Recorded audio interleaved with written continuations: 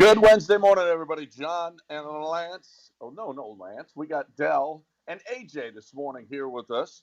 I am right now experiencing some technical difficulties that we will work out, hopefully, in the next segment.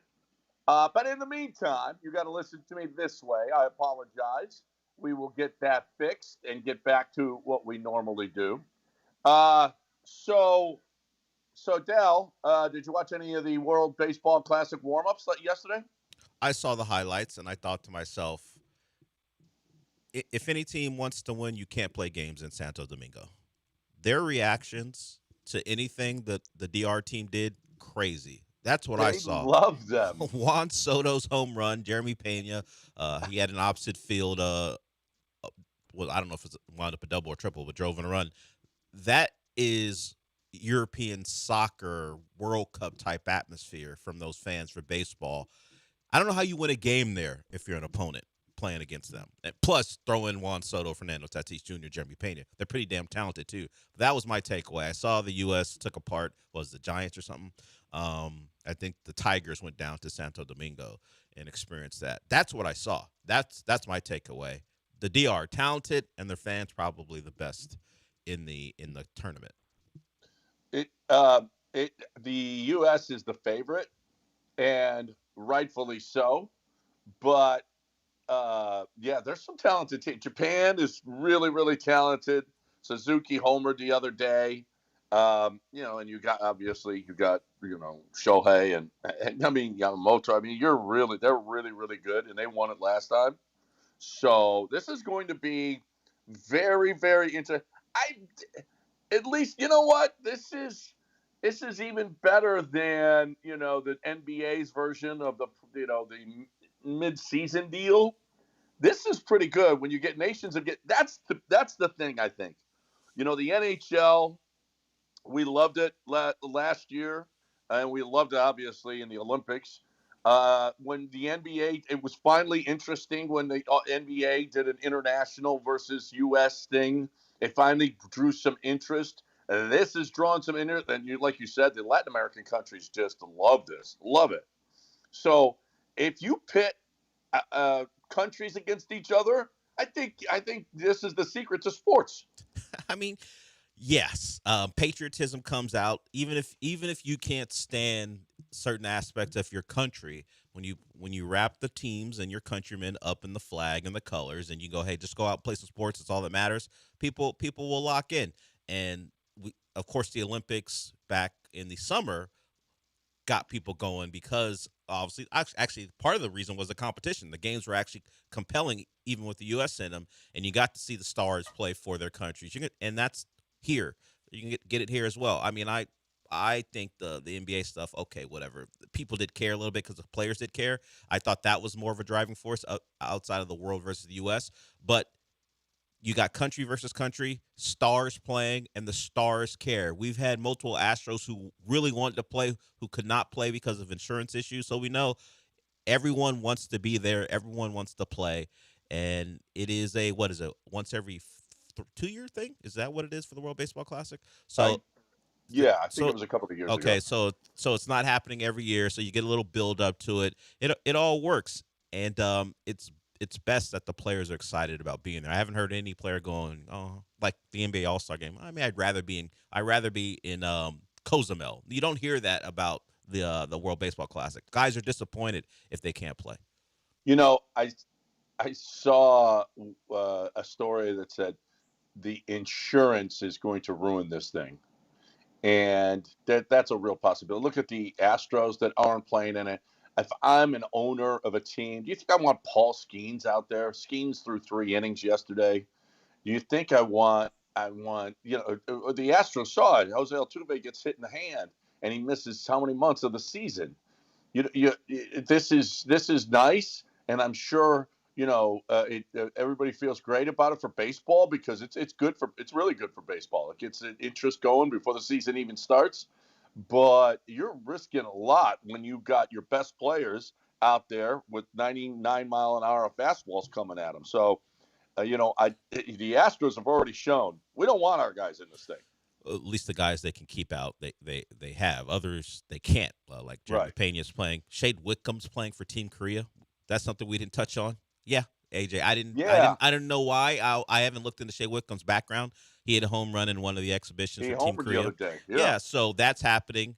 And I don't know how many games. Like if you won the title, how many games or got to the title game? How many games would a player play if they played all of them? Obviously, the pitchers won't do that, but No uh, one knows. It's impossible to know. if a position player made his way to the title game, how many extra games, how many more at risk games would these players play as opposed to staying home and playing in spring training games? Because No that's one knows. It's no one. We do know. We just didn't do the research, no. so we It's won't do it. impossible to know But how many games you so have to play to win. so This that thing. is my pushback against the risk. I get it. It's a high level of competition. Fastballs. You're playing hard. But how much more are you exposing yourself to risk there than playing in, I guess, what, 2 spring training games a week if you're one of the stars? I would weigh that when I'm so if you're so gung ho against it. You got to get those guys out there anyway. But I guess instead of playing 9 innings, maybe they play 3 in spring, and you feel better about that. Yeah. The Astros played the Venezuelan team, and Ryan Weiss looked really good. This is a guy who's come over from Asia. I forget which country he played in. To Korea? Was it Korea that he played in? I forget. Anyway, Ryan Weiss has come over. He's a big dude, and he was really, really good against Venezuela yesterday. I think Mike Burrows has secured himself a spot in the rotation. Ryan Weiss might be a guy. McCullers looked good the other day when he threw. It's spring training, so I mean, you take everything with a grain of salt. But he's, I don't think there's any question that Christian Javier and Lance McCullers are going to have a spot in the rotation because of who they are. And until they prove that they can't be in that rotation anymore, then he's going to give them that shot. Javier worked 2 innings yesterday. The Astros value swing and miss. He only had 1. He worked 2 innings. He only had 1 swing and miss yesterday. He had no walks and no strikeouts. Patrick Creighton put out all of his fastballs were 91, 91, 91, 92. That ain't going to get it done. 90, 91, 91, 91. Christian Javier is not the same guy that got that big contract after he just no-hit. It seemed like he no-hit everybody that season in 22. Seemed like he was just so dominant and he was going to be the future. And ever since then, it just has not been. It just hasn't. I don't know. I don't think you have to depend on Christian Javier to be a playoff team this year. It sure would be nice, but I can't. I don't know that they can count on it. I don't think they should count on it. I don't think anyone should go into this season expecting Christian Javier to be the guy before all the injuries and the absences happen. You can't. That is why there is concern for some people about what this team can be as far as its ceiling. There are too many questions beyond the outfield and maybe even some in the bullpen. What can this starting rotation be at its ceiling? You got Hunter Brown, of course, and you're high on Burrows. And can I ask, did Jose Altuve give Weiss any information about the Venezuelan team? Was that a story that he was giving Ryan Weiss hints about how to get out his fellow countrymen? Because that would be traitor type stuff. So I wonder if we got that information from it was an McTaggart exhibition game, so I'm not sure that Jose Altuve is he a will bad be charged teammate or a traitor? Do we know? A traitor? Yeah, No, I don't know. Yeah. So, betraying his country. I'm not sure since it was an exhibition. Would he be a game. bad teammate if he didn't give the information to Ryan Weiss? Is he a bad team? Is Jose Altuve a bad teammate? I just need Sam. You got yourself your little post. I just need that type of information. But congratulations to Ryan Weiss. But back to Javier. Who can you depend on? I think that's the easier thing to get through than who you can't depend on. The list is too long for can't depend on. Brown. I don't know that you can't. Well, you don't know. You don't know. You don't know. Who do you know about? You know Hunter Brown. And does the list? That's in the list. All right. Nico Collins and Hunter Brown. Good player, great player, great pitcher. Yeah, we have one of each. That's all we can depend on. That's all we know for sure right now is we got Nico Collins and Hunter Brown, and that's it. That's great. That's a great Uh, comfort to everyone. but we got stuff. I really like Mike Burrows. Like you said, I loved when they acquired him. It looks like Ryan Weiss. We'll see what happens there. Eric Getty has got to be consistent. Javier and McCullers are big question marks. So that's where we are as a rotation right now. So you were talking about the Astros' approach as far as their pitchers are concerned. What about the apparent new approach when it comes to their batters? All the walks. All the walk. We're a Was walking team now. We're watching pitches. Their team this is going to be Astros. Doesn't get more exciting. Take a pitch. Well, people had real problems with their approach. Part of the reason, Cintron is gone because the Astros decided he needed to go. But he was a point of contention for the fans. They did not like how the Astros had approached their plate appearances since he's been the hitting coach, and now it looks like this is a team who's going to work counts. So we happy about that. We like the fact that they're taking pitches. We're going to make pitchers work. And we're gonna be we're no more free swinging unless your name is Jose Altuve. Joe's been saying this for 2 years now, though. Yeah, he said that going into last spring training that they were going to change what they wanted to do. And he loved that about Paredes. He loved that. He was like, this guy would rather be 0-1 than 0-1. That's the way we want to approach this thing. It's okay to be behind an account. Take pitches, make the pitcher work. I mean, they did let too many pitchers off the hook. It was like, remember when, Fromber, when they were getting no hit, Fromber was like, I couldn't even get a drink of water. Yeah, I remember. Okay, these guys wouldn't even let me sit down. Go right back out there, and I got to go right back out there, and nobody's playing positions right, and catcher's trying to call a fastball or a curveball when I need a fastball. The Tigers didn't care nothing about that. No. Have all our money. Yeah, listen. Take all our money, Fromber. Listen, but you find a guy who's throwing strikes, and it's going to be a problem. Strike one. We're going to take that pitch. That's true. Strike two, strike three. You may actually have to take the bat off your shoulders at some point. You might have to swing. But in spring training, you're facing guys who either aren't ready to go or aren't major league pitchers. So you can take as many pitches as you want. You're gonna get balls thrown at you. What's the new slogan? Fear us not. Is it chase? Is it something? Chasing. We're chasing fastballs. Well, we're not chasing fastballs. What are we chasing? We're taking pitches. Is that hashtag taking pitches? I don't know. You know what? We're watching the 2026 Astros. We're watching pitches. Chase the fight is what the slogan is. The motto. The what? Chase the fight. I don't even know what that means. It means don't back down. Actually, be the ones. We got to run after the fight. No, I think it means take the fight to everyone. We're not the ones who are going to let the fight. We're not going to be the ones who allow the fight to come our way. We're going to be the ones who initiate the fight, hunt the fight down. No, if the fight moves down the block and everybody's hitting each other and it's going down the block, we got to chase it. We're going to be swinging, not at the plate. But during fights, not at the plate though. During fights, we're not gonna be the ones who take punches. But if the bullpen's empty, we're running out there. Well, okay, yeah, that's what we do. But we're not swinging at pitches this year. I mean, it's an odd. Look, it's a confusing. I'm not sure what it means. Chase the fight. I need someone to explain it to me.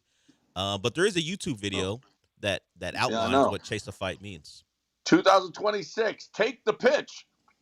That doesn't sound good. Astros baseball can't be more boring. Take the pitch. That's not how you sell the 2026 team. Can't be more boring. Fears that's what we're going to see. What kind of marketing? What kind of marketer are you? You couldn't be on the marketing team. Take the pitch. That's not the motto. That's the approach at the plate. Well, with the World Cup coming, we're taking the pitch, taking it to the pitch. Well, that would be a boring soccer motto. Yes, we're taking the pitch. We're going to be out there. Take the pitch. The 2026 Dynamo. We'll be out there. We'll show up. Take the pitch. Take the pitch. Shout out. All right, we got a break.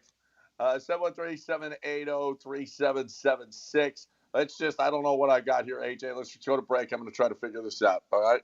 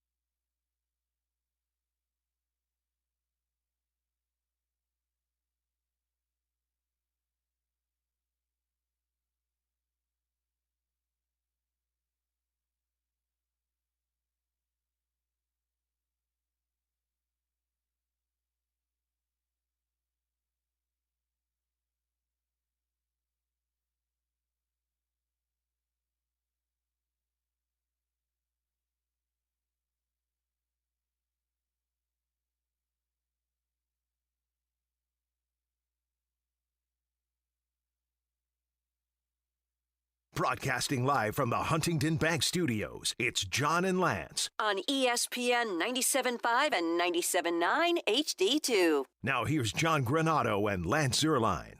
All right, welcome back. 713-780-3776. If I sound weird today, I apologize, but this is how it's going to have to be for the rest of the show. We will get it fixed, worked out, and be back to normal tomorrow. Del, I don't know about your timeline, but my timeline is loaded with Sharon Moore videos and pictures and memes of him crying because Michigan apparently has hired Skylar Fan. Have you seen this? Nothing about Sharon Moore has come across my timeline. What about Skylar Fan? I don't know who Skylar Fan is. Who is Skylar Fan? Skylar Fan, Skylar Phan. Mm-hmm. Skylar Fan has been hired by Michigan to their personnel department. She's going to oversee all official and unofficial visits. Is she attractive? Unbelievably. So Sharon is sad because he's missing out. Is that what I'm getting? He's like, oh my God, I'm not there for this. Well, She was the director of recruiting strategy for USC and a recruiting assistant for Texas. See, here's the thing, John. Sharon has a type, and I'm looking at Skylar Fan right now. Yeah, I think she'd be okay. I'm just going by history. I can only speak to what we know he likes. Listen, all I know is I think Sharon could adjust. Fine. All right. That he can't I got evidence in front of me. Left guard. I got evidence in front of me. Dude would be able to adjust for Skylar Fan. I can only tell you what I know about his taste. The man, like some old offensive coordinators, like gap scheme runs. Others like zone scheme.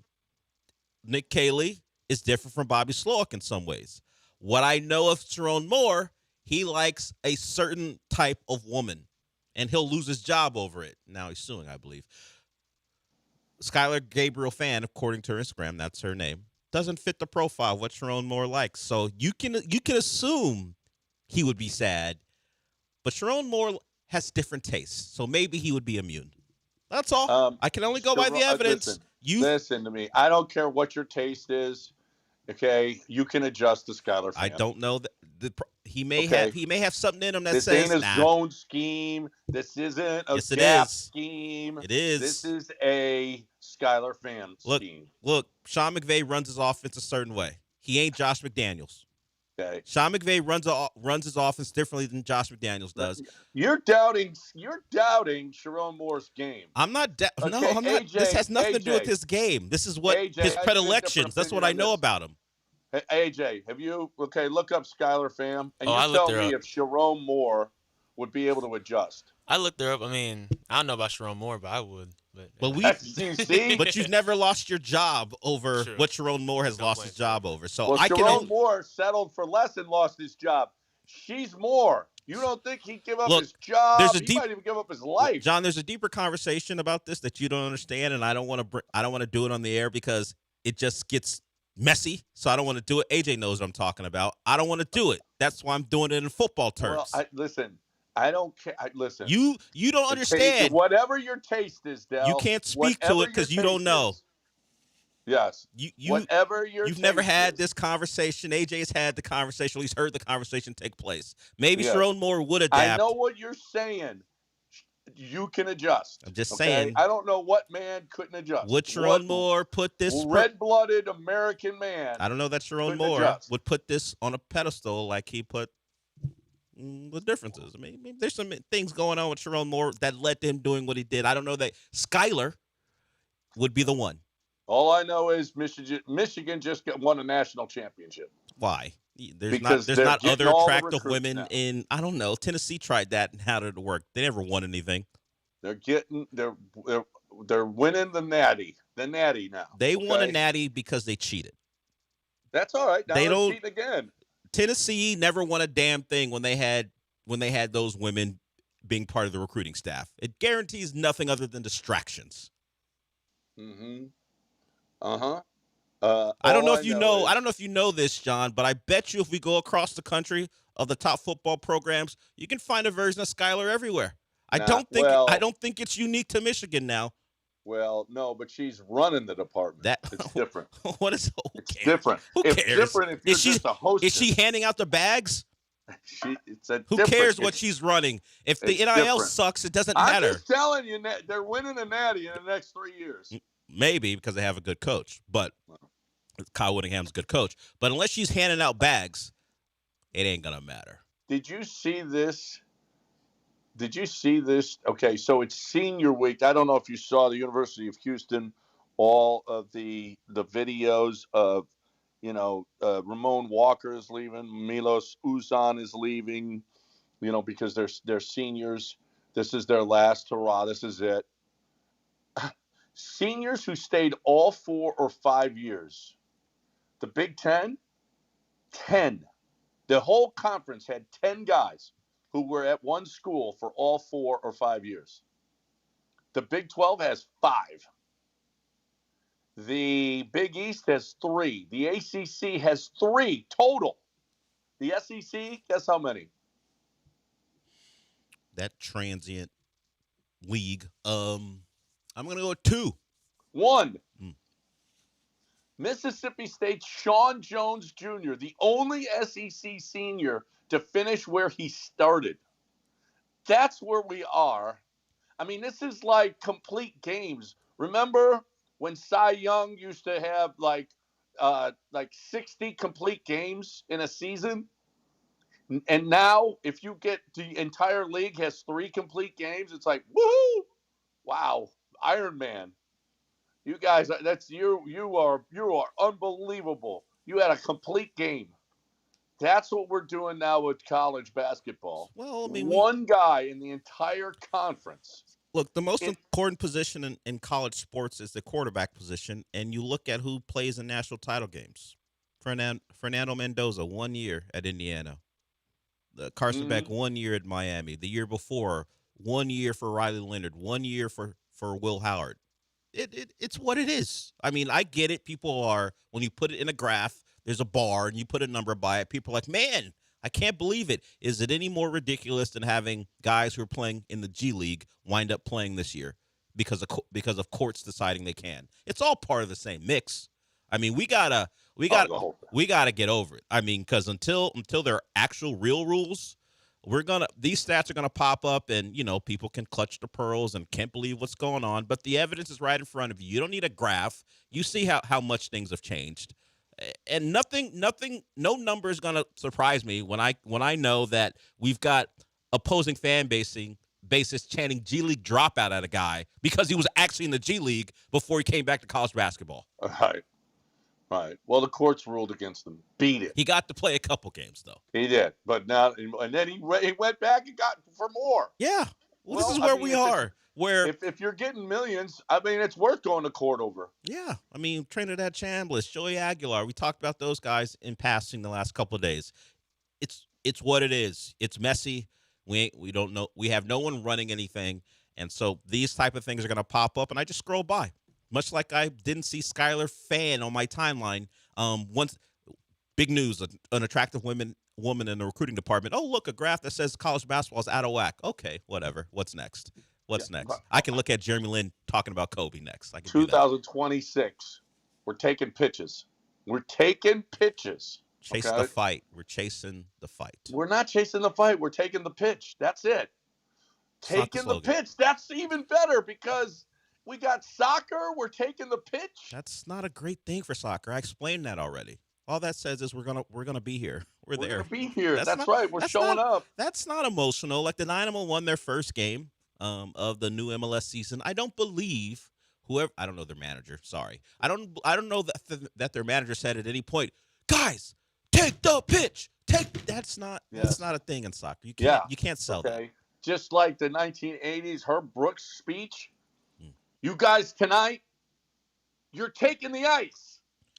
Al Pacino, in Any Given Sunday, never said that in that speech when he was talking about an inch and what it means and how football's so great. Take the field. He did not say run out the tunnel. He didn't say that at any point. Let's go. We showed up. That's all we need. As a giant Astro fan, I think you are not doing their new motto a service. You're doing a disservice to their motto. You should be all in. With like the $20 I am all in. Are you Whataburgers, kidding me? the I'm $20 all, Whataburgers, Chase all the in on Fight. You should be this. all in on all that stuff. It's your I'm team. all in. Are you kidding me? Doesn't get any better than take the pitch. My favorite thing that's going to happen to you this year. You won't go to Dodger Stadium because you're afraid. But when the Astros are in Anaheim for a game, and you're watching your, let's say, rather middling team battle it out with the Angels, you can wear one of those shirts. I'm sure they have shirts that say "Chase the Fight." I would need you in one of those shirts in Well, in I'll wear what July. I wore. Or I went to Dodger Stadium with my orange on. What are you talking about? It's just not going to be in. You're just not going to enjoy it this time because I don't think we're going to get that memorable 3-game series when we kick the Dodgers' ass. I don't think we're getting that this year. I hope so. I don't think. That'll be totally sweet. I think we're getting a bit of a different scenario for Chase the Fight this Beat year. that Dodger ass. That's what it is. Well, you'll probably have a longer experience at the game because they will be taking a lot of pitches. So it'll, instead of like a 2-hour and 10-minute experience at Dodger Stadium, it might be 2 hours and 40 because the Astros will be making Dodger we'll be pitchers work. taking pitches. They'll be making Yamamoto strike them out in 6 pitches instead of 4. The new motto: we're making the game more boring. Baseball's done all they could to speed the game up, and the Astros are like, "Excuse me, Can we we'd slow like, this we'd down like for to a slow it minute? down." Hey, if their best bet is to bore the pitchers and the opponent into submission, and that's how they win games this year, I'll take it. That's it. Can we make this more boring? Okay, let's go. 713-780-3776 is the number if you'd like to get in here. I want to talk right now about my peeps over at Brinkman. That's Jason, and his family's been doing it for over 50 years in the Houston area. It just doesn't get any better than Brinkman Roofing. Here's the deal: is if you are somebody that if somebody comes knocking on your door and says, "Hey, can I get up on your roof?" Stop. Do not let them get up on your roof, okay? This is not something that you want. They're vagabonds. They won't be there. They won't stand behind the work. They might call the insurance company and no, we need to call your insurance company and get this. And then the insurance company says, "Wait a minute, now you're screwed because you got to fix that roof." And you know what? And they can't do it. And listen, Jason says we have to fix more roofs from guys who knock on doors than we have regular business. Okay, than people call. That's how bad it is. So don't do that. Brinkman Quality will come to your home, and I don't know if you've seen the new solar. Okay, it's not windows anymore. All right, it's not. It's shingles of solar, and this is the way to go if you're putting on a new roof. If you need a new roof, talk to Jason about the solar shingles because it's awesome. It pays for itself. You're looking for the best way to handle whatever roofing problem that you have. And if you haven't looked at your roof in years, let them come out and just take a look at it and see, make sure that it's okay, because the insurance company is going to want to know that you have actually put something into your roof, because if you have any issues whatsoever, they're going to want documentation, and Brinkman will give you that. BrinkmanQuality.com. It's in the name. Quality is in the name. Brinkman with 2 N's at the end. BrinkmanQuality.com.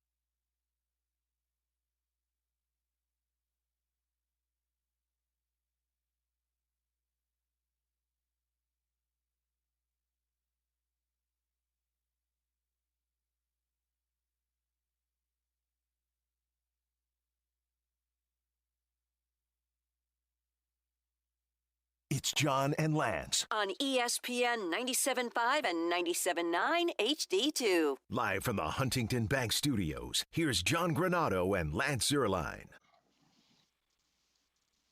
How about Reed Shepard and Ahmed Thompson were at the Aggie game last night? Aggies won. Aggies got 20 wins. There's a lot of talk about Miami of Ohio. Did you see Bruce Pearl? Have you seen his act? Yeah.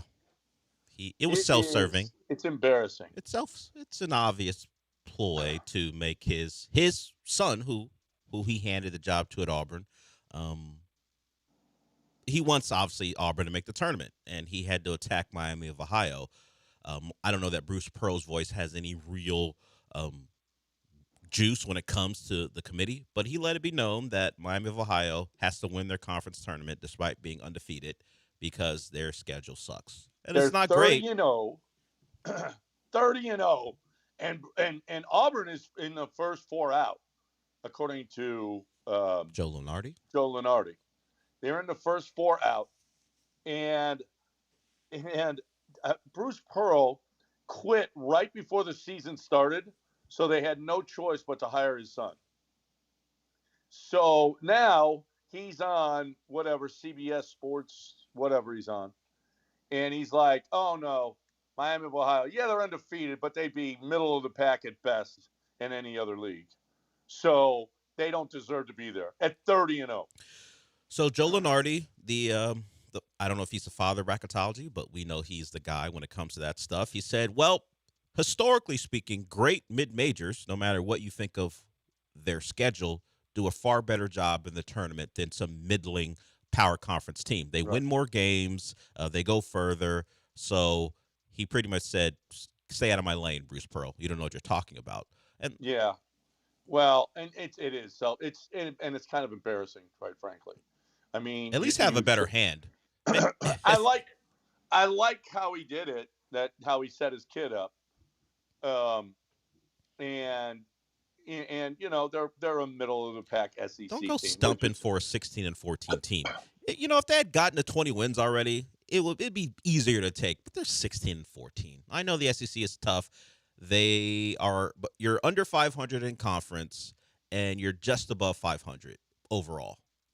You need a stronger hand before we're going to listen to you, particularly when you put your former program in the spot where they had to hire your son because you left right before. I mean, Bruce Pearl, commentator, great, whatever, but no one's listening to you on this. No one wants to see 7-10 Auburn in the tournament. No. I'd rather watch Miami of Ohio with their awful schedule and just let's see how good they are. That's part of the tournament. Let's see the team who didn't face much competition in Miami of Ohio's case. Let's see them against, let's say, the fifth best team in the conference, power conference. See what they got. I don't need to see what is Auburn, like the 11th best team in the SEC. I don't need to see that. Who cares? Where does Joe have? Where are the Cougs? 2 or 3 seed? I don't know what he had. I thought I saw 2 at last time I watched or looked at bracketology. Yeah, he's got him as a 2. I don't know what they have to do in the tournament. They're going to be the 2 seed going into the man. You see how the Big 12 is just beating each other to snot out of each other. They're just it is a brutal league for the Cougs to have 3 losses in the conference. 4 losses now for 3 losses in the conference. Yeah, 12-4. Yeah, 12-4. 4 losses in the conferences. Yeah, they lost to Tech earlier in the year. And Tech just got handed to them. I mean, by TCU, who is they're a borderline. I mean, the Big 12 is just brutal. Did you see what happened to Bill Self as he got ejected yesterday against? You mentioned beating up on each other. I saw he got ejected. I didn't see why. I don't know. Well, the funny thing to me is because a lot of teams have production value as they announce as the players run out right before tip-off or for warm-ups. So when Arizona State, when their players run out, they have like a little smoke thing that comes up, kind of reminiscent of Miami with the smoke running out of the tunnel. A lot of teams do that now. When not Bruce Pearl, when Bill Self was ejected and he was walking back to the locker room, someone in the arena turned on the smoke machine. So as he's walking back to his locker room, the smoke goes off to highlight Bill Self's ejection. So whoever is the stadium ops person, credit to you for taking advantage of that. Oh, that is funny. That is funny. Good stuff. Way to go. And Bill Self's a good guy. Actually, I like Bill Self. Yes, he's had an interesting year. I'll put it that way, considering what he's had to deal with. Yeah. And Darren Peterson. And Darren Peterson, and man, that just I hated that game though. Goodness gracious, the Cougs just got their ass handed to them in that game, and you haven't seen the Cougs be non-competitive ever, and the last 3 years they've just been beating everybody in the Big 12. That Kansas game, they had no chance. That was bad. So hopefully they learn from it. We'll see. But boy, this conference tournament next week is going to be awesome. It'll be awesome for me because they're going to debut the glass court. Yeah, how about that? See, I hope nobody hacks that thing. Well, actually, I hope someone does hack that thing. Man, what are you talking about? Because they could put some ugly stuff on there. Well, yeah, we don't need that. That's the fun part, John. No, then we got to call HR and we got to figure this out. And we've had to call HR&P before as a company, and guess what? It's never good when you got to call HR. HR gets called in, but you know what? It's a necessary evil because you don't want the EEOC after you. You just don't. And oh, by the way, a lot of companies have lost a lot of money because they didn't do things right with their HR.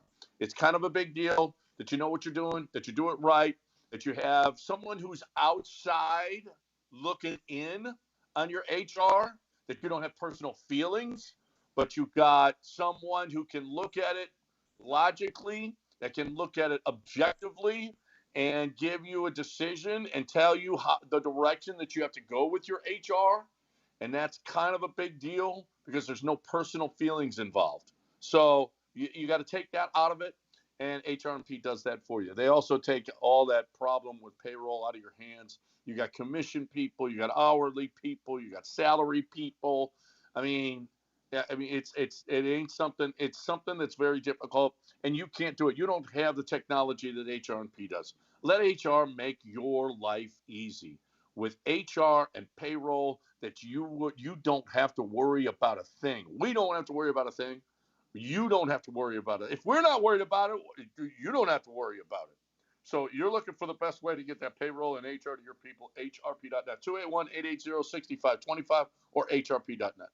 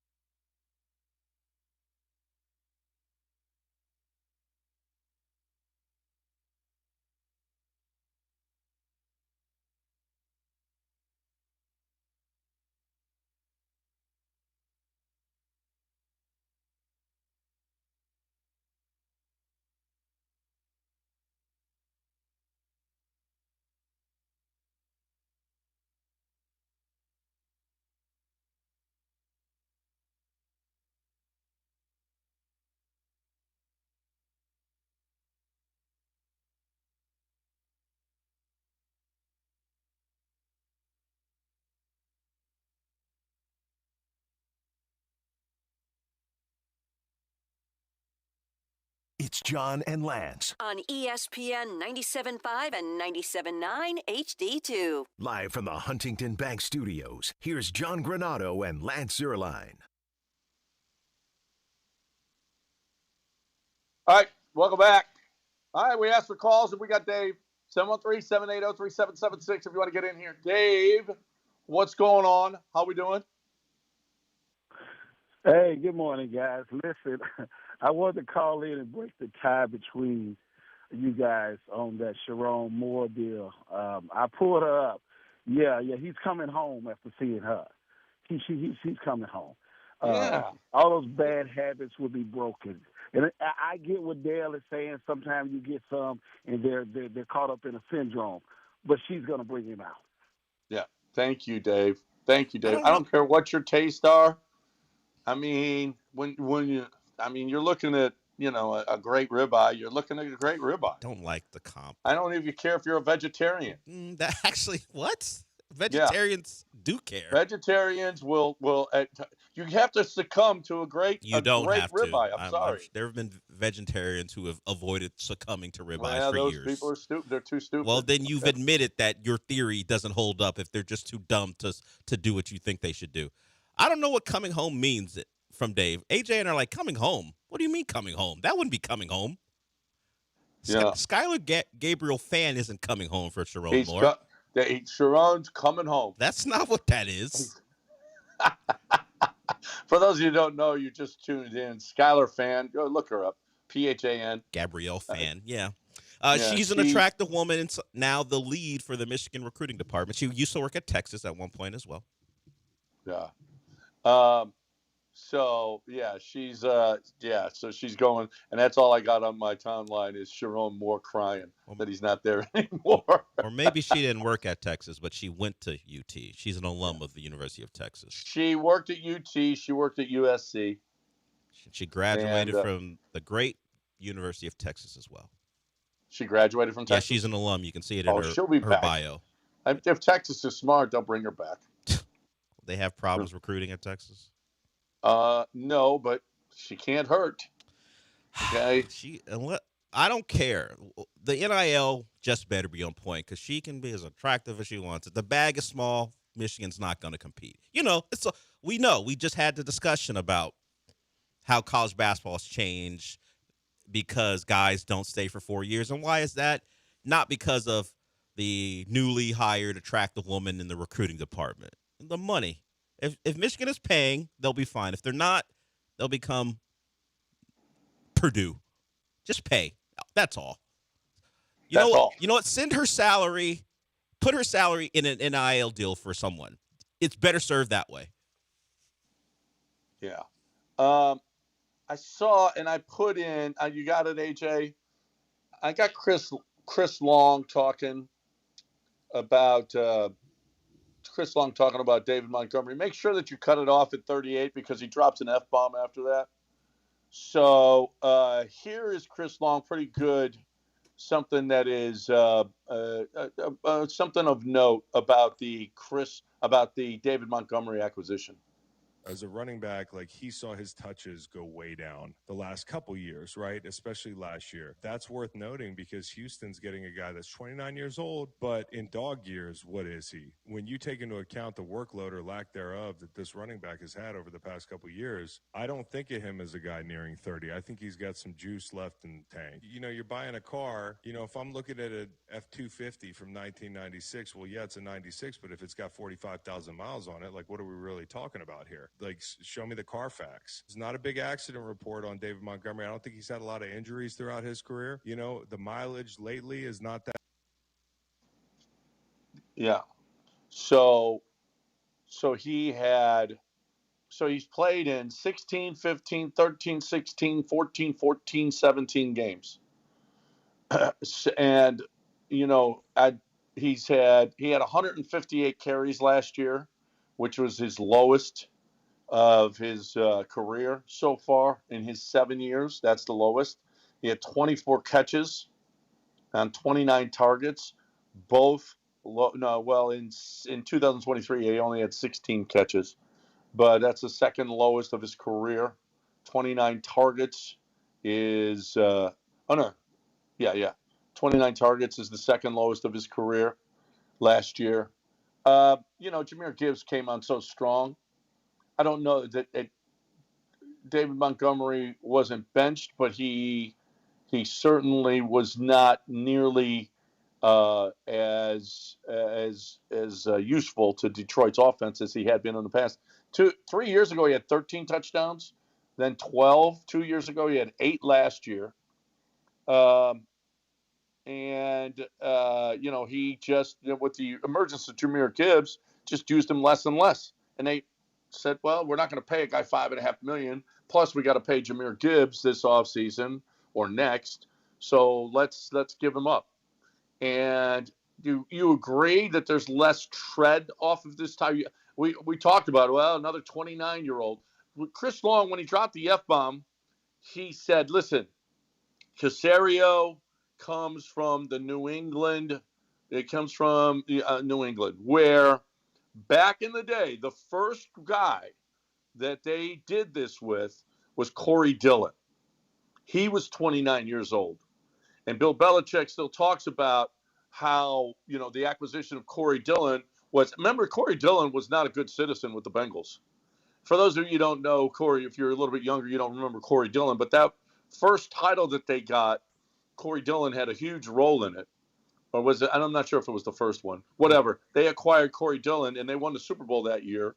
And Corey Dillon played a big role. Corey Dillon was thought to be a problem child, but New England had such a good locker room that they were able to. Now, David Montgomery isn't that, but he's another 29-year-old that can come in here, and it's what the Texans do. They acquire older backs that are going to play a big role, and David Montgomery is going to do that. And I don't know. What do you think about the tread on the tire theory? That has more. That strikes me more something that you can lean into than comparing this to what happened over 20 years ago. Now I get it, Caserio, New England. You'd be much better served to say they did this already with Joe Mixon, who had lost favor, and it was a positive. Don't do Corey Dillon, because anytime we do the Patriot thing, it never works out. Where the Patriots did it, the Texans will do it. When does that ever work out for really any team? But we've tried that multiple times here and to not great success. So I will go with, hey, they already did this with Joe Mixon, a different Bengals running back than Corey Dillon, and it worked for a year. And in Corey Dillon's 3 years with the Patriots, he scored 37 rushing touchdowns. Now, he had the big rushing year in that first year, over 1,600 yards. But, of course, there was a Tom Brady there to certainly help any running back. So I do buy into less tread. I don't buy into, the Patriots did it over 20 years ago. You got to hope you get a Joe Mixon-type impact from David Montgomery. I will say he had the fortune of playing behind the Lions line. We'll see what Nick Caserio does to put a competent line in front of David Montgomery. Then you have something. If you can pair him with the line that's at least league average, you might have something, because he, with the Lions, scored touchdowns. Maybe they were from shorter end because Jahmyr Gibbs was the explosive back. But the Texans, we know, Texans had a problem last year because there was no Joe Mixon scoring from the inside the 10 with their running game. Well, period, but particularly with the running game. So I like that aspect of it. If he can become a guy who can go get tough yards and go score touchdowns, he's going to need some help, though. Yeah. Woody Marks. By the way, Woody, if you are a bowling fan, Woody apparently is a really, really good bowler, and he's got a charity event coming up at I forget which bowling lanes it is. I think it's the one by the Beltway and I-10. Lucky Strike? Is that Lucky Strike is downtown, isn't it? Anyway, so. whatever the case may be, if you're a bowling fan and you're a Texan fan and you want to see, go get it. Go find out where Woody, where and when Woody's got his deal going on. Because I can't give you that information right now. Well, you don't have the internet? I do, kinda. I mean, my internet's not working with my Comrex deal here. So yeah, he's holding a bowling tournament in May at Lucky Strike to benefit the community. You can go. He's got a foundation as well. You can take a look at. So Woody Marks getting more involved as he continues his time here with the Texans to get into the community. So that's nice. You go to Aaron Wilson's one of his tweets from yesterday, late last night, you'll have all the information, including Woody Marks talking about it. So if you want to help the Woody Marks Foundation, they've got their first annual charity bowling tournament at Lucky Strike, Bunker Hill Road, coming up in May. Yeah, that's the one near Bunker Hill. That's the one by I-10 then. Yeah, so you got that going on. All right. Hey, the NCAA March Madness is coming to Houston. It's going to be at Toyota Center. And if you're looking for, if the Cougs are a 2 seed, there's a chance they're in the South. They might be playing at home. Either way, you got a Sweet 16 here. Get on out there. All right. Get your tickets now at ncaa.com/MBB tickets. Attendance encouraged, passion mandatory. Get your tickets now, ncaa.com/MBB tickets.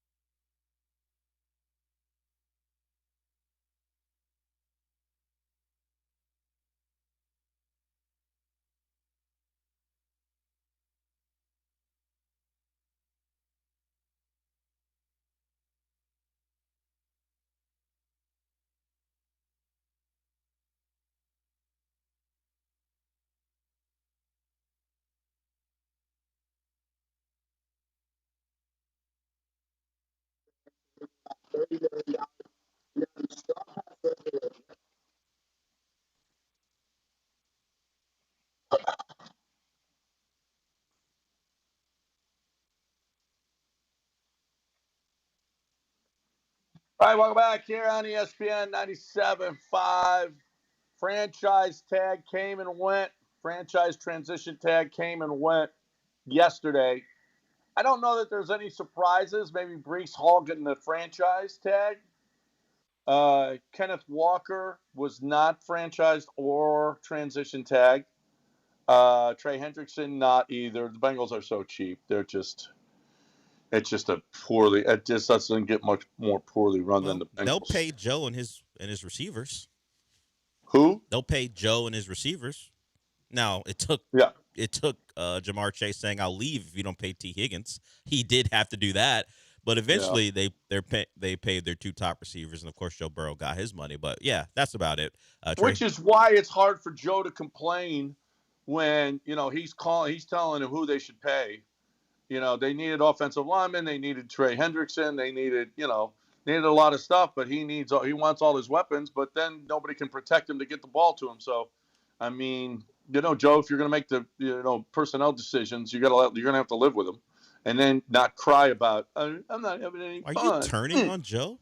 Yeah, well, I just that whole What happened? I'm not having any fun thing. You didn't like him saying he's not having any fun. Yeah, having fun. That's not the Joe you remember.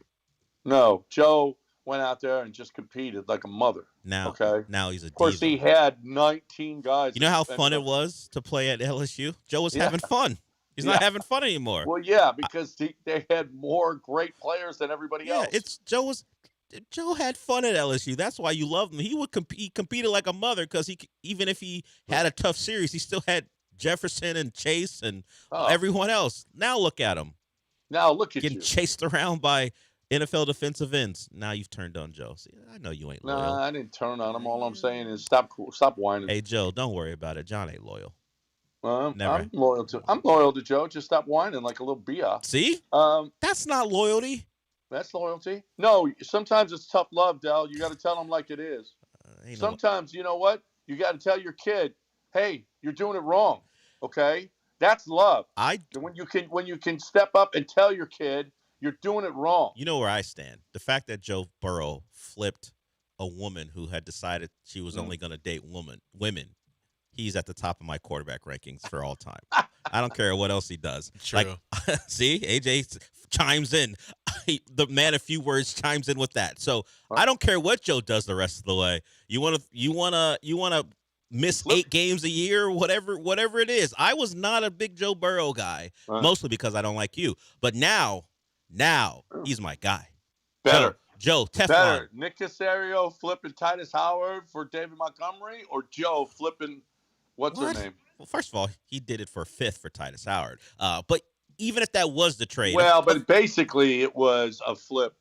I mean, and maybe Ed Ingram. Even if that was the trade, I don't care what It wasn't the trade, but that's basically Nick Caserio would have to get a Herschel Walker type deal for one of his players before he would outrank Joe. Daniel Jones got the transition tag. It's not like anybody else is going to pay him $38 million. Well, think about this. There was a conversation. I was listening to a podcast. Now, the Colts couldn't have known exactly what the Cardinals are going to do, but with Kyler Murray they're going to release him if they can't trade him. With Kyler Murray likely to be released, would you rather have to pay Daniel Jones $37 million coming off an Achilles, or just wait a little bit and go, hey, Kyler Murray's going to get his money from the Cardinals. We can do the offset stuff, and we can pay him very little while he's getting his money from the Cardinals. And we could have Kyler Murray fully healthy instead of paying Daniel Jones to come off an Achilles at $37 million a year. I would rather have Daniel Jones. Not me. Not coming off an Achilles. We've seen what happened to those guys coming off Achilles. For a year. Aaron Rodgers came off an Achilles, and look at what was Aaron Rodgers? Well, he's not older like Aaron Rodgers. So. We're talking about, but Aaron Rodgers also got hurt to start the year. Daniel Jones got hurt in the middle of the year. What's he going to be like? How long is that recovery going to take? Guys are coming back from Achilles sooner than before. And frankly, $37 million for Daniel Jones is an overpay. I don't care what you thought of him last year. No. Jonathan Taylor, those weapons, that was the deal. Jonathan Taylor was in the MVP conversation. That was the reason that offense went. And, of course, Daniel Jones played better than we thought. But $37 million? I'd take Kyler Murray at whatever minimum deal he's going to get. Pair him healthy, by the way. Did you see Ryan Clark said that the Ravens would be better off with Kyler Murray than Lamar I'm not. Jackson. Well, no, thankfully I didn't, because Oh my I don't want to God. hear stuff that's nonsense. Ryan Clark. And did he He have? must be. Wait a minute. Is he a Kyler must be a Mulligetta Mulgetta guy. Yes, he is. He's a Mulligetta guy. Okay, there it is. There it makes all the sense in the world. He's a Mulgetta guy. Because I was going to say, how could you say that? I was going to fight back because how did Mulligetta allow Kyler Murray to sign a deal with that clause in the contract? Doesn't seem like Mulligetta would let that happen to one of his clients. But there it is. We have our explanation for why Ryan Clark would say something like that. We always have to look behind the scenes, and if there's a Mulligetta connection, that kind of explains Ryan Clark's alternate views of things. Yeah. Yeah, it just is. That's just so bad. I mean, it's so obvious now. Every single Mulgetta guy, it's so he's like his PR department, and it's not even crazy, and it's not even subtle. So I got Eric Burkhart as his agent. Did Kyler Murray switch agents? I looked it up on Spot Track, and it's got Eric Burkhart as a. Is that one of the guys Lance knows? I don't know. Maybe it's not a Mulligetta guy, but either way, it's ridiculous. Yeah. What are we talking about here? I mean, that's just come on, man, Ryan. It's getting way too obvious. 713-780-3776. If you want to get in here, 713-780-3776. Holy crap. I am looking at Japanese chocolate-covered pancakes right now. It's on my timeline where they take a knife and they cut in the chocolate. Is Lance eating this right now? He sent us videos of what he's up to. Now I don't know even that he's eating that. What that was. Well, it was a man teaching Lance something about the man's craft, and Lance not picking up on it because it's Lance. I know what was the craft? It was some kind of metal work. Yeah, it's what you do. It's the tourist thing to do when you go there. You go to a foreign country. Do you do metal work? I mean, I'm sure it's a class that's very popular for white people to go there and do. It looked like they were making golf clubs. Well, you would love it then, wouldn't you?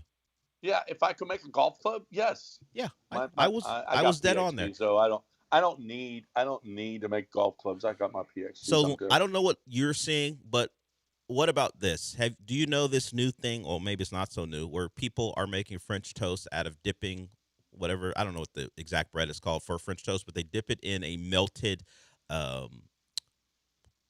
vanilla ice cream and then fry it up. I've seen that. They dip it in the melted vanilla ice cream instead of using the egg mixture, and then they and it's maybe French vanilla ice cream, the creamy version, but it's melted. You dip it in there, immerse it, and then put it on the griddle, and that's how they make French toast. Throw a little sugar on it on the top, and put some syrup on it, and there it is, a new version for French toast for people at home.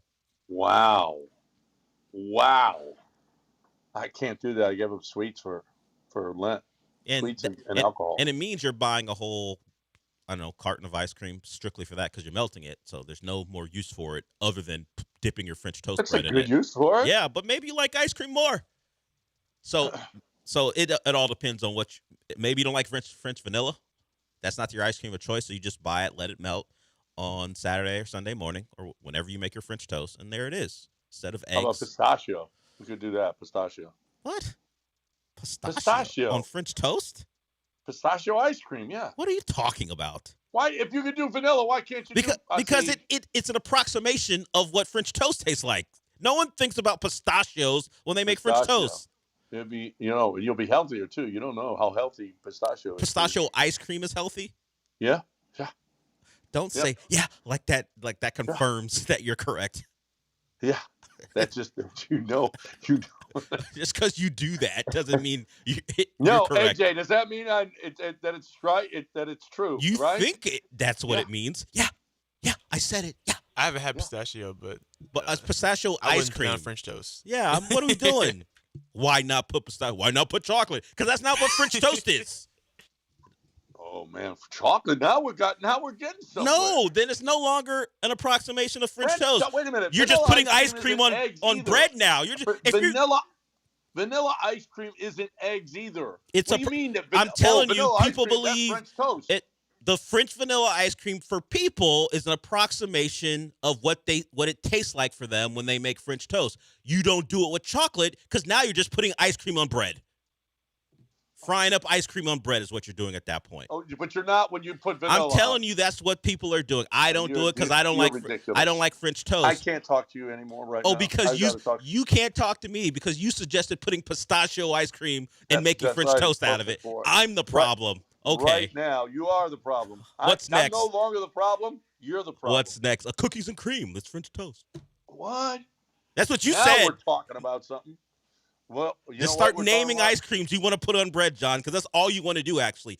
You just want to fry ice cream on bread. If you want great food, Golden Nugget. Orange sherbet. Golden Nugget.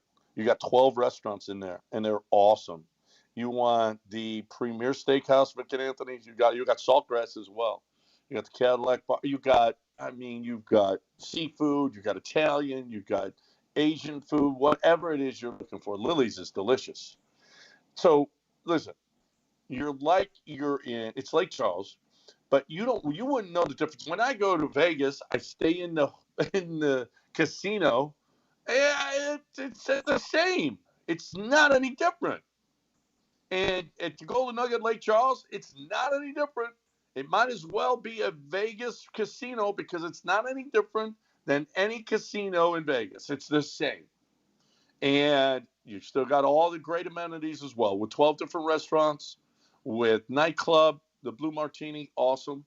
The hotel, which is at Vegas, pristine, that they keep it up as opposed to other Lake Charles casinos that don't, okay? Tillman is very persnickety about his properties being A1, okay? And it is. You're looking for the best way to get your gamble on, the cheapest way possible, just to tank and gas to Lake Charles Impact, 2 hours as opposed to an 8-hour trip to Vegas. And it is 8 hours by the time you leave your house and get to your hotel. You're looking for the best way to get your gamble on. There's one way, and that's the GoldenNuggetLC.com. Great concerts, the NCAA tournament, everything about it. GoldenNuggetLC.com, GoldenNuggetLC.com.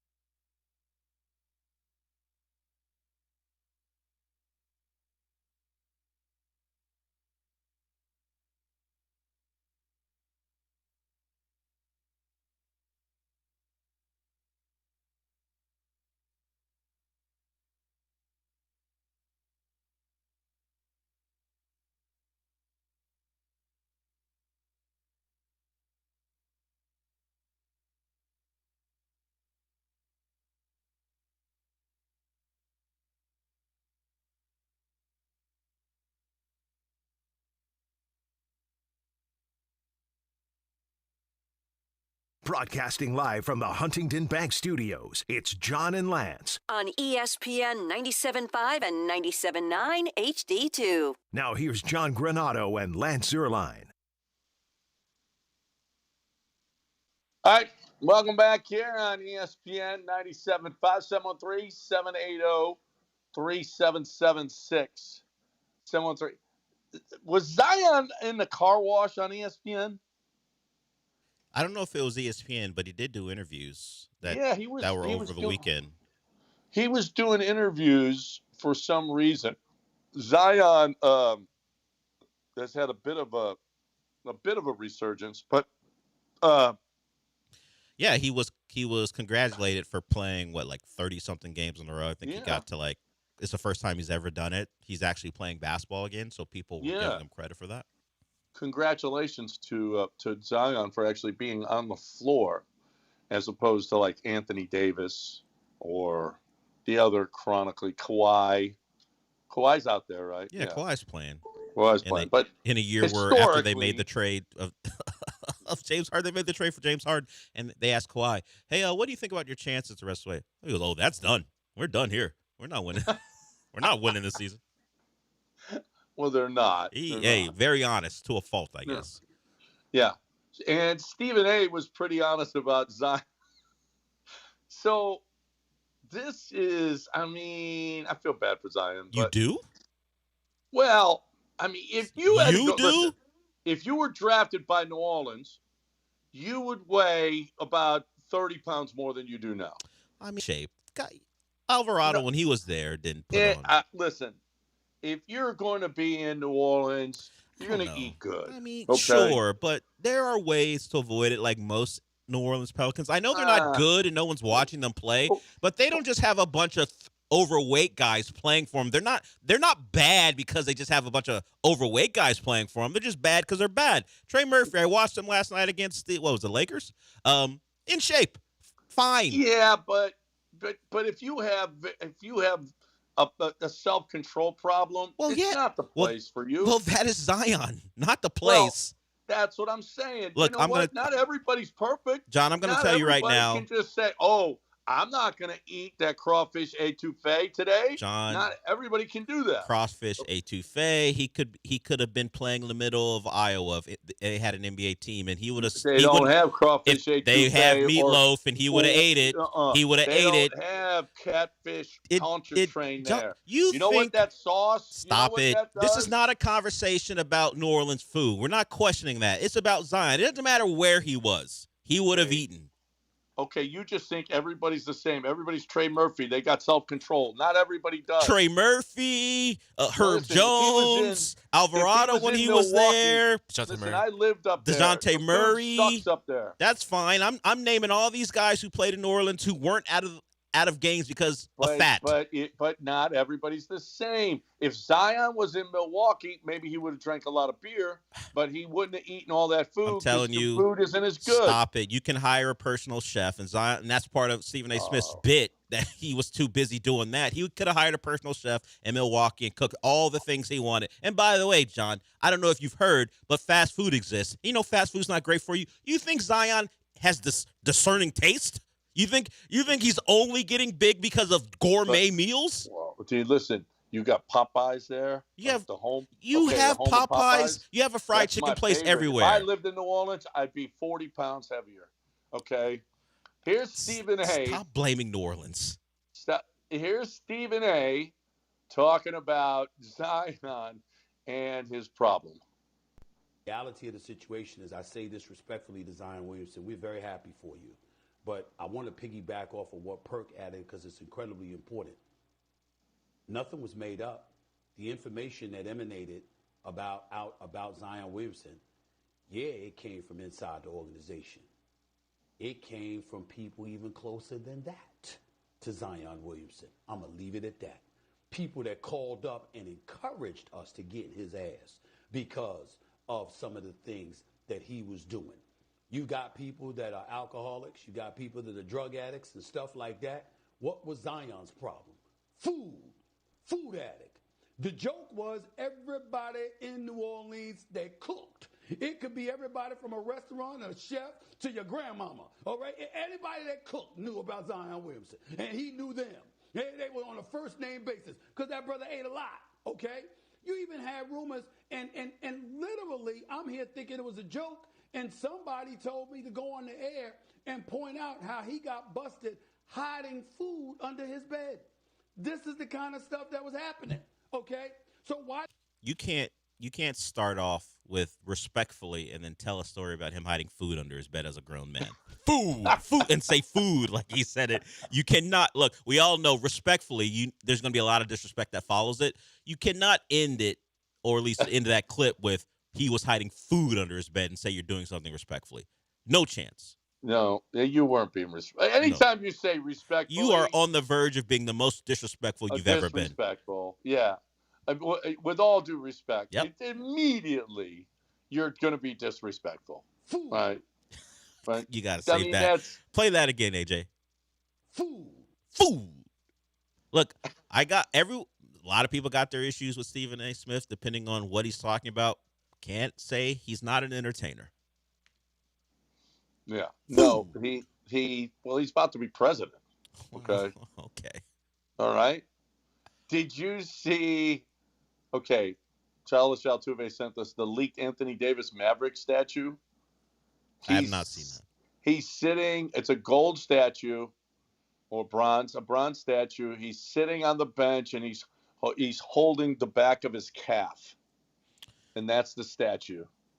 He's looking at the back of his calf and he's holding it, and that's his statue. Did you see the Kevin Durant statue that they're going to put out front of Toyota Center? What's it going to be, John? It's Kevin Durant on his phone. Okay, that he's tweeting someone, and that's Kevin Durant's statue. It should be, if they're going to lean into that, it should be exactly from All-Star Weekend when he was on the court during warm-ups and his phone was in his hand. That should be the picture. That's the one. No, he's walking along and he's got his phone and he's tweeting or whatever. He's texting or whatever, and that's Kevin Durant's statue. I mean, it's so disrespectful. I mean, with all due respect.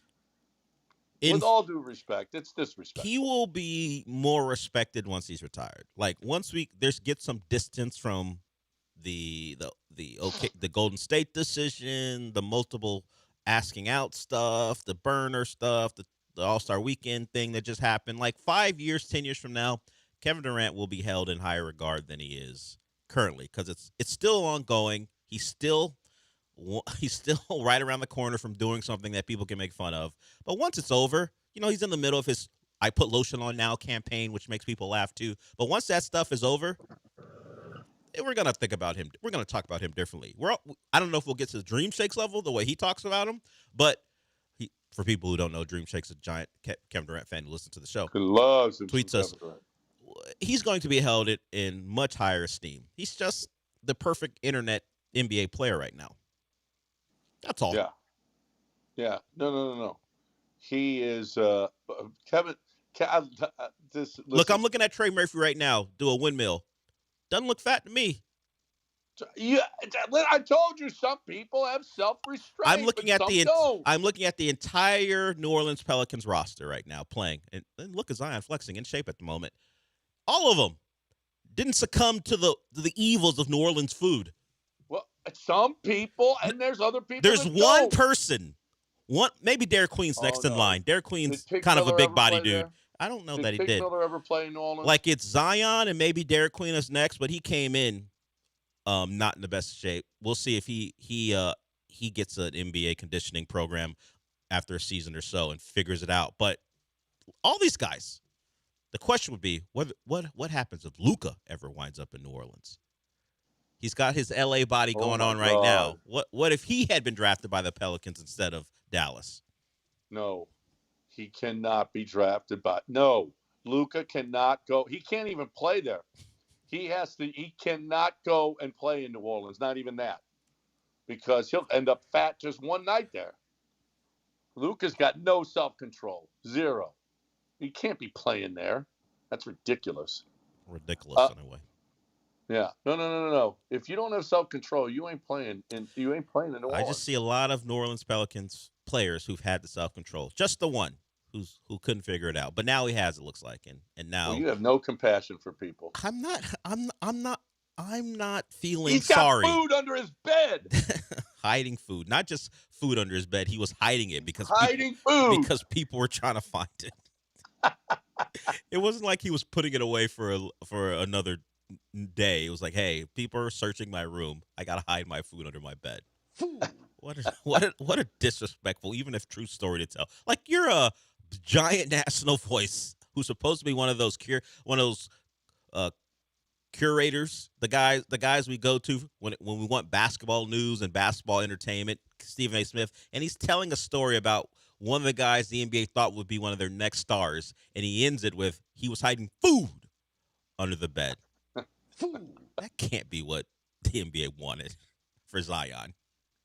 No. They probably didn't want Mariah Mills either, but they got that too.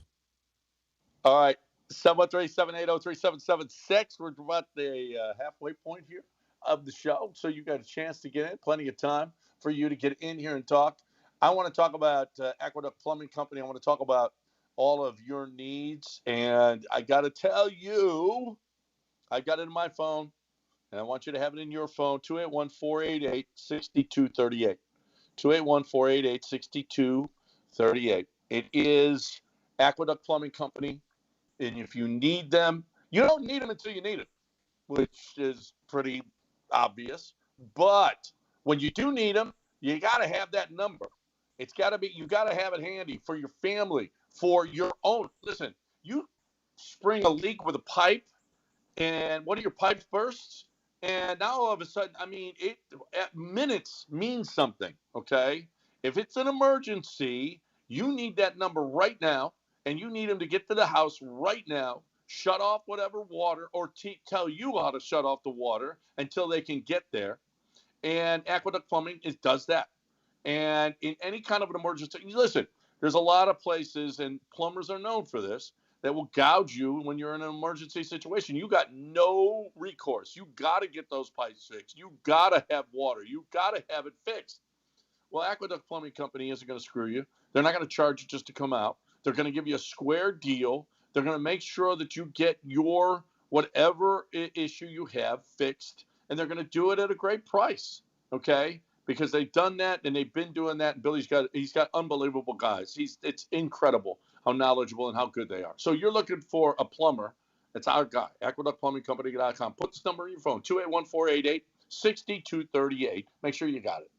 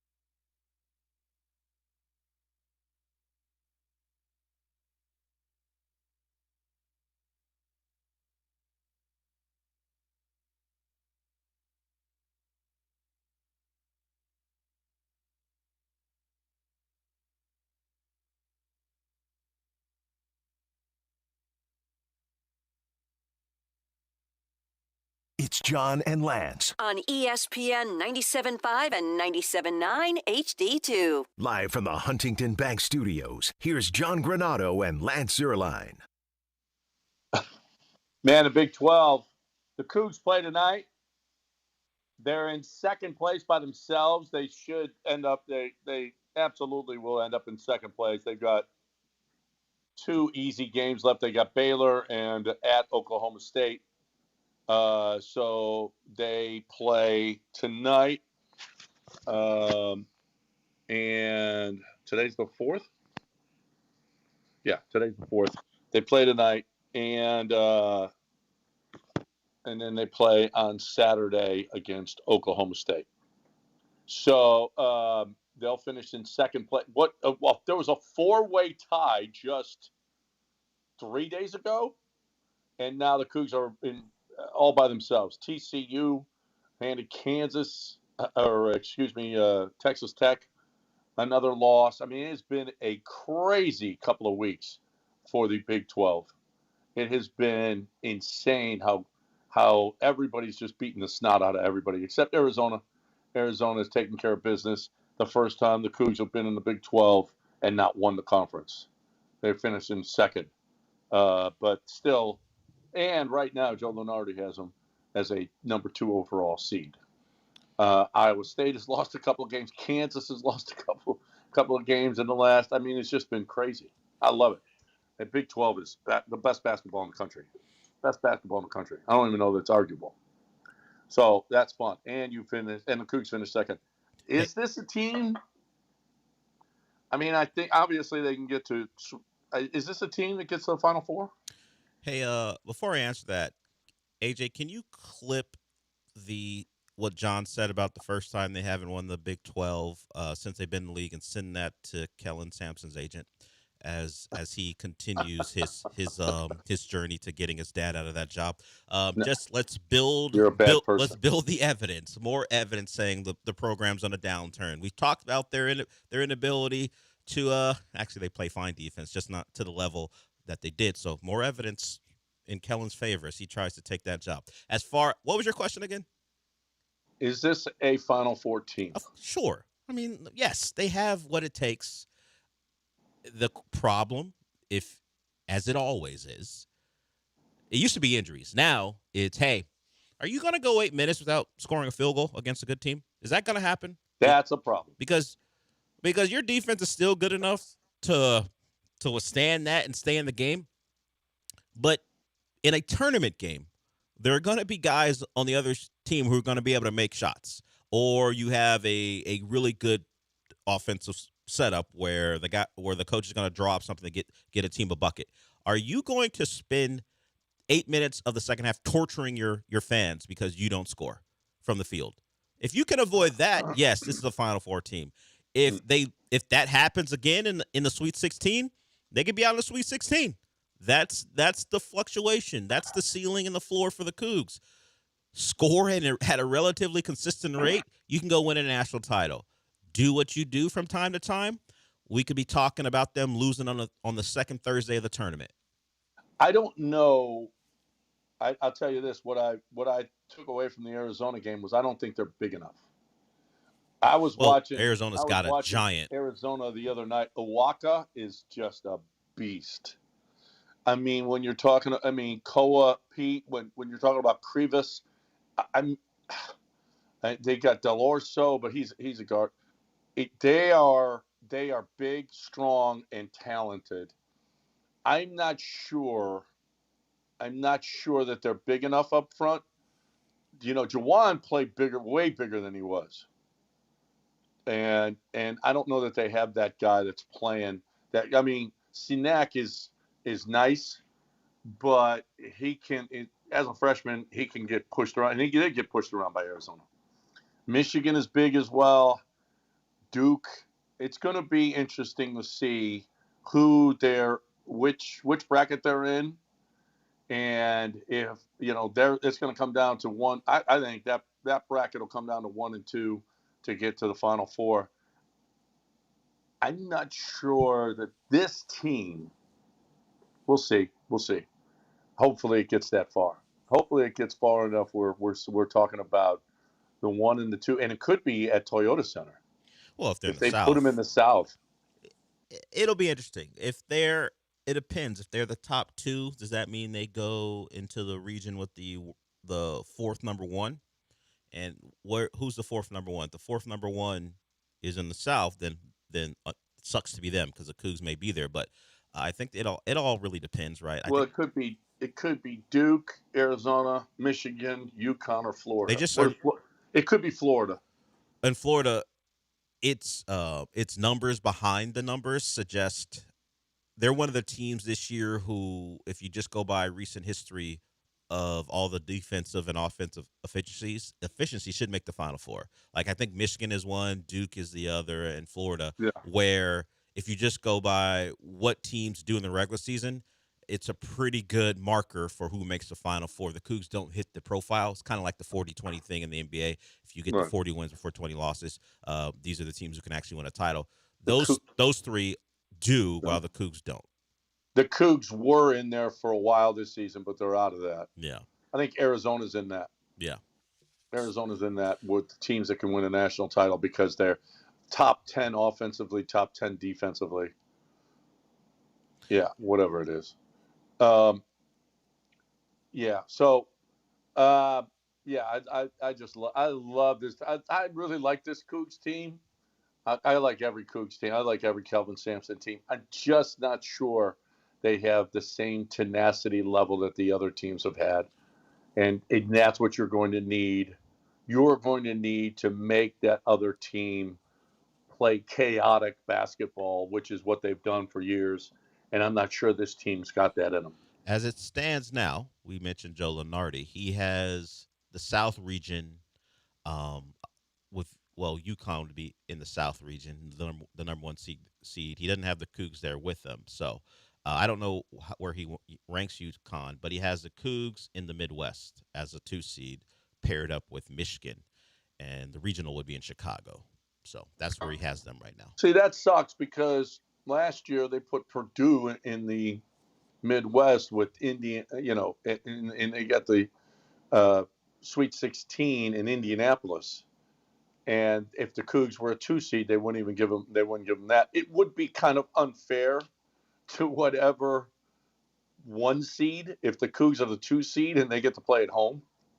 It would be a little unfair, but I don't care about fairness. Well, we know that. I don't care about fairness. Kelvin Sampson has already talked about the fact that they were the 2-time defending Big 12 champion regular season-wise and didn't get a Big Monday game. So the Big 12 didn't do them that favor. I wouldn't expect the NCAA to do it to them either, but more in line with, hey, we're trying not to punish a 1 seed by having them face the second best team in the region for a chance to go to the Final Four and play in their city. So the dream was to be the 1 and have that in your back pocket. Instead, those 3 losses in the middle of the season have kind of ruined that dream. Yeah, they'll be fine, but the dream was be a 1 and have that game. If they're a 2 seed and in the South and playing at Toyota Center, we're sending AJ. What do you mean? AJ's going. I think AJ probably would have found his way into that building anyway. AJ, you going? Yeah, for sure. He would have gone. You can't cheer though. What? Okay. I know. Can't cheer with your credential. Yeah. No cheering. AJ, every basket he's standing up. What? He's going bowing up on him. Who's he bowing up on? He's bowing up on all the UConn fans? UConn media. Yelling at Dan Hurley? Yell at Dan Hurley. No, at the media there. You can take them, AJ. Yeah, we know what a media body type looks like. They all got soda. They got soda drinker bodies. They'll be fine. Yeah. They look like they play for the Pelicans. No, only one guy looks like, and he doesn't even look like that anymore. Okay. Yeah, AJ, you can take them. You're younger, fitter. Yeah, you'll be fine. Bow up, AJ. Don't challenge some guy from Rhode Island covering UConn. It's not necessary. You don't have to do that. Kind of is. You don't have to fight in the media room. Just eat whatever underwhelming thing they give you as a media member. It ain't gonna be great, I can tell you that. Yeah, they get Frenchies at the U of H game. Well, you got. I don't know if Frenchies will be supplying you at Toyota Center. True. Well, what do they do? That's the best. Wait a minute. They have an owner who owns many restaurants. What do they provide the media? Sometimes it varies what they have. I mean, they have a solid selection at times, but usually sometimes I just eat before. I'm not gonna lie. Yeah, it's probably your best bet. If Frenchies, I'm going. Next time, I'm covering the Cougs next game. Frenchies, I'm in. Hey, you know who else is great? Blue Bonnet Glass. Love Blue Bonnet Glass and love what they're doing over there. I mean, when you're talking about being in business for 75 years, it's incredible. And listen, they're going to give you 25% off if you're trying to sell your home. But if you're having a hard time, it might be because of your bathroom. Bathrooms are probably one of the most important things. Kitchen, bathroom, probably a couple of the most important rooms in the house when you're trying to sell it. Or if you've just bought a house and you're like, you know what, we got a good deal because we got to remodel this. If you're remodeling a new house, you are trying to sell a house, they're going to give you 25% off, 5% more for first responders and teachers. So if you're looking for a great way to remodel, make it with glass, make it look great, upgrade. Glass makes a huge difference, whether it's your cabinets, whether it's your shower, whether it's glass railings, whether it's mirrors, whatever the case may be. No job too big, too small. You could have a construction company and you're building apartment buildings and you want them to do all of your mirrors and showers, they'll do that. Or you could have a house and you got a broken window. They'll do that. It doesn't matter. Blue Bonnet Glass is the glass company to call. 832-508-0911. 832-508-0911 or bluebonnetglass.com. Make sure you let them know you heard it right here.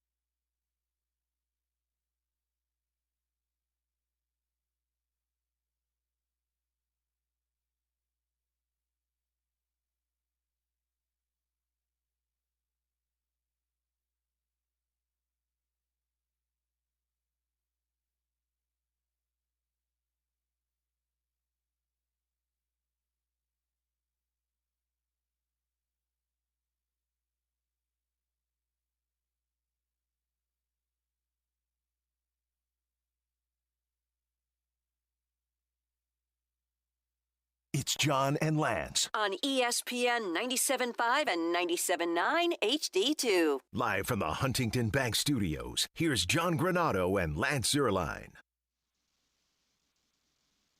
All right, welcome back. 713-780-3776. Come on in, hang out with us. Where are you tomorrow night? Jabari, looks like Jabari's returning. Where are you on Reed Shepherd having to start? Now, I said this on my show a couple days ago. We're Well, getting. no one cares about that, though. Well, I was going to preface it by saying I've had a second time to talk about this particular thing where we do a Reed Shepherd thing every day. This is becoming the Jalen Green scenario all over again, where everything is a referendum on how Reed Shepherd is treated. Should he be playing? How good is he? Jalen Green, it was the month of March, and everyone would change their opinion when the 82 game schedule was the defining way to define how good he had played. If he starts, cool. If he doesn't, which he's not, Ime's not going to start him. Ime may play. By the way, he plays about 25, 26 minutes a night. He's their most used bench player. So for all the talk about he keeps getting buried on the bench, he's their sixth man, which is fine for an undersized guard who's not really a point guard right now. I get it. People get excited. He can shoot the basketball a little bit, and you feel like it opens up the offense. And certainly the Rockets' offense is plodding. It can go stretches where it looks discombobulated, and you think this guy is the magic elixir. He's not. He's not. They're a team that's going to be – they're going to live and die by what Şengün does and what Kevin Durant does. Reed Shepherd should probably be playing about 30 minutes a night. Do I care if he starts? No, because you know what Ime will do? If Reed Shepherd is playing well, he'll probably play in the fourth quarter, particularly if he's got a good matchup. And if he doesn't think he has a good matchup, he will sit him. That is what the coaches told you he will do. Ime probably would prefer a bigger guard. And Sean and I have talked about this. Stephon Castle was right there for him. That's an Ime player, a big guard who can play defense. Can't shoot, but he can play defense. They picked Reed Shepherd first, and now he's dealing with it. We're gonna do this, I guess, over the rest of the year, and honestly, we won't have a real thing. We won't have a real answer about Reed Shepherd until he's playing playoff minutes and teams focus on his deficiencies and attack him that way. And if he has an answer to that and responds and plays well, then we'll have a real answer. But okay, he's playing the Golden State Warriors tomorrow night. Cool. I mean, hopefully you're better than Pods tomorrow. All right. Well, Potts is a pain in the ass. Fine, but he better be. But you better be better than Pods. That dude is. I mean, that dude, I can't stand that guy. He is a pain. All right. We ain't doing that. We're not doing. They should be Golden State. There's no Golden Steph. State. There's no Jimmy. What are we doing here? That should be a run. It should be an easy one. Look at ESPN does the thing where they kind of preview the matchup if you go to their scoreboard, and they tell you the players to watch. Pods is their player to watch, averaging under 12.5 points per game. That's where the Warriors are. We're the player to watch for them. And you know who the Rockets player to watch is? Kevin Durant. But Pods is their player to watch. If this ain't a 20-point win, 15, 20 points, what are we doing? The Warriors are a shell. This should not be a thing where we're like, man, the Warriors really gave him a game on Thursday. This should not be the case. I'm not saying it won't be because the Rockets can do stuff like that, but this is a bad Warriors team as it's presently constituted. Get them the hell out of here. Let's move on to the rest of the season. You're getting mad about this. I don't want to make that game something where it's, well, look how Reed played against this decimated Warriors team. Do we feel good about him today or bad about him today? Let's face it, we like Reed a lot more over this past week because, quite frankly, they have played a bunch of weak teams, and Reed has really, really stepped up. The only decent team that they played is Orlando, and they're a play-in team in the East. Well, they played Miami the next night. Same version. He didn't shoot the ball particularly well that day. And a play-in team. Yeah. A play-in team. But they're a top 5 defense, so that's more of the test. Okay, they're not great, but they do play defense, and the Rockets struggled offensively. So the Rockets are in a virtual tie for the 3 seed. They've got their next 8 of their next 10 are at home.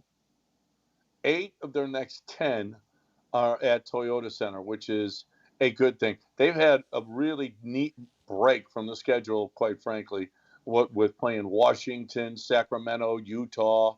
That's been nice. They got Golden State and Portland at home. Both should be wins, back-to-back, tomorrow and Friday.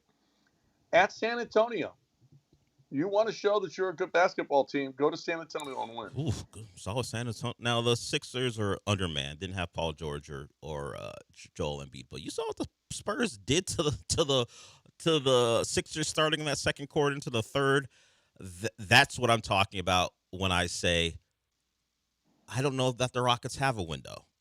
Well, because the Knicks just beat their ass. That's fine, but the Spurs at their best, they have a ceiling the Rockets ain't gonna reach, and they've got big wings everywhere, and of course you have the alien in Wembanyama. That's a team. Well, they shot the ball really well in the third quarter to put that game away, but that's a game. Like Reed's gonna get to play a lot since we like to make everything about him.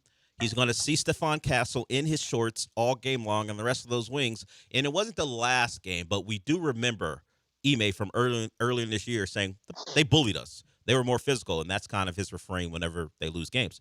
So if they are what people hope them to be, not that regular season should mean very much, but you got a team who won't mind beating you up and bullying you if you let them. They got a lot of guys who want to do that. And they got, at some point, the guy who will be the best player in basketball, at least currently. So, well, you call him an alien. That's what they call him. We can get him illegal alien status. That's his moniker. I think he has a logo. That's an alien. That ain't about anything you're doing right now. I believe he leans into that, and I don't know if he has a signature shoe yet, but when he does, it'll probably have that logo on it. He might have a signature. We can get him that status. That'd be nice to get him out. The problem is for you. Is that he is from a country that our government doesn't seem to have a real problem with. Maybe if he was from Nicaragua, you can get him out of here. But because he's from France, I think you probably are not going to get your wish. I'm surprised he has the wind to run up and down the court with all the smoking he does. I don't know that he smokes. He hangs out with French. monks in the off season. If you're French, you have to smoke. Not really true. He hangs out with monks in the off season. I feel like he'll be fine. Tony Parker had all the wind in the world, even if he did smoke and had sex with Brett Barry's wife. Did you see what Steven Jackson was? Steven Jackson did? I believe we played the sound of they would have won more if we. But the little Frenchie was so selfish. He didn't say he was winded. He said he was selfish. Yeah, because he smoked. He wasn't even winded after doing stuff with Brent Barry's wife. So apparently he had plenty of air. Yeah. All right, 713-780-3776. We got an hour left of the show. You got time to get in? Let's go. 713-780-3776.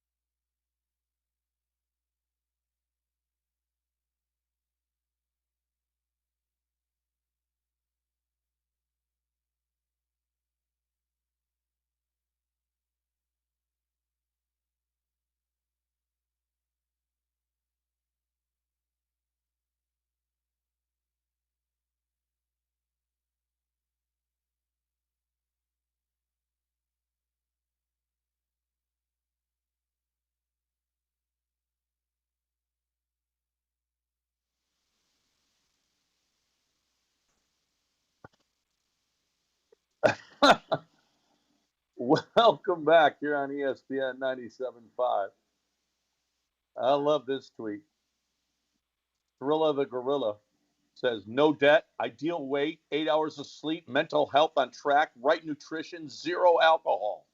That was my peak. I was 8. Good times. That's me right now. Okay? That's me right now. 0 alcohol. You see how lucid I am, though? And I nothing but good takes while you come up with a bunch of garbage. Because you're used to coming being sober. from the guy who said he would put pistachio ice cream on a brioche slice of bread and fry it up for French toast.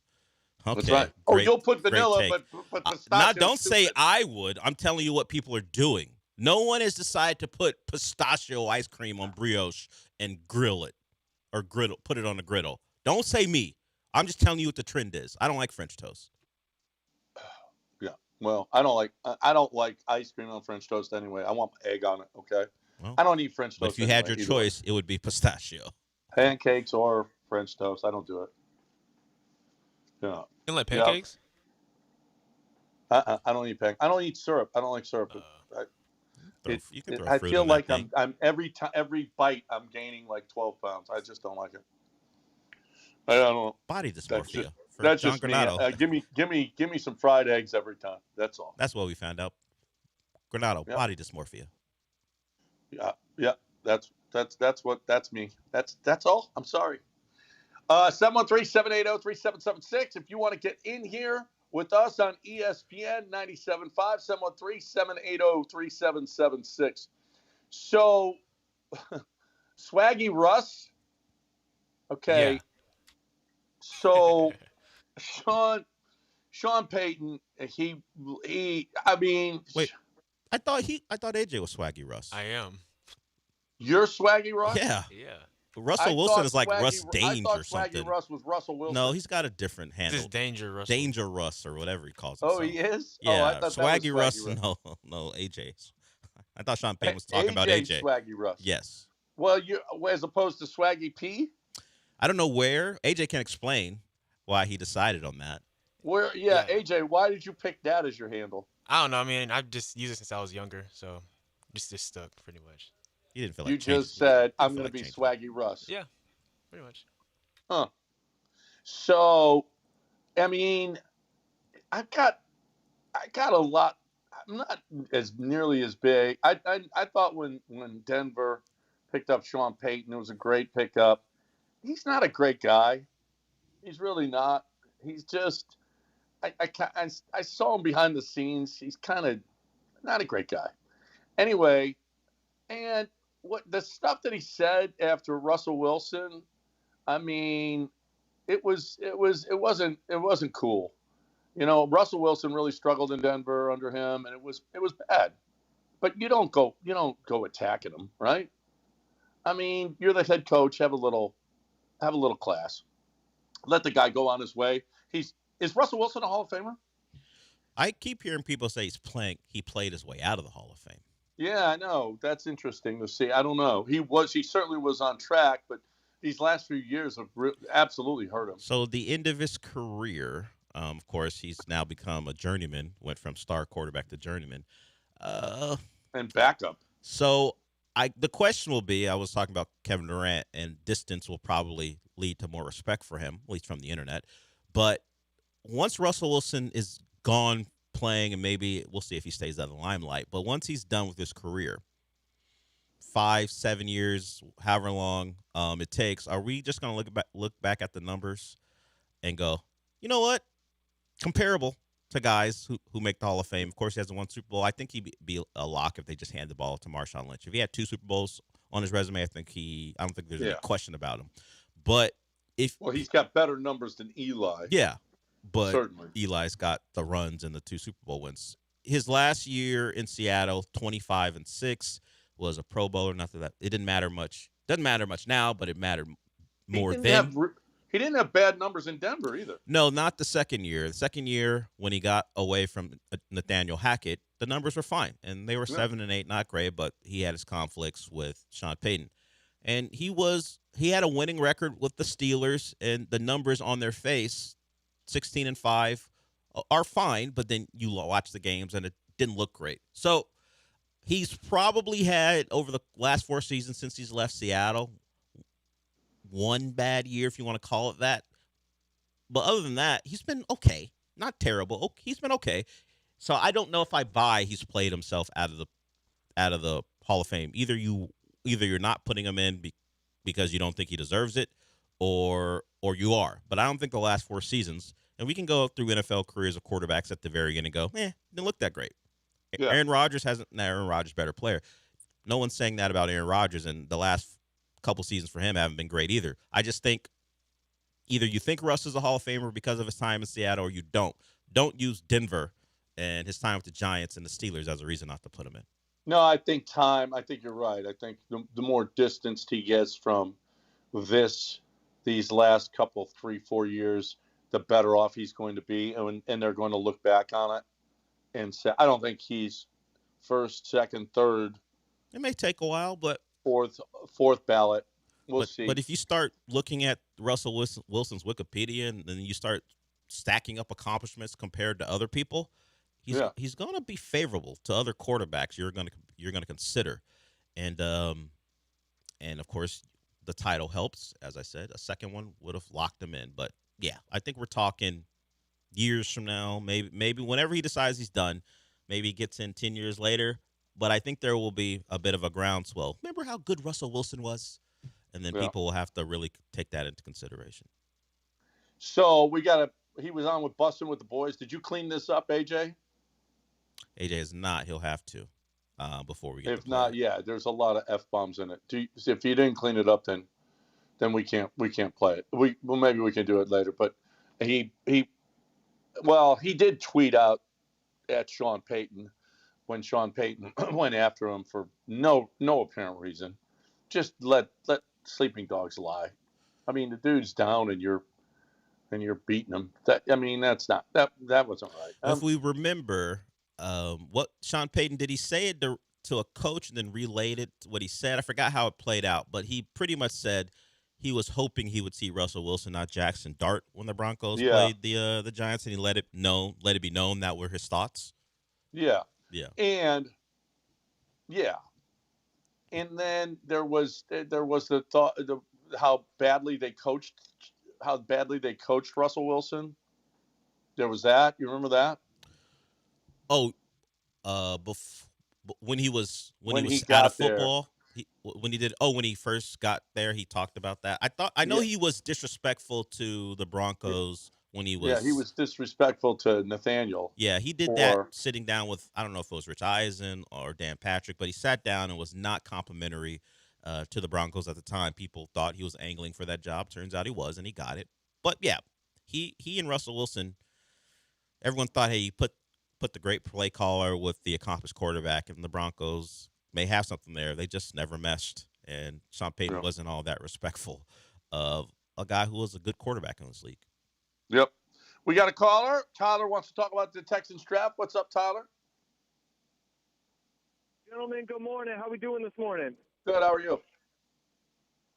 Fantastic. Okay, guys, let's dive right into it. How much are we supposed to trust C.J. Stroud going into next year with what Nick Caserio has going on, and he's just traded away Titus Howard and Juice Drugs? We're revamping our offensive line for, the third year in a row? We're going to return Ariante Ursary. What do we have to look forward in this draft? Are we going to pick up another running back? Are we going to go and get some more offensive linemen? What are we looking forward to this offseason? Oh, linemen.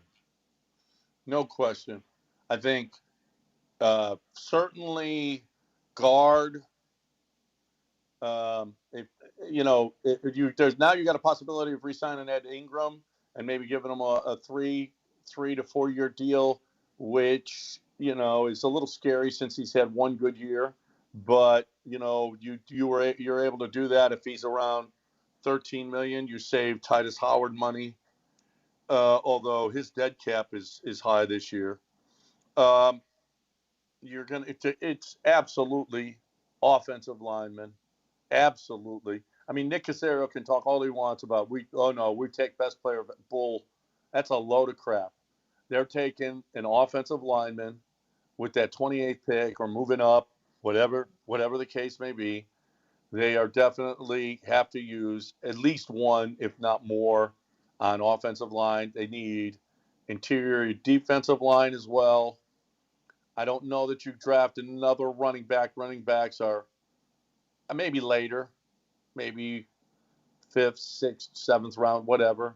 Grab a running back if he's still there. If he's best player available, that's fine. You need another corner, but you might be able to get that somebody in free agency that you can pick up relatively cheap. That's what you've been doing with your backups anyway. But your draft is just looking offensive line for sure. If they don't come away with that top pick as an offensive lineman, then I mean that's malpractice. That's general manager malpractice. That I don't think. I couldn't agree more. Yeah. I look at us defensively, and, we're going to be looking for depth defensively. We got some good D linemen. Our linebacking core is what it is. We were the number one defense in the league last year for a reason. But we watched C.J. Stroud try to be Superman in the playoffs with no run game and no protection, and we're blaming him for all the interceptions that he's thrown, and the man can't stand up. He has 2.5 seconds to throw, and his receivers are subpar. They can't get open. The loss of Tank Dell being out last year really showed. It feels like Nico Collins took a step back, and I'm hoping that our younger receivers are able to take steps forward this year. Yeah. I didn't need Superman. Yeah. I would have done with the Flash. Any lower superhero who could catch a snap, I would have taken. Kite Man, I would have taken him. Just Kite Man. Spider Pig. Spider Pig has great powers. He wasn't close to being Spider Pig. Kite Man flies around on a kite. I would have taken Kite Man because Kite Man I think could catch a snap. I didn't need Superman. What is Kite Man? He's a character on the Harley Quinn animated show on HBO Max. I think it's still there. But Kite Man, he flies around with a kite, and I know if I put him behind Jake Andrews, he could have caught a shotgun snap. Wow. That's all I'm looking for. I mean, everyone goes Superman. CJ didn't need to be Superman. You could have picked a lot of lesser heroes, and that would have been fine in the playoffs because of the defense, which is actually full of Supermen. That's all he needed. Kite Man. That's all we needed. Look, CJ. And I'm not blaming. Listen, stop blaming the offensive line for CJ's woes. CJ, some of that is all CJ on him. Created a lot of it himself. Now we can talk about the accumulation of things leading to the final result over his first 3 seasons in the league, and maybe that led to what we see now. But as far as some of the actual things that happened in the playoffs, you can put that right on him. That final pick in that New England first half, that wasn't an O-line problem. Yeah, that was on him. He's got plenty of those in the playoffs. Now, Nick Caserio's got to do what he can do to not only rebuild that quarterback, but rebuild the line in front of him. Yep. 713-780-3776. You want to get in? You're more than welcome. You got any thoughts on what we said? Maybe you agree or you disagree, whatever. 713-780-3776. Come on in.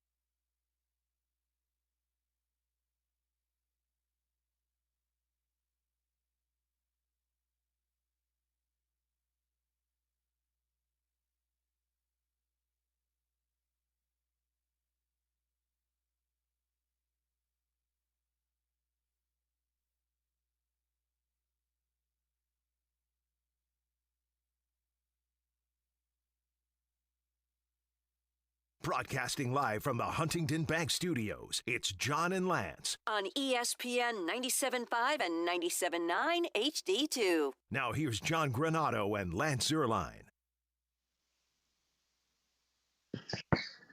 All right, welcome back here on ESPN 97.5. 713-780-3776. 713-780-3776, the number to hang out with us here on the show. We just got a couple of segments left, so hurry in. Hurry in. We got Cougs tonight, Rockets tomorrow and Friday. Slow time. I'm seeing different. I've seen what the best months of the year for sports. I've seen a couple of different polls. What's your favorite month of the year for sports? It's easy for me. September. You got the start of college football. Of course, the NFL starts generally a week and a half later or so. Baseball's about to end. Well, I like October because baseball's in the playoffs, and football is in full swing, and and NFL, and I mean, I think every day there's baseball games, and there's on the weekends That's not a positive. Yeah, that's right. I will give you postseason baseball. October. Postseason baseball's awesome, but the end of the regular season in baseball it's great. It's great time in sports. What? I don't have to talk about the Sunday getaway game where the manager didn't play all his starters. Cool. I don't have to talk about that like that matters. Great. If he treats it like it doesn't matter, why do I have to? Enough. I'm glad. I hope the Astros bounce back because chase the fight is what I'm into this year. So I want them to be in the playoffs because at least that matters. But if it's another, this team's done for in September, cool. Then I'll be happy it's over. See, I said I hope they're good, but if it goes the way I feel like it may go, September's going to be a great time because then we don't have to pretend like they matter. No, Astros are probably winning another title this year. I hope so. Yeah. I hope so. It's better than the alternative of figuring out who the next manager is going to be because that'll be the conversation. If they're not good, we're going to spend the last 2 months of the season talking about who they're going to replace Joe Espada with. Do you know what Polymarket is? It's one of those prediction sites, right? The Texans are the favorite to win the AFC Championship on Polymarket. Dove Kleiman put this out. He says, C.J. Stroud is an elite franchise quarterback, finally getting the respect he deserves. Dove Kleiman, you don't start a story with what Dove Kleiman said. He's not even a real person. It's someone. It's not even the original Dove anymore. I don't know. It's some dude. He's got a long neck. He's like Davis Mills. He doesn't even use his own picture. It's some animated graphic of him or like some generated picture of him. It's not Dove Kleiman. I think the guy originally behind it sold that site or sold that account to someone else a long time ago now.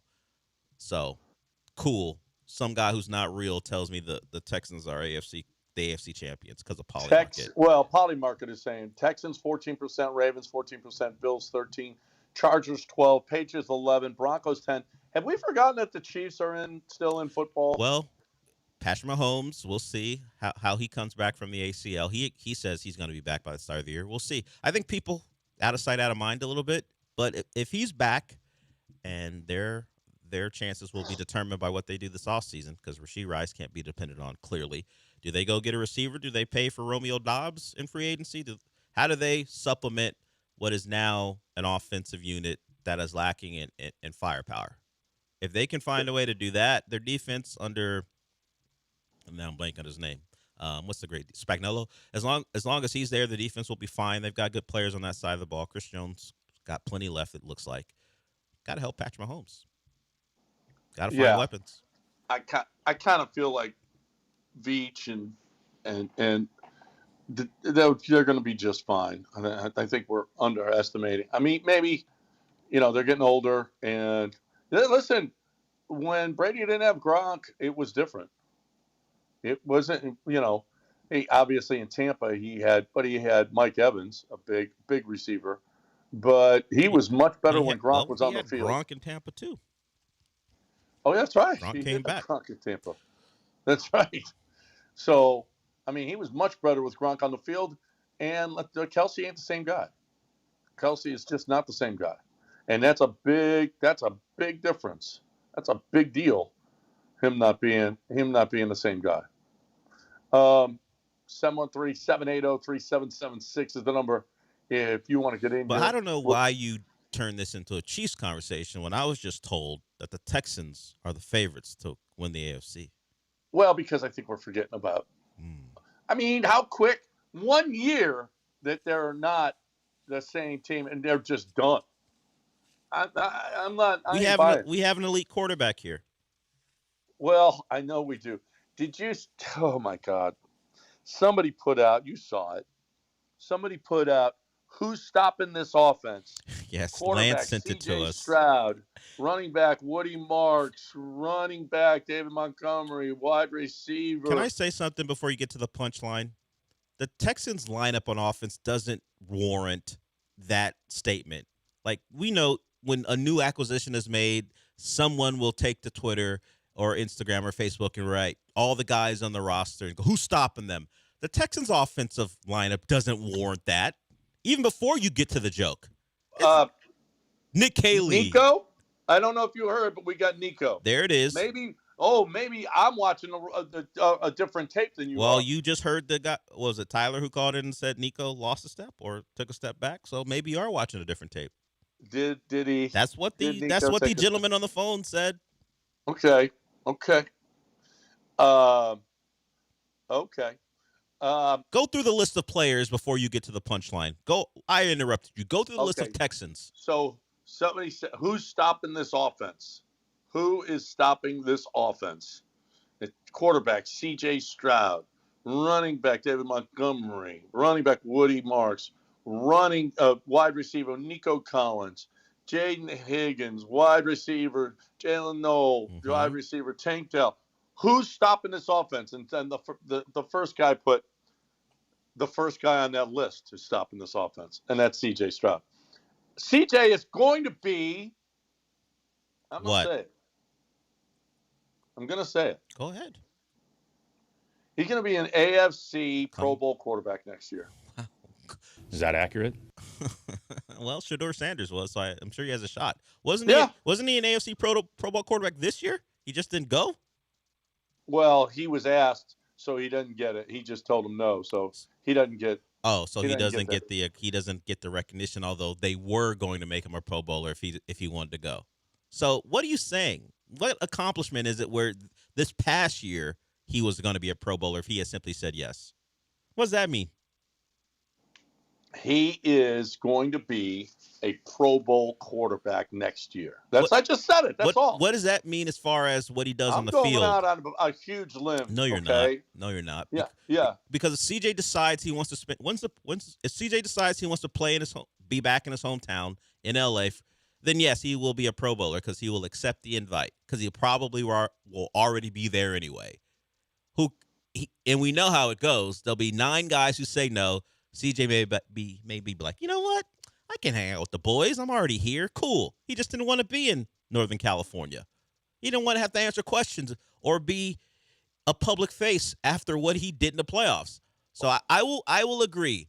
If CJ doesn't have one of the worst performances in playoff history and the Pro Bowl comes calling and he's already in Los Angeles, he will be a Pro Bowl quarterback. Well, he's LA. He's going to be there. Yeah. Absolutely. So, absolutely. You know what, John? You're right. C.J. Stroud will be a Pro Bowl quarterback. Jumping on. Yeah, I'm the one that went out on a limb. Now you're just jumping on. As long as he doesn't. Okay. As long as he's not a complete disaster in his final couple games. Jump on the bandwagon. He'll be a Pro Bowler. Jump on. There's room. I mean, you sir, are a brave soul. I am. I'm the only one here that would go out on that limb. Everybody else said, "Oh, he sucked. He sucked." Really? Watch him be a Pro Bowler. Pro Bowl quarterback. Him and Shedeur Sanders back-to-back seasons of Pro Bowl. He won't be able to go because he'll be in the AFC Championship game. Who, Shedeur Sanders? No.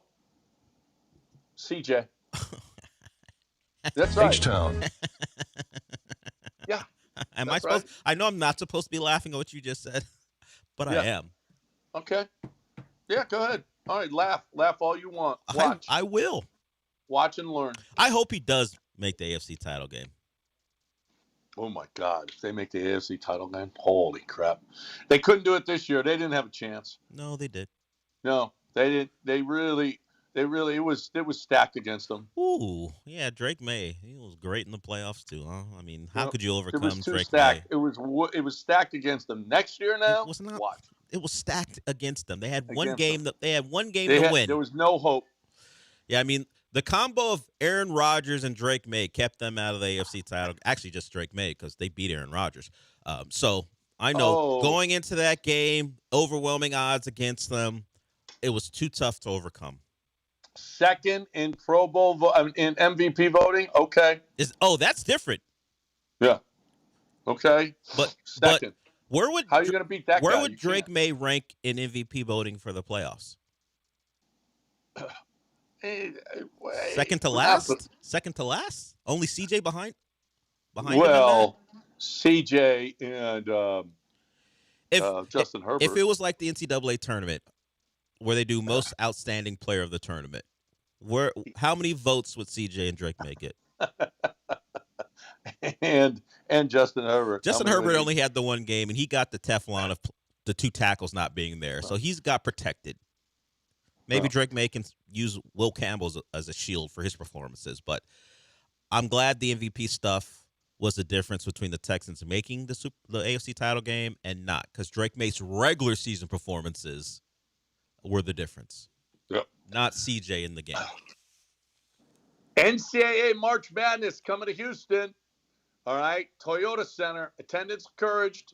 Passion mandatory. Get your tickets now. NCAA.com/MBB tickets. That's men's basketball. MBB. NCAA.com/MBB tickets. Let's go. Get there. Get there and be loud. Have fun. And wear Coug Red. It's NCAA.com/MBB tickets.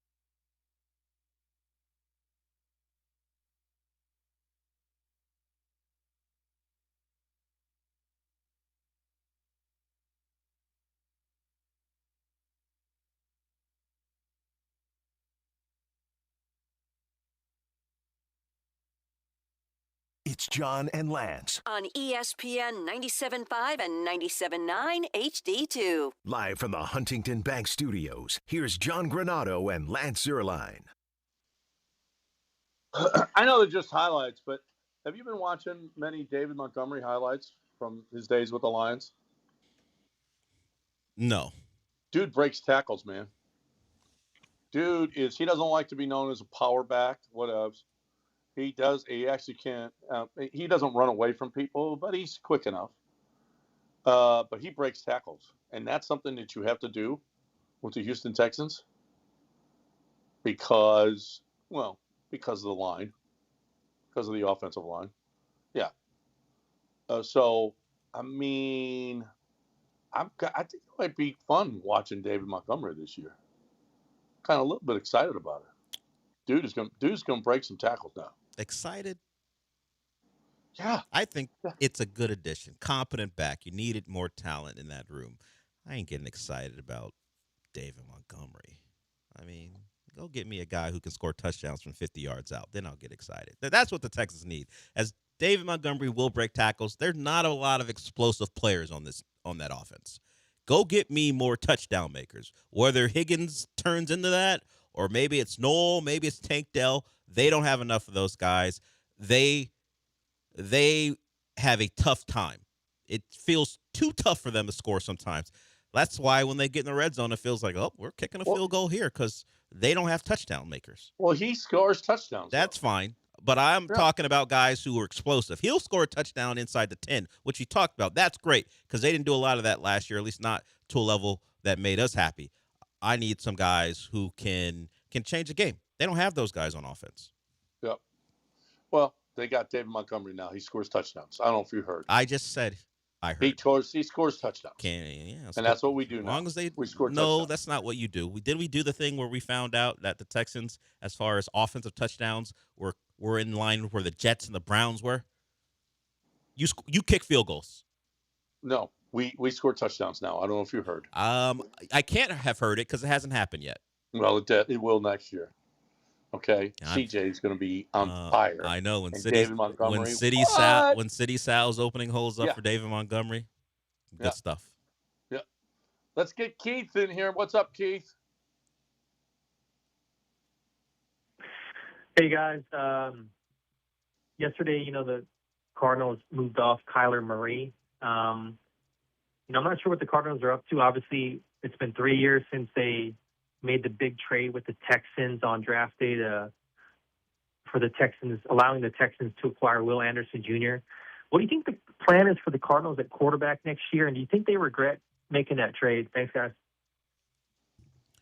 Well, I just saw somebody say they just released Kyler, and they should have traded him 4 years ago. But you can't do that. I mean, how did you trade him 4 years ago? You can't trade him 4 years ago.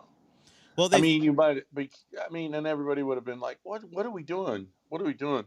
Who would be a good quarterback?" Well, Keith, how about Carson Wentz? He said good quarterback. Well, no, Keith's a big Carson Wentz guy. No, I'm aware, but do I believe Keith thinks he's a good quarterback? I just think Keith I don't loves know. out-of-work He told quarterbacks us getting for jobs. How long that Carson Wentz was the guy? So I'm going to go with Carson Wentz on this If one. Carson Wentz was on an actual roster this entire time, not always a street free agent who gets signed late in the offseason, Keith wouldn't care about Carson Wentz. If he was if he was Chase Daniels, like if Carson Wentz was Chase Daniel, is it Daniels or Daniels? Either way, if he was him, Keith wouldn't care about him because he was always on a roster. Keith loves someone out of work. Yeah. Keith's favorite thing is those guys who stand in front of facilities with the sign going, I will work hard and play football for you. He loves those guys. That's what he likes about transaction season. Maybe because there is a LaFleur connection now in Arizona, maybe they go in on Malik Willis. I don't think Malik Willis is going to get the money people were projecting, like the $30 million a year. He's probably more in line with 20 per year and maybe 25 guaranteed or something like that. You don't think he's going to get it? I do. He's had 6 starts. Who's paying? No. That has since been debunked by people saying after the initial projection of 3 years, $90 million, the reporting has turned swiftly to, well, maybe he's more in line with the Justin Fields type deal that he got from the Jets and less money guaranteed because people aren't going to allow his 6 starts to color what they think of him. I've seen that. Was it Matt? No, Mike. Mike's in Arizona. Matt's in Green Bay. So there might be a connection there. Maybe LaFleur, the LaFleur brother, tells the other one that Malik is pretty good. So that could be a spot for him for Arizona. I'm just not sure where they would go because they kind of need to win. At least get stuff going early with the new coach. So I think Willis, fresh start coach, fresh start quarterback, that could be a guy they look at because there's not really an option in the draft. Carson Wentz.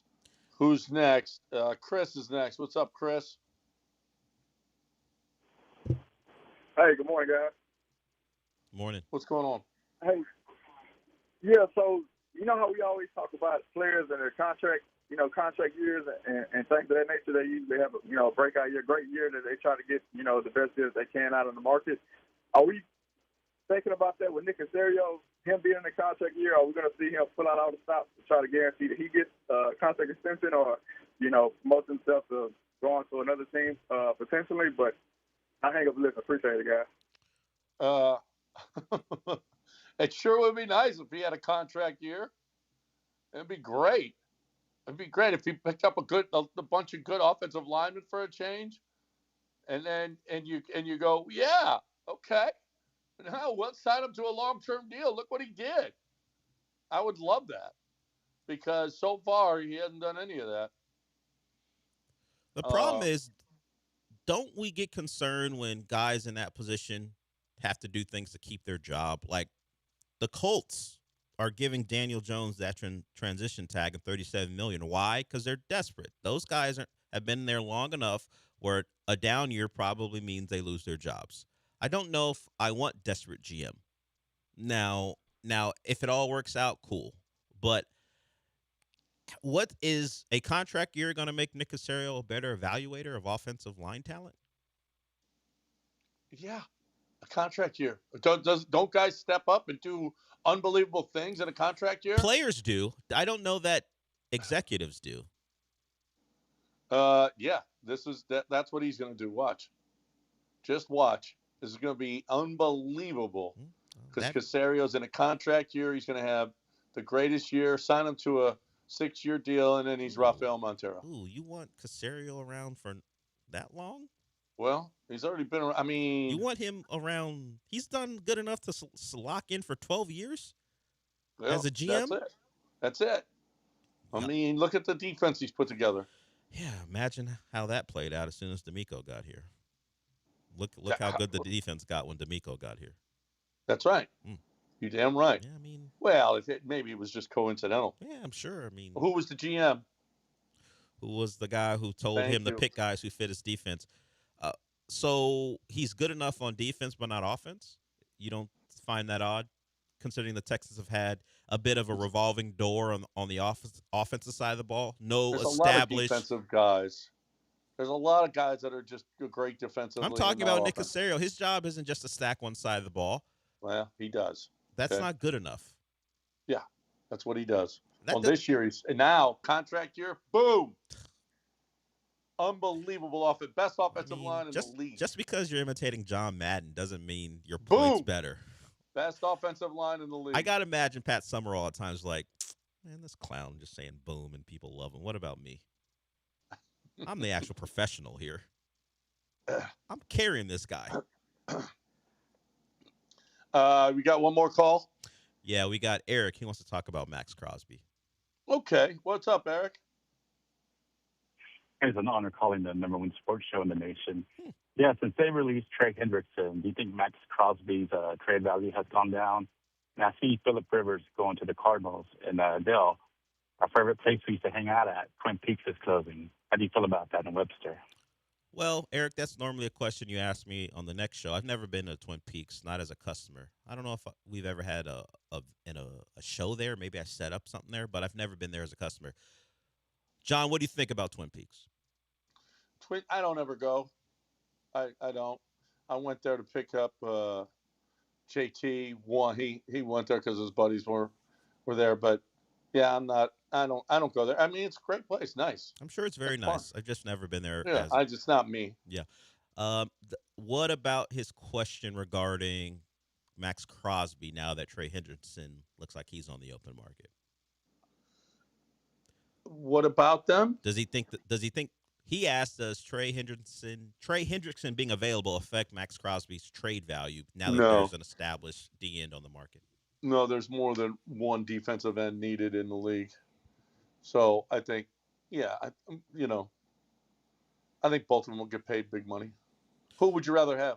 I'd take the younger guy, except you got to give up stuff for Max Crosby. He's not a free agent. So I would like Max Crosby as a player, but what's it going to take? Not only do you have to pay him, you got to give Yeah, at least the first plus more. So the path of least resistance is to see what Trey I'm going to struggle with that name, Hendrickson wants, and see if it works with your cap. But I think Max Crosby is a better player, the younger player. But are you giving up a first round pick for and plus more? And because whoever's draft or trading for him is probably going to be a team who has a lower first round pick, so that means the Raiders are probably going to ask for something conditional for that second pick. It could be a conditional second or a third that winds up a second, depending on production or how many games you win. So it's going to cost for Max Crosby. There are other DNs on the market. You can go cheaper and younger, and Jalen Phillips. Of course, we mentioned Trey Hendrickson as well. But if you're Max Crosby, you may love Vegas, but it's time to go. Yeah, although he said, I bet you he stays. I'll bet they're really like, no, we ain't trading you. Just get in. I don't know get that. in here. I don't know. He said he's already met the new coach. And, yeah. I don't know that they'll get what they believe is proper value for him. There may be something where no team is willing to give him what they want, so he just stays. Yeah, and I don't know that any team is gonna. Nice, good. Some calls at the end of the show. Very nicely done. We got News of the Weird coming your way next, right here on ESPN 97.5. I want to talk about Ownwell. I want to talk about my experience with the government and fighting my taxes, my property taxes. And I got to tell you, it sucks. I got to tell you, doing it yourself, you're going in there. You can go against three people or just one person. They have all the technology. They have all of the resources to win. You don't. Ownwell does too. Ownwell has technology that, I mean, you could hire a lawyer, but if the lawyer isn't any, they're not better than Ownwell. They're going to be more expensive than Ownwell too. Ownwell actually, it charges, when you look at different companies that do this, Ownwell's not the only one that fights property taxes. But when you see the percentage that those other companies take, you're going to go back to Ownwell. And you're going to go back to Ownwell for not only that reason, but because Ownwell wins 88% of the time, an 88% success rate, an average of $774 a year. By signing up, you could save $774 a year or more. That's the average. So here's the deal. You're looking for a great way to fight your property tax. Ownwell. Ownwell. Don't wait. The deadline to protest is May 15th for most counties.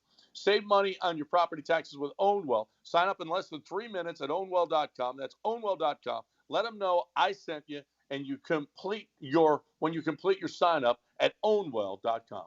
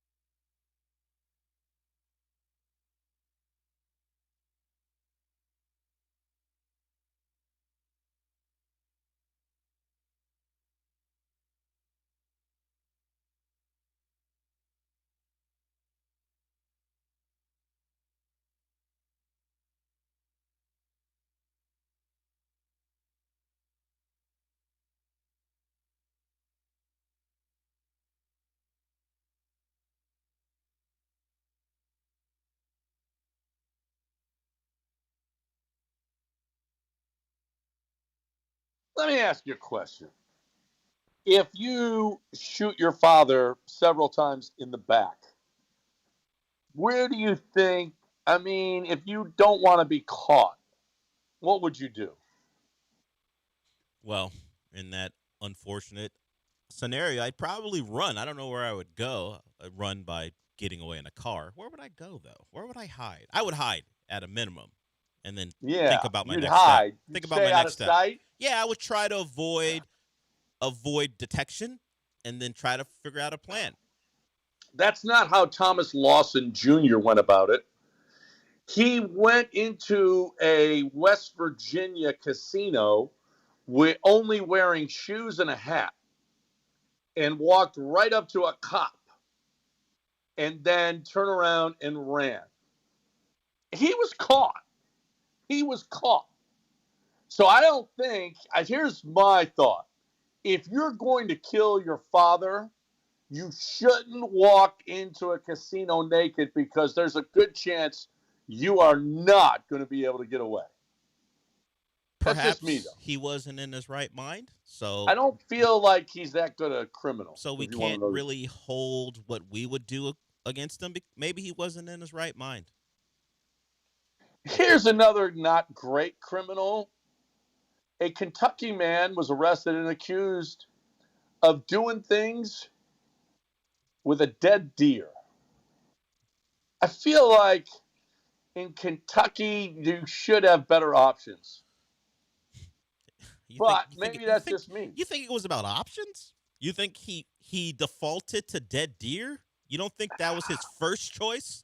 You haven't seen him. I've seen enough he human looks like beings. he looks like his options are limited. Look, I've seen many a couple in my life, and you would say, "Huh, you?"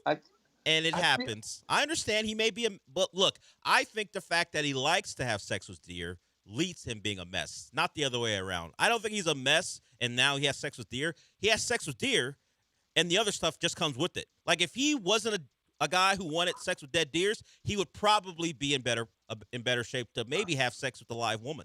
I'm going that one his leads to the options other. are so limited. No.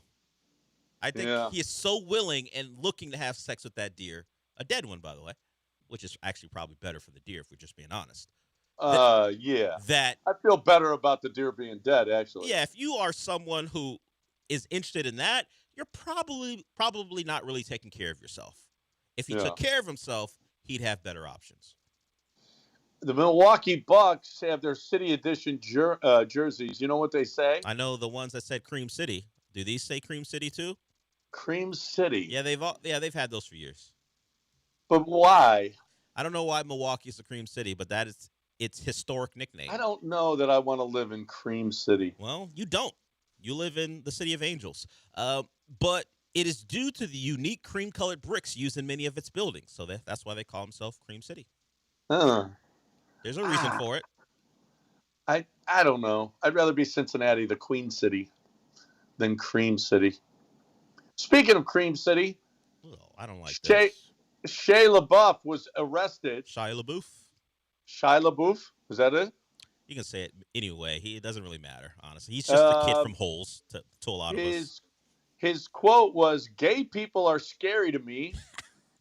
He claims that I know this story. I'm standing by myself and 3 gays are next to me touching my leg. I got scared. Yeah, that's his explanation for his arrest.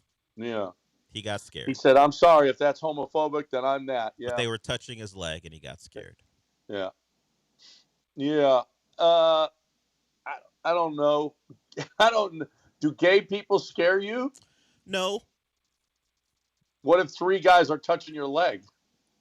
See, that is what he should have leaned into. Like, I was being touched in a way that I didn't appreciate, and that was my response. Yeah. I don't know that a guy who still wants to keep a career goes, "Gay people scare me," and that's the reason I reacted that way. That's a bad way of explaining what happened, just from a PR standpoint. Yeah, I don't know if he's going to get many. Well, yeah, because I don't know. The industry is going to. Yeah. If the Daily Wire's making movies, he could join. What's his name? Blank on his name. Jonathan Majors in a movie. They just signed up Jonathan Majors, who we thought was done because of what he was up to. There's always an avenue. There's somewhere for Mel sure. Gibson came back, not to the level he was, but there's always an avenue going forward. Yeah, Rosie O'Donnell. What does she do? I don't know. You just don't like her. I don't know if she's I was like, wait a minute. What did she do? Maybe she did something. I just don't know. No, she hasn't. She really hasn't. I just wanted to say her name. We're done. Mopey and Mapes are next right here on ESPN 97.5. Raheel rejoins us tomorrow. AJ, great job today. Appreciate Look you. at that, AJ. Never taunted you about the Cowboys once. Come on, Not dang one it. time, AJ. That's growth from John. How about that? They still suck, but Well, yeah. Dang, see, that's say you, it. though. But at least But I I didn't even prompted say him. it He didn't one do it time. himself. I didn't even say it one time, AJ. Okay? We're done. Mopey and Mapes next. Have a great day, everybody. We'll talk to you tomorrow.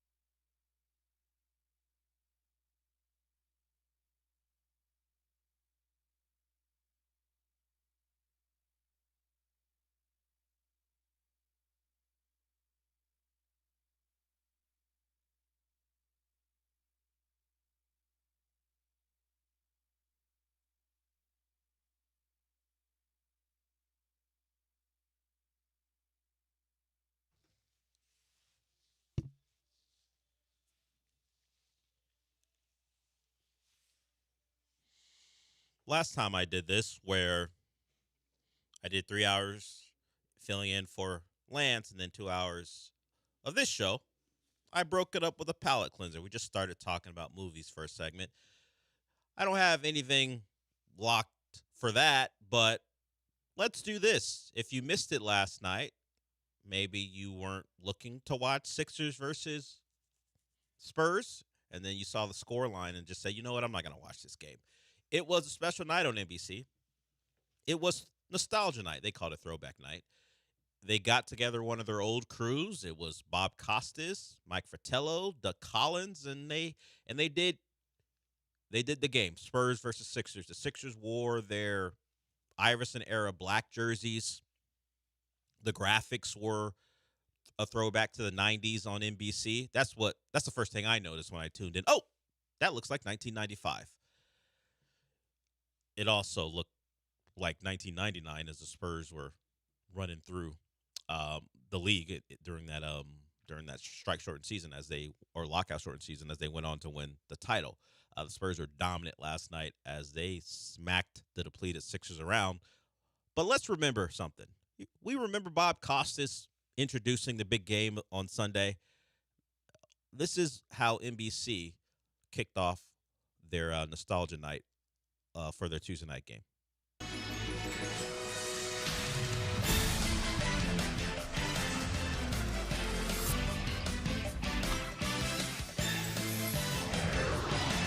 This is the NBA on NBC. Tonight, the San Antonio Spurs visit the Philadelphia 76ers. It's Coast to Coast Tuesday, presented by Kia. A cold, rainy night in the city of brotherly love, Philadelphia. The city where American democracy was born 250 years ago, and hence the name of this city's NBA team, the 76ers, who tonight play host to the San Antonio Spurs. It's Game 1 of NBC's Coast to Coast Tuesday, which tonight is also Throwback Tuesday, as we welcome you to Xfinity Mobile Arena. Hi, everybody. I'm Bob Costas with Coach Doug Collins, four-time All-Star with the 76ers, former NBA Coach of the Year, the guy that Marv dubbed the czar of the telestrator, Mike Fratello. So it's Throwback Tuesday. We put the old band back together. We got the band back together, at least for one night. That was their intro. One thing I'll take away from it, 90s graphics suck in HD. They played fine back in the day, but I was like, oh, all this stuff looks terrible. I was fine with it because I remember the 90s and in NBA on NBC. But as far as what it looks like on the big screen now, please, not everything's better. Not everything back then was better, but the game itself was disgusting. The second and third quarters, the Spurs ran away with it. I think Wemby took like 5 shots. That's how dominant they were. They didn't need him. And Embiid was just sitting there. It's kind of, speaking of nostalgia, old stuff and the new stuff. You watch what's old is new in Philly, Embiid not available, and then you watch Wemby with all those young Spurs as they took the Sixers apart. So it was fun watching that game, and couldn't have been fun for the Sixers fans in a couple ways. First of all, they're getting their ass kicked on national television. The other thing is they're not fans of Doug Collins. They don't want Doug Collins calling games. It would be like if Bill O'Brien wound up calling games for the Texans. Like if the Boston College thing is going the way it's going. What's up, Trevor? As that keeps going the way it's going, where he's eventually not going to have that job anymore. If CBS was like, you know what, who would be a great personality on our games? Bill O'Brien. And we got stuck with Bill O'Brien a couple times a year. That's how Sixers fans feel about Doug Collins. He was fine there, but not good enough. So that was fun. Watching the Spurs play like they did, not so much fun. That's a team that is too good too fast. They got everything you might want. Maybe there's a lack of shooting on the perimeter sometimes, but they got big wings that can guard. Even, was it Carter Bryant out of Arizona, the rookie, was giving Maxey hell. And actually he contested a shot late in the second half. I think it was a buzzer beater on VJ Edgecombe that knocked him out of the game. He blocked it clean, but he got body, and VJ Edgecombe landed awkwardly, and he was done for the game. It was right before the half. He took his free throws, and then he was done for it. We'll see what's up with him. But I don't like it, man. Spurs too good too soon. But that's what happens when you're bad for as long as they have, and they got the lottery luck of Wemby, and then turns out Stephon Castle at 4 was the right pick for them, and they have De'Aaron Fox. De'Aaron Fox was in the game, but they were so good for stretches in the second or third that I didn't know he was out there. Like, oh, is De'Aaron Fox playing tonight? And then he popped up, got back in the game, and he was not needed at all. So that's a team the Rockets will have to compete against. They've got a team that brings old memories, but is no longer a threat in the Warriors. That game is tomorrow. Jabari Smith is supposed to be back. We played the sound yesterday from Ime Udoka, him discussing, or at least asked a question about would his starting lineup change, and the answer was a resounding no. It was almost dismissive, like, no. I mean, the guys are the guys. So I think for people who were hoping for Reed Shepherd's last 5 or 6 games to be a revealing moment for Ime, that he was wrong about his decision, I think you got an answer to that yesterday. Reed Shepherd's going to play plenty. It's just not to the point where he's going to be cemented as a starter or even a guy who's getting 35 minutes a night. He'll probably be around 25 to 30, and we'll go from there. I was talking about it with John this morning because Reed Shepherd has been simply the topic that everyone wants to discuss. And I said it earlier this week that I don't know that I want to do this like we did with Jalen Green. But what will decide, at least the immediate future for Reed Shepherd going forward, is what he does in the playoffs. I don't think they will trade him like they did Jalen Green after he stunk it up in the playoffs. But I do think if Reed Shepherd, in a series where teams are scouting him to a point where they attack him in every way that he has deficiencies, and he comes through that shining or at least playing to a competent level, maybe there will be built trust, and then people may get what they want, where they look at him as a guy that may be best suited for the starting lineup, or at least getting 30 to 35 minutes a night. But I think he may have set in his ways when it comes to that, and Reed Shepherd's going to have to prove it, not just the rest of the regular season, but the postseason. But that's kind of this entire Rockets roster. Who other than Kevin Durant is a proven performer? They probably signed Dorian Finney-Smith to be a guy they could count on in the playoffs. We'll see if this regular season is simply him getting acclimated to being out for so long and back. And when there's postseason basketball, he's going to be a guy that you can depend on to contribute. But you got Kevin Durant and a bunch of dudes who haven't done it at the moment. That doesn't really sync up with we're in for a deep run. They got their nose bloody last year. Maybe they win a first round series this year, but while all the highlights, or at least all the conversation, will be about Reed, I think this entire roster, outside of Kevin Durant, needs to show that they are what people believe them to be. And you know what happens if they don't? Not that the Rockets themselves will care, but all of it's going to fall on Ime Udoka. It's already doing that. Another series where they look like they're not ready for it, particularly if they go in like the 3, like they have home court advantage. I think the noise on the coach grows. Meanwhile, they're the 3 seed, and if not for the Spurs and the Thunder being so good, they may be in contention for a 2, much like they were last year. So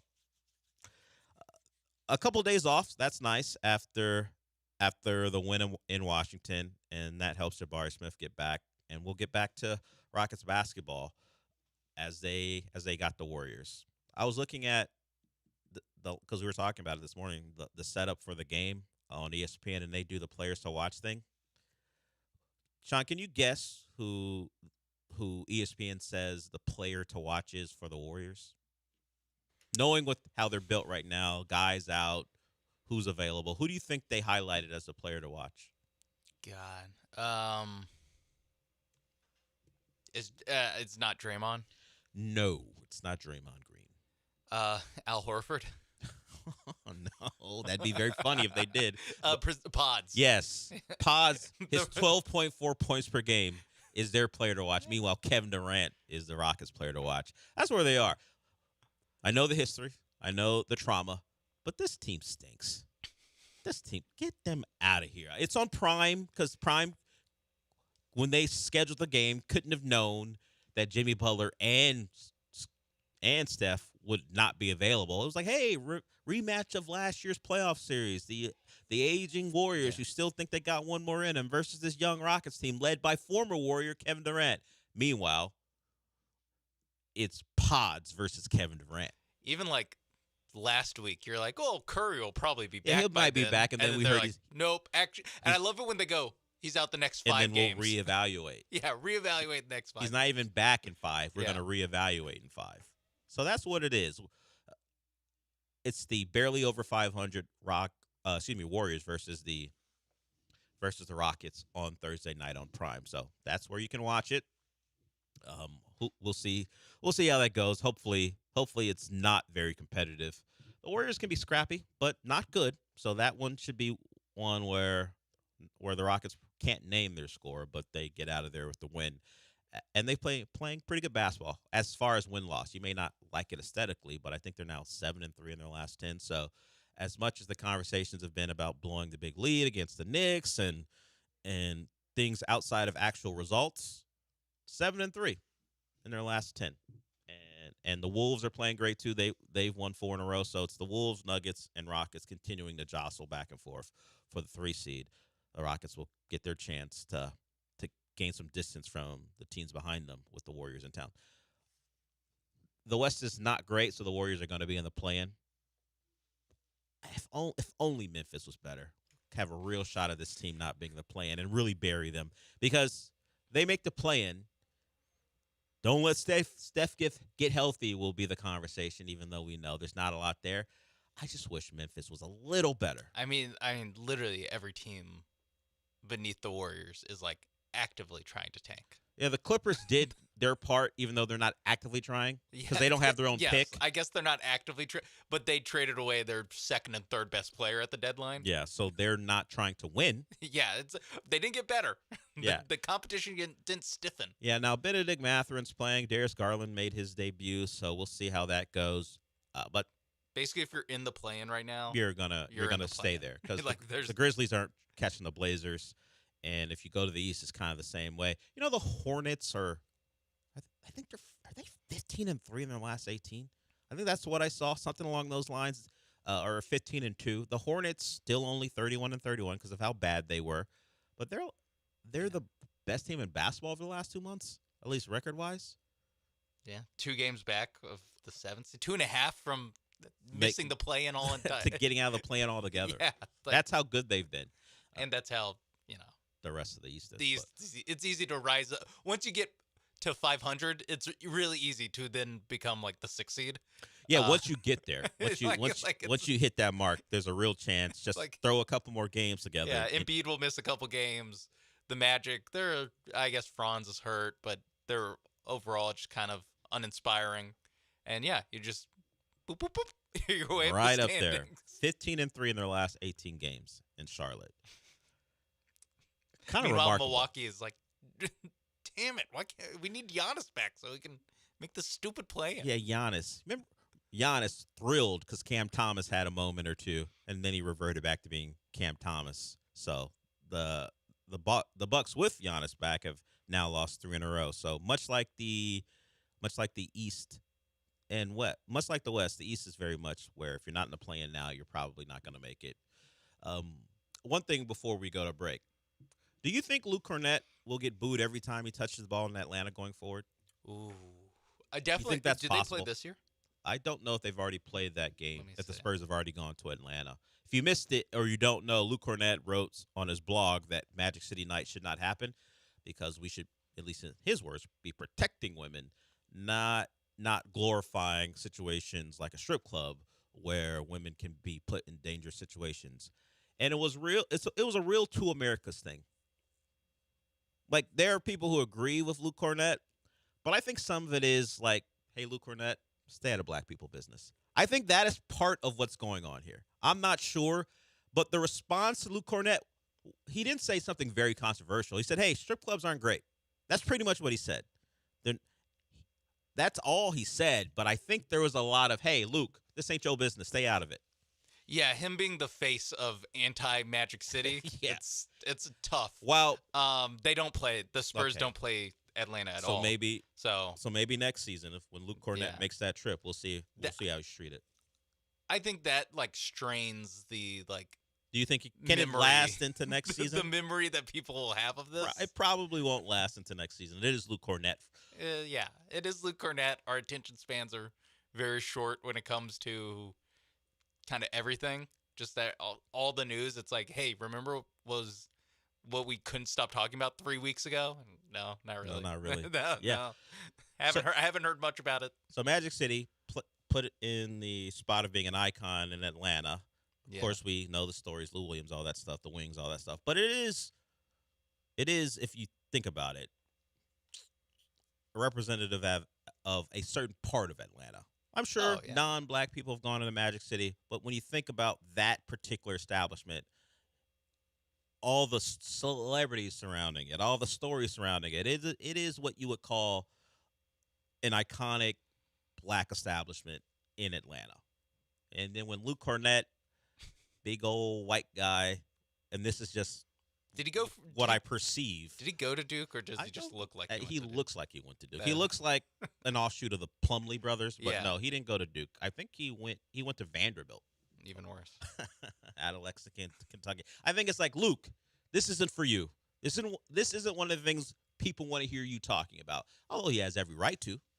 It is his league that he's talking about. But I think it's one of those things where Luke Cornett, you're wading into waters people don't want you wading into. Again, it's just like a bad, or not even like a bad messenger, just like a messenger where there's one really quick, like, get out of here, Luke Cornett. Shut up. Like if it was, I don't know, if Steph Curry was weighing in, he might get some. There might get some. He probably would get some pushback, but there might be some traction to Steph Curry saying it. By the way, Al Horford, Atlanta guy, backed Luke Cornett. Not Atlanta guy, but he played there. Backed Luke Cornett. He was like, well said, Luke. Hey, Al Horford, beat it, Al Horford. No one's looking for you either, apparently, even though you were one of the better, at least regular season Hawk teams of all time. And you're one of my players to watch in Thursday's matchup. Well, you're one of my players to watch. Yeah. How much does Al Horford have left? If he gives Şengün any type of business. I think Al Horford falls in the category of not as good as he once was, but can be as good once as he ever was, where it's just like there's just one, like he can just kind of throw a knuckleball at you for one night. Yeah, you leave him open for a couple pick and pop threes. He can knock some of those down, and that will be frustrating in the middle of a quarter. He can make it difficult, I think. He can, like, impede, but he's not going to get, like, blown off the court. Or, actually, he might get blown off the court. But, you know, he can, if he puts together a strong defensive effort, I won't be like, oh my God, what's happening? I'll be like, yeah, it's Al Horford. That's what he does. Till like last year, he was a contributor to a deep a team making deep playoff. And the Warriors thought he would do that with them. Yeah, like this, honestly, he was just kind of their big offseason acquisition. This is just Celtics magic, honestly. That Al Horford just stinks every time he doesn't play in. Yeah, the Sixers Boston signed him for the because. What, 5-6 years? Yeah, the Sixers got him because he was giving Embiid so much trouble, so they put him on, he's our answer, and he stunk with the Sixers. They got rid of him as quickly as they could. Yeah, and then he did some time at OKC. They told him to stay home, really. Yeah. They're trying to lose. Just, chilling. And then right back to the Celtics, right back to the finals, or, probably East Finals and then final. Yeah, like, yes. This is just, and then the second he leaves, he's like the guy who drank the wrong cup in the Indiana Jones movie. Just immediately turns to dust. Just skeleton man playing basketball. As you can tell, we're going everywhere here. We'll go to break after this. You mentioned Indiana Jones. Yes. I forgot who it was. Last Crusade. They said that movie would end the same way no matter if Indiana Jones was in the movie or not. Because the Nazis do get to the Ark of the Covenant. Which movie? Oh, yeah. In that one. Yeah. They do get to the Ark of the Covenant. They get to the, what's it called? I forgot. Holy Grail. Holy Grail, there it is. They do drink out of the wrong cup. Yeah. They turned into a skeleton person. What about, wasn't one where they opened up the Ark and they their died? face melts off? Yeah, I think the first one. I think it's that one. That no matter if Indiana Jones is in the movie or not, the Nazis get to their final goal and they die anyway. Yeah, but the Ark of the Covenant ends up in a warehouse in America. Thank you very much, Del. because Of Indiana, Indiana Jones is there. Last Crusade, yeah, the place just falls apart. Like the whatever, the wherever that old dude was living. Yeah, I think that guy definitely would have bit it no matter what. Picked the wrong cup. He didn't pick the one that's befitting a carpenter. Yeah, he picked the bejeweled one, and that was the end of him. He chose poorly, as that old guy says. Didn't read the scripture very well. No. Jesus was hanging out with the people, of the people. Yeah. Yeah, Nazis weren't exactly the embodiment of Christianity, I'd say. Despite what they Despite cloak what they themselves thought, in. yes. Yeah. Surprising. That happens quite a bit. All right, we'll go to break with that. As I said, everywhere and anywhere in the first segment. Just a palate cleanser. I talked a lot of Texans and CJ Stroud for no other reason than what else will we talk about on a day when there's no actual games to talk about locally. So we'll move from that to this. We've got comments from David Montgomery's ex-teammates. Amon-Ra St. Brown talked about losing his boy. We'll hear from him. He's got a podcast, so he had an avenue to discuss the trade of David Montgomery. So we'll get to that when we come back.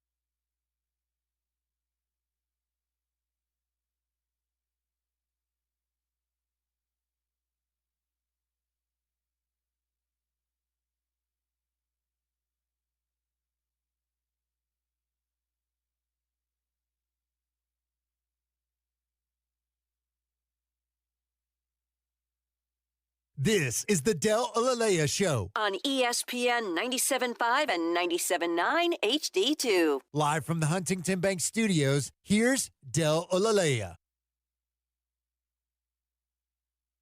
The Texans have certainly been busy. There's been some other things the last 24 hours in the NFL. I don't know how Bears fans feel about their offensive line, but when your starting center retires at 27, he was part of an O-line they just rebuilt last offseason. Chris Dahlman says, I'm done at 27 years old.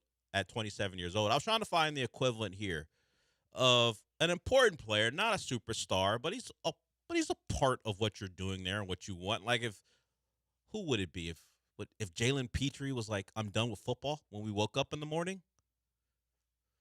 He's not Will Anderson. He's not Derek Stingley, but he's very important. Is it Azeez Al-Shaair? Is that the right comp? If we woke up tomorrow and we found out that Azeez Al-Shaair decided, you know what, I'm done with football. I don't want to play anymore. Yeah, I think it would be because he's on his second contract, so it would be like someone who's somewhat older. You know, it's not like whatever, like the guy out the 49ers a decade ago who just retired after his rookie year. Chris Borland. Yeah. Where it's just he was good inside. You know what? I won't do this. Yeah, anymore. Peace out. Yeah. I know I could just be Luke Kuechly, but I won't. I'd rather not. I think that it's more in that Petrie, Al-Shaair. They actually don't have that many of those guys that like would like matter or like would actually be like, you know, send shockwaves across the fame. Maybe Dalton Schultz. Dalton Schultz you're was asking like, I'm hanging You're him asking up. the wrong guy. I mean, Chris Dahlman's their starting center. I think he's of more importance than Dalton Schultz. That's just how I feel. I may be wrong there. Yeah. That's why I was trying to think. Good player, important, but not superstar level where I can't believe it. Will Anderson decided he was done. That type. He's not. Chris Dahlman's a good. If Titus Howard was like, I'm done. He wishes he was Chris Dahlman. But yeah, so the Bears now have to go find a starting center. So that happened. We know if you don't know, Kyler Murray, he's been told that if they can't find a trade, which feels unlikely, he'll get released. Yeah, it also feels like if I'm a team looking to trade for him, I'd be like, well, just wait till he gets cut. Try to negotiate a backroom deal. If you're the Minnesota Vikings, with the offset language, Kyler's going to get his money from the Cardinals. Just pay that man a modest sum. Yeah. With the offset language, and now you have your starting quarterback with a roster you think is ready made. If only J.J. McCarthy wasn't your starter, and you go from there. And McCarthy can get another year to sit and learn behind Kyler Murray. Sure, that's how it'll go. I mean, honestly, I know what you're saying, but honestly, maybe there's contract reasons why this can't happen. Could they just call him and be like, McCarthy for Murray, and we'll throw in whatever, a fourth? I don't know why. Just get so it. we're the bid that you take. I just don't know why the Cardinals would have any interest. Maybe What- the other LaFleur likes Yeah. himself some McCarthy. My what else are you doing at quarterback? You know, like Maybe they're planning for 2027. Some people think Malik Willis could be an option there because of the LaFleur connection. if you're playing for 2027, can I interest you in having J.J. McCarthy start for you at quarterback? Yeah, sure. How he's and not played. having the Vikings defense? No, yeah. and Justin Jefferson? But it all depends on what the other LaFleur's approach is. Does he think he took the job because he thinks it's a roster with a solid quarterback that can go win him some games early? Or is he pointing towards 2027 where there is an arch, or maybe like a Mensa, whoever the quarterback is that you fall in love with over the course of the 2026 college football season? You're waiting for that guy, or does he think, just hand me some Malik Willis and I can go win games, or someone else? But it won't be Kyler Murray. He's going to be on the market. I think some of these teams, like the Cardinals, like the Browns, who consistently find themselves in the bottom tier of the NFLPA rankings that now appear just to be in, like, they're not officially coming out, but they still do the grades. They still came out. And they just feed it to reporters now. And the Cardinals, I think their highest grade was like a B, and it was the head coach who they fired. It was Jonathan Gannon. Was the highest grade that they had. Given the Manning's family history, I would not bank on, what if we just have Arch Manning on our team? Given that they are basically the only guys to ever actually do we're not playing for that team. I guess John Elway also did it. Yeah, but as far as recent vintage, the last 25 years, it's been them and them alone. Yeah. So I just would be more realistic. I'd be, if I'm the Cardinals, I'd look in the mirror, be like, I have to change. We have to change ourselves before we're ready for Archie Manning to be like, my grandson will play for you. Yeah, I wonder. You bring it up. If there were teams that the Mannings would exert that type of power again, if they're in the spot to take them, I'm trying to think who those teams would be because. Every of other course, prospect, the Giants. Who was the Giants weren't good. That's why they're in a position to take Phillip Rivers. No, but they were fine going there, but not San Diego. Maris. Come on. Yeah, I was thinking, is it going to be ownership or is it not? The Bidwells don't have a great reputation in Arizona. That's or same goes for Jimmy Haslam. Yeah, or is it the staff in place? How if it became that again? What would be the big reason why? A combination. A combination. Just don't have an F in one of those places. Don't be terrible at one of those. Shout out to was it Spanos, the Chargers owner back then. So yeah, I think for most prospects, like when they did try to get this off with Caleb Williams, 2 years ago now, I was like, all right, guys, like no one actually does this except for one. One people actually does. Now, will Arch Manning be good enough to be the number one pick and be able to exert this kind of power the way that his uncle was? I don't know. Don't know. Tom Coughlin was the coach at the time. So they had the Maras, had Ernie Accorsi, Tom Coughlin. Those are names that people respected back then. So the Mannings were happy to go there. And, of course, it worked out for him. And Phil Rivers was fine in San Diego. Yeah, it kind of worked out for everybody. It worked out for everybody. Lesser so for the Chargers because they're the Chargers. Yeah, I was going to say it worked out the worst for Phil Rivers because he's like, I could have just had my career in New York and maybe have won. Would he have liked playing in New York, though? No, he would have hated it. Yeah. But I don't know, might have won a Super Bowl. Might have snuck one of those Super Bowls that Eli Manning did. Maybe his wobbler doesn't get to David Tyree. I don't know. Who knows? Maybe he doesn't get out of that potential sack. Who knows? Sliding doors and all that stuff. Let's get to a guy who will be a Texan. Well, at least let's get to one of his teammates. Amon-Ra St. Brown, great wide receiver, big time in Detroit. Also has a podcast. Of course he does. But this is him on his former teammate, David Montgomery. David Montgomery got traded to the Texans for a 4th-round pick and 7th-round pick and O-line Juice Ruggs. So how do you feel about that? I know him as a player and as a friend. He's a great teammate, great player, great running back. And it's kind of a loss for you guys, but you guys got some picks and got O-line. How do you feel about it? I'm sick.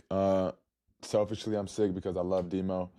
One of my favorite teammates. I feel like he was, no matter what the situation was, we all knew that, he wanted more carries and wanted to play more. He never made it about himself. He was always, all about the team, which I know is hard sometimes, and especially in his position, like he's a RB1 on 31 other teams. So, he's damn near RB1 for us, but it's like you got two really good running backs, only one running back can play, which kind of sucks. I was thinking about it, like it's almost like a quarterback situation. Like although running backs do rotate, like only one running back plays, whereas receiver you can have 2 or 3 on the field. But anyways, yes.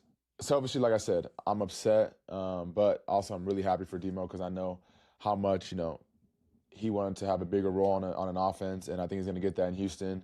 They got a crazy defense. They got, receivers. They got a good quarterback. They got a good team. So I think he's going to a good team. Thank you, Amon-Ra. They have a receiver. Well, he also said... I guess they have receivers. Yeah, he is correct, and there are more than one receiver on the team. He also said that David Montgomery can start for 31 other teams. Mm-hmm. He couldn't start for Philly. No. He couldn't start for Atlanta. He couldn't start for Miami. Baltimore. Yeah, so, of course, high praise for his guy. And this is the second time the Texans have been able to take advantage of a back who wanted a different role. Joe Mixon didn't particularly like his role in Cincinnati because they became more of a shotgun run team, because that's what Joe Burrow likes to operate out of. So he wanted to play big boy football.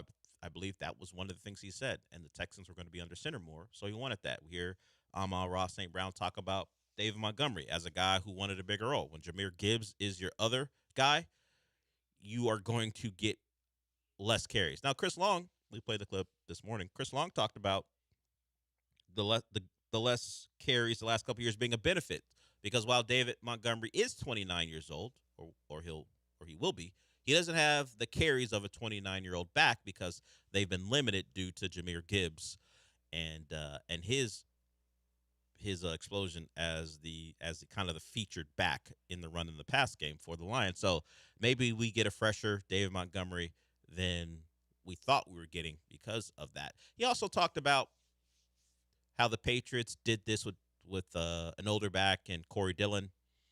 I think the better point is talking about the lack of carries the last couple of years as opposed to referencing something that happened over 20 years ago, particularly when the Patriots got it done. The Patriots and what they do should never be applied to anyone else, particularly the Texans. They've tried that before, and it didn't work out the way that they wanted to. So the better thing he brought up is the lack of carries the last couple of years. The other thing you could say is they just did this with Joe Mixon. Joe Mixon, older back at the time, not as old as David Montgomery, but a guy who had carries on him, and it worked out for them when they got a guy out of a situation that he didn't want to be in. So if we get a Joe Mixon type of year from David Montgomery, even if it's for the 1 year, that's a clear win, even if you're giving up a 4th-round pick. And it's clear that Amon-Ra St. Brown and his brother, Equiminius, don't know anything about Juice Scruggs other than he plays O-line, which is right. And that he was involved in this trade. Yes, they know that. You got O-line. Yes, you got an O-lineman. That's true. Correct. You did get an offensive lineman. Yeah, I do think that's the thing with the 29-year-old running back. It's a good point that they're not all created equal. They're not all DeMarco Murray getting 350 rush attempts. Like, True. Yeah, that guy was going to fall off a cliff. But ultimately, we'll see. I mean, the Mixon comparison's interesting, but you did end up paying more, like draft capital wise, not salary cap wise. You do end up trading more for Montgomery than you did for Mixon, who was a younger player at the time. Yes, and he was also, it was like a 6th or 7th round pick. That was basically, hey, we want to cut the line on him when being this guy on the gets open cut. market. Yeah. Yeah. The difference, though, or one of the differences, is also that like Mixon was a better running back prior to becoming a Texan. So that's true. There's a lot of different things, stacking up. But if you, at the end of the day, you just get Joe Mixon production on the 2026 Houston Texans from Dave Montgomery, then yeah, it's a win. It's just, it's not like the perfect comp that it feels like, but it is the closest thing that definitely this team has, and the closest thing a lot of teams have. Like, there's not that many, 29-year-old or 28-year-old running backs that get traded to start for a different team that aren't Saquon Barkley, that aren't Derrick Henry, which are huge outliers in the other way. And I'll correct one thing. Joe Mixon was 28 when he joined the Texans. Okay. So it's not much different. Dave Montgomery will turn 29 in June, so he'll play his age 29 season with the Texans. It's only a year difference between the two. And I mean, I don't have the numbers in front of me, but I would just guess off of knowing their careers that Mixon had maybe not way more carries, but had a considerable amount of carries more than Montgomery has had. So just by the fact that he was a 3-down back for Cincinnati, and Montgomery was splitting time with Gibbs. So David Montgomery started his career with Chicago, where he was their guy. Coming off of the 2025 season, he has had 1,477 carries. Joe Mixon, after the 2024 year, of course, didn't play in 2025, has 1,816 with 245 carries in 2024. So Mixon was about 150 more carries, like or a half so. Season. Half season more, about 8 games more on the tires than one Dave Montgomery. Joe Mixon did miss quite a bit of time in 2020, so that makes up that leads to why his carries are a little closer. He would have many more if not for that. So they're relatively even as far as when they are required, age-wise, and how many carries are on those legs. Joe Mixon, as you mentioned, a guy was used out of the backfield quite a bit with the Bengals. David Montgomery less so by the Bears and the Lions. So Either way, they got a good NFL back.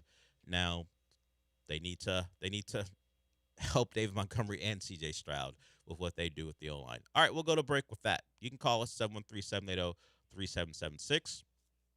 We're going to talk about, well, when we come back, I want to discuss maybe the best home field advantage in sports I didn't know existed until I saw some clips on the internet. We'll get to that when we come back.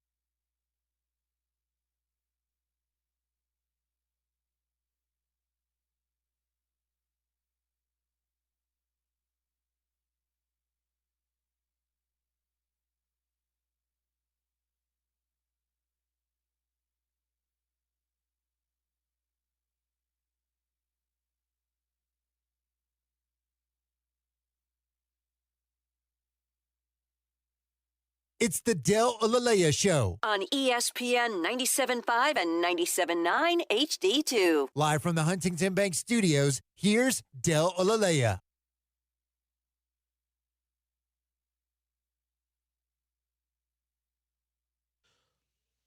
The number is 713-780-3776. We had a pretty lengthy discussion about March Madness on the morning show. We're getting ever closer. We got the Big 12 tournament coming up here soon. And, of course, we talked about the Cougs for the first time since they've joined the Big 12, not winning the conference. That goes to Arizona. But what are we, a couple weeks away, less so, from Bracket Madness? You can get ready with us. Bracket Madness is coming soon. Thanks to our presenting sponsor, Golden Nugget Lake Charles, and our supporting sponsors, Two Creeks Crossing Resort and Republic Boot Company. So just about there. It's March. The tournament's nearly here. We're going to certainly do the bracket thing one more time. You got great home environments in college basketball. Of course, Cameron Indoor. We know Kansas, they don't lose at home on Mondays with Bill Self when it's Big Monday. So there are great environments everywhere across all sports. I don't know that I've ever heard a place like this for an exhibition game. This is the DR. They're doing their Santo Domingo exhibition as they get ready for the World Baseball Classic. It's Juan Soto at the plate. They're playing the Tigers. Listen to the reaction after Juan Soto hits a home run. The middle at short. And the 0-1 is drilled to right. Back on it, Perez looking up, and it's out of here.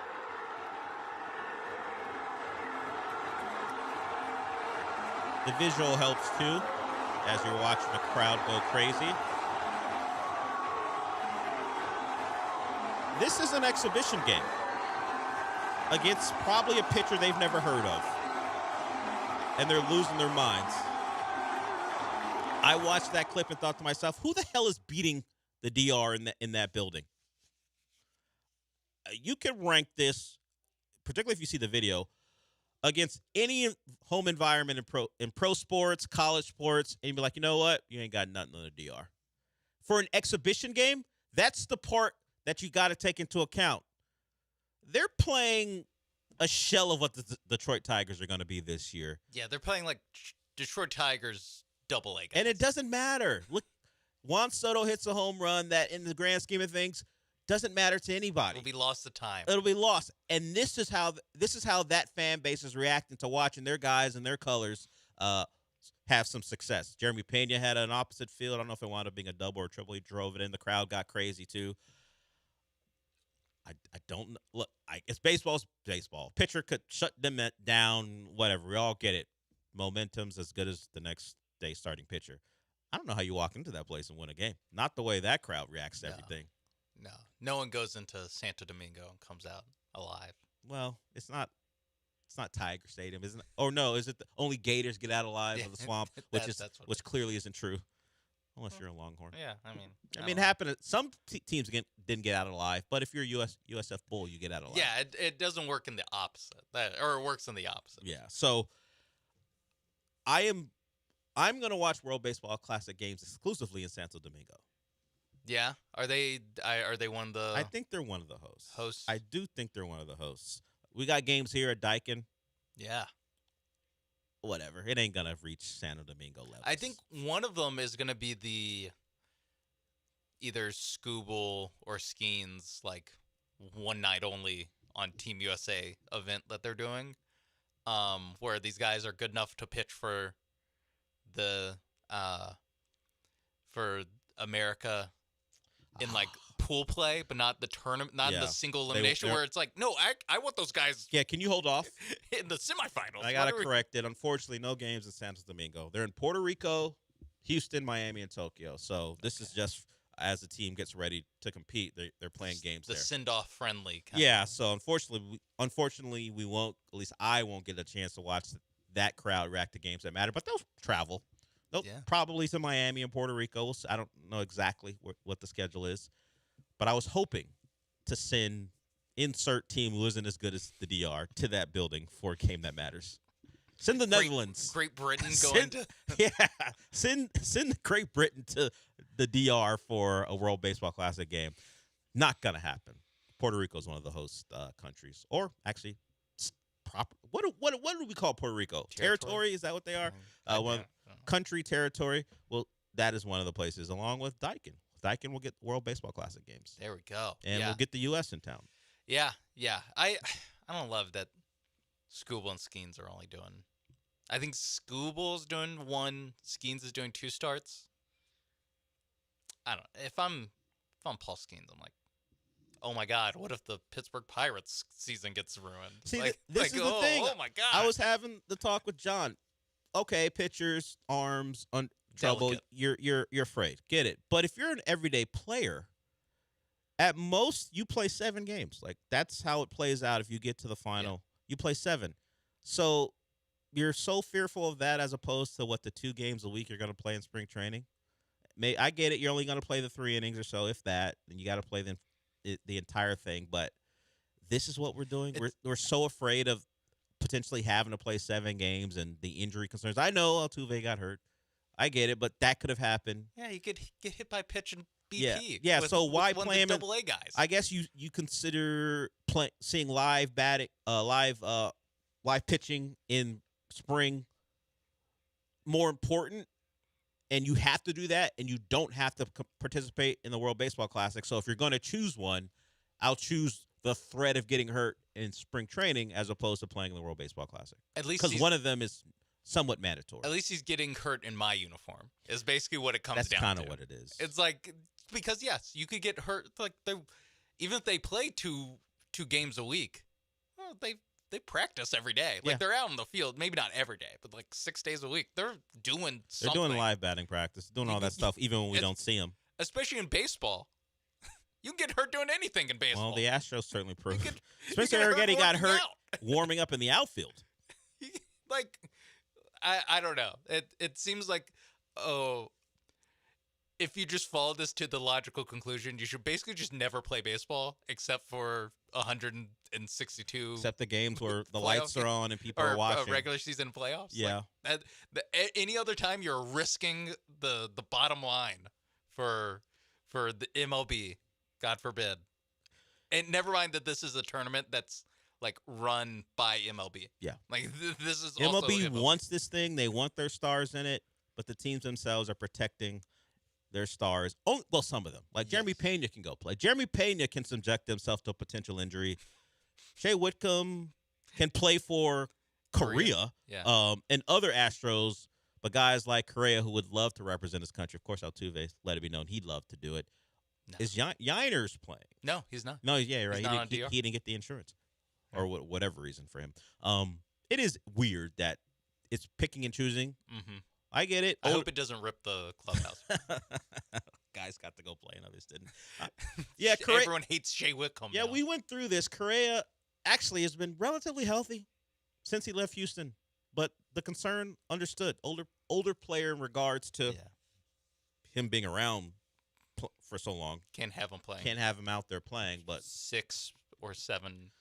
Maybe. Maybe. If things go completely well. If they make the final. Yeah, he plays 7 games over the course of, 2 weeks or something? Yeah, never mind that I could sit him for one. He doesn't have to play in all of them, too. I will say, I did kind of, as I was thinking about how MLB runs this tournament, is a little smart if they are no, all the good hitters can play. Not the pitchers. Just let's get some runs. Let's get some runs on the board. You're going to do the chicks dig the long ball thing? Santo Domingo seemed to love it wasn't just the chicks. Everybody in that building loved Juan Soto hitting home runs. Some Tigers pitcher I've never heard of. Yeah. I was looking, I was like, that's the thing that struck me. That Tiger pitcher, whatever. This is an exhibition. Yeah, like Rocky IV. It was only supposed to be an exhibition. If he dies, he dies. And that's what they were saying to the Tigers. They die, they die. If whatever Rafael Montero dies, he dies. I don't know if Montero's. Did he make a? Was he pitching? Is he still on the Tigers? I know he was on them last year. Yeah, I don't know that he made an appearance because I wasn't paying that much attention. I just know I love a crowd who can celebrate a home run. That, as you said, when it comes down to it, there will not be anywhere on the internet other than this video. Where there's not going to be a stat page for WBC exhibition games, but it'll be a memory that they'll always have, and they will travel well. We can expect that as well, whether it be in Puerto Rico or Miami, wherever their games are. It can be found. I'm just not looking it up. We'll go to break with that. We'll get into hour 2. We will hear from Russell Wilson. He responded to Sean Payton's criticism through a tweet, and then he joined a podcast to voice his opinion and explain why he did it. So Russell Wilson, one of those guys people think may be playing himself out of the Hall of Fame because of the last 4 seasons or so. I don't know that Sean Payton's helping that any by either directly attacking him or doing it in a way where all you have to do is draw a couple of lines and he's talking about Russell Wilson. Either way, we'll hear from him. We heard from Bob Costas early. We'll hear from him again in a less, let's just say, a moment that he will hope doesn't endure. I'm sure he loves that he got to do the throwback game with him and Doug Collins and Mike Fratello. He's probably not gonna enjoy the clip that people grabbed of him talking to Jim Gray, who was another guy they brought back. So we'll get to that in the second hour. 713-780-3776 is the number. We'll get to hour 2 when we come back.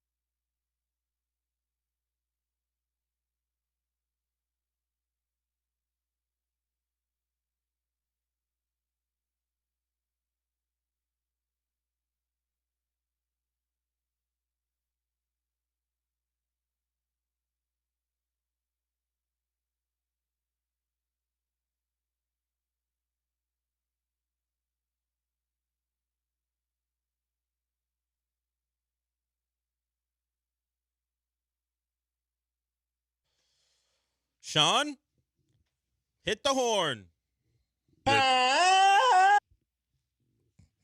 This is the place where a Texans trade can happen at any moment when we're on, but this time it's not the Texans.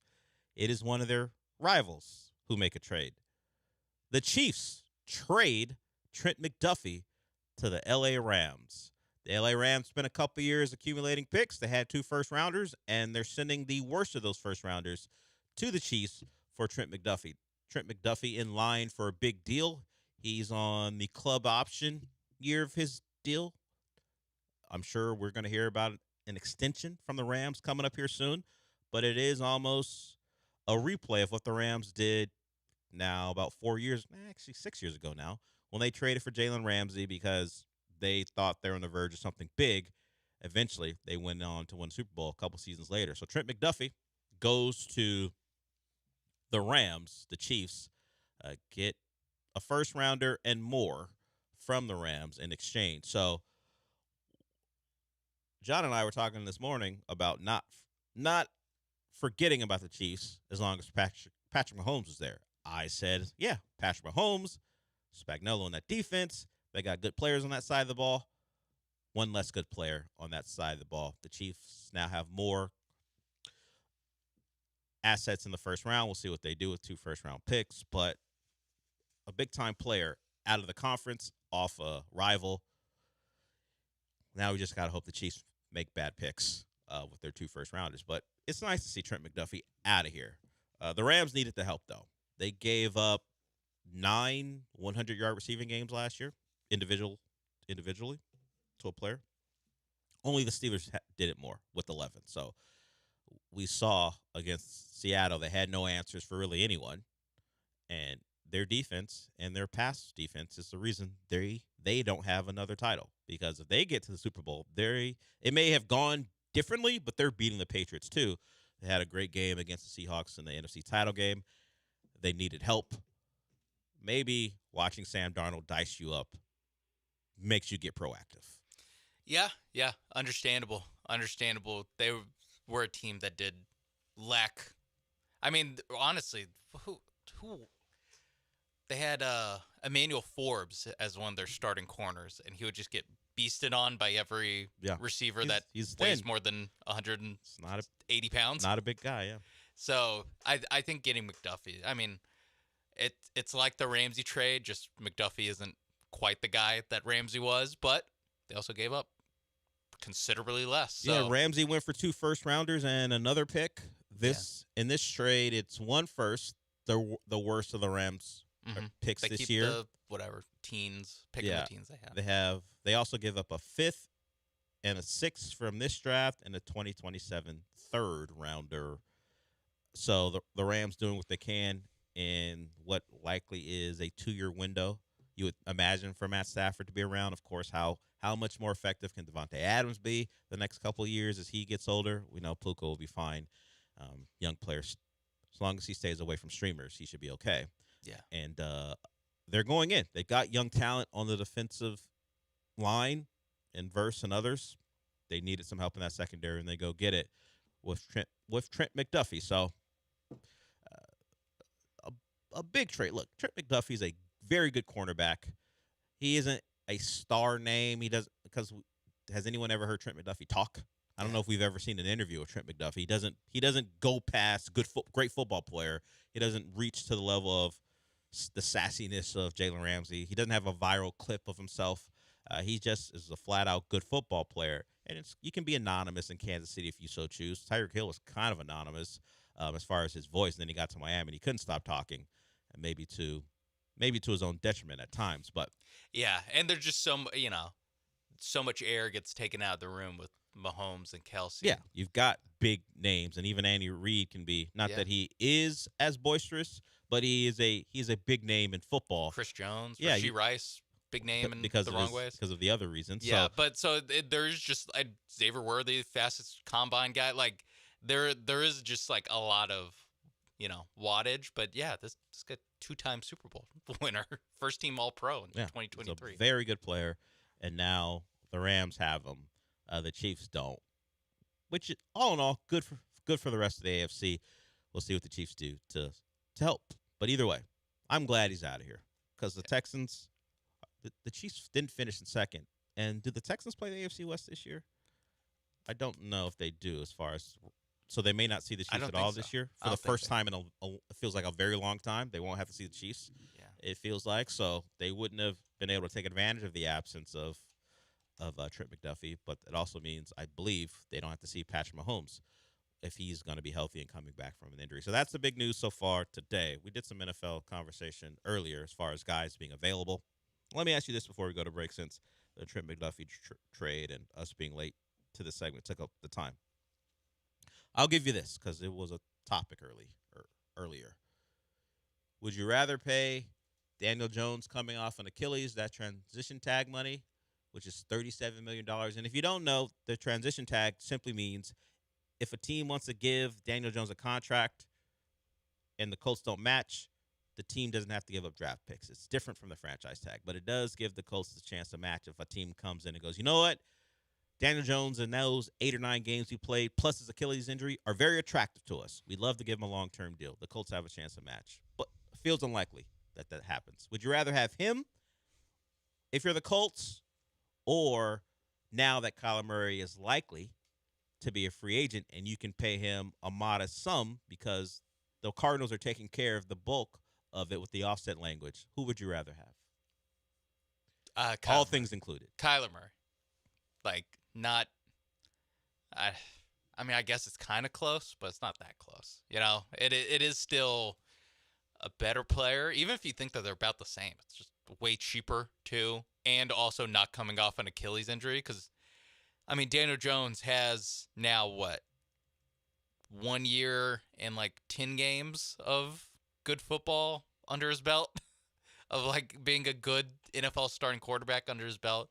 Kyler Murray, at least you have, the upside still, and just there's some things he can do on a football field that and you can say to no one yourself, can. we did this for Daniel Jones.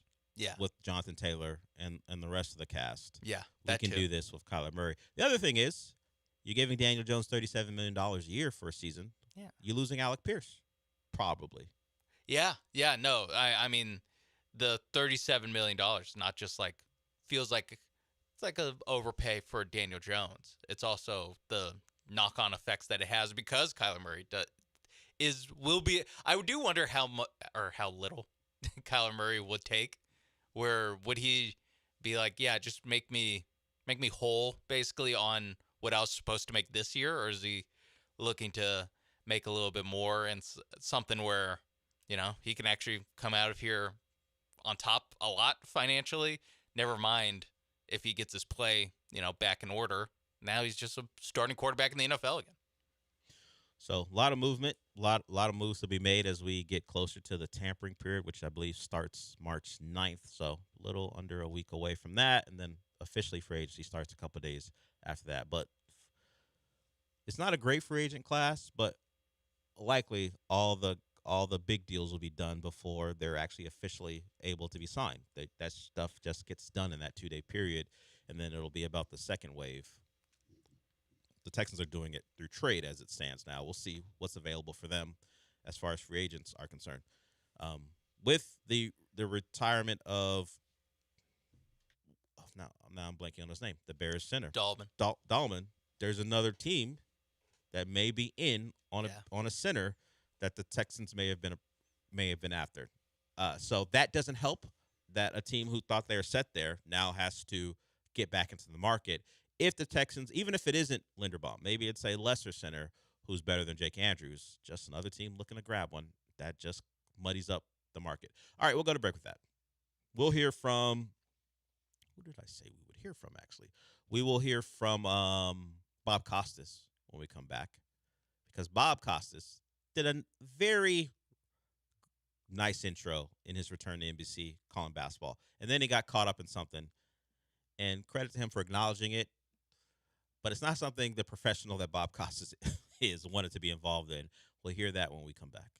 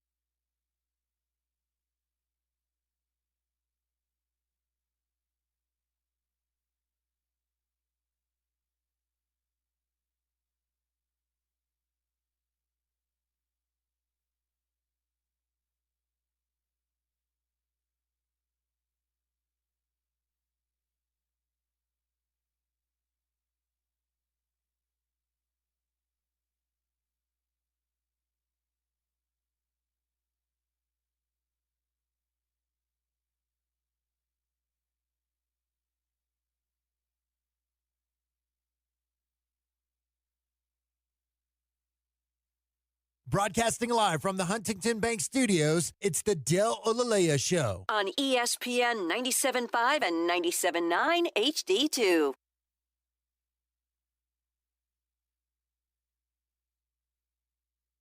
Before we get to the Bob Costas clip, tanking is a concern in the NBA. They're trying to do things to stem the tide of the frustration, not just by the fans, but even other organizations.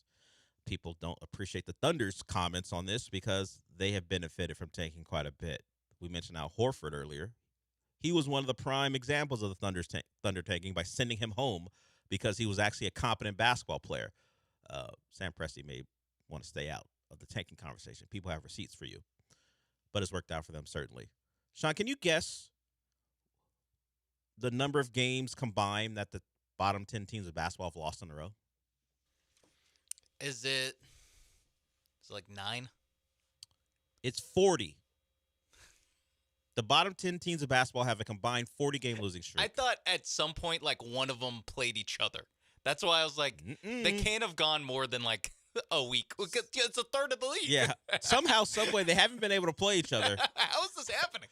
Sacramento, who had a very long losing streak, they won a game. Now they've lost 2 in a row. You know what? I know the Wizards and Jazz are playing because they'll be Trae Young's debut with the Wizards. Yes. At this will end. Yes. But I knew that game is coming up, so I assumed that that the Bulls had played one of these teams, or that maybe the Bulls don't even qualify. The top 10 teams, although New Orleans, their pick is going to Atlanta. The top 10 teams 40? The top 10 teams with the worst records have lost a combined 40 in a row. That's as many as Bill Self has won on Monday. On Big Monday, when there's a Big Monday game in Fog Allen. 20 years. Yeah. It's to your point, the fact that they haven't played each other, it's certainly why this is happening. But it's nuts that it could be at any point a real stat. 9 would be kind of like that. I thought that was like a big number. Finding 10 teams who could have a combined losing streak. Never mind that. Because they haven't played each other is nuts when they're at the bottom of the And never mind, conferences. it is possible for these teams to just like beat a team. Yeah, just try and win a game. Like somehow, accidentally. There's a lot of teams that aren't tanking that are still bad teams that you can find beat. a way. Utah, for an example, we talk about them always. Well, not always, but they beat Miami after taking out their stars. They still found it because Bryson Ball said, "Not tonight. We're winning this game." Is that the last win? It is 6 in a row, so maybe it is their last one. I have to look, but No, I mean, is that the last win for all any of those 10 teams? of these teams? Well, Brooklyn has a 9-game losing streak going. It got to 9 last night against Miami, so probably not. But 40 combined. Like, some of it is the Memphis just lost a game, Chicago just lost a game, so it's 1 loss. But the longest streaks is Brooklyn with 9, Indiana with 6, Washington with 6, and Utah with 6. But a combined 40 games in a row lost for those 10 teams. A third of the league has lost 40 games in a row. Adam Silver's like, man, damn you, Tom Haberstroh, for going to Tankathon. Yeah, it's just. Why'd you have to look at Tankathon today? Oh, my God. And screenshot it for the world to see. Yeah, also, damn you, Sam Hinkie, still. Yeah, he set this up. And look how it went for the Sixers. Their jewel of the process was sitting, watching as the Spurs, another tanking team, destroy them. Sometimes it works, sometimes it doesn't. Yeah, no, I think tanking just comes down to, like, do you just get Victor Wembanyama? Do you get the good player? Or do you get Zachary Research? Yeah, although I don't know if the Hawks really tanked for that. They were they had lottery luck and it wound up with Zachary Ricochet. This is where I'm like, is it actually morally better just to be the Sacramento Kings and be morons for 23 of the last 24 years? Shout out to that one playoff team. Light the beam. Yes. So that's what we rather reward? Like, okay, sure, I guess. I rather this not be just like who can actually be dumb enough to lose you feel games. better about the Kings because they were trying to win. They're just really bad at it. And then even when they make the picks, they make the mistakes. Yeah, the only one, I mean, even like the Spurs, like they're bad, but they weren't like tanking like this, like until Wembanyama. Yeah, until the that Wembanyama draft year. Yeah, for the most part, it's same thing with the Rockets. Like when they were bad, they just kind of played the young guys, and that's it. That's how, and They it didn't- worked out that way. Yeah. Yeah, they didn't like build. I mean, I guess you could say like they didn't actually try to like get good veteran players on a team so they could lose 60 times. But it was just like there wasn't any. Well, they had to shut down, 3 of their starters. Did they the last send week John of the Wall? Was he one of the guys that sent home? Or was that before Silas got there? I don't remember. That was Silas year 1. Okay. They also lost 20 games in a James row. Harden won it out. Where Russell Westbrook won it out. No, what I'm saying, John Wall played in a lot of those. Oh, games. yeah. John Wall and Christian Wood are not like winning basketball. I remember the WoW lineup. Yeah. The Wall, Oladipo, Wood thing that people got excited about for like 10 games.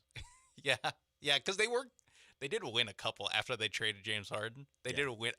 It's so weird that I remember so much about this terrible team that should get. You are the host of Rocket Power. Forgotten. Yeah, I know, but I wasn't back then. I wasn't even working on this station back then. But you remember. I don't know. Memorable team. It was. I mean, it was like the first time they've been like offensively bad in a long in like time. 20 years. Yeah, so that's true. It was like, whoa, this is shockingly this bad. is what teams put up with.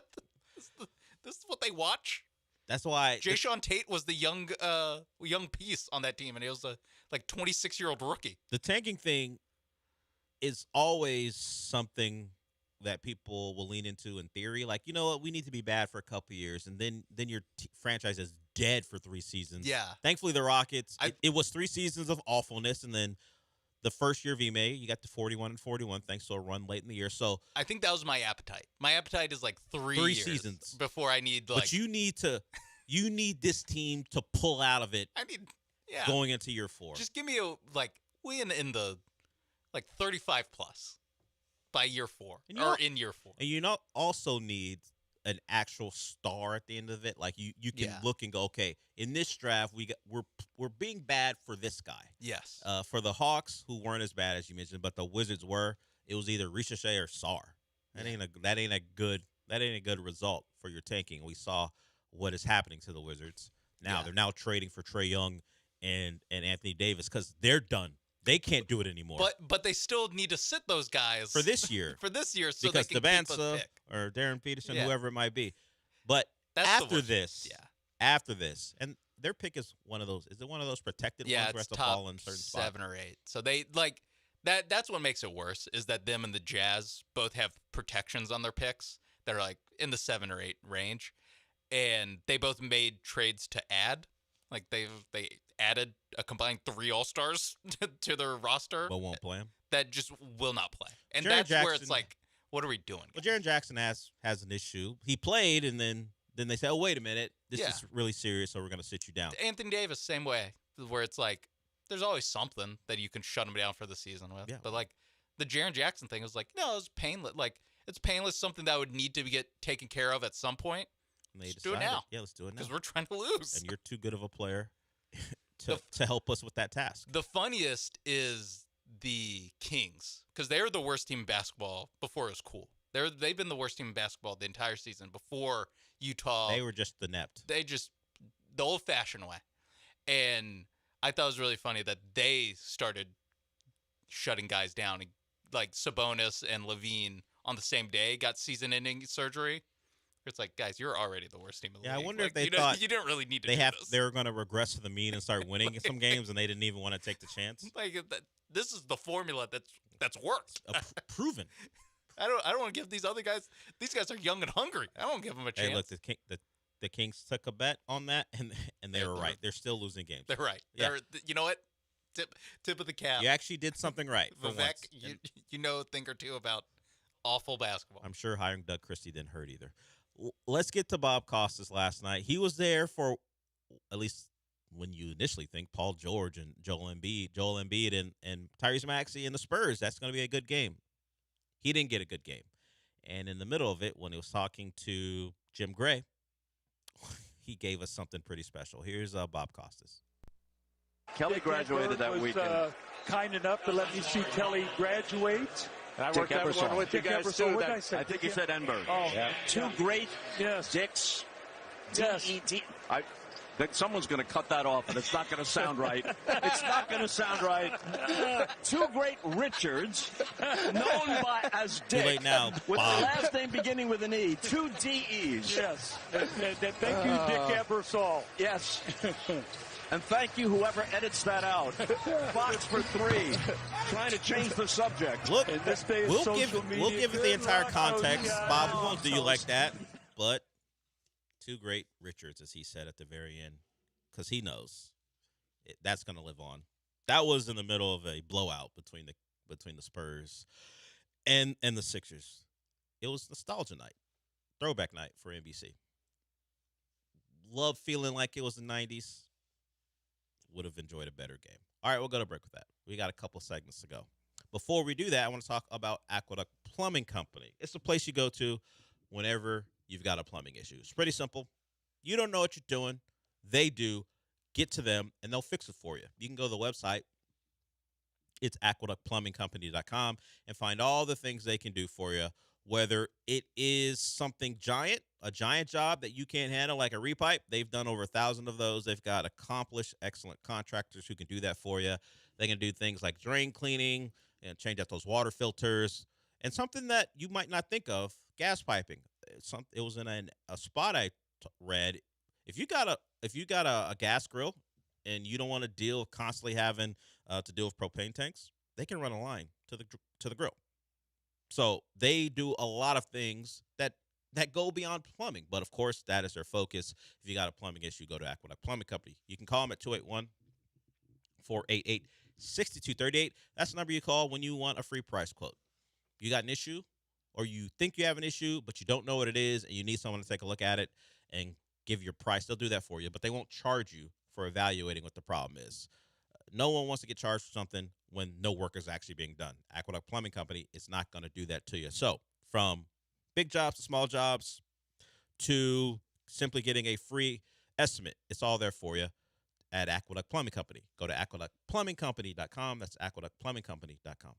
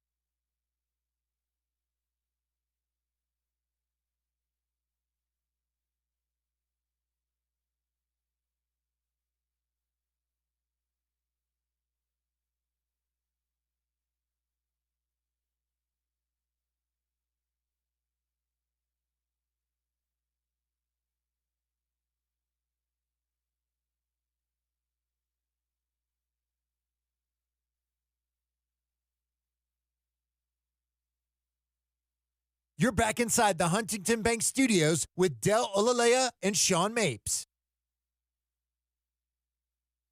The Cougs play Baylor tonight. Baylor for the first time in a while, not going to make the tournament. Scott Drew has made the tournament every year since 2018-19 outside of the COVID canceled year. Of course, the Cougs know about that Baylor team pretty well. They lost to them in the Final Four. Then Baylor went on to crush Gonzaga in the national title game.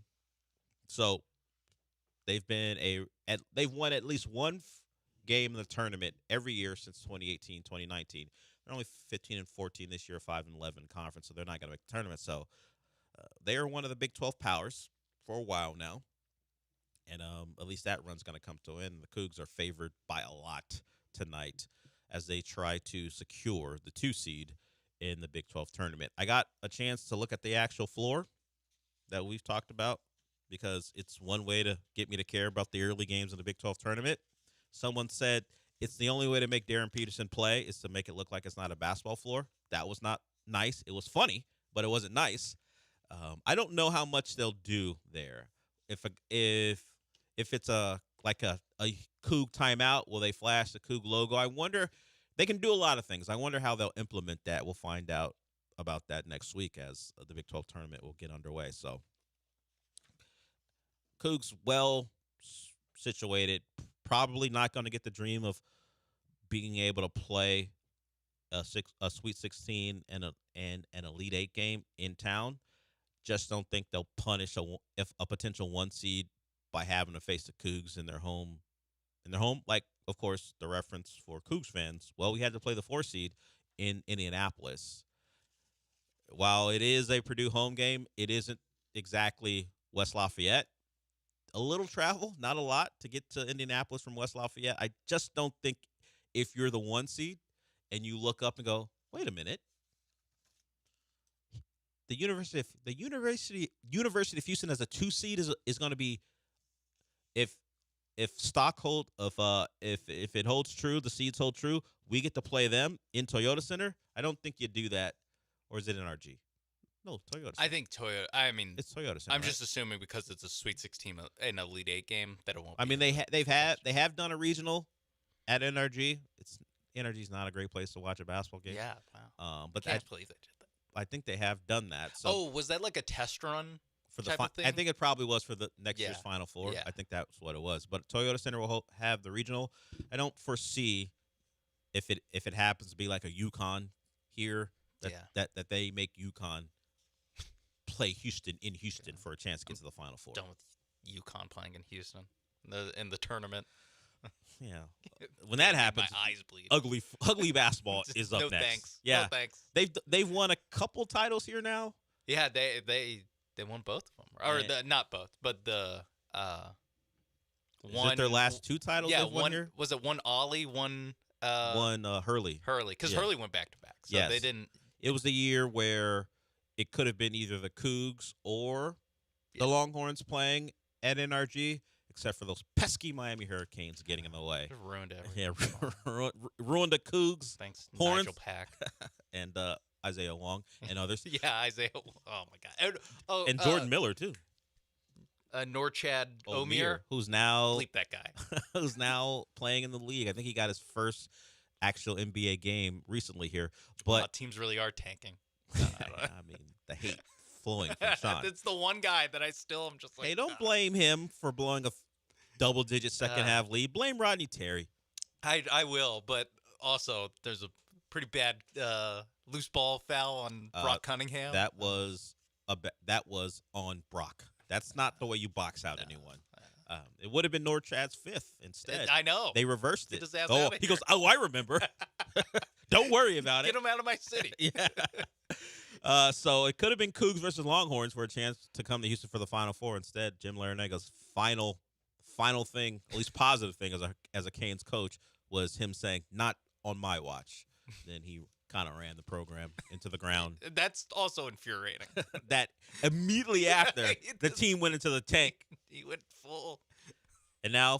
wait, this guy's 80 years old coaching college basketball. And now former Longhorn, Jay Lucas. Yeah. Has turned it around. They're in the tournament. Happy for him. Sure you are. Well, you are, because at some point you'll come calling. Yeah, and all the guys that I'm mad at are gone. Either retired or you can hate on 28-year-olds playing in in Japan or whatever. No, Jordan Miller's playing for the Clippers. You can hate on him. He's got a deal. You can hate on him. Yeah, actually, that's most of the Longhorns on that team are now playing in Yeah, let's Croatia. I mean, yeah, at least Miami's got a couple of kind of pros that were on that team. So feel better. Isaiah Wong was a Pacer draft pick, I think, for a little bit. I don't know where he is now. Brock Cunningham, I'm sure, is putting his degree from UT to use. So. Don't worry about it. But the tournament is here. You develop an unreasonable hate for a team just because, they kept you out of the Final Four. I mean, I still hate Loyola. Oh, yeah. That was also a tough the first round game. They beat Miami, and then they went on to make the Final Four. Oh, Sister Jean. What about my pain? Yeah. That was the last time I got to see. That was the buzzer beater one, right? Yeah. Yeah. And of course, because no one can do that right. They thought the game was over, but actually there's more time on the clock, so I had to sit there and wait. Just end the game. Let Lonnie Walker get on with his career. Bruce Bowen was headed to the pros. Let's get this over with.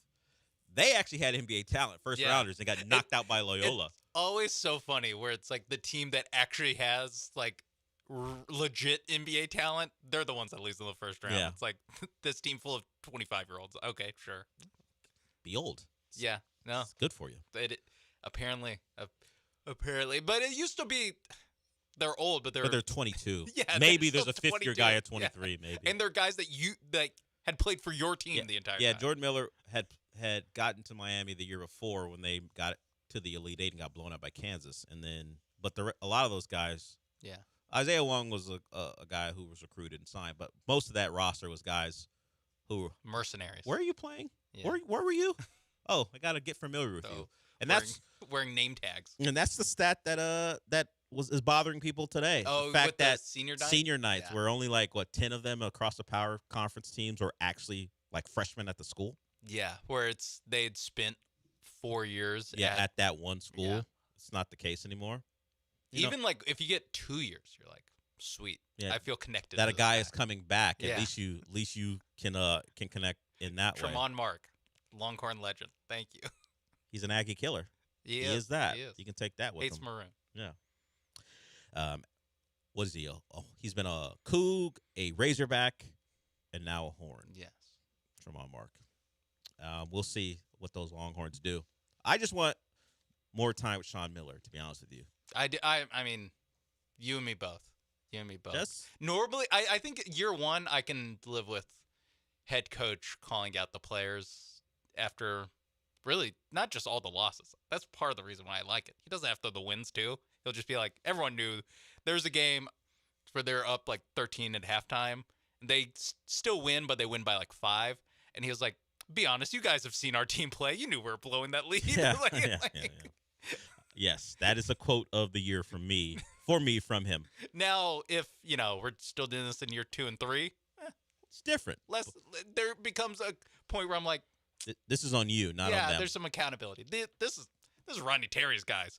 I know the transfer portal makes it not the case, but I got handed this team. Although, if you're like the great Urban Meyer, as soon as they're your guys, they're your guys. Yeah, I'm worried that Sean Miller might not be the Urban Meyer of college basketball.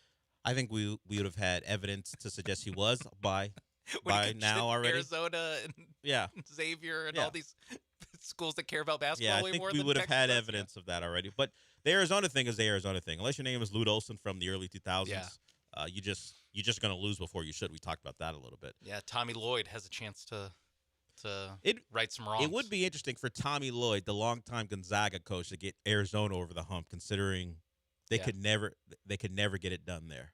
That he leaves, and at some point they finally get to the top of the mountain. We'll see. They got a good team. We saw what they did to the Cougs. That was unfortunate. We'll go to break. We'll hear from Russell Wilson when we come back. He had some thoughts on the disrespect that he felt from Sean Payton, and he responded. I think he was on Bussin' with the Boys. So we'll hear from Russell Wilson when we come back.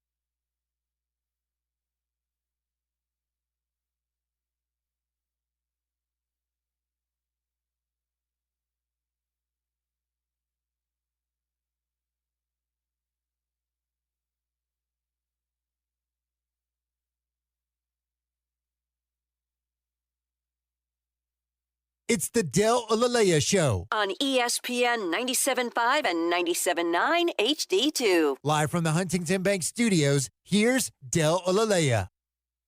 Chiefs quarterback Patrick Mahomes has responded after the news of his, now former teammate being traded to the Rams. Trent McDuffie, all-pro corner, now a Ram. The Rams gave up the lower of their first-round picks. They had 2 this year, and extra stuff to get Trent McDuffie in there. They were bad against the pass. They needed some help, and they go get the Chiefs corner.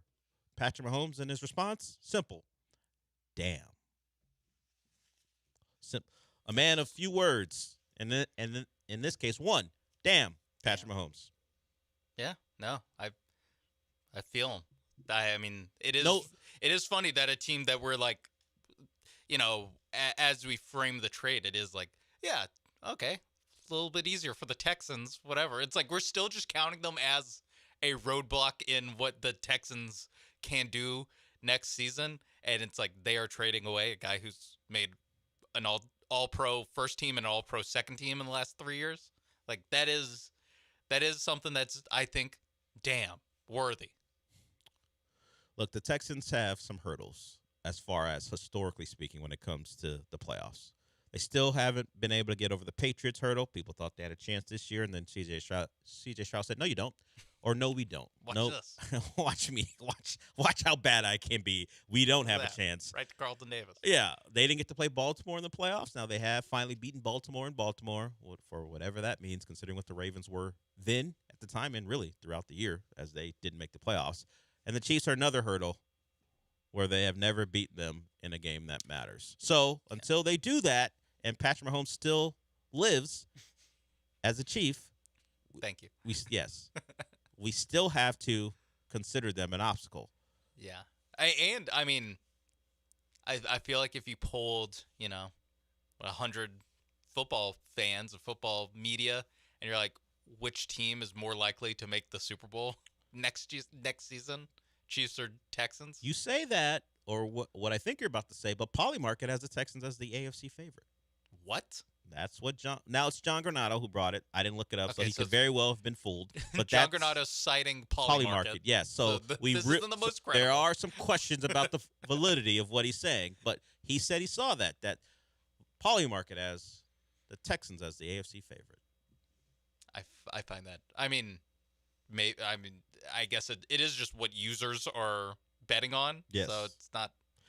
Drake May didn't gospel. leave a great impression. Maybe they're taking into account Patrick Mahomes being hurt, the Ravens with the new coach, and they're thinking, hey, C.J. Stroud can't be as bad as he was against the Patriots and the Steelers. As long as he's not that, with that defense, they've got a shot. And now they've got David Montgomery, too. A guy who played in the AFC West for a little bit, Russell Wilson.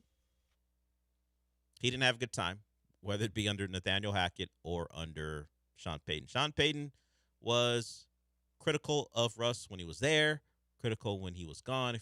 If we remember, he said that he was hoping Russell Wilson was going to play against them as opposed to Jackson Dart. It's probably not something you should say, not only about any player, but particularly if you coach that player. Russell Wilson responded with a tweet. He got a chance to voice his thoughts on the back and forth. Here's Russell Wilson on his lack of appreciation for the disrespect Sean Payton showed him. In the last couple of years, we've had a little bit of jumping around. Broncos, the situation, which I'm going to read the tweet because, buddy, I'll be honest with you, that's fucking awesome. What tweet? Oh, yeah, I'll read the tweet. This is the tweet that you put out. Classless, ...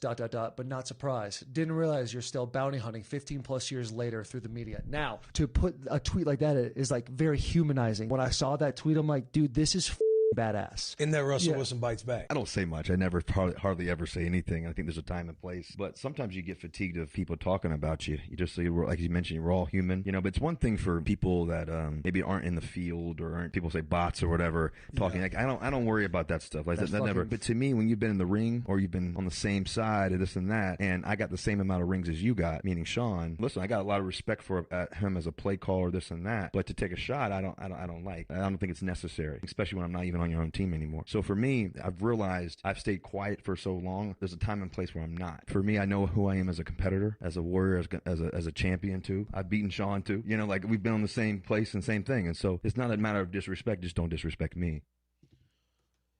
Russell Wilson's response, as I said, stems from Sean Payton letting it be known he told someone that he rather seen Russell Wilson as opposed to Jackson Dart in their regular season game, which was a classic.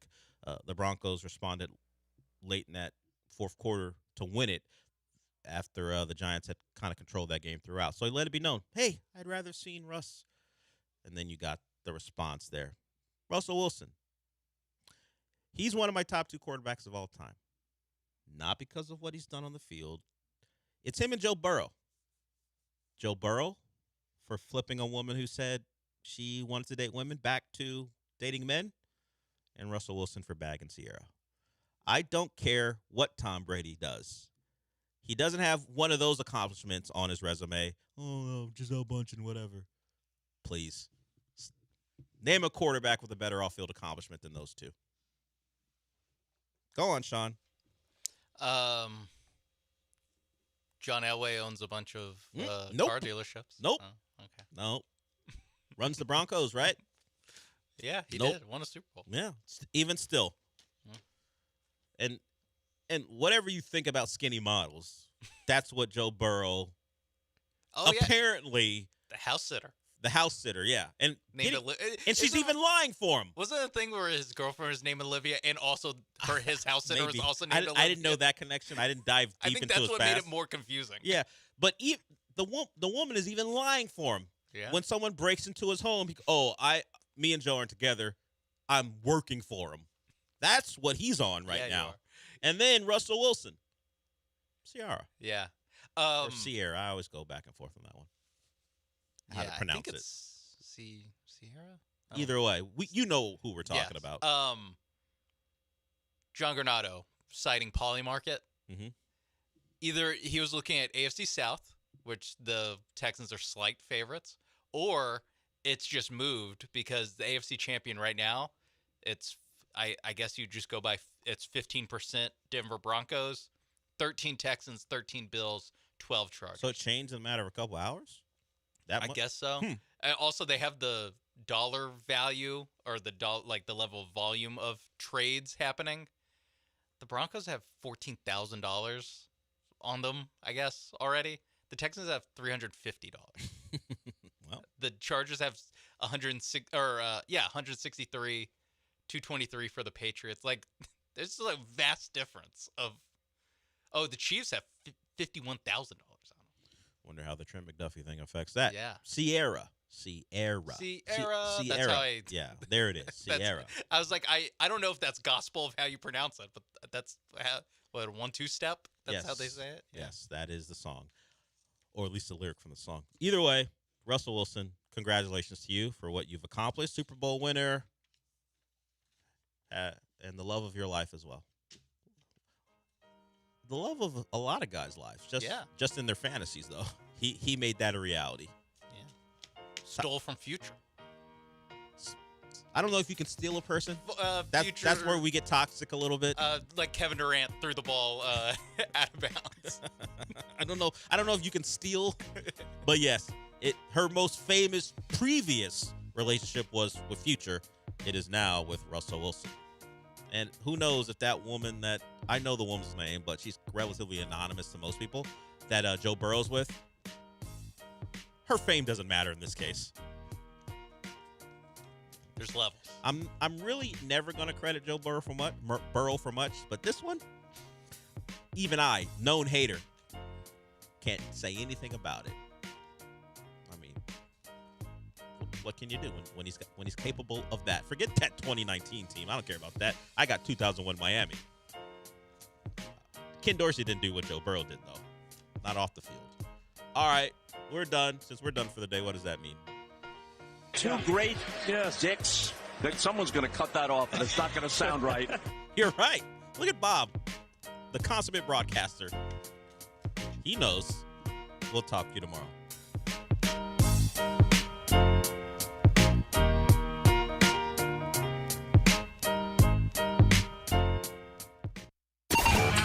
ESPN 97.5. This is Ron Ansana with your market scoreboard report on ESPN 97.5.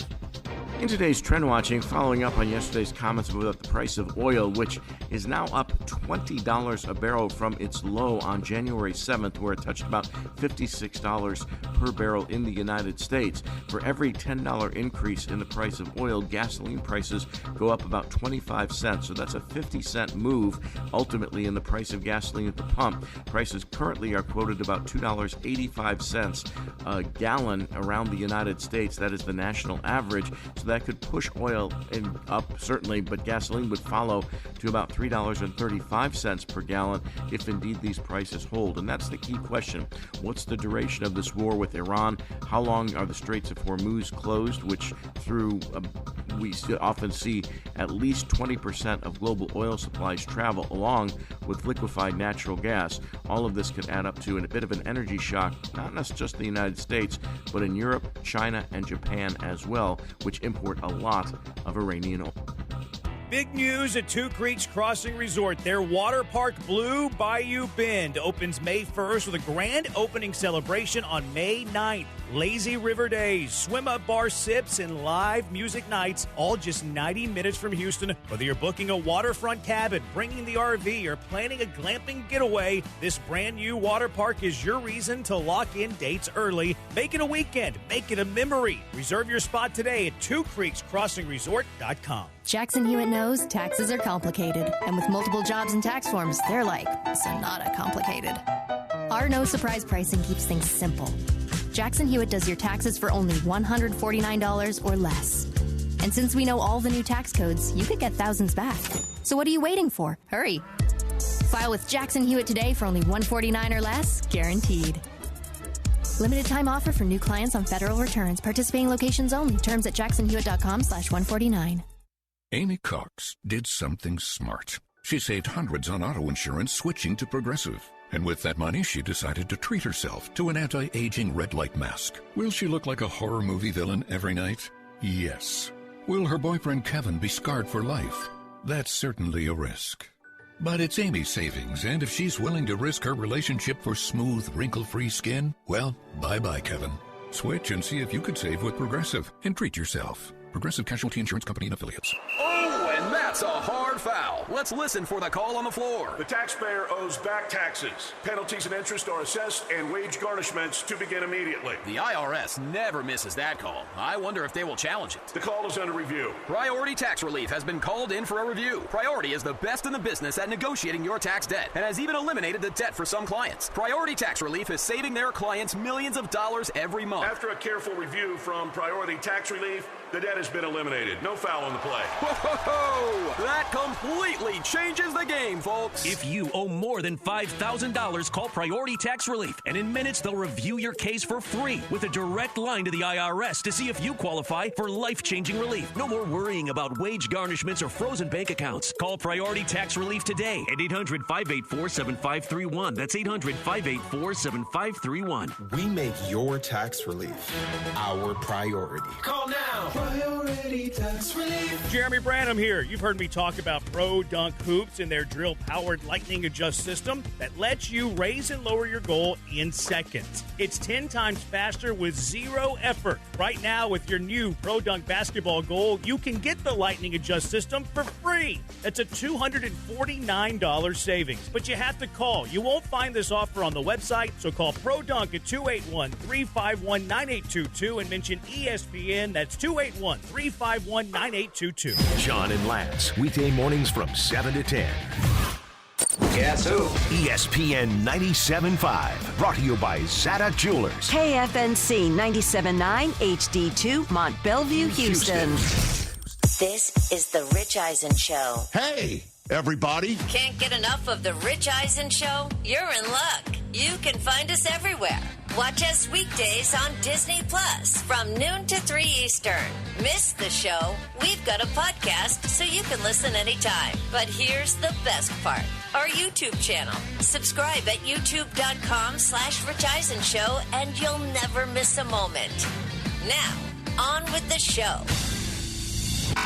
This is The Rich Eisen Show. Oh, yeah. Hit it. Live from The Rich Eisen Show studio in Los Angeles. Jalen Tyson drills another 3-ball. Luka for 3. Got it. The Rich Eisen Show. Today's guest, 3-time NBA All-Star Richard Hamilton. Senior writer for the MMQB, Albert Breer.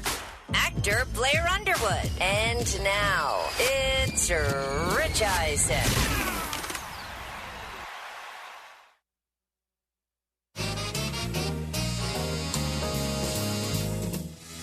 Well, hey, everybody. Welcome to this edition of The Rich Eisen Show, live here on Disney Plus, the ESPN app, ESPN Radio, and Sirius XM Channel 80, everybody. So much going on in our neighborhood. We got a full house of guests. Rip Hamilton's going to be first up in about 15 minutes' time as we talk with the UConn and Detroit Pistons great.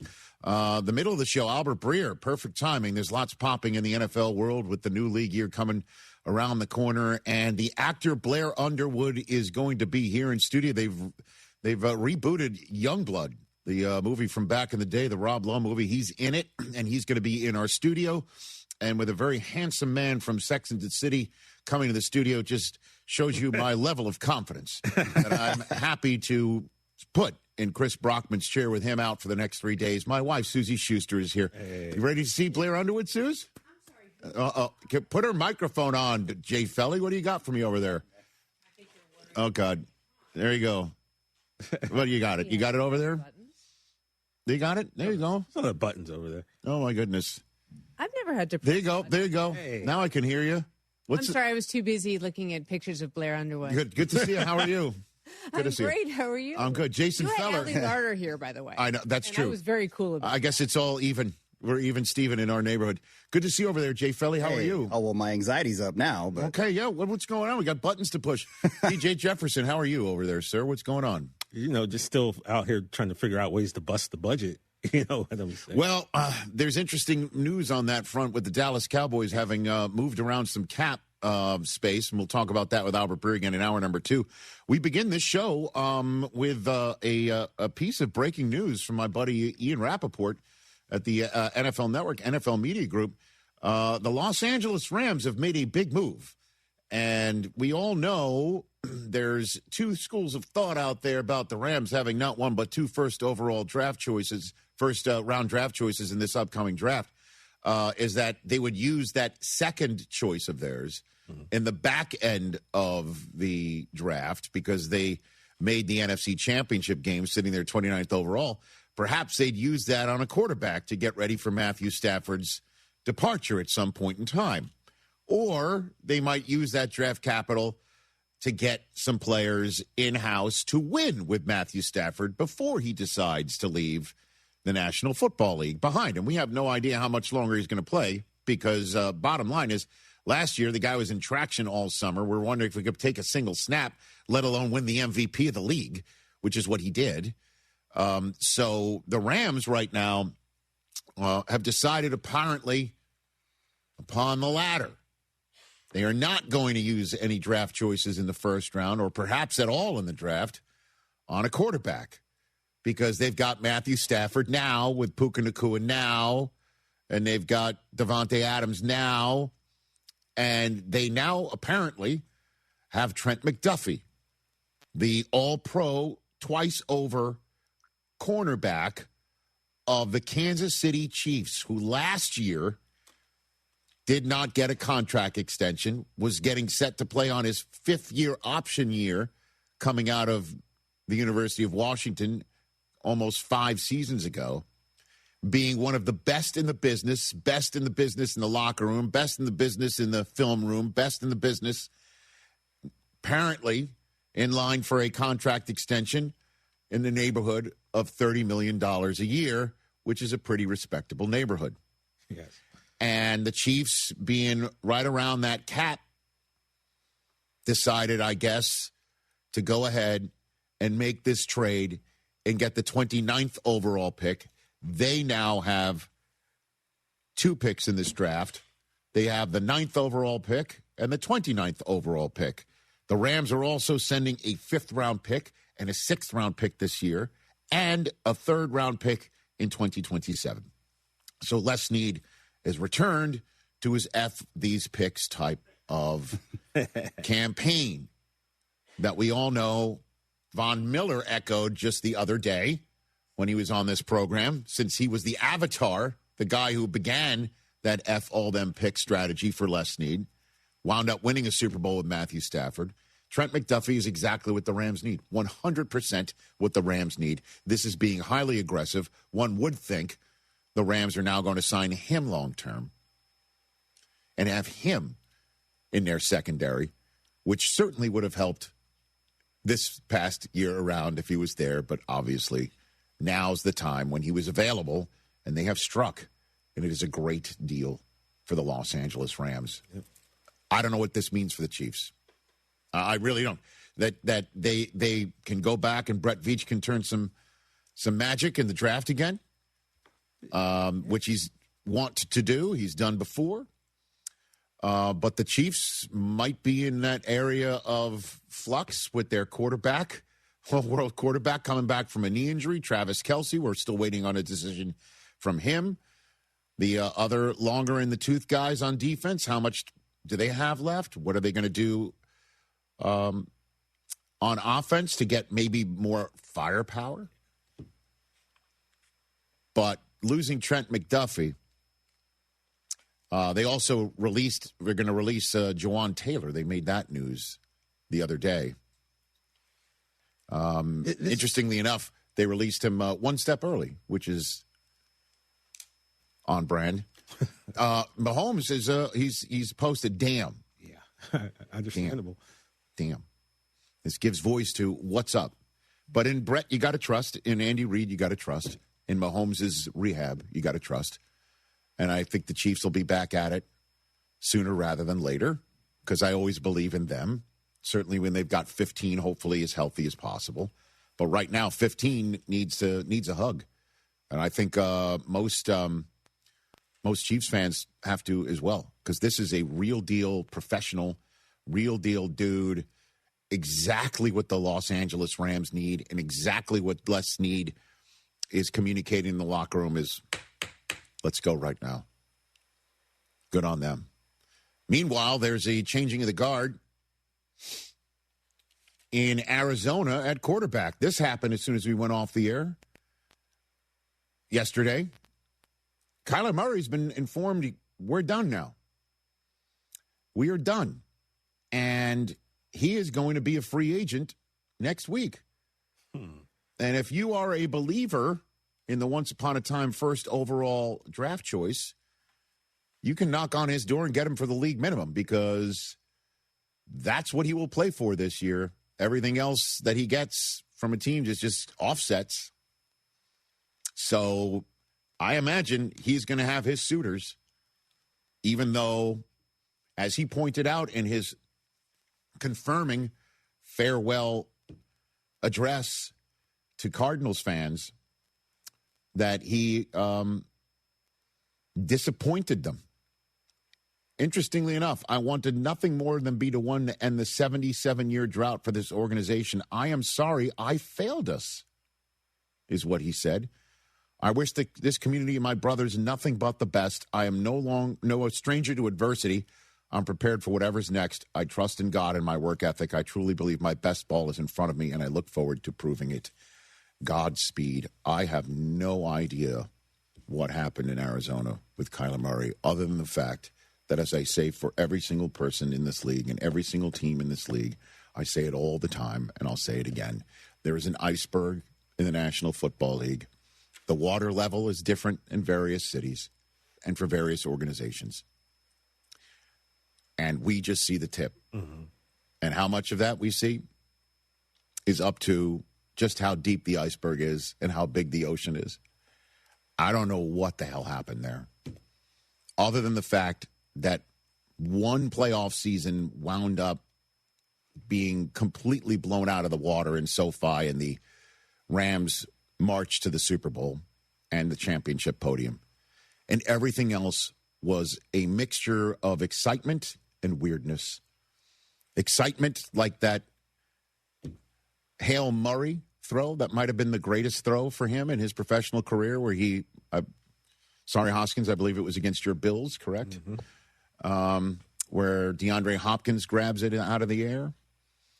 That playoff season was exciting. He also had some exciting plays where he would take it and run and scoot around. And there would be times when he would just miss wide open receivers, and then he would be out. And the backups in this offense made it look better. Last year was a perfect example with Jacoby Brissett.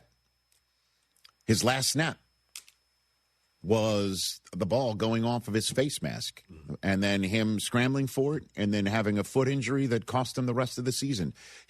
Even his contract that he got in 2022, and what turned out to be Cliff Kingsbury's last season as head coach there, even that, if you recall, that whole process was weird. Yeah. Where we let off the Super Bowl week in that 2021 season, but the 2022 calendar year with him erasing all photographs of the Arizona Cardinals from his Instagram. Socials. Right? And was wondering what's up with that. His agent sending out a letter. Yeah, there's something wrong here. And then he gets his contract, but in there is a clause where he's got to have 4 hours of independent study on an iPad they give him. And he's not allowed to have a second screen around. Remember that one? A little weird. Yeah, I felt like we were. I was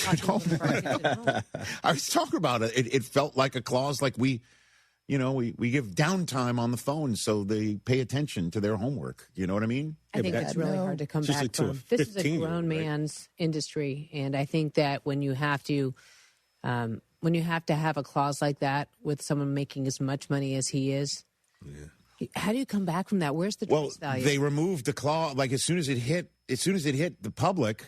They removed the clause from his contract.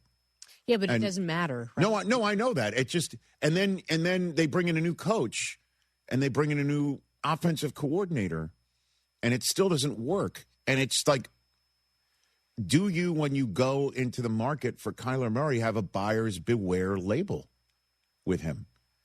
And the answer is maybe, but at $1.3 million a year, no, you just jump straight in and say, we'll be the team to turn you into the next Sam Darnold, if that's what you want.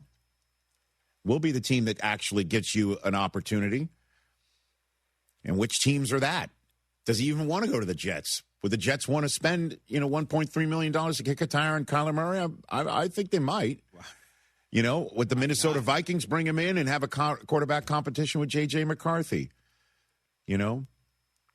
Any team that might be in the market to try and have a quarterback mentor a kid? Atlanta with Michael Penix when he comes back, would that be a spot? Does he want to go to a spot where he is, in fact, a bridge quarterback, as a way station? I don't know what he wants to do. Does he want to play center field for the Athletics? Which, as you remember, was the way it all started, weirdly. When he went on Dan's show and our show, he refused to actually say what he was going to do and went to a Super Bowl knowing he was going to get those questions. It's just always something. Like with him talking about the facilities in Arizona, but I'm wondering if I'm going to be there. Well, he won't be. Or he is as talented as they come. And he costs $1.3 million, and you take a flyer on him, and I think he's going to have his choice of teams. So we were wondering how many veteran quarterbacks there are going to be in the market, free agency, and because they're being cut, and one of them is already there, Kyler Murray. And another one, Daniel Jones, is kind of there because this team just transition tagged him. So much to talk about with Albert Breer, but let's take a break because Richard Hamilton's going to be joining us. And then there's you at 844-204-RICH, number to dial. Rip Hamilton is going to join us next in a moment. It's tournament time when the most talented teams survive and advance. And whether you're cutting down the nets or cutting through resumes, one thing's clear. The best teams are built with the best people. If you're hiring, you need ZipRecruiter. Their smart matching technology finds qualified candidates fast. You can add screening questions to get the right applicants and even filter to see who's recently active. Score the best for your team with ZipRecruiter. Try it for free at ZipRecruiter.com/sports. That's ZipRecruiter.com/sports. Meet your match on ZipRecruiter. Smalls here, life is full of choices, some big, some small. And when you choose an H&R Block Tax Pro, you're choosing the largest network of tax expertise to be in your corner. For when your big ambitions need help with the small details. For when your six figures come from 6 different places. For when your gaming stream becomes your revenue stream. For when your business's year one needs 70 years of tax know-how. At H&R Block, they've seen it all, and they're here to help you make the most out of your money for life outside the box. Get started at HRBlock.com. Danny Clark here of Collectors Firearms on Westheimer and Voss. You have some guns collecting dust in your closet? We want to buy your guns. We're the strongest buyers for one gun or entire collections. If you have a big enough collection, we can come to you. Modern and antiques of any kind. You could be sitting on a gold mine and not even know it. Come see us at Collectors Firearms on the corner of Westheimer and Voss. Look for the tank out front, collectorsfirearms.com.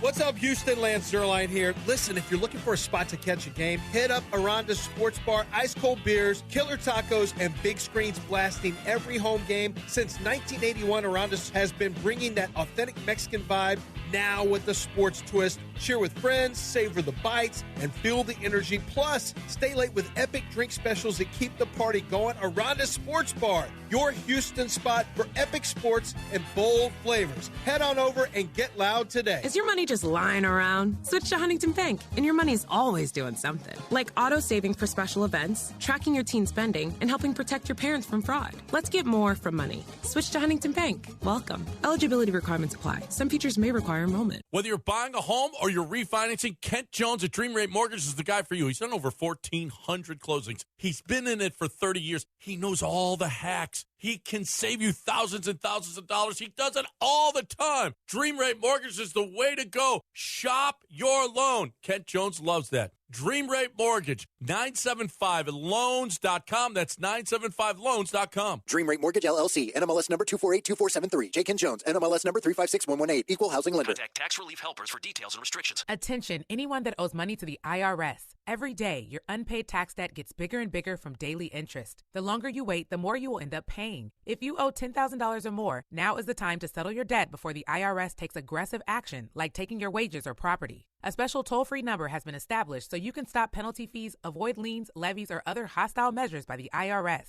Call Tax Relief Helpers right now. I got behind on my taxes and owed $48,000. I called and they got my bill lowered to just $3,500. I owed $87,000 in taxes and it was scary. I got the amount I owed down to just $3,500. I saved $83,500. If you owe money to the IRS, don't wait another day. Your tax debt gets bigger and bigger from daily interest. Call right now before the IRS enforces liens, levies, or other aggressive measures. The call and consult are absolutely free. Call now. Call 800-849-4957. 800-849-4957. That's 800-849-4957. John Granado with Robin Orlando from Houston Powder Coaters. Robin, you've had some experience with AI now. Yeah, we're seeing an uptick in callers calling in saying that they did ChatGPT or AI to redo their backyard, and they may not like the patio furniture suggested, but they like theirs, but they want that color. So they bring us their patio furniture based on what ChatGPT told them to do. Colors are a big part of your job anyway, right? We have literally the colors of the rainbow, 100 plus in-stock colors to choose from. And if you need slings, we also have 100 plus of those. Now, if you feel like, hey, you got to buy new stuff, you're going to advise them for that too, right?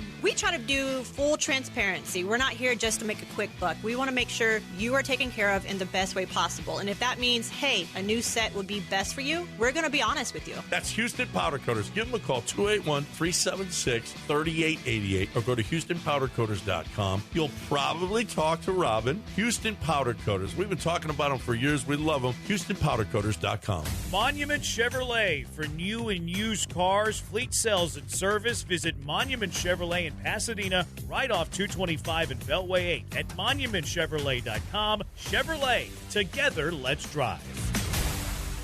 Fast breaks, buzzer beaters, and block parties are back, and Underdog is the best place to get in on all the action all season long. You can make picks and win money right now in Texas. Playing on Underdog is so easy. Just pick whether your favorite players or go higher or lower on a bunch of different stats. You know the drill. Points, rebounds, steals, blocks. They got it all on Underdog. Kevin Durant, higher or lower on his points. Alpi Şengün, higher or lower on his points and rebounds. Amin Thompson, higher or lower points plus assists. assist. You can do all of that on Underdog. Get your picks right. You can win up to 5,000 times your cash. You know ball. Go prove it right now. Download the Underdog app today and use promo code KILLERB to score $75 in bonus entries when you play your first $5. That's promo code KILLERB, KILLERB. Underdog. Make picks, win money. Must be 18 or older in President, Texas. Terms apply. See assets.underdogfantasy.com/web/play and get terms _DFS_.html for details. Concerned with your play, call 1-800-MyReset or visit www.ncpgambling.org.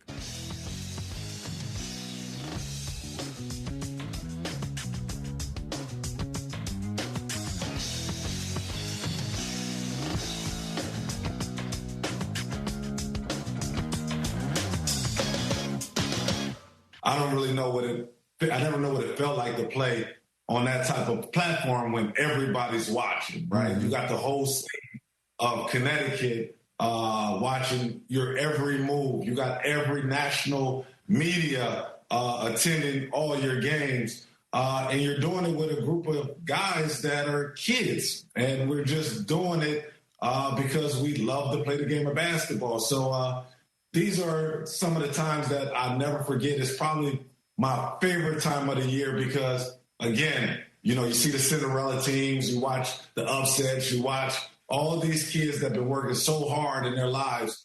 And I was one of them to try to get to the promised land and try to win a national championship. Rip Hamilton, the most outstanding player of the 1999 Final Four and an NBA champion for the Detroit Pistons, joining me here on the Rich Eisen Show, courtesy of Red Baron Pizza. We'll get to what you're doing with them in a moment. I'll be honest, I remember that 99 tournament, sitting there on SportsCenter right there in central Connecticut. The state's going nuts, absolutely crazy. The Nutmeg State was going nuts, and I was rooting for you. Certainly since I'm a Michigan guy, as you know, you taking out Ohio State and Duke back-to-back is truly like something I dream of, no matter the sport, And you were incredible, man. You averaged 24 points a game. What was it like for you in that time, focusing and I guess envisioning the moment? Is that an appropriate way of looking at it? Yeah, you know what? When I was a kid, my dad used to always make me sit in the RV and meditate and visualize the outcome of games. And back in the day, it was a hoop it up game. That's where it started, or a YBA game. We always used to say, meditate, visualize the outcome of the game, how you're going to play. So when you do play, it's almost like you've been there before. So when we got to the national championship or played against Ohio State, because they had a great team with Michael Redd and Scooney Penn. And I can remember me and Khalid El-Amin sitting in the locker room, and we're like, man, they're talking about these guys being the best backcourt in America. They need to put some respect on our name. So let's go out there and show the world that, we're the best backcourt in the country, which we came out and won that game. And then playing against Duke, right? Everybody and their mama thinking that Duke was going to win. There's so many Duke fans in this world. And I think they might have had 5 or 6 guys that go into the lottery that season. Dick Vitale at one point in time saying that they were the number one team when we were the number one team by the rankings during the season. So it was a lot going on, but at the end of the day, we wanted to do it for Coach Calhoun. We wanted to do it for Ray Allen and Donyell Marshall and Tate George and all the guys that came before us that never got the opportunity to win a national championship. And we wanted to do it for the state of Connecticut. So, yes, we had a lot of pressure on us, but we was ready for that moment. And interestingly enough, you beat a Duke team in the national championship game, Elton Brand, Battier, Maggette, and the current president of basketball operations for your Detroit Pistons in Trajan Langdon. And it looks like he's putting together the whole organization, a team to potentially win a title like you did back in the early aughts. What do you think of the current state of the Pistons, Rip? And Rich, it's always right. It's always right to poke the bear every now and then and kind of throw it out there to Trajan that we beat them in the national championship. I do that every night. I do that every now and then, right? Of course. You got to do that against the guys. Please. Okay. Yeah. But Trajan's done an excellent job with the team. I thought he did an amazing job constructing it, also putting the right pieces around Cade Cunningham and hiring an amazing coach that I believe should be Coach of the Year in the NBA. But I think his demeanor, his approach, his willingness to actually ask the team and people around him what their thought process and when developing a team, that's big, because we live in a time and day where a lot of people might say, hey, when they get them type of leadership roles, it's my way or the highway. We're going to do what I say.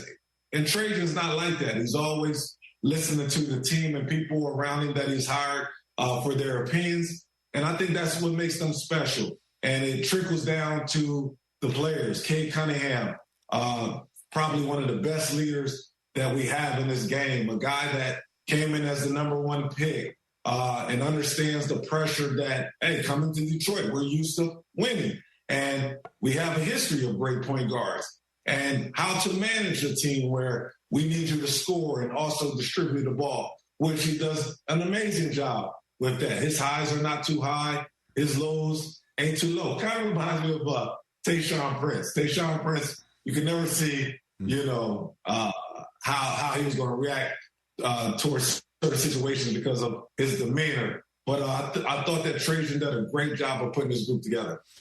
What are you doing with Red Baron Pizza? The Red Baron ornament? What's happening here, Richard? Oh, man, I think you would like this, Rich. I know I would like it back in the day as a college kid. But I'm partnering with Red Baron Pizza. And people can sign up at redbaron.com/professional fan. And what it is we're paying a fan $100 an hour, not just him, but 3 of his friends, each $100, and also sending them unlimited amount of pizza to watch college basketball. So it's something that I'm a part of, and I think that every person, regardless of what age, will want to be a part of it, because we're so used, I know you, Rich, and myself, we're so used to pulling up to somebody's house or to watch a game, and they're saying, hey, everybody got to pitch in $10 for a pizza or $3 for a pizza. This is an opportunity to get paid and to eat some of the best pizza in the world. Well, my son, who you watched run the 4x400 that day, Richard, isn't a big college basketball fan, but he might take the pizza. 17 and the $100 an hour to watch it and eat pizza. This is the greatest deal I've ever heard of. I'm signing up right now. By the way, TJ, you might leave your house to come up to our house to watch all this. There you go. Just do it at my house. That's right. Wouldn't have to leave. This is put my name an offer we can't refuse. My goodness gracious. This is pretty amazing. Yes, and you got till March 12th to sign up. Okay. That's important. Make sure to tell everybody to spam it. Spam it as much as possible, because this is a great opportunity. Yeah, I would say so. My goodness gracious. Before I let you go, because I know you've got other places to be, I need your favorite Rasheed Wallace story. Richard Hamilton, your favorite Rasheed Wallace story, please. Ladies and gentlemen. Rich, this is hard on this platform right now, because you know, Rasheed, everything is rated R. Okay. Right. It's like it stands for Rasheed. Right. To be 100% honest with you, maybe I need to come on a show where we have more time. Okay. Where we can absolutely discuss that, because it's more than one story. And we got to make sure we have the proper person beeping a lot of the language out when I tell that story. Okay. No doubt. Rip, I got a quick question about Rasheed. I'm a huge pro wrestling fan, and right now wrestling belts are like the big thing. Rasheed was the first player I saw carrying around a pro wrestling belt. Do you remember those days? And do you remember thinking, what are you up to? Because nobody was doing it at the time when Sheed started rocking the belt. Oh, yeah, Sheed is a pioneer of a lot of things. I mean, even when you hear guys or announcers always say the ball don't lie, that's Sheed right there. He was the one that started that. But yes, it was something cool and fun. Once we won the championship, he was like, hey, I'm going to buy everybody WWF World Championship belts. That's something that we can wear it around. We can flaunt it. We can bring it to arenas. I think his favorite wrestler was Hacksaw Jim Duggan, one that used to come with the big 2x4 board. Yeah, 2x4.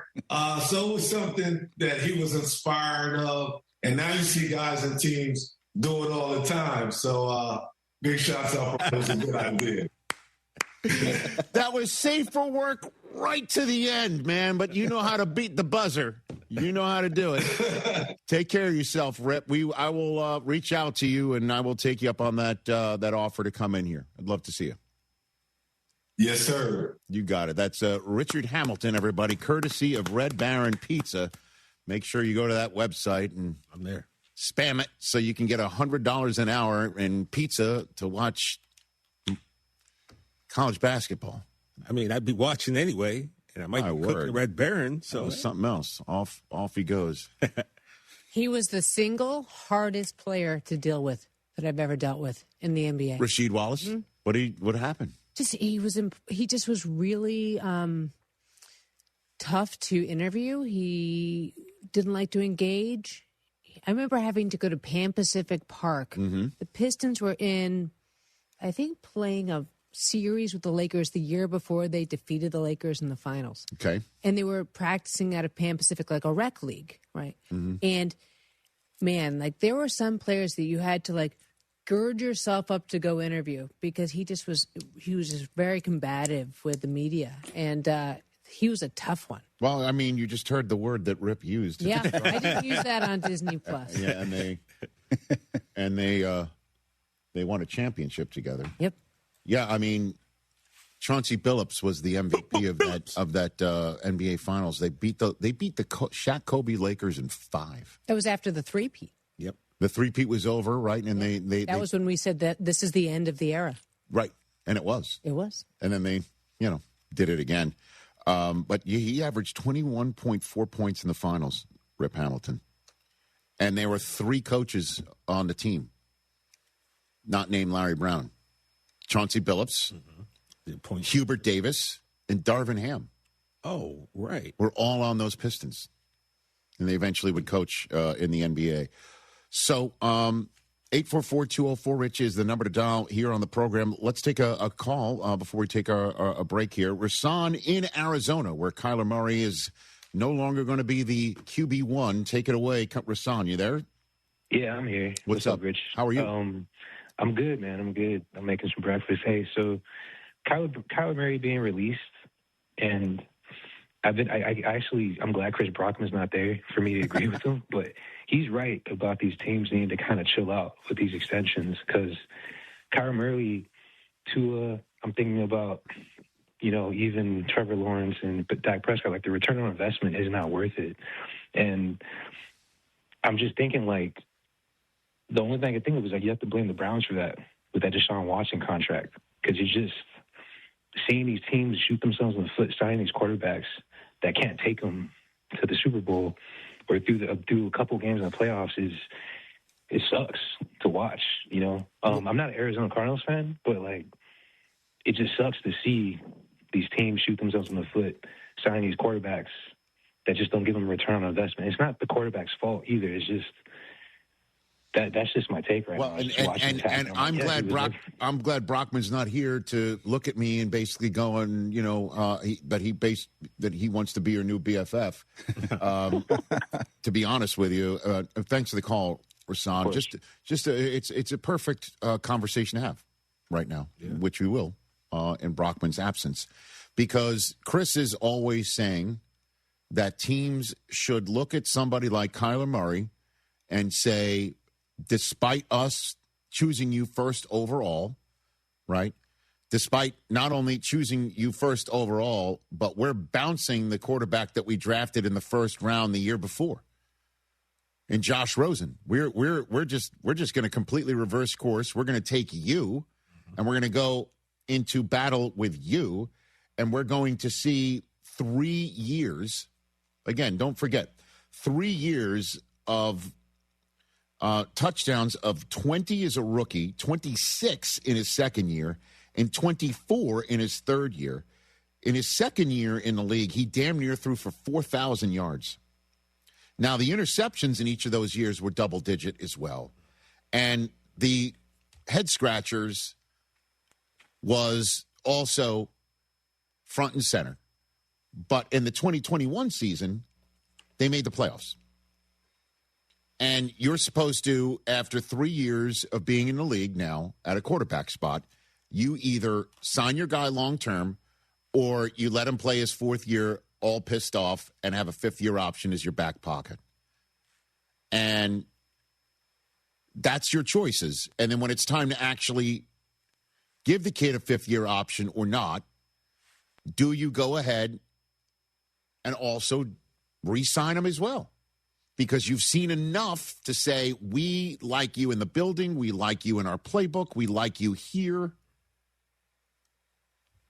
We've seen enough to bet on the come here. And Chris is like, use your two eyes. Take a look. You keep hitting your head on the ceiling.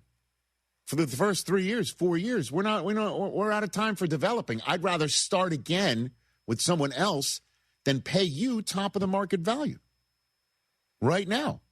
And they did it with Kyler Murray in Arizona. Mm-hmm. They did it with Justin Herbert in Los Angeles, where he still hasn't won a playoff game. They did it with Trevor Lawrence in Jacksonville.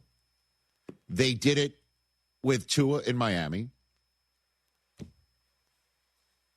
And they did it with Carson Wentz in Philadelphia. Right. I mean, we could go on and on and on and on. But they did it with Patrick Mahomes in Kansas City. They did it with Burrow in Cincinnati. They did it with Lamar in Baltimore. They did it with Josh Allen in Buffalo. There are some that work out, and there are others that don't. And Chris says, who is going to be the first team in the NFL to just tap out of their first round drafted quarterback or their first overall drafted quarterback and say, no more contracts for you. We're starting from scratch. And I keep telling them there won't be one. And I have an interesting list for you here because I asked NFL Network Research for some help. When Kyler Murray got cut, he's going to get cut, released. 2019 first overall pick, cut in 2026 after being re-signed to a contract in 2022. I asked NFL Network Research, who are the last, give me other first overall picks cut by the team that drafted him. How rare is that? Okay. The last one to be cut by the team that drafted him was Eric Fisher, the left tackle of the Chiefs, who was drafted first overall in 2013, signed an extension in 2016, but released before the last season of that extension. You're like, all right, give me some other names. Who are some quarterbacks? The only other first overall pick since 2000 to be released by their drafted teams. Remember Courtney Brown? Yeah, from Penn State. He's not a quarterback, but he got released before the end of his rookie contract. Here are the other ones. Jamarcus Russell, released before the end of his rookie contract. Yeah. David Carr, released before the end of his rookie contract. Cam Newton was released by Carolina after signing an extension. And then there's Michael Vick, who we all know why he got released in Atlanta. You know who's also on this list of first overall drafted quarterbacks cut by the team that drafted him? Peyton Manning. Right. You forget about it. Orlando Pace was cut by the Rams. Bruce Smith got cut by the Bills in 2000 after being first overall in 85. Yeah, and then he put in some work. And then there's the motherlode here as well, other than Jamarcus Russell. Tim Couch got released by the Browns in 2004 before the end of his rookie contract. That's how rare this is. It's a rarity what we're seeing because teams do not cut first overall drafted quarterbacks, and certainly they don't usually cut them after giving them a monster contract just 3 years in. 3 seasons in and eating a cap hit of just about $40 million. But when the cap's now $300 million, you're going to start seeing stuff like this. And I think teams are going to be more apt to sign the guys. to a long-term deal and say, we'll just eat it if it doesn't work out 2-3 years in. The problem is, though, is who also eats it is the general manager who gives that contract and the coach who's coaching the quarterback. It's a wild game, man. It sure is. But I just wanted to bring that up since the caller just brings him, like, Brockman's like, don't give Kyler Murray a contract. Take a look. Chris hates when you say the next man up thing, and that really bugs him because you shouldn't just get a contract just because it's your time or, Right. And so what he said, why are the Giants giving Daniel Jones a long-term deal? It's only going to be a mistake. He was right about that. Guess who's now got the transition tag in his new spot? For almost as much money as the Giants signed him for long-term. Interesting. We'll talk about that next right here on the Rich Eisen Show. Albert Breer coming up in hour number 2 as well. 844-204-RICH is the number to dial. Just hang out with me, TJ Suze, and Jay Felly coming up. It's Rich Eisen for Pella Windows and Doors. Sometimes teams take a timeout to regroup and call the right play. When it comes to your home, Pella Windows and Doors always has the winning game plan. They do it every day, and that's why your neighbors trust them. Visit Pella.com/Eisen today. Right now, Pella Windows and Doors of Houston is offering 50% off installation and no interest, no payments for 12 months. Some restrictions may apply. See store for details. Offer ends March 31st, 2026. A SoFi personal loan is here to help you achieve something once thought impossible. Overcoming high-interest credit card debt. Walk the tightrope of your finances with one low, fixed-rate monthly payment, no fees required, and as soon as the same-day funding. That's right. Pull off your own debt-defying stunt with a SoFi personal loan. Visit SoFi.com/trick to learn more. Loans originated by SoFi Bank, N.A., member FDIC. Terms and conditions apply. NMLS 696891. John Granado here. Brinkman Quality Roofing is a local family-owned and operated business and has been the most trusted name in Houston for 50 years for roof repairs, roof maintenance, and roof replacements on both homes and businesses. They're experts in shingle roofs, tile roofs, solar shingle roofs, metal roofing, and commercial roofing products. Brinkman Quality Roofing is the one to call at 281-480-ROOF. That's 281-480-ROOF, or go to brinkmanquality.com. Hey, Red Nation, you can watch the hometown team anywhere, but there's only one place where the rally starts. Tom's Watch Bar Red Nation Rallies at Green Street, your new Friday and Saturday home game destination. Tom's comes alive with DJs, giveaways, and more. Headed to the game? Park free at Green Street with Tom's Validation, and then celebrate after the game at Tom's with post-game drinks and highlights on 65-plus screens. Red Nation Rallies at Tom's Watch Bar, presented by Green Street. Visit tomswatchbar.com/Red Nation Rallies. Whether you're buying a home or you're refinancing, Kent Jones at Dream Rate Mortgage is the guy for you. He's done over 1,400 closings. He's been in it for 30 years. He knows all the hacks. He can save you thousands and thousands of dollars. He does it all the time. Dream Rate Mortgage is the way to go. Shop your loan. Kent Jones loves that. Dream Rate Mortgage, 975loans.com. That's 975loans.com. Dream Rate Mortgage, LLC, NMLS number 2482473. J. Ken Jones, NMLS number 356118. Equal housing lender. Oh, and that's a hard foul. Let's listen for the call on the floor. The taxpayer owes back taxes. Penalties and interest are assessed and wage garnishments to begin immediately. The IRS never misses that call. I wonder if they will challenge it. The call is under review. Priority Tax Relief has been called in for a review. Priority is the best in the business at negotiating your tax debt and has even eliminated the debt for some clients. Priority Tax Relief is saving their clients millions of dollars every month. After a careful review from Priority Tax Relief, the debt has been eliminated. No foul on the play. Whoa! That completely changes the game, folks. If you owe more than $5,000, call Priority Tax Relief, and in minutes they'll review your case for free with a direct line to the IRS to see if you qualify for life-changing relief. No more worrying about wage garnishments or frozen bank accounts. Call Priority Tax Relief today at 800-584-7531. That's 800-584-7531. We make your tax relief our priority. Call now. Priority Tax Relief. Staples presents That Was Easy. So I own a coffee shop, and I wanted to label everything with our logo. That's ambitious. Cups, boxes, bags. Ooh, that'll add up. Not at all, because right now, Staples prints custom labels for 30% off. 30% off? That's shockingly affordable branding. Yep. Now our logo and URL are seen all over town. Brand your business for less at Staples. That was easy. Shop Staples in-store, online, or in the app by 442 Unlock. Exclusions apply. Visit staples.com/print for details. Welcome to guided meditation. Close your eyes. You're at the beach. The seagulls are calling. You take out your iPhone 16e you got from Cricket and use Apple Intelligence to clean up that selfie you just took. It's a good one. You send it to your friends instantly thanks to reliable nationwide 5G. They're totally jealous. Get iPhone 16e for $49.99 when you switch. Smile, you're on Cricket. Requires new line on the Supreme Unlimited plan. First service charge and tax due at sale. $25 activation fee. Terms and restrictions apply. Cricket 5G is not available everywhere. See store for details. The John Clay Wolf Show. Here's what's going on in the Wolf Pack. Bobo, we appreciate you. Thanks, man. Gigi doesn't. She said, you left me hanging, but whatever. I still love you. And I was there first. You're talking about the show meeting we had yesterday. She's the only one that showed up. Yeah, and I'm sitting there like, yeah, guys, I'm 3 minutes early. Right. What the heck? That was 50-1 odds in Vegas. The John Clay Wolf Show. Every Saturday morning. ESPN 97.5.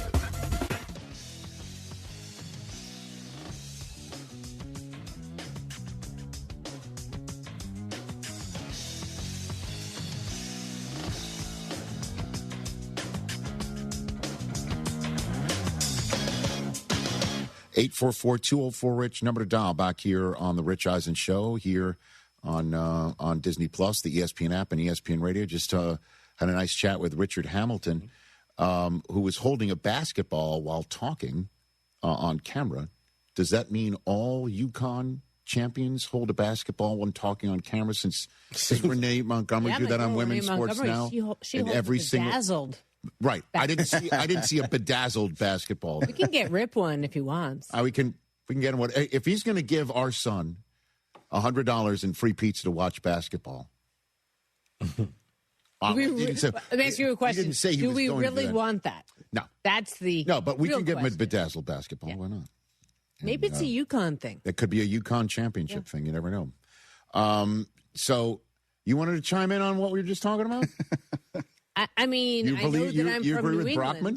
so maybe I'm going to lean with Brockman, but I think he has a really good point. I don't understand the pushback on this. I think if you haven't played to your potential as a quarterback, what are you re-signing for other than maybe a concern about having continuity with somebody who understands the system? But you're looking at some players who didn't play well enough to continue on, and at what point do you cut them and take a flyer on somebody new that might come in? Because we saw that to a degree with Tua, and we definitely saw that with Kyler Murray. And I think that I actually side with Brockman in this one. Well, the issue is, again, is they brought in a new head coach from Kingsbury to Jonathan Gannon. And that's when things began to go a little sideways with Murray, don't you think? I don't know what happened there. But you got enough of a sense that something was up, and you just aren't going to see too many spots where the coach stays the same and the general manager stays the same and the quarterback doesn't when they all come in and draft the kid and Kyler Murray. And they made the playoffs, and they give him a contract because it's that time. I can't blame the Cardinals for giving him the contract. You could sit here and go, Tua had a bunch of concussions, so why would they pay him all that money? And if they're about to, in Miami, get out from under Tua, it's because they've changed the coach there. The reason why Mike McDaniel was brought in Miami is he had a plan for Tua. And there were times when that plan for Tua was a smash success. I remember that back-to-back I did in Germany with Chiefs, Dolphins, and Patriots, Colts. Mm-hmm. 2 games in Frankfurt, Germany, back-to-back weeks. We had McDaniel and Tua, and that was, at the time, the personification of healthy quarterback relationship, where new coach comes in and tells kid, I gotcha. You know, the previous coach here in Miami, Brian Flores, was swapping you out for Ryan Fitzpatrick, and your head's turned around, and you're like, I'm not in Alabama anymore. What the hell happened to me? Like a house landed on top of me. I'm not in Alabama anymore. I got you. I got your plan. And there were times when McDaniel came in, and we were thinking, he's going to get rid of Tua. Don't you remember that? The first thing about him, we were just kind of like, he's got a plan for him. And Tyreek Hill comes in and starts saying he throws the ball better than Mahomes. Yeah, and we're all like, what are you talking about? And things started to click. And both guys in our broadcast meeting were telling stories about each other, we were all crying. Like Stacey Dale's in tears. We're all like, wow. Tua's talking about how, McDaniel sits down next to me and we go over stuff and we're going to each other's houses and whatever. And then the next week, we see Mac Jones and New England. And Mac was essentially saying, I call my old Alabama teammate Tua up, and he's telling me everything that he's got going on with his coach. And when he was done sort of basically telling the entire broadcast group, I need a hug, we were basically saying, this is not working out with Mac and Belichick at all. Like, we wanted to hug Mac Jones before he left the room. And now Mac's is on 2 teams later. You see he's doing well in San Francisco. But this is all brought up to say is that when you bring in a coach who's like, I got you, and it works to a point where you see some success, not ultimate success, and then the ultimate success, you make the playoffs in a freezer bowl in Kansas City, but your quarterback's not there because his concussion problem has him knocked out. You're sitting there thinking, we have this. The coach says, I got it. General manager says, I got it. You go to the owner and say, we want to pay all this money. And the owner's probably going to sit there and Stephen Ross go, that's what I hired you to do. You believe in it. Let's do it. Then it doesn't happen. General manager gets fired. Coach gets fired. So what do? Do you just tell Tua we're not doing it? And then you watch him go and win a Super Bowl somewhere else? Just take a look at what's happening in Minnesota right now. Whatever's going on in Minnesota with J.J. McCarthy and that quarterback room and the general manager who just got swapped out, they can all say it's not the case publicly and maybe even privately. But whatever's boiling there in Minnesota, don't you think a lid got put on that boiling pot by Sam Darnold's Super Bowl championship? Don't you think? It got put on top of it? On top of this boiling pot of whatever's going on in Minnesota, there was a lid that just got put on top of it by Sam Darnold winning a Super Bowl somewhere else, making it even hotter for everybody. Harder, yeah. So my point is you can't use what's happening down the road to say you shouldn't have done it at the time, because when you're living it, you just make your bet and you believe in it. Certainly if you're the coach who's basically got the job saying, I got it, and the general manager hired the coach because he said, I got it. And then the quarterback doesn't have it, and everybody gets fired. Or Miami could have said what? We're going back into we'll just let you go. We'll go back in the draft. Yeah. Or we'll get Sam Darnold when he's ready to win. That's or right. Malik Willis. I mean, to go with your analogy, it's about the spices you put in the pot before you put the lid on, right? You have to have the right relationship, the right coaches, the right quarterbacks, coaches. And maybe there just isn't the right seasoning there. Not that I cook, but our cooking. I was like, do I say what I'm thinking? Oh, definitely not. Not if you want to live. Do I say what I'm thinking, or do I wait for my wife to read my mind and say it? No, that was. No, but I totally understand what you're saying. I'm just pointing out that at the time with the Arizona Cardinals, with Kyler Murray, they just made the playoffs. Cliff Kingsbury's the guy who's like, I had him in college. I've known him since he was in high school. We got this. Until he didn't. Injuries played a little role with Murray. New coach comes in, and that coach isn't there anymore. It's that's why the NFL stands for not for long, right? Exactly. Albert Breer coming up in hour 2. That's the ease at which you get information. You want it, you get it. Like that. Ask your phone. Group chat. Smartphone. You're always connected and informed in real time. No waiting. So if you're diabetic and still using finger sticks to read your blood sugar, what are you waiting for? Knowing your blood sugar levels instantly is important for managing diabetes. Call US Med at 888-665-0696.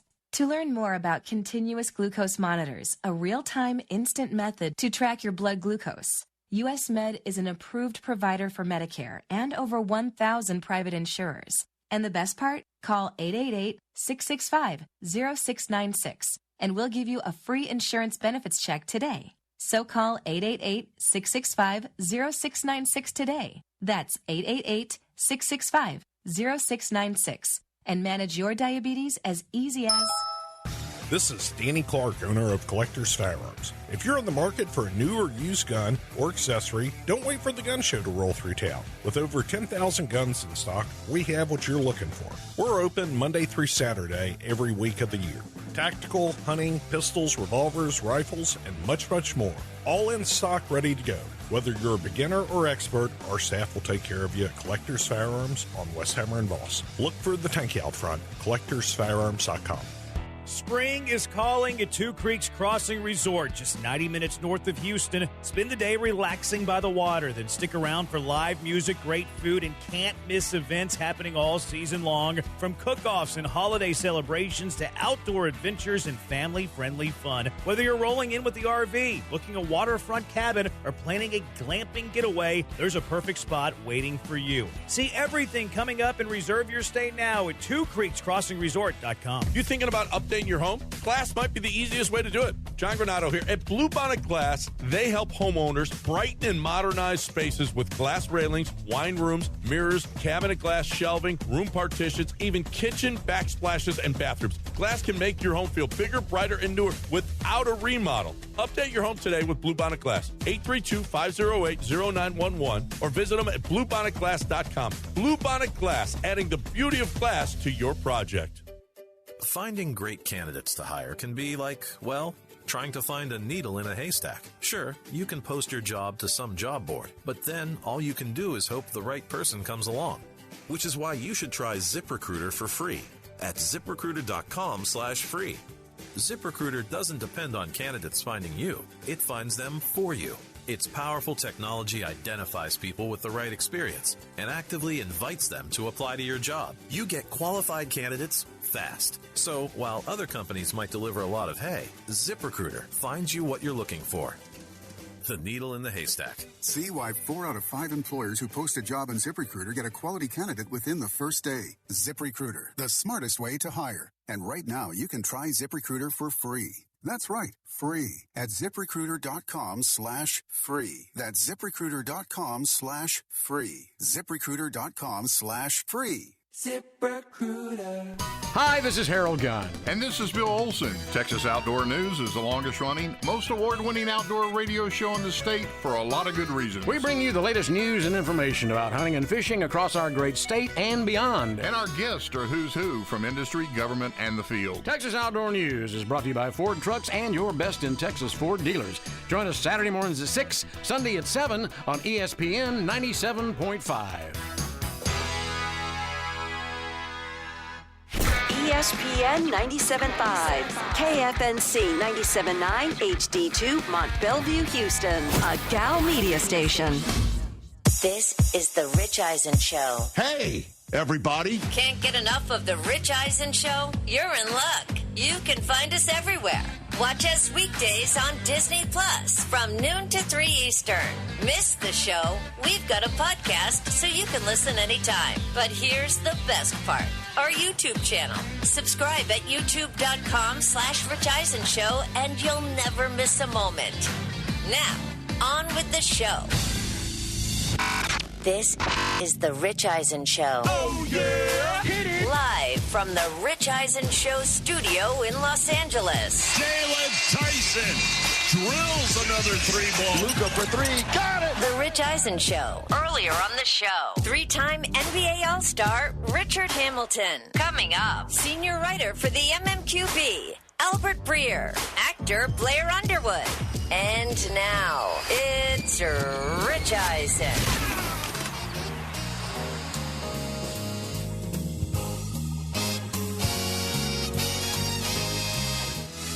Hey, everybody. Hour number 2 on the air here on Disney Plus, the ESPN app, ESPN Radio, and Sirius XM Channel 80. We say hello to our podcast listeners, even with you listening whenever you want. That's your Lord given right to listen to us whenever you want. We appreciate you listening to any of our podcasts, whether it's Overreaction Monday or this show all 3 hours, No Contest Wrestling. Yeah. TJ Jefferson, you and O'Shea Jackson Jr. have a 2-guest pod. We do, man. We have the new Intercontinental Champion, Pentas. And we have another guy who's really big in the podcasting world, Chris Van Vliet. Is going to be coming in soon, joining us. And O'Shea, will O'Shea be here early enough to appear on the program? O'Shea loves nothing more than to sit here at the end of the show every Wednesday and give his takes on. So we've got a Blair Underwood, O'Shea Jackson Jr. third hour. And me and Susie and Feller, too. Well, no, I'm just talking about in studio. I know, but we're here in studio. I'll get to them in a second. He's on his way. No, it's because we've got a celebrity true or false for Blair Underwood. Yes. And then we'll talk about the Lakers' hostile work environment between J.J. Redick and Luka Doncic with O'Shea Jackson Jr. It's his team. I'm sure he's going to have some thoughts. Yeah, be great. He knows about hostile environment. Hey, Suze, what's going on over there? What a bunch of amateurs. I mean, so many of these Lakers have had hostile environments. Are you kidding me? I lived in one for 3 years. You're referring to when you covered the Shaq, Kobe, Phil Lakers. Not our house, Rich. Is that what you're saying? Not our relationship. Although if Rip sends those pizzas, it might get really hostile really fast. Ladies and gentlemen. Hey, everybody. Good to see you, Jay Felly. What's up? Her giving you the Heisman all those years, that doesn't count as being hostile? No, it just counts with, how do I describe it? The chase. Just part of the journey. Yeah. You know what I mean? Part of the journey. Part of her long game, right? Is she still looking at me? She's looking at me now. Okay, shut up. Okay, very good. Rich Eisen. Oh, that's Susie Eisen's husband. Thank you very much. That's my guy. That's Charles. We led the show talking about how the Rams traded their first-round selection. This just in. They do that a lot.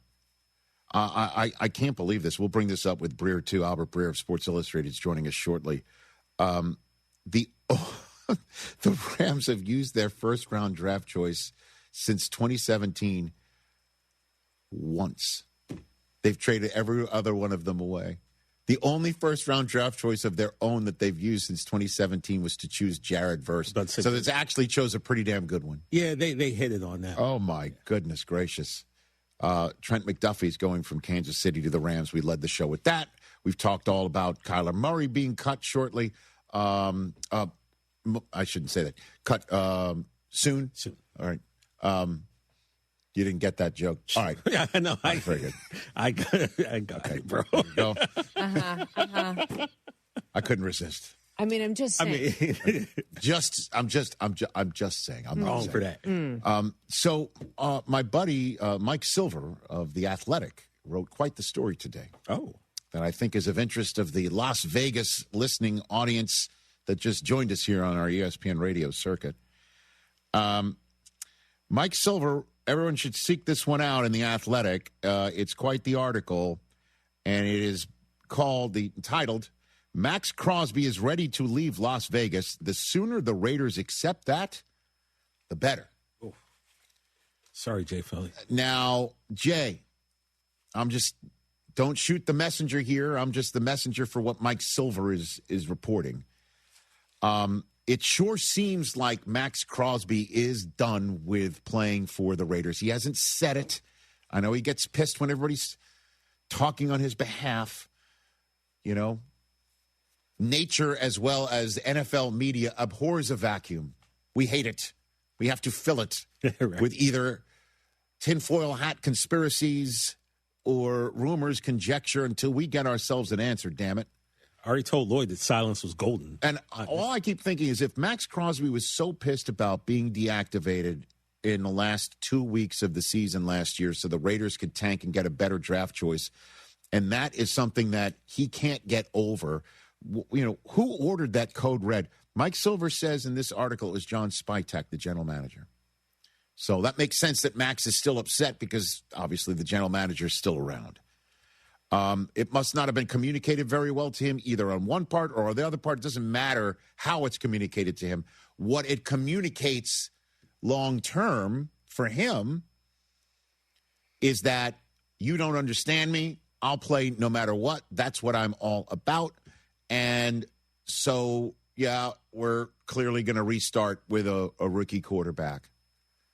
And I don't know if he's up for that because he, as Mike Mayock who joined us on our Monday show, former GM, said he's still tight with Max Crosby.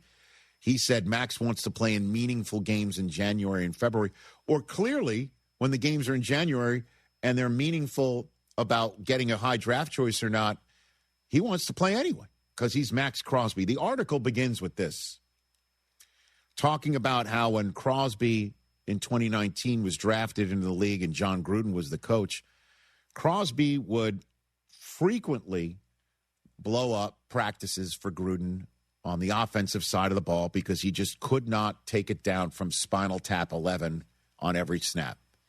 He had to just go, you-know-what, to the walls. And habitually, quoting the article here, habitually, he, Crosby, would blow up Coach John Gruden's offensive script by charging off the edge and batting down passes, sometimes getting dangerously close to the quarterback. At one point, Gruden threatened to cut him if he kept it up. Quoting, said one witness of Crosby, quote, his attitude was, if you don't want me to do it, then block me, and nobody was in position to challenge that. So that's what makes Crosby tick. And he's saying, Mike Silver, that Crosby being told you're not playing is a red line, that it's difficult for him to come back from. He also mentioned some interesting aspects here, a name that is familiar to Patriots fans. Brockman might hear it all the way from his vacation across the Pacific. Alex Guerrero, who is the, I guess one would say, right-hand man of Tom Brady.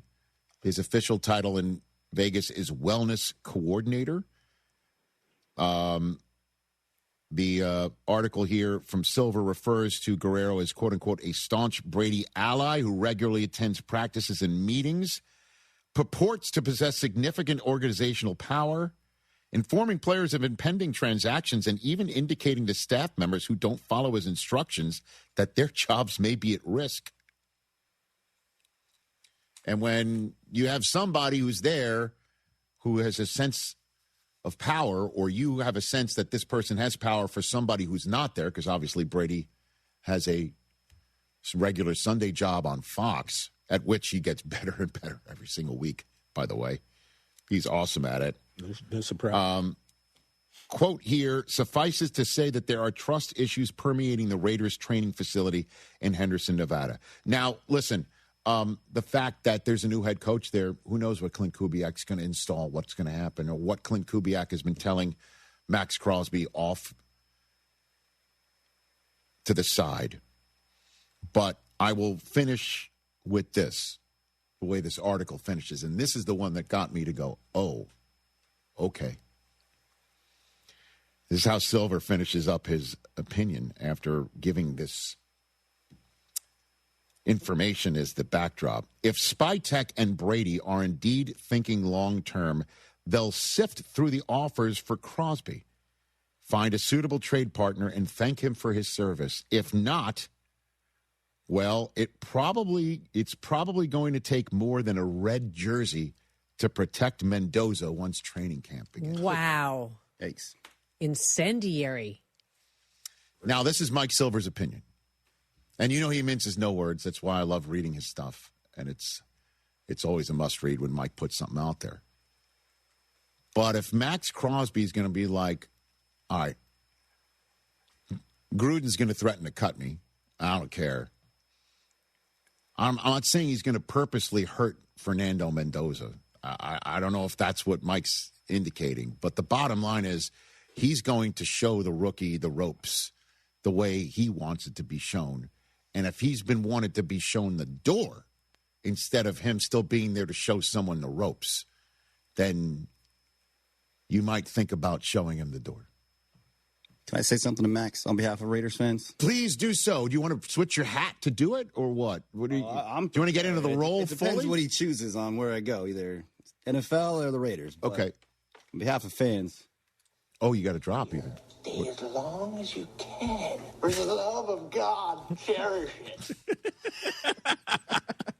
Stay this long. I thought you were going to make an impassioned plea to camera. That was it. I did too.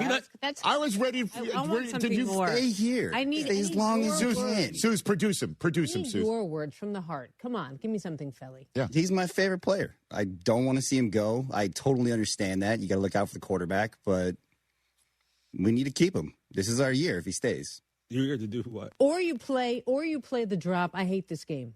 I hate this team. That's hate this team. That one. No.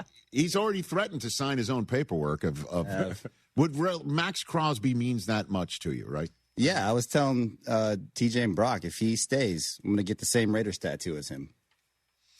If he goes, will you get a tattoo of his new team? Absolutely not. He's just going to get a new team. What if it's the Dallas Cowboys? No way.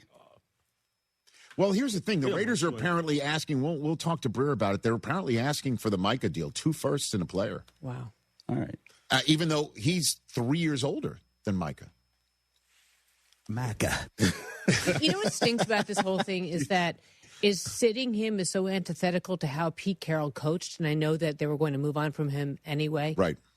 But you'd almost think in so many ways that must have been one place where Spytek and Pete just didn't see eye to eye. Pete would never want a player to sit to look ahead for next year.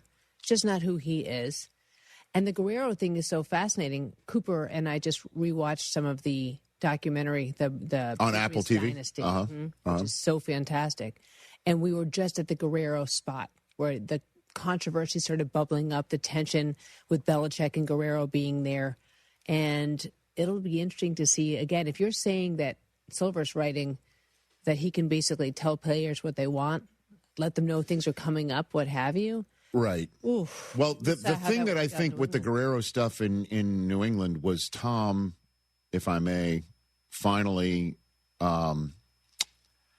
carving out some turf of his own that he felt he had earned over the years of being Tom freaking Brady, right?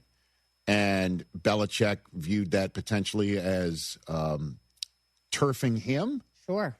This is, Tom now being in charge and not physically being there all the time, which leads to something that could be viewed as dysfunctional when you don't win. 100%. And could be viewed as something within the building as unhelpful if you don't win. If you win, it's just like, hey, I'm in shape. If you lose, it's just like, is everything that I'm doing being reported back to Tom? And so that's what Silver's pointing out, that might also have Crosby might also want an exit visa from, because this is his 6th head coach. Guy got drafted in 2019. Think about it. But there's also reasons why there was a lot of that. Gruden could have been the coach there for the last 6 years if everything didn't happen the way it did years ago.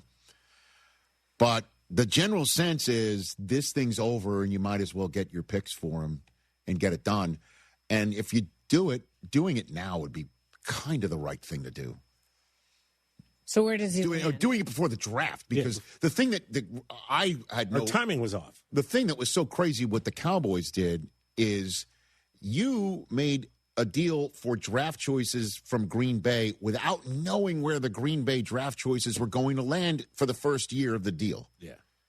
Now, you do it now, you know exactly where the draft choices are.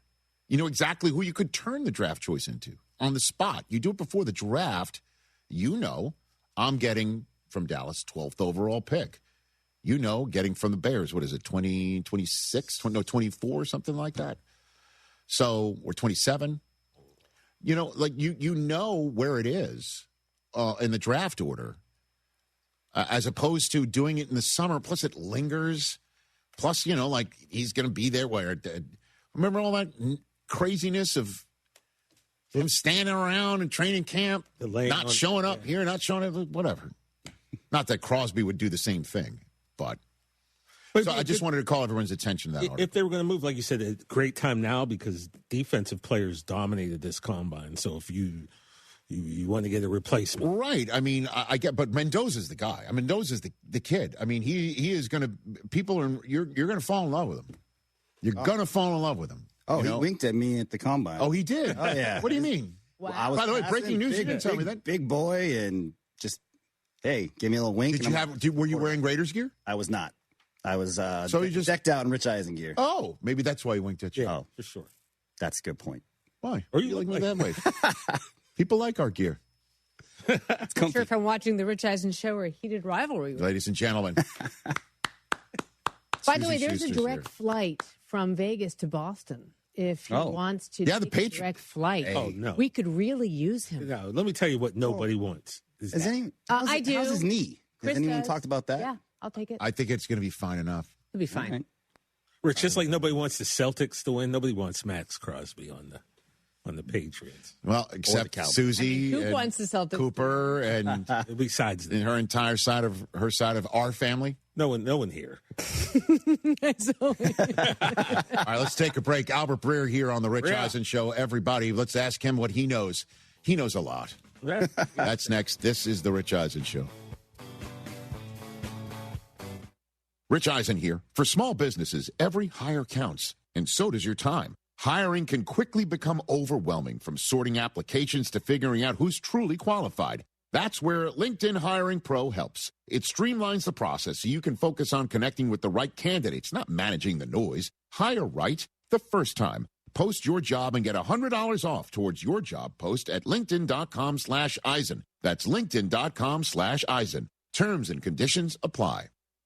Evan Cohen here. In life, as in sports, the pros make it look easy. That's why pro golfers like Jason Day, Ben Griffin, and Patton Kazire trust the pros in lawn care. True Green. They have the experience and expertise to give you a lawn worthy of the PGA Tour. And since True Green does the work for you, you get more free time, or more tee times. So stop stressing over your lawn and start loving it. Sign up now at TrueGreen.com, because nobody makes it easier to get a golf course quality lawn than True Green, the official lawn care treatment provider of the PGA Tour. Hey guys, Joe George here to tell you about TNT Shirts. TNT Shirts has been a family-owned business since 1983 with 2 locations, 1145 West 19th in the Heights and 2400 Taft in Montrose. There's no minimums for custom t-shirts. They printed 300 for us for the ESPN listener party. They also do embroidery, screen printing, and promo products, so why go somewhere else when you can support local? They're also officially licensed with Rice and the University of Houston. Check them out at TNTshirts.com and tell them you heard about it on ESPN 97.5. DraftKings Sportsbook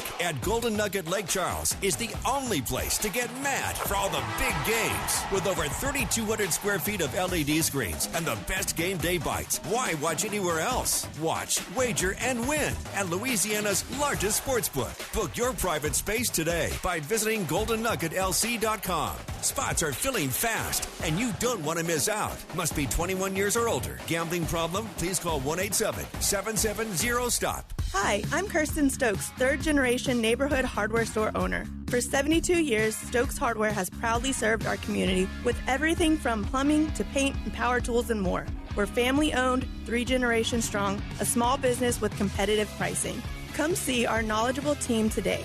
Hablamos Español. Shop local, save more. Follow Stokes Hardware on Instagram, Facebook, and TikTok. Stokes Hardware, your neighborhood store since 1954.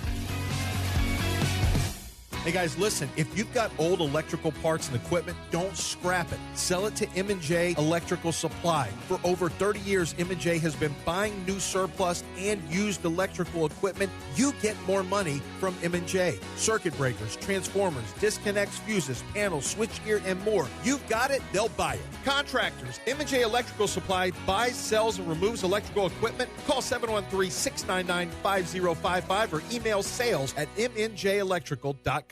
In pressure situations, execution matters. When something breaks, you don't want delays, scripts, or handoffs. You want answers. At EAG, our IT outsourcing model puts experienced engineers on the front line, focused on fast first-call resolution when time matters most. Less escalation, less downtime, less frustration for your team and leadership. As an IT managed service provider, we measure success by problems solved, not tickets closed. EAG, built to execute. Visit EAGinc.com/ESPN. Whether you're buying a home or you're refinancing, Kent Jones at Dream Rate Mortgage is the guy for you. He's done over 1,400 closings. He's been in it for 30 years. He knows all the hacks. He can save you thousands and thousands of dollars. He does it all the time. Dream Rate Mortgage is the way to go. Shop your loan. Kent Jones loves that. Dream Rate Mortgage, 975loans.com. That's 975loans.com. Dream Rate Mortgage, LLC, NMLS number 2482473. J. Ken Jones, NMLS number 356118. Equal housing lender. Hey, Houston, Lance Zerline here. Listen, if you're craving authentic Mexican flavor, head to Taquerias Arandas. Since 1981, they've been serving up mouth-watering tacos, sizzling fajitas, and fresh tortas that hit the right spots.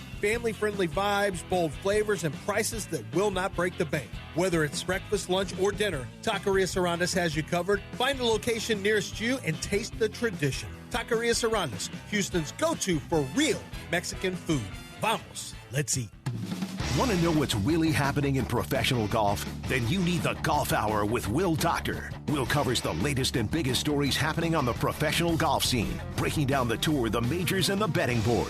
Plus, Will gets the inside scoop directly from players, coaches, caddies, and the people who actually know what's going on. Listen to sharp analysis and real opinions each week on the Golf Hour with Will Doctor. Saturday mornings at 8 on ESPN 97.5 and the ESPN Houston app.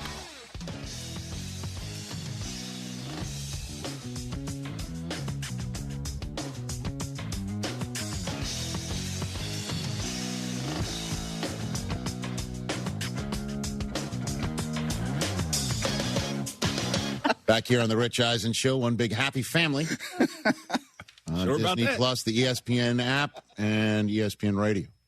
Ladies and gentlemen, back from the Combine himself, Sports Illustrated's Albert Berger. Good to see you, Albert. How are you?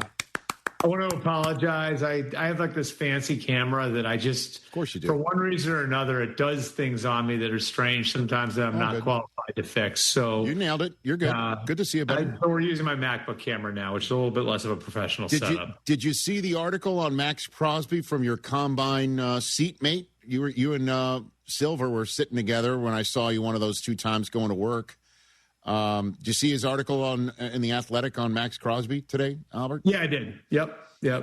Put it all together. What's the reporting on Max Crosby as we sit here right now, Albert? Sure. I mean, I think I would start here, Rich. Like, to understand this, you've got to go all the way back to the very beginning, and that was him injuring his knee back in October. At that point, he knew, the team knew that he was going to eventually have to have surgery. The question was when. It was a pain tolerance thing to some degree. So he was under enough pain in December that they decided to go back in and have scans a couple days before Christmas. At that point, after the scans came back, they made the decision they were going to shut him down. He didn't like that. He went and sought a couple of outside opinions on the knee, and those doctors outside the organization told him wasn't perfect, but like he'd be okay to play out the last couple of weeks of the season. And it was communicated to him that wasn't going to happen.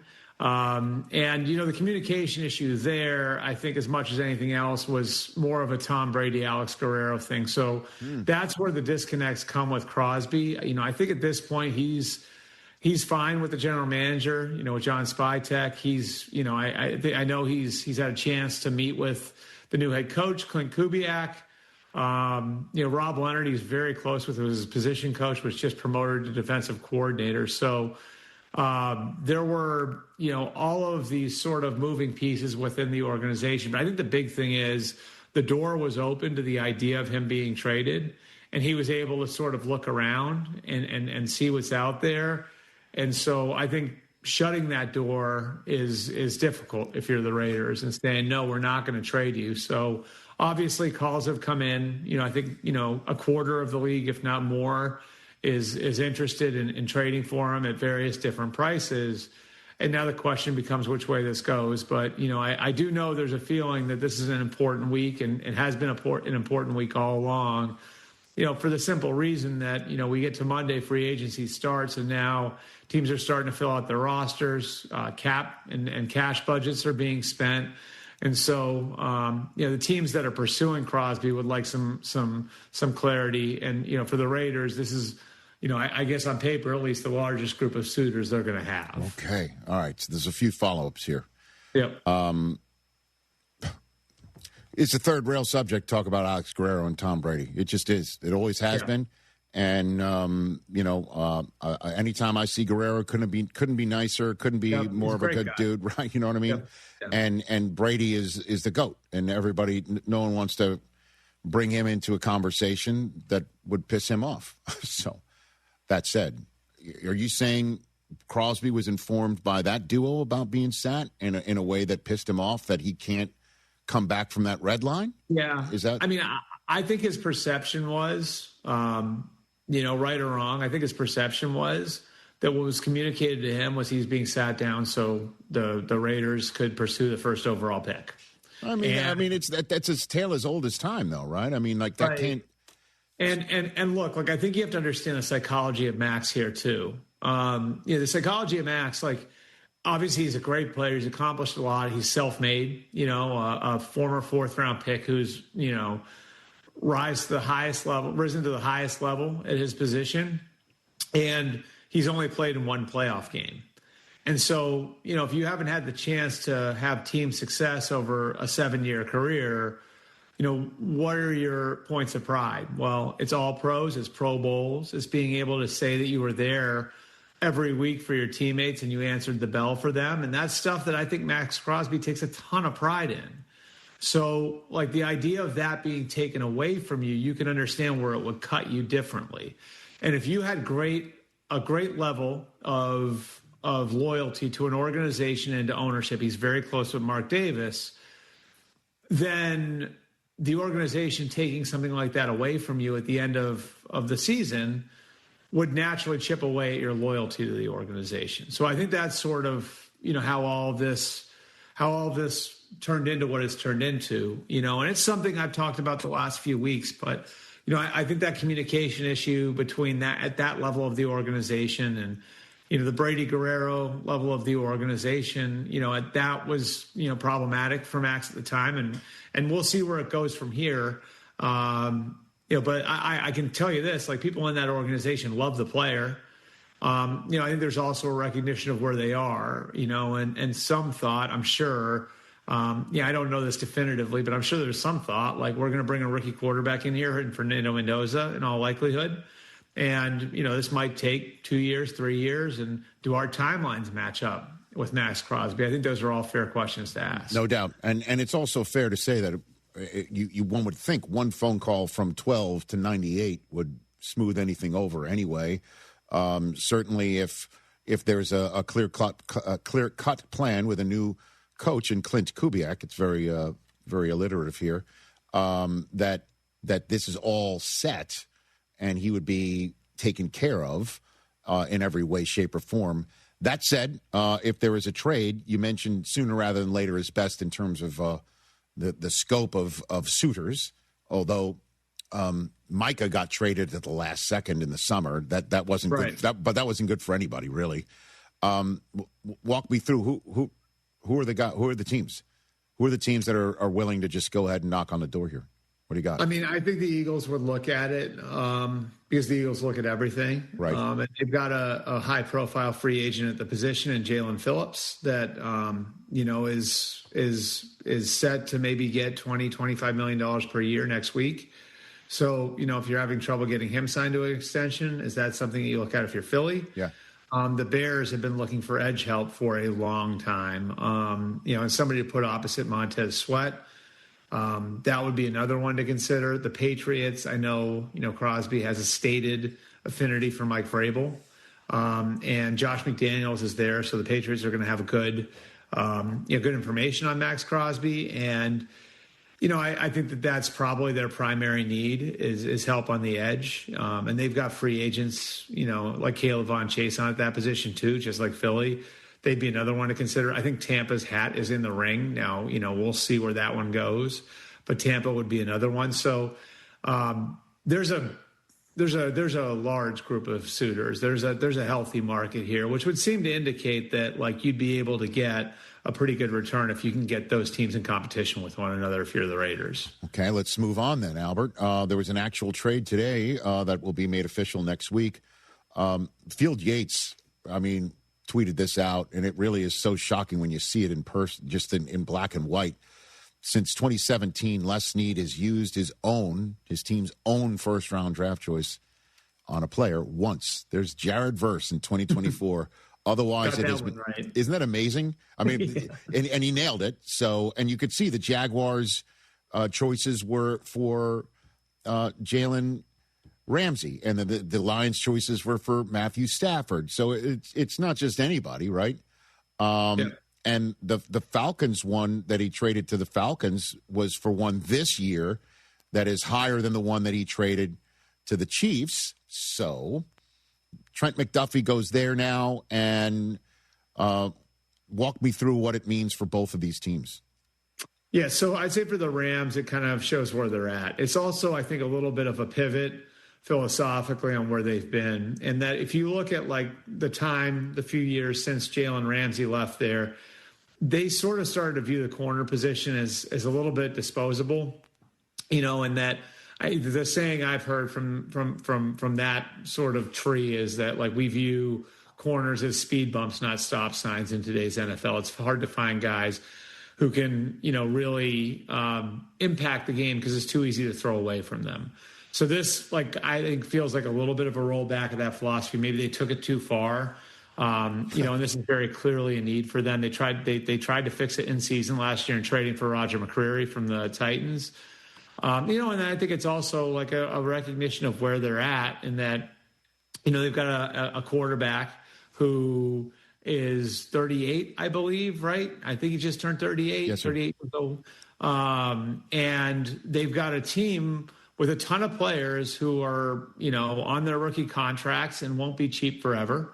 So they've got some flexibility to do this. And that's guys, like Jared Verse, like Kobe Turner, like Braden Fisk, like Puka Nacua.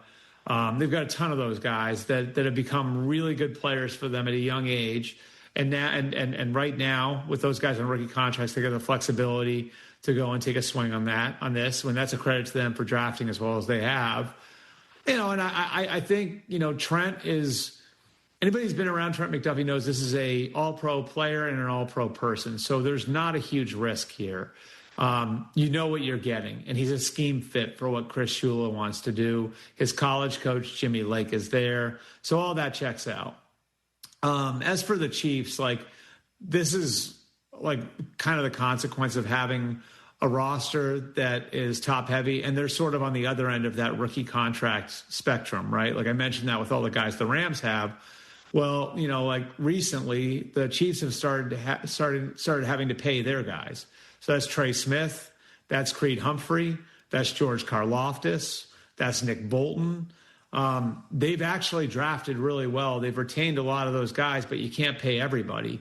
And, they tried to do Trent last year, and Trent McDuffie wanted to do a contract at the top of the market, and Trey Smith was at the top of the guard market, and George Karlaftis was getting a big deal, so they couldn't get it done then. And they went into this offseason with a recognition after Stingley and Sauce Gardner signed that if this was going to get done, the number in the APY was going to have to start with a 3. Mm-hmm.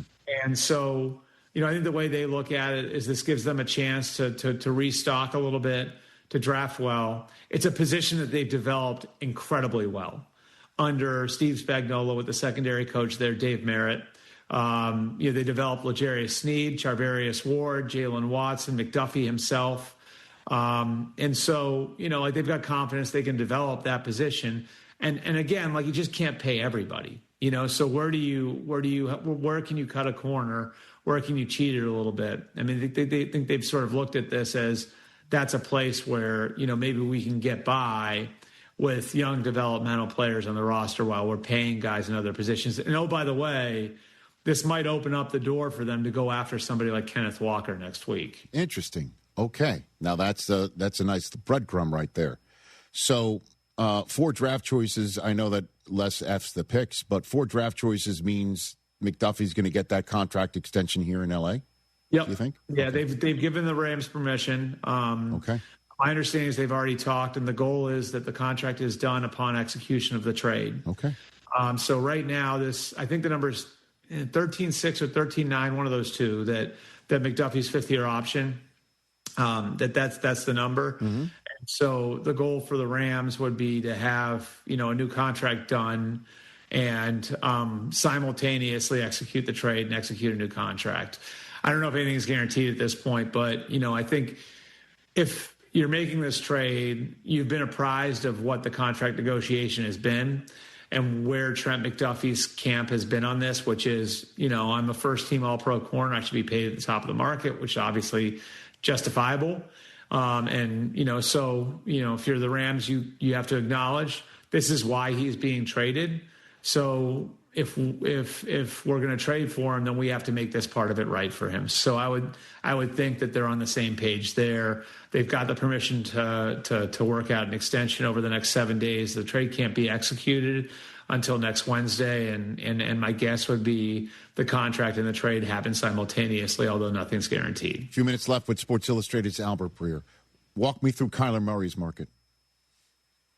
Yeah, so I think Kyler wanted to be cut. Like, that was the ideal scenario for him, was that, and because of the way offsets work, I won't bore everybody with a cap lesson here, but, if your guarantee, if you've been cut and your guarantee is at a number that no other team is going to match, then you have the ability to go play on the minimum somewhere in an offset and hand your old team the bill. So, presuming nobody's going to pay Kyler $40 or $50 million this year, which I think is a fair presumption, he's going to go play on the minimum somewhere next year. The same way, Russell Wilson played on the minimum coming out of Denver when he went to Pittsburgh.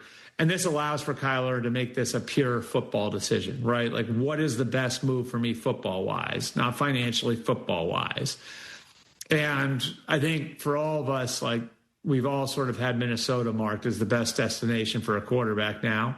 And so he'd have the ability to go in and maybe go into a competition with J.J. McCarthy to be the quarterback there, and get the chance to do what Sam Darnold did, a couple of years ago in Minnesota. So I'd have Minnesota at the top of the list. There are other teams that I think for financial reasons would be attracted to Kyler. And certainly, the Dolphins would be on that list. The Jets would be on that list. But, to me, like the Colts, if like something isn't to work, if Daniel Jones, if something weird happens there, then the Colts, I think, would be attractive to Kyler. Would he go there as an insurance policy against Daniel Jones's Achilles? I don't know. But that would be another one to kind of look at. But that would be, I think, where the market would be for him. What's the transition tag decision time frame for Jones? Does it match up because Kyler's not going to want to sit around and wait for anything like that, right? So, like that's a ticking clock there. That's one follow-up question. And then if you wouldn't mind fashioning into your answer there, does that mean a quarterback competition in Minnesota? Or is Kyler would go there fully knowing it's JJ's week one gig and he's there is a much better option than Carson Wentz from last year, Albert? Yeah, I think Minnesota is of a mind to create competition for JJ. And I know, I can tell you factually that, like, really going back to the middle of last year, they've had, like an eye on what's our next reclamation project. And they viewed that as a potential path for them because it worked out so well a couple of years ago with them taking on Sam Darnold as a reclamation project. So, like, that's the way I'd view that. What was your other question, Rich? My other question was the timing of Daniel Jones's decision-making. Yeah. Right? I would say ASAP on that. Like, the reason they transitioned him and the reasoning on it is, so, like, his camp, I think, is right now of a mind that we should be making $100 million over the next 2 years. And that sounds like a lot, but that's based on, and that ask is based on where the franchise tag is, right? And so the franchise tag, you put two tags together, it comes out to roughly 96 over 2, which is close to 100, so round up. And he's looking for about $50 million per year. The transition tag takes that leverage point away from the player's side, right? So you're not working off of that number, off of the number above 43 anymore. You're working off of a number that's above 37. And it also gives Daniel Jones a chance to go out and look on the market if he wants to. So, I like if you look at it right now, like, it would be the Colts put something in front of him as far as a long-term deal, or he can sign the 1-year tender at just over $37 million. It gives, I think, a little bit more flexibility. It allows for the player to go and explore the market on his own. It's risky, of course, because you risk losing the player. And there's another piece to this that I think is interesting, which is the Alec Pierce situation, which they would like to get Alec Pierce re-signed. I think Alec Pierce is going to sign for somewhere between $25 and $30 million somewhere. But Pierce has communicated pretty clearly to them that he wants to know who his quarterback's going to be before he signs. So there are some moving parts there that I think you have to consider. And it's an interesting situation for sure for the Colts. My guess would be that Daniel Jones is back there. I think he wants to be there. The team wants him to be there. But obviously putting the transition tag on him instead of the franchise tag does open some new questions. All right, last one for you. The Cowboys are clearing the cap space for who? What do you think? What are they doing? I mean, I would say Crosby would be somebody who'd be on their radar. I wouldn't look at the clearing of cap space as necessarily a precursor to a huge move, but it does give them some flexibility to work here, to fit the George Pickens tag here. So there are, I think a few moving parts with that, but I would say, if there was somebody that I'd circle and say, yeah, that's who they'd go after, and they'd be interested in as far as just a big ticket item there, it would probably be Crosby, who, by the way, I believe went to high school in the Dallas area. Yeah, Colleyville. He went to Colleyville, Texas. All right, 4 Buckeyes in the top 10. Albert? Yeah, do you want to talk about Caleb Downs and that mess? No, I mean, I guess I've got about 2 minutes. If you have, I'm happy to give you the floor on that. Although Sonny Styles is just, for me, he's the hottest guy on planet Earth right now. So yeah, I mean, I think Carnell Tate and Arvell Reese were kind of comfortably in that range going into the combine. Caleb Downs too. Sonny Styles knocked his meetings out of the park. The only question with him is how you value the position, right? Because there are some teams that just don't value off-ball linebackers that high, regardless of how they test or any of that. But his meetings went great. He is an A-plus kid. I don't know if you had the chance to sit down with him, but all the way around, a really great kid, and is going to meet well. And, I think the experience of the Matt Patricia defense helps him too. Caleb is interesting because I saw out there what you saw out there, and in our text group there with the financial advisor to the Stars, Don. We went over this. I would say I try to check everything, and I would caution people to looking at anything that has fake at the beginning of the handle and taking it seriously. I checked ahead of this appearance, because you and I had communicated a little bit on this. I checked with 5 different teams last night on Caleb Downs medicals. I got 3. We're not worried about it at all. I got 1 minor tendonitis in his knee. I got 1 wear and tear in his knee. So I don't think it's a massive concern for people that are drafting up there in the top 10. I think if he were to fall, it would have more to do with what I just mentioned with Sonny Styles, which is the positional value argument, but not because of anything that's wrong with him medically. Downs may have been the best player on that team at the end of the day. That's how talented he is. The most impressive thing about him is when you watch him play and he hits somebody, they stop. I've said that. You do not get extra yards against him. And he's another one. He's like a son of an NFL player, just like Sonny Styles. And just A-plus person who started for Nick Saban as a true freshman at Alabama. I think he's another one who I think will have a good long career, and how highly you value him in the draft, probably relates directly to how you see the safety position. Albert, you're the man. Thanks for the time. I'll sorry for the camera issues. I know this thing's my Zoom settings. Somebody's going to have to help me, because what was distracting me is my camera was moving with my head there too. We're on it. I got a lot of things to work out there. I need. We'll be you got an IT people, have them IT person, have them give me a call. At Albert Breer, everybody. Check it out. Thanks, Albert Breer, on this program right here from Sports Illustrated. We got to beat it so we can get in some advertisements. Back with more in a sec.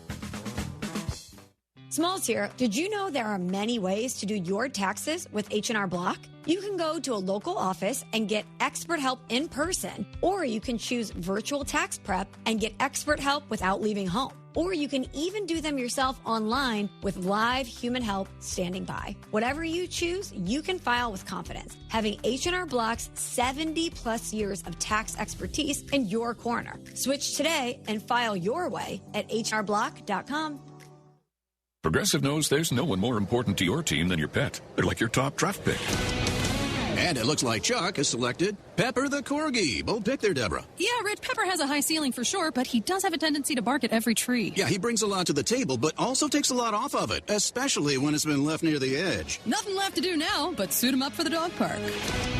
Protect your top draft pick from injury and illness with Progressive Pet Insurance. Get a quote at Progressive.com. Progressive Casualty Insurance Company affiliates and third-party insurers. Not available in all states or situations. Covered subject to policy terms. Lance Zerline here. Rodeo season is here. Republic Boot Company is the place to be. Just off 11th and Studwood in the Heights. Step into the heart of Texas craftsmanship. It's the only place you can buy their 1836 line of handmade 100% leather boots, and they can even customize the fit for your unique foot the same way you break in a baseball glove. Pick up a sport coat, cowboy hat, enjoy a free beer. I'm talking about everything to get you rodeo ready from head to toe. Republic Boot Company, where tradition meets style. Go to their website, republicbootcompany.com. In sports, wasted time kills momentum. In business, it kills margins. If your team is still hunting through shared drives, email chains, and mystery folders, your documents are calling the wrong place. EAG helps organizations move from document sprawl to trusted information, so teams can find what they need when they need it. Less searching, fewer mistakes, faster execution, because no winning team guesses the next play. Learn more at eaginc.com/ESPN.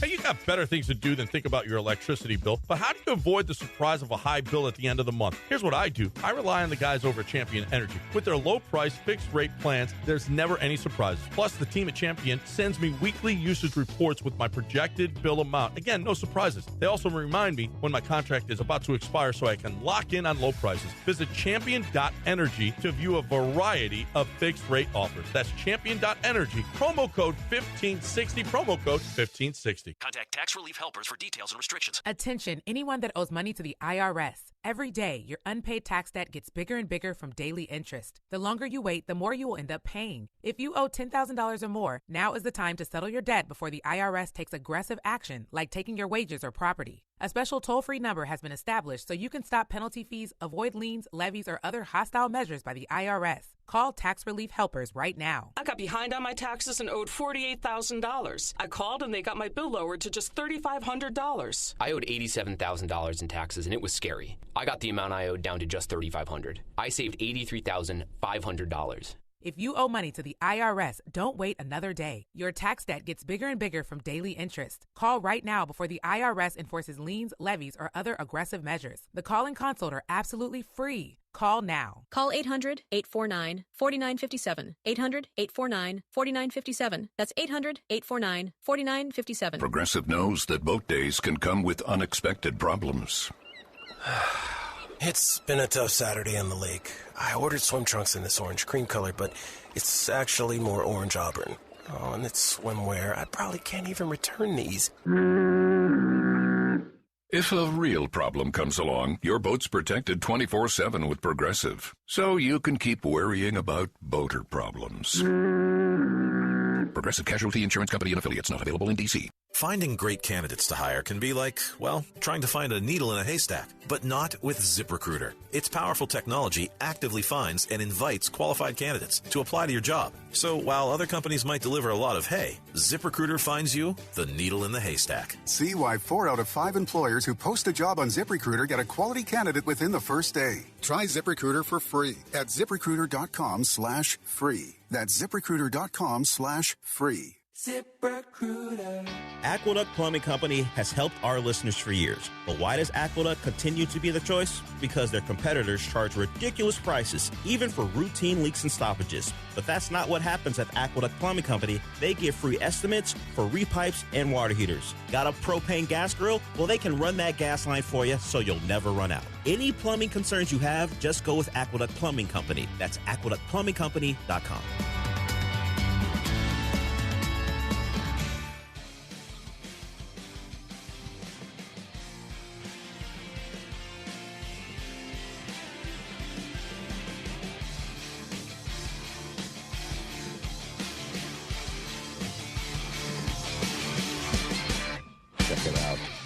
844-204-RICH, number to dial. Sometimes teams take a timeout to regroup and call the right play, and when it comes to your home, Pella Windows and Doors always has the winning game plan. They're not just window and door experts. They're experts at taking care of you and your home. At Pella, they find the products that meet your needs, and their experts install them. They do it every day, and that's why your neighbors trust them. Discover why Pella is a trusted choice for homeowners everywhere. Visit Pella.com/Eisen today. That's Pella.com/Eisen. Lots to talk about off of that. So the Cowboys don't think that they're creating cap space for a big splash, although they could. If Max Crosby's coming, one way to create the space is apparently they're going to go back and redo some more contracts and have about over $60 million in cap space. That's what I'm hearing the goal and the plan is. Yeah. So, yeah. You could fit Max in there. Especially when you're ready to bust the budget, Rich. Kyler Murray's going to have his choice where to go. His choice? Yeah. Of obviously, he's not going to depose a quarterback who's there, but for teams that are in the quarterback market, he's going to choose. So where do you think he's going to go, though? It seems like the Minnesota Vikings are determined to make my guy compete for his job. He doesn't like this. I mean, no, I don't. No, I don't. But I wasn't in the building, and J.J. McCarthy wasn't available every week, and they want to make him earn it, I guess. And so Kyler Murray is I just don't know if he's going to be the choice. Geno Smith could be a choice for that. But it sounds like Minnesota could be a spot. Miami could be a spot. If he wants to go to the Jets will start him week 1, and he will go to New York City, and he's got Garrett Wilson there, and he's got Breece Hall here, and he's got Frank Reich dialing up the offense. If he wants to go to media market number 1 and give the Jets a whirl, I think they'll do that in a heartbeat.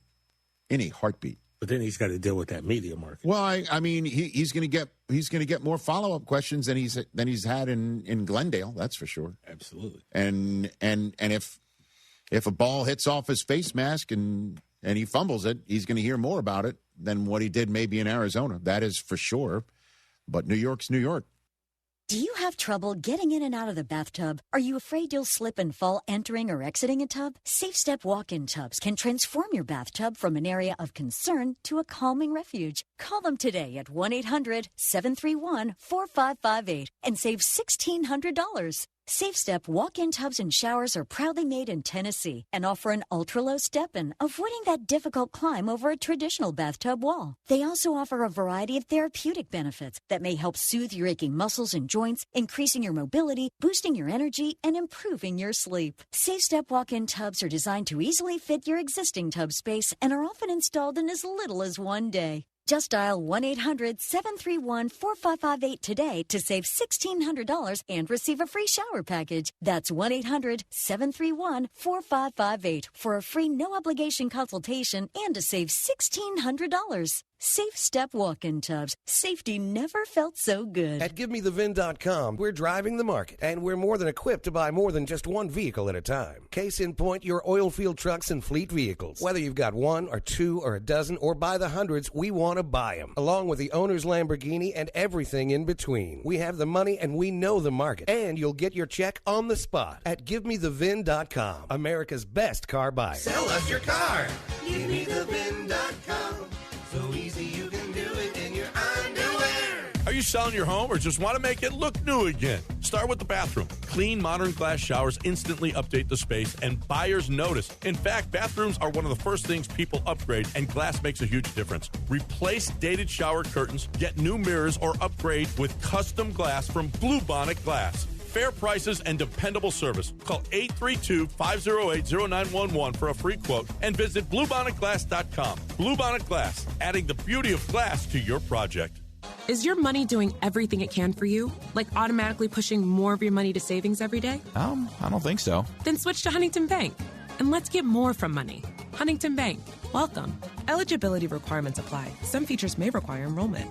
Hey, Lance Zerline here. Stop throwing money away. Everyday valuable electrical equipment gets scrapped during renovations and demolitions. Equipment that's worth more than scrap value. Contractors, project managers, construction pros, M&J Electrical Supply will remove your electrical equipment and pay you more than the scrapyard. Zero hassle, better money, everybody wins. M&J Electrical Supply buys, sells, and removes electrical equipment. Call 713-699-5055 or email sales@mnjelectrical.com. Oh, and that's a hard foul. Let's listen for the call on the floor. The taxpayer owes back taxes. Penalties and interest are assessed and wage garnishments to begin immediately. The IRS never misses that call. I wonder if they will challenge it. The call is under review. Priority Tax Relief has been called in for a review. Priority is the best in the business at negotiating your tax debt and has even eliminated the debt for some clients. Priority Tax Relief is saving their clients millions of dollars every month. After a careful review from Priority Tax Relief, the debt has been eliminated. No foul on the play. Whoa! That completely changes the game, folks. If you owe more than $5,000, call Priority Tax Relief, and in minutes they'll review your case for free with a direct line to the IRS to see if you qualify for life-changing relief. No more worrying about wage garnishments or frozen bank accounts. Call Priority Tax Relief today at 800-584-7531. That's 800-584-7531. We make your tax relief our priority. Call now. Priority Tax Relief. Looking for a great way to listen to ESPN 97.5 whenever and wherever you are? Then download the ESPN Houston app. Just search ESPN Houston in your app store and download today.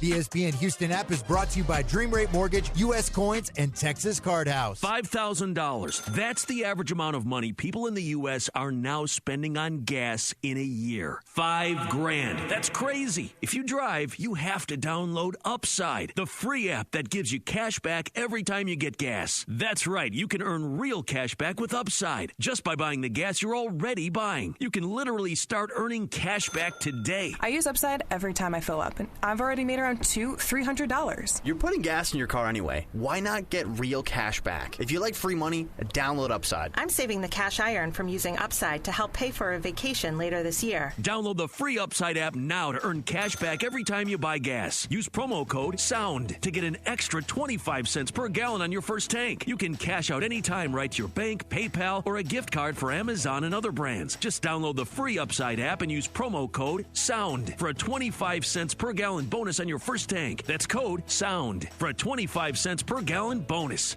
Can you dig it? Hey, yo, Houston, it's Booker T. And you already know every Tuesday and Wednesday, we're bringing the heat on the Hall of Fame. That's right. It's me, the Bo Brad Gilmore, and we're talking all things wrestling, UFC, boxing, and the biggest stories in sports and entertainment. If it's making headlines, we're breaking it down. Hot takes, real talk, and behind-the-scenes stories you won't hear anywhere else. Don't miss the Hall of Fame with me and my man, Brad Gilmore, every Tuesday and Wednesday on ESPN 97.5. This is ESPN 97.5, brought to you by Zada Jewelers, KFNC, and 97.9 HD2 Mont Bellevue, Houston. This is The Rich Eisen Show. Hey, everybody. Can't get enough of The Rich Eisen Show? You're in luck. You can find us everywhere. Watch us weekdays on Disney Plus from noon to 3 Eastern. Miss the show? We've got a podcast so you can listen anytime. But here's the best part. Our YouTube channel. Subscribe at youtube.com/Rich Eisen Show and you'll never miss a moment. Now, on with the show. This is The Rich Eisen Show. Oh, yeah! Hit it! Live from the Rich Eisen Show studio in Los Angeles. Jalen Tyson drills another three-ball. Luka for three. Got it! The Rich Eisen Show. Earlier on the show, three-time NBA All-Star Richard Hamilton. Senior writer for the MMQB, Albert Breer. Coming up, actor Blair Underwood. And now, it's Rich Eisen.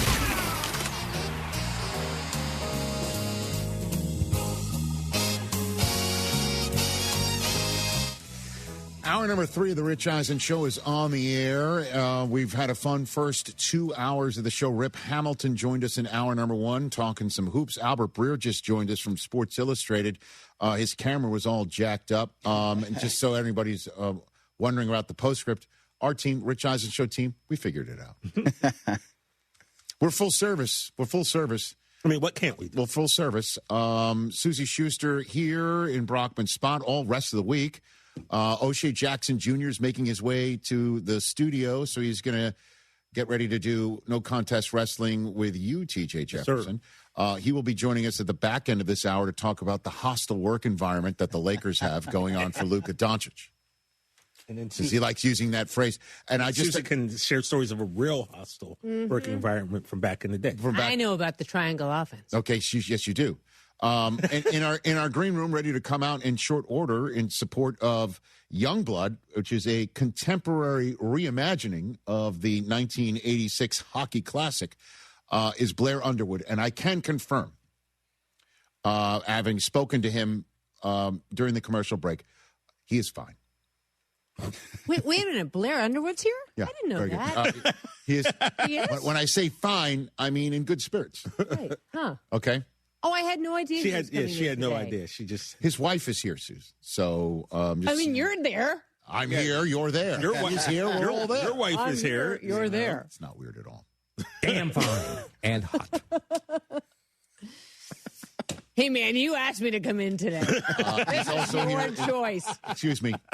He's also in support here in support of his book called A Soldier's Wife, which is about his mom. Oh, it's nice. Indeed. Yeah. So everybody bring it down. Do you think Rob Lowe called Youngblood young or blood? I don't know. Yeah, when he did Blood, right? Yeah, when he did Blood. Yeah. When he did Blood back in the day. When I was doing, yeah, that doesn't work. Ricardo in San Francisco, save us from this insanity. What's up, Ricardo? Hey, Rich. How are you? Thanks for hanging on as long as you did. What's going on, sir? Okay, so I love the show, but... Here we go. Here we go. That's what a setup. What a set. I feel like I'm being set up. Well. Okay, go ahead. Your take on Miami and Tua, I have to say respectfully, you have sounded like an apologist for Tua for years. I'm honestly telling you this because I've heard this over the years. Okay. But you've always had a story protecting him. If I go through the fan base, and I've been a lifelong Dolphins fan, I think the majority of fans just never agreed with the signing. There's no way. Number one. Number two, his whole attitude has really sucked. He threw Flores under the bus after he got fired. He wore those Fendi sunglasses against the Jets at night that really frosted my butt. I just think it was a horrible move, and honestly, Tua needs to send McDaniel a Christmas card every year for the rest of his life because he's the reason why that contract was given to him. And that may be the case, but I'm wondering how did I? All right, I'm going to push back here a little bit, Ricardo. How did I cover for him just in the last hour? I'm just pointing out why contracts get handed to players when they're drafted by a general manager in a spot in front of another guy that performs seemingly better in his spot, in Justin Herbert, right? He's going to try and support that pick as much as he possibly can, which he did by getting Tyreek Hill and getting in a coach from an offensive point of view who clearly wanted to coach Tua.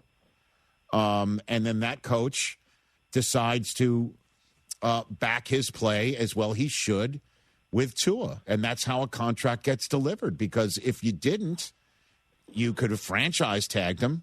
You could have franchise tagged him and instead of giving him that long-term deal. I'm not saying that Tua deserved the long-term deal. I'm just pointing out the way long-term deals wind up getting handed to somebody rather than starting from scratch. And I understand your point of view from the fan base and things of that nature. And you're frustrated, and I totally understand it. But if Tua gets cut, I'm not going to sit here and say he was done dirty by the Dolphins by any stretch of the imagination. You know, that Jeff Hafley coming in with John Eric Sullivan is this and getting rid of Tua is the same reason why when Robert Saleh came in, he's like, I'm not, and Joe Douglas, I'm not going to own Sam Darnold's mistakes from the previous years by sticking with him here and having a fan base that's already sick and tired of seeing a top pick struggle. We're going to start with our own one, and that was a problem for them both, and yada, yada, yada. Neither of them are there anymore, you know, in the same way the Dolphins haven't. Well, they've been struggling for 27 years at quarterback. But try honestly, 56 years, I pal. feel bad. You could be a Jets fan, and I think a quarterback they've done even worse. So there are other teams out there that have had their share of issues, but I think it was pretty apparent after only a couple of years in the league that I think whatever Tua was going to do, he had a very low ceiling, and the fan base just doesn't believe he ever deserved even getting drafted. Forget about being drafted, but that extension. I'm with you, and obviously everything's been borne out. And thanks for the call, and call back and tell me. I don't care if you disagree with me or not, but if you're going to call into the show and you start with "I love the show," but I know something's coming. It's a very respectable neighborhood. You know, this man was going to call in with Susie sitting here. Maybe the first of 3 days in a row. Jimmy in San Antonio. What's up, Jimmy? How are you, buddy? Ay, Dios mío, la profesora Susie Schuster is in the house. Hi, Jimmy. How are you? I've missed you. I'm doing very well. Hey, Here he Rich, how are goes. you? I also like being called professor. He asked you From how you were now doing, on. Rich. No, he called you professora. I know. I like that. Okay. Please refer to me in the future only as Professor You Schuster. really rolled that R great, Rich. That's Rich. Gracias, Jimmy. What's on your mind, buddy? Okay. Well, first, I didn't know Susie was on today. Yeah, okay, Jimmy, stop it. Very honest. Stop it. And I don't want you to be and I don't want you to be jealous of our rapport because I met you first. You're my guy. That's okay, Jimmy. It's okay. I understand that, sometimes bald guys don't wind up at the top of the list. I understand. I get it. Well, that sucks for Sex in the City fans. That's right. Anyway, Yeah. TJ. Yes, sir. Dude, sorry, my man. That was ugly last night. Oh, man. It ruined the whole throwback night. Yeah, the throwback night was so awesome and so great. Susan, I know you were running around. I don't know if you're aware, but last night, Costas and Doug Collins and Mike Fratello and Hannah Storm and Jim Gray. Well, I'm leaving out one more, right? One more. They got them all back together again with the graphics like it was 1992 all over again.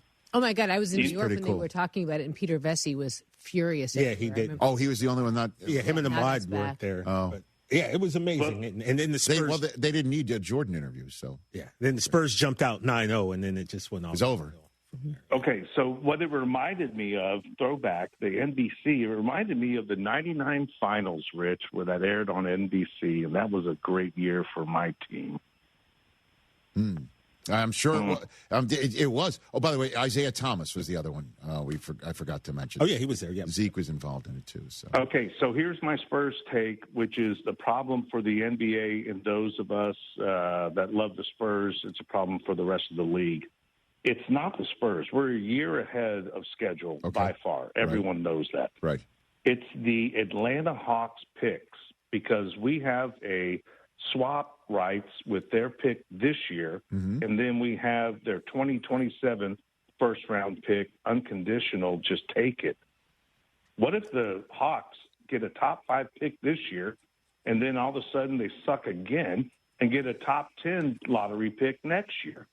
That's the problem for the NBA. The problem for the NBA is they can't figure out how to keep all of this straight, and fans can't either. You know what I mean? This pick's protected. It's not protected. It's that, this is in the lottery. That's not in the lottery. This is an apron. That's not an apron.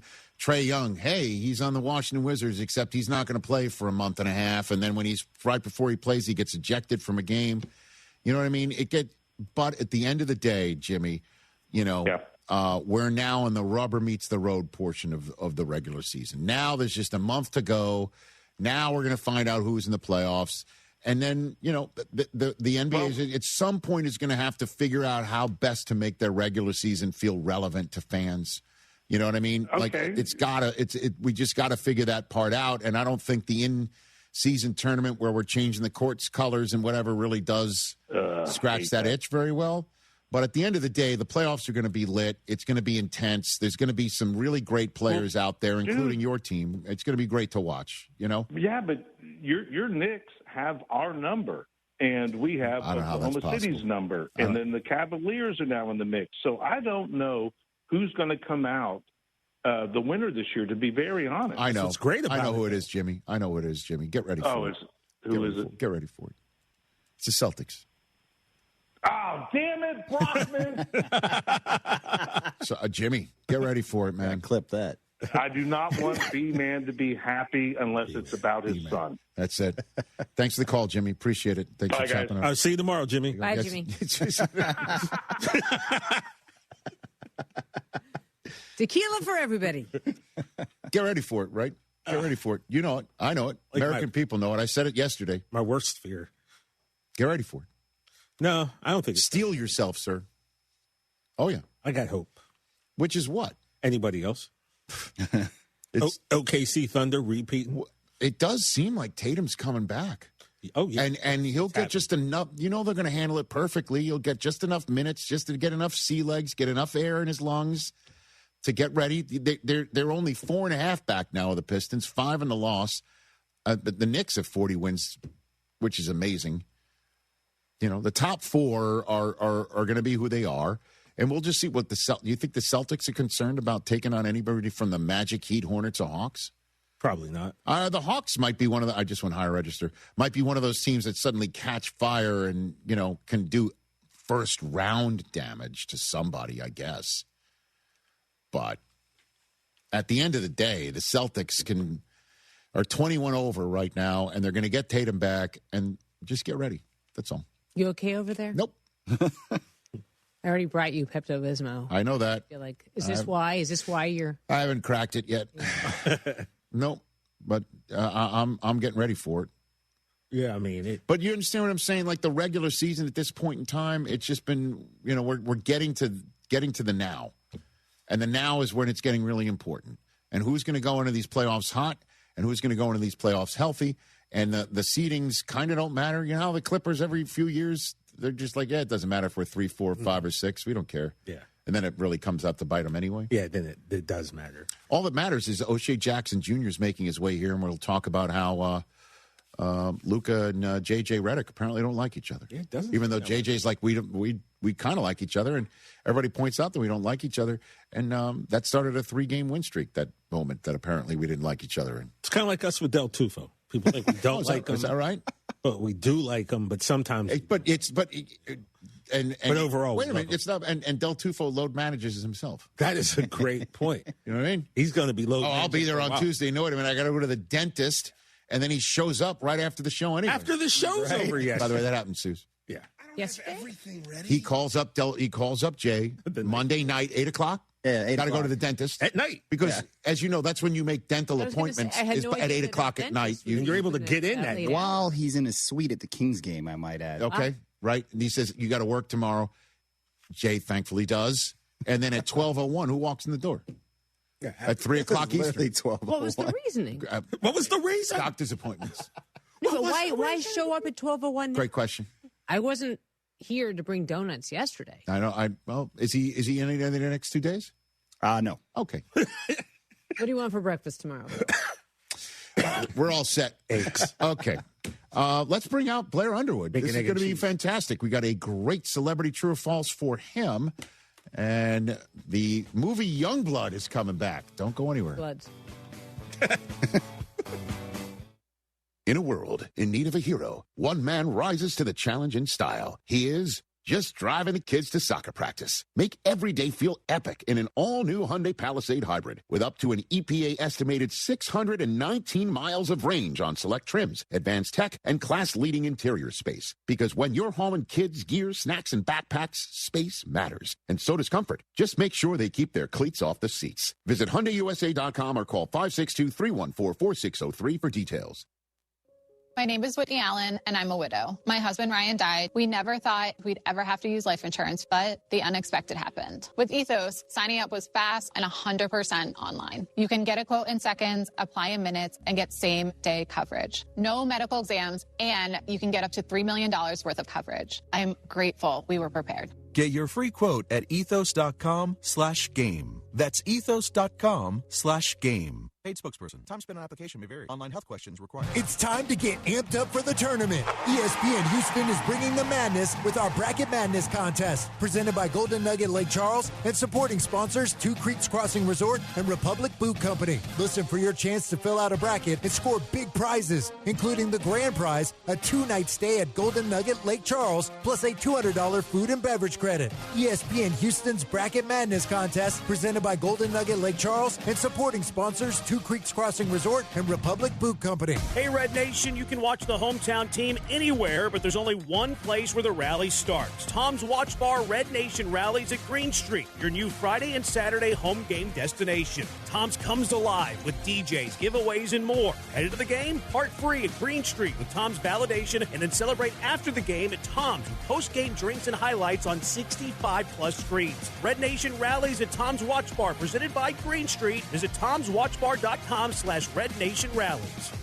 Big news at Two Creeks Crossing Resort. Their water park Blue Bayou Bend opens May 1st with a grand opening celebration on May 9th. Lazy River Days, swim-up bar sips, and live music nights, all just 90 minutes from Houston. Whether you're booking a waterfront cabin, bringing the RV, or planning a glamping getaway, this brand new water park is your reason to lock in dates early. Make it a weekend. Make it a memory. Reserve your spot today at twocreekscrossingresort.com. Contact Tax Relief Helpers for details and restrictions. Attention, anyone that owes money to the IRS. Every day, your unpaid tax debt gets bigger and bigger from daily interest. The longer you wait, the more you will end up paying. If you owe $10,000 or more, now is the time to settle your debt before the IRS takes aggressive action, like taking your wages or property. A special toll-free number has been established so you can stop penalty fees, avoid liens, levies, or other hostile measures by the IRS. Call Tax Relief Helpers right now. I got behind on my taxes and owed $48,000. I called and they got my bill lowered to just $3,500. I owed $87,000 in taxes and it was scary. I got the amount I owed down to just $3,500. I saved $83,500.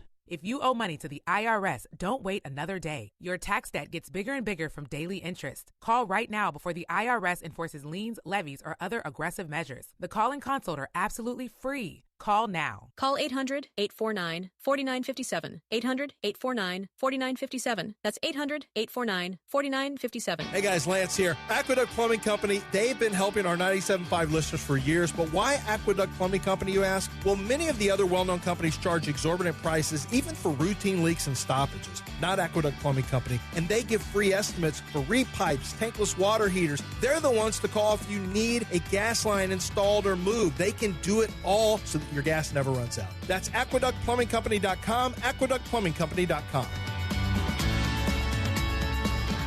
Jeremy Branham here. You've heard me talk about Pro Dunk Hoops and their drill-powered lightning adjust system that lets you raise and lower your goal in seconds. It's 10 times faster with zero effort. Right now, with your new Pro Dunk basketball goal, you can get the lightning adjust system for free. That's a $249 savings. But you have to call. You won't find this offer on the website, so call Pro Dunk at 281-351-9822 and mention ESPN. That's 281-351-9822. Houston is Soccer City, USA, and World Cup 2026 is coming our way. Join me, Glenn Davis, every Tuesday and Wednesday, 6 Central Time, for Soccer Matters ESPN 97.5, presented by the Daspit Law Firm.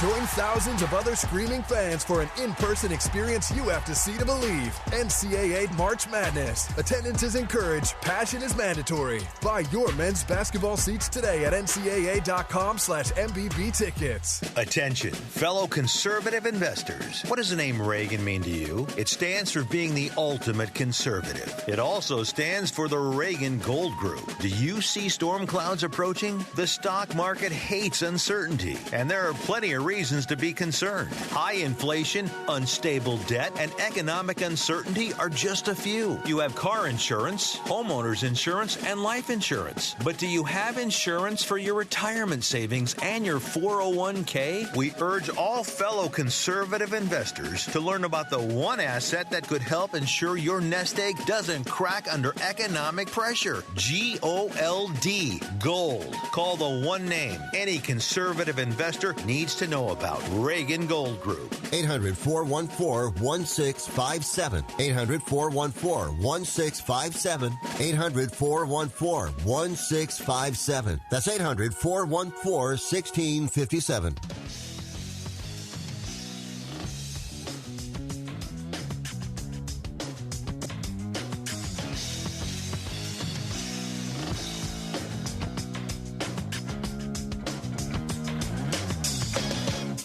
Leagues. Everybody hopes to go to the majors. So there's some love at the end, which is a phenomenal. Wearing LA Kings gear, our radio audience just returned, certainly here in Los Angeles. We just saw a clip of Youngblood available in theaters this Friday, March 6th. It's a reimagining of the hockey classic, and Blair Underwood is here on the program. So back in 86, when Youngblood hits the theaters, you're just a young actor making it in the world, right? I wasn't even born yet, Rich. My bad.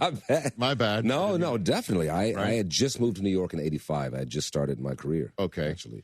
Right. 2 years removed from LA Law. 2 years, that's exactly right. Right? And this is an interesting photograph that we have just as a launching off point here, because our coordinating producer, Mike Hoskins, thought he remembered a Mad Magazine cartoon of the cast back in the day. Remember this? I remember this. Okay, we'll put up on the screen, and there it is on the left. Kidding me. And then there is a reimagining of the Mad Magazine cover of all of the cast, including Stephen Bochco, the creator, who is the Alfred E. Newman with the gavel on the top right Exactly. And I think that sign I have says the new guy. I think that was my first week of filming. Is that I right? Just joined the cast. And they say, just put a sign up that says new guy. There it is, new guy. So that was your idea to hold that up? That wasn't my idea. No, it was probably Stephen's idea.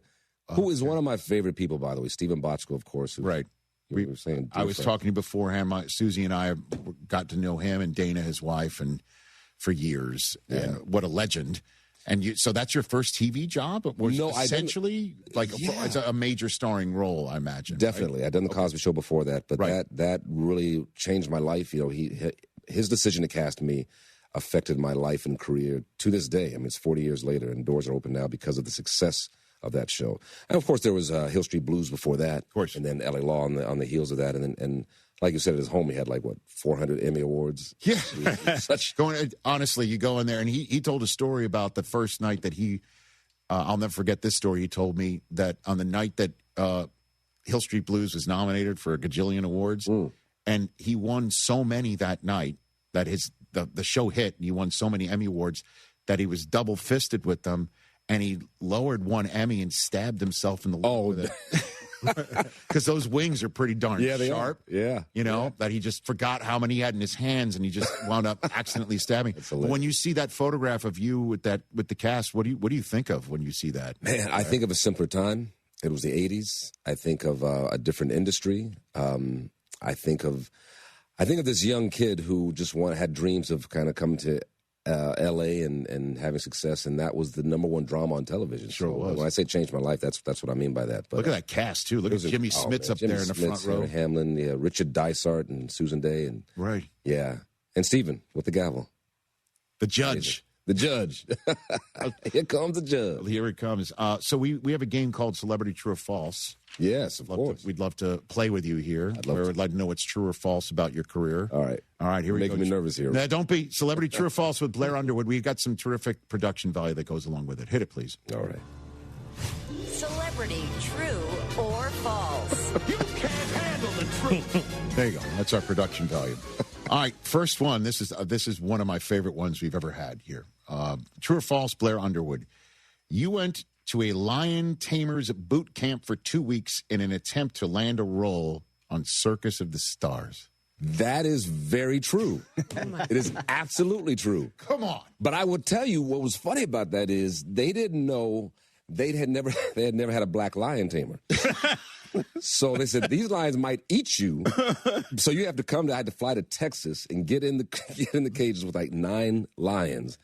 And just see how they responded and reacted. Luckily, they looked at me. One licked me, but they didn't bite me or eat me. So this was part of you had already booked it and you needed to train for it? Yeah, is that how it works? Right. You remember Circus of the Stars? Of course I do. We saw some videos beforehand. I mean, it was kind of like, all those celebrity shows, back in the Superstars, instead of you running track. Battle of the Stars. Battle of the Network Stars. Network Stars, that's right. But instead of doing like a relay race, you're doing trapeze acts. Yeah. That's exactly right. Do you remember who was on the show with you? From back so what happened was, I couldn't do it after I went down there and spent time with the Lions, almost and risked my life and limb, and then my schedule didn't permit for me to do it, so it didn't work out. But that is true. So that is true. Yeah. Okay, fantastic. Secondly, true or false?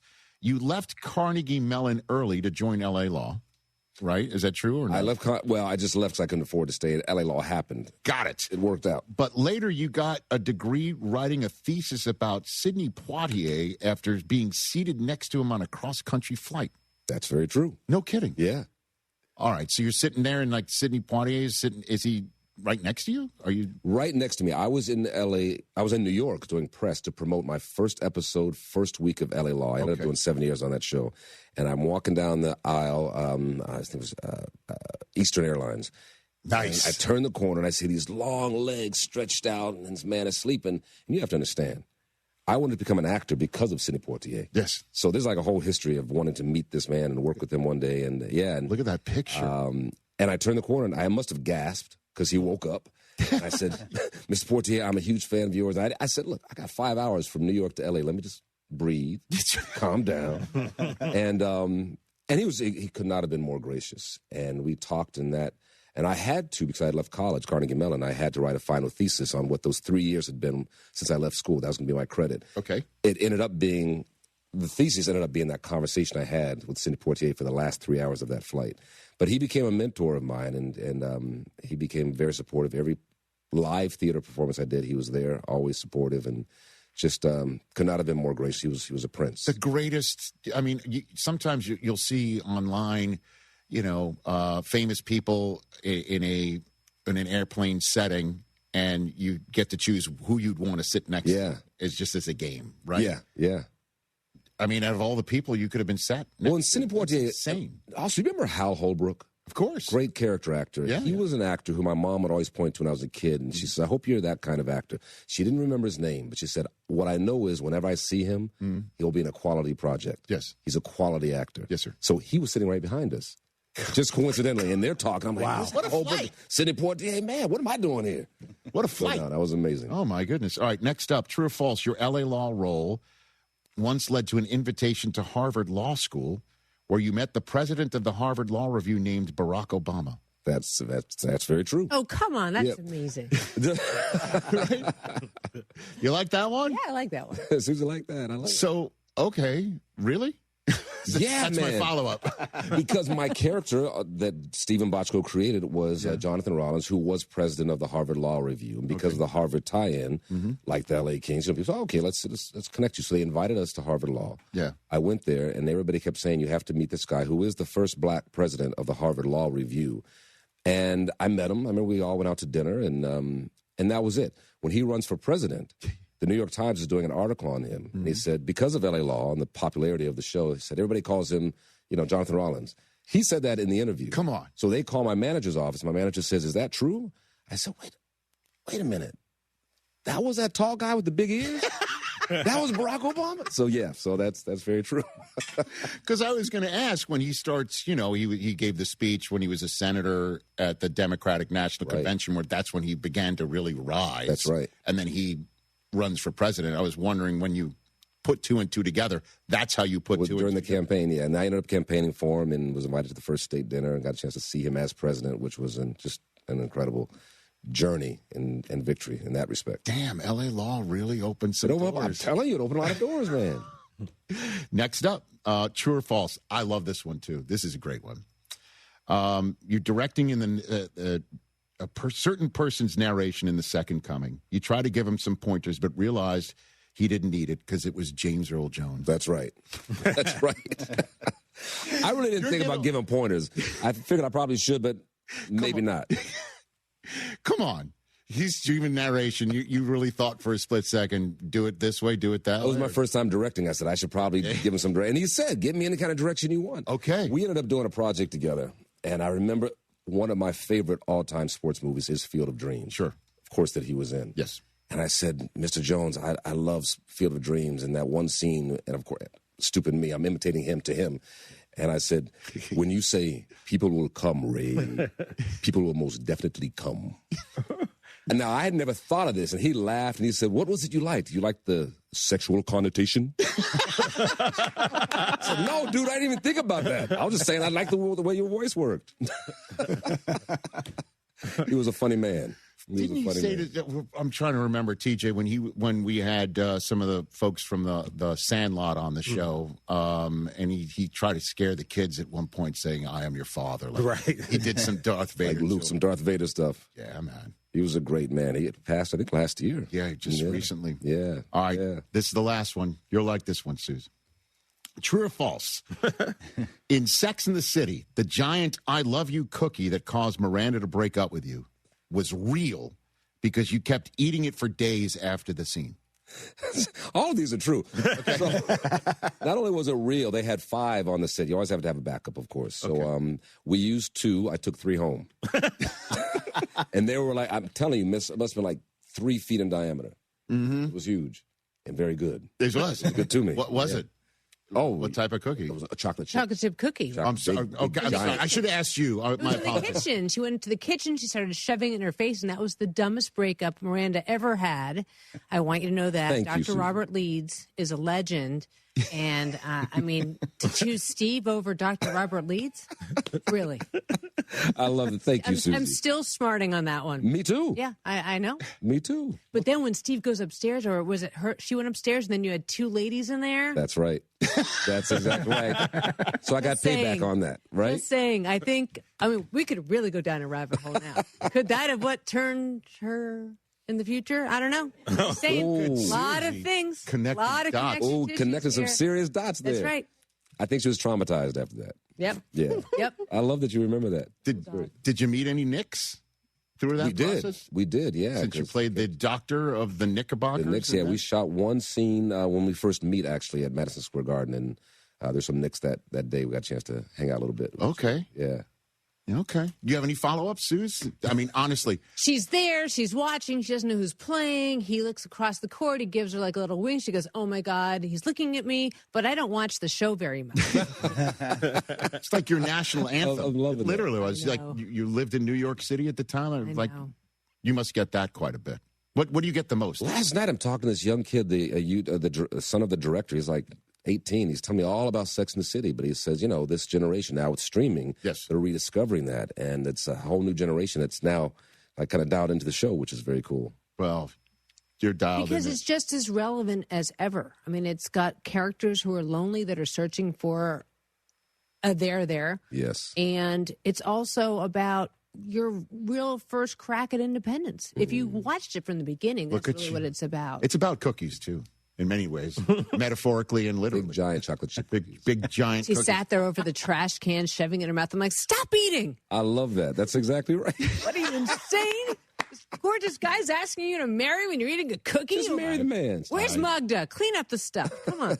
I just never thought I ever would have to get a restraining order against my wife for a guest. Honey, you had Allie Larder here. That's true. My 2 bad. weeks ago. Okay, that's true. For 2 segments, by the way. TJ, you have a question about a movie also for Blair, right? Didn't you? Well, we were coming up with the true or false, and one of my favorite movies that you're in is Just Cause. Oh, because it seemed that you got to play the bad guy after doing the good guy role in L.A. Law, and that cast was just amazing with Sean Connery and Lawrence Fishburne and Ed Harris and a very young Scarlett Johansson. 10-year-old Scarlett Johansson. Yeah. That's right. Any memories of shooting Just Cause? Yeah, just Well, the fact, and Sean Connery, of course, because he was Scottish, we could not shoot the ending. They had to reshoot the whole ending of that movie. Why? Because the test audiences didn't care for it for whatever reason. I don't even remember why.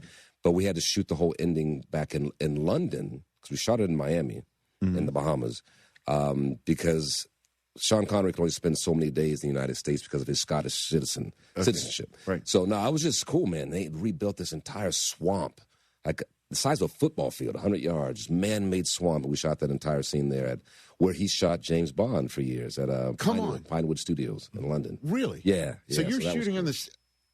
Man, you've had some experiences. I've been very, very fortunate. So you're shooting with Sean Connery on the same studio set that he would shoot Bond movies. Same James Bond, yeah. Wow. That's what I think about. I don't blame those days, yeah. You like playing the bad guy?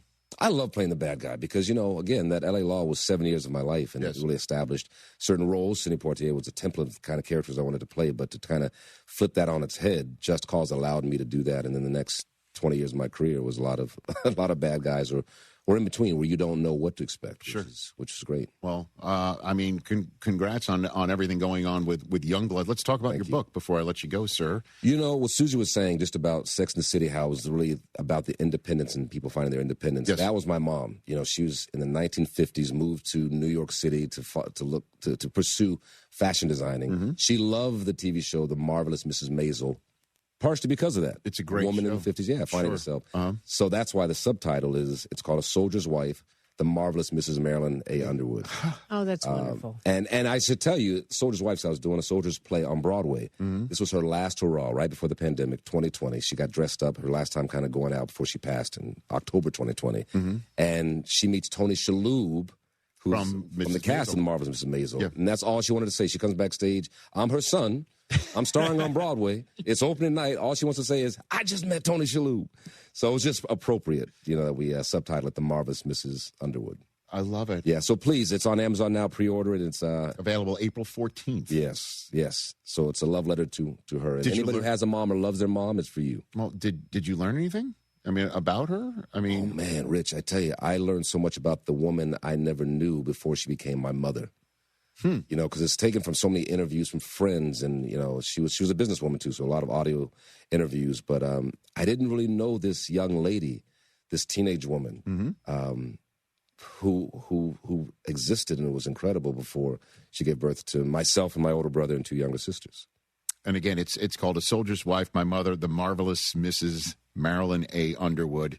A Soldier's Wife. Again, everybody pre-order it April 14th. I guess in time for Mother's Day. It's not a bad idea, too. See, perfect. Right, it's about a month before it. And Youngblood is available in theaters this Friday, March 6th. A reimagining of that hockey classic, starring Blair Underwood, who does not skate in it, but that's okay. It's okay. But there's a lot of great skating, just not by me. He just acts his ass off. That's all he does. Great to see you, sir. Man, it's so great. Thank you for having me. This is a blast. What a pleasure. Come back anytime you wish. I would love to. Thanks for coming. I think we've just barely scratched the surface on the true or false, and I'll let Suze know when you're back. All right.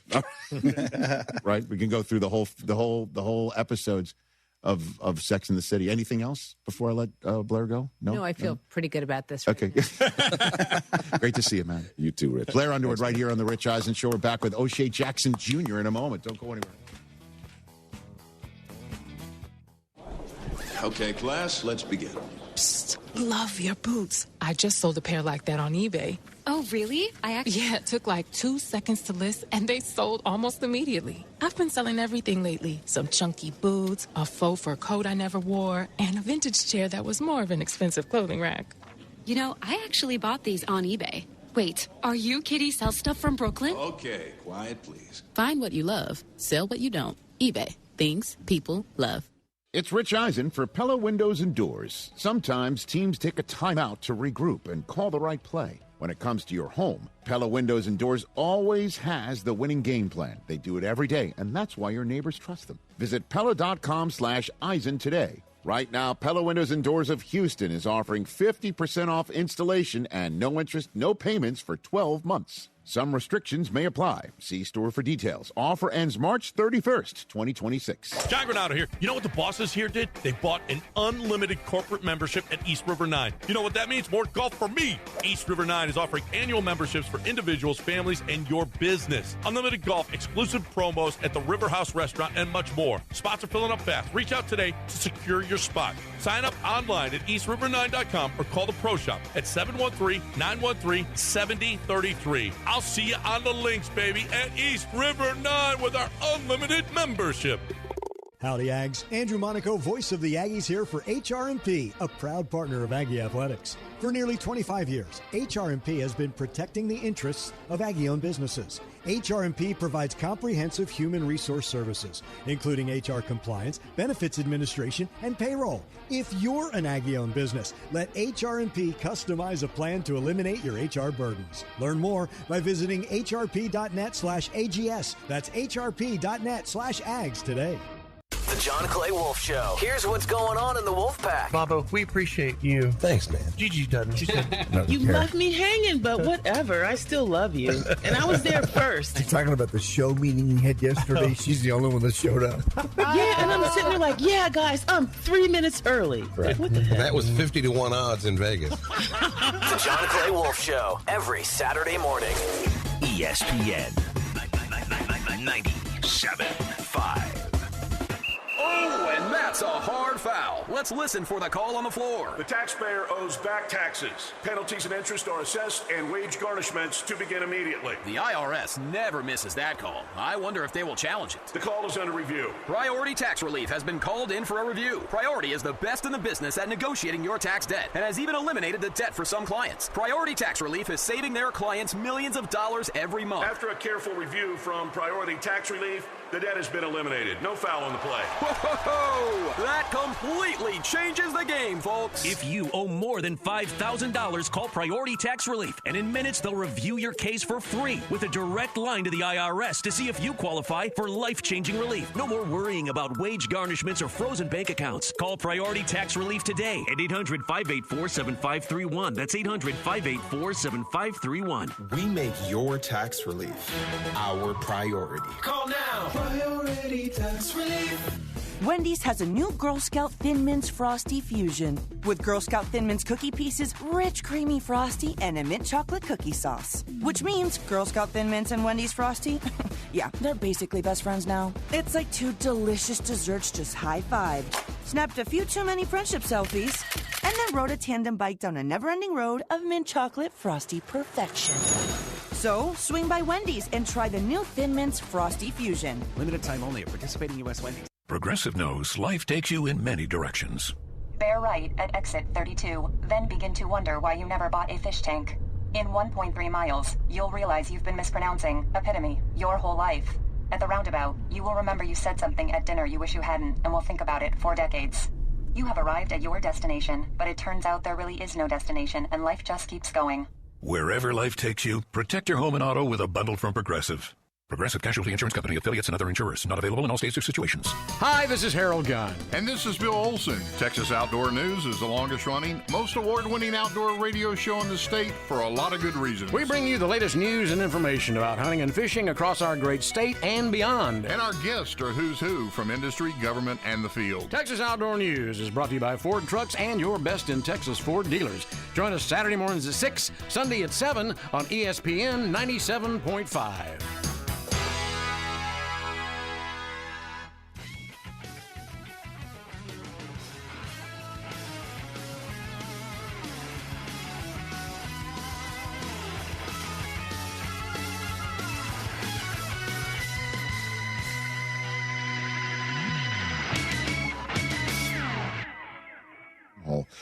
Get into the Hyundai Getaway sales event and get away with the deal so right it almost feels wrong, because right now you can get great deals on our most popular models, including our adventure-ready SUVs like the Hyundai Santa Fe or Santa Fe Hybrid and the Tucson or Tucson Hybrid. There's the bold and stylish Elantra, loaded with the latest tech. You can go all electric if you wish. Ioniq 5 and Ioniq 9 are perfect examples of that. Get down your local Hyundai dealer now and get away with a deal you'll love during the Hyundai Getaway sales event. Visit HyundaiUSA.com for details. Look who's joining us right now. Blair Underwood gets up and O'Shea Jackson Jr. sits down. Look at us on the program. Right. Look at you. I like the whole black on black, the whole business. That's right. Between me, Blair Underwood, it's like the Source Awards in here, man. We're killing it right now. And it's crazy you say that, because I also cry when I see baseball movies. Why is that? Because you don't like them? Except for Sandlot. Yeah, okay. Yeah, Benny the Jet Rodriguez. You don't hate them all, then? You don't hate them all? No, not them all. Okay. Sandlot. All right, so, O'Shea Jackson Jr. here getting set to do no contest wrestling with T.J. Jefferson. You come here frequently and accuse me of setting up a hostile work environment. 100%. So that makes me J.J. Redick and you Luka? Is that what it makes? Ooh. Is that what it is?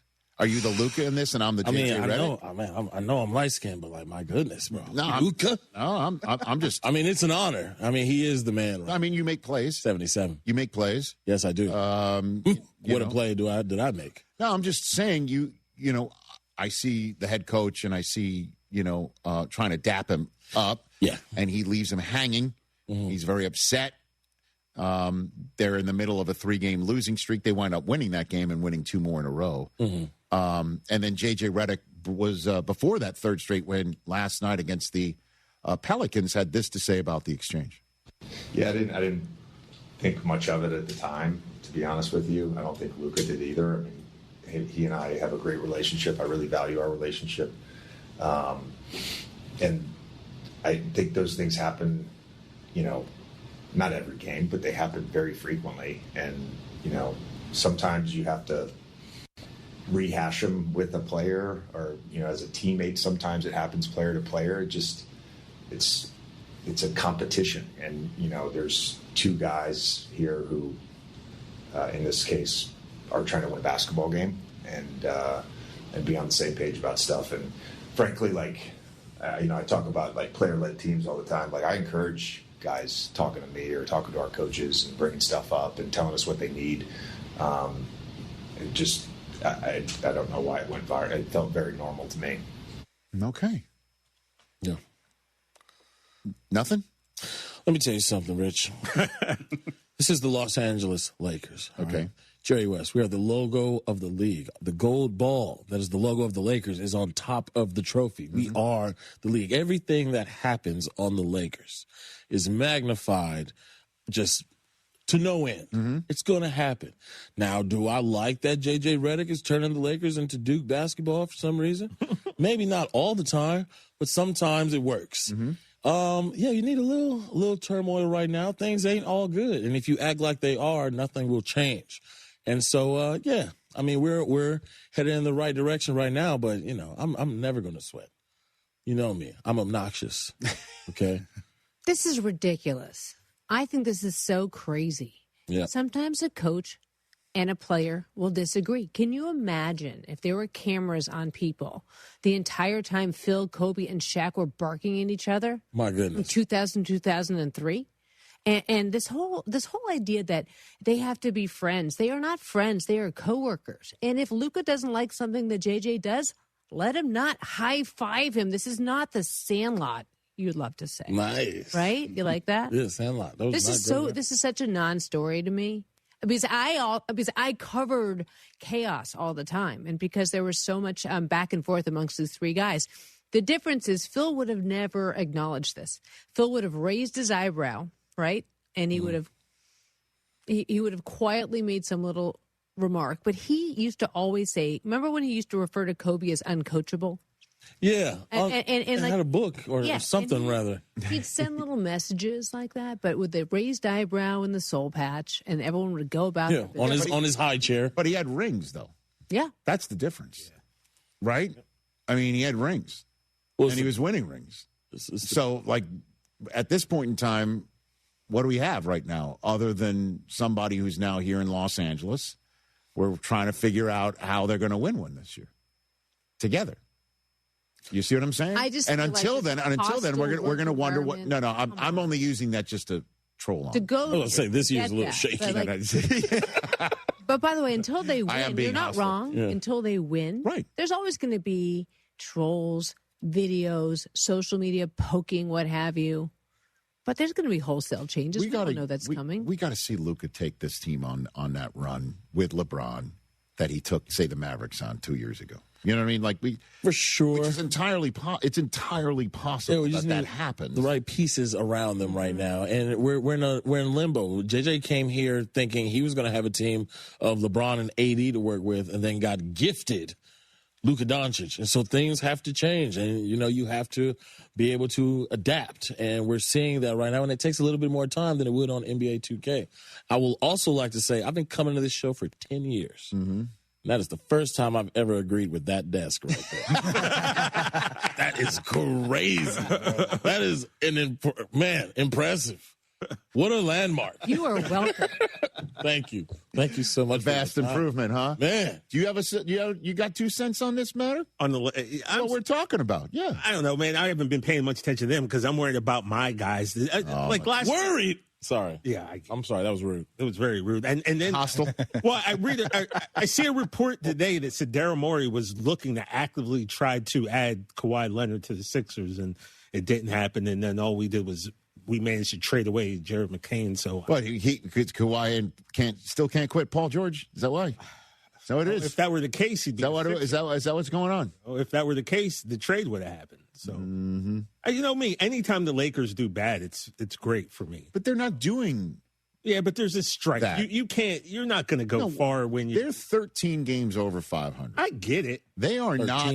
They are not. In the scrum of hoping to get into the playoffs. But right when now. you're they're just 2 in front of the Suns. When you're head coach and your star obviously having some beef, that doesn't bode well, right? But you're just 2.5 ninth. Sorry, you're just 2.5 games.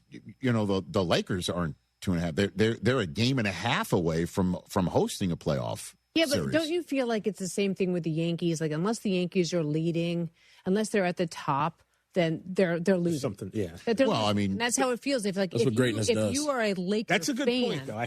That's exactly right. If you're a Laker fan, where they are right now, this is not a success story. Yeah, you're not happy. Well, you can't. I think the better analogy would be Cowboys for TJ because he doesn't understand what the Yankees have to deal with as a Met fan. All he's just trying to do is all they're trying to do is just single white female half their roster from Soto to Holmes Mr. to Devin had to go Williams. get a bunch of Mets to win in 96. Get out of here. Take them all. I missed you guys. Take them all. Strawberry. Is this the hostility you're man. I don't do that combine no more. Y'all missed my birthday. You're shooting in Brockman's direction when he's not here. I'm shooting at TJ. Yeah. You know what I mean? Like this, but you appreciate this sort of thing. I love it. But we're winning. You know what I mean? Yeah. We're winning. It's a solid By team. the way, if anybody's looking for any toenail clippers or used toothbrushes, they're right here. No, they're not. They are. Oh, don't touch that baseball that's down there. I Do not touch that baseball that's down there. I wonder. Anybody's looking for toenail clippers, I just found a couple pairs Two in of a them. used Does he toothbrush. You sit next to him. Is he clipping his hands and his feet with 2 different clippers? Yeah, you got to separate. Is he taking his? That's a biohazard. Is that a hand one and a foot one? Yeah. Oh my goodness. Felly, workers' comp. Right? Workers' comp, bro. Let one of them toenails clip you. Yeah. I'm brewing mold over there. Yeah, man. So you're not concerned. Literally, at the end of the day, when are we going to start? I guess they got another month to start gelling here. I mean, I'm not happy. I'm not through the roof, but like, I will always tell people I've seen worse. I was one of those Laker fans that was rooting for Andrew Gallock minutes back in the day, all right? Kendall Marshall, baby, all right? Look at you. Jordan Hill. You telling me that I'm supposed to jump off the ship when I got Luka and LeBron? You missed me, and step your accuracy up. Ladies and gentlemen, O'Shea Jackson Jr. Thank you, America. Who's on No Contest Wrestling? Today we have Penta, who's the new Intercontinental Champion over at WWE. Yes. And same episode, right? There was CBV? Yeah. Chris Van Vliet, who is the man. Great guy. I've been on his show a few times. Now returning the favor. He's got motion in these wrestling streets. Mm-hmm. You know, this is the first time you've seen me since we brought John Cena. Oh, I heard John Cena was the best. He was the best for us. Amazing. It was the greatest John Cena interview of all time, obviously. And we're not just saying that. Like, yeah. The report said it. ESPN said it. All his friends John said it, Cena apparently. said it. Triple H said it. All the streets. Yeah. Paul Heyman said it. Jacob Fatu said it. NCW, baby. Okay. We got motion. Well, that's the latest episode of No Contest Wrestling. It will be on your RSS feed by nightfall. We're back to wrap this show on Disney Plus in a moment. I'm Boomer Esiason. My mom died from cancer. She was only 37 years old. She didn't have life insurance, and that was devastating for my family. That's why having life insurance is so important to me. Ethos makes it fast and easy. Get a quote in seconds, apply in minutes, and get same-day coverage. You can get up to $3 million in coverage with no medical exam. Get your free quote at ethos.com/play. That's ethos.com/play. Paid spokesperson. Time spent on application may vary. Online health questions required. Hey team, Wendy here. If you're looking to consolidate your high-interest credit card debt with a personal loan, take a look at SoFi's stats. A SoFi personal loan comes with low fixed rates, no fees required, and as soon as same-day funding. That looks good on paper, but SoFi also passes the eye test. Having helped its members pay off over $33 billion in debt to date, score. View your rate for a SoFi personal loan at SoFi.com/stats today. Loans originated by SoFi Bank, NA member FDIC. Terms and conditions apply at SoFi.com/stats. NMLS 696891. It's time to get amped up for the tournament. ESPN Houston is bringing the madness with our Bracket Madness contest, presented by Golden Nugget Lake Charles and supporting sponsors Two Creeks Crossing Resort and Republic Boot Company. Listen for your chance to fill out a bracket and score big prizes, including the grand prize, a 2-night stay at Golden Nugget Lake.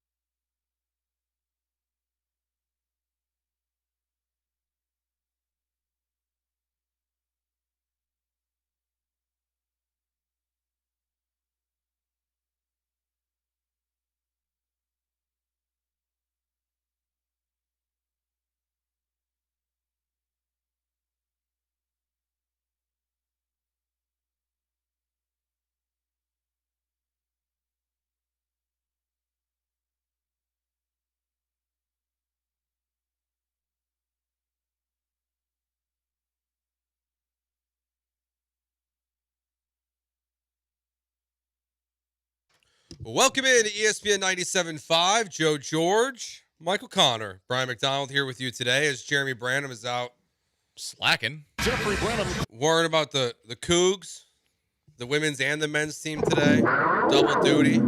Did you know that U of H has a women's basketball team? We had that discussion before the show. We did. Because I didn't know. I wasn't totally sure. I was kind of like Mapes. Kind of assumed. See if Brian could get their record right in conference play. That's right. Brian, what do you think their I have no idea what the record is, but Joe, you knew because Jeremy's talked about it. Come on, you fronting. can't guess the record? They played 18 games in conference play this year in the Big 12. Oh, so am I guessing conference record or Yeah, overall just record? conference record. How many games? 18 games. I'll say 12-6. 1-17. Oh, so the opposite of the for the men's team. second consecutive year.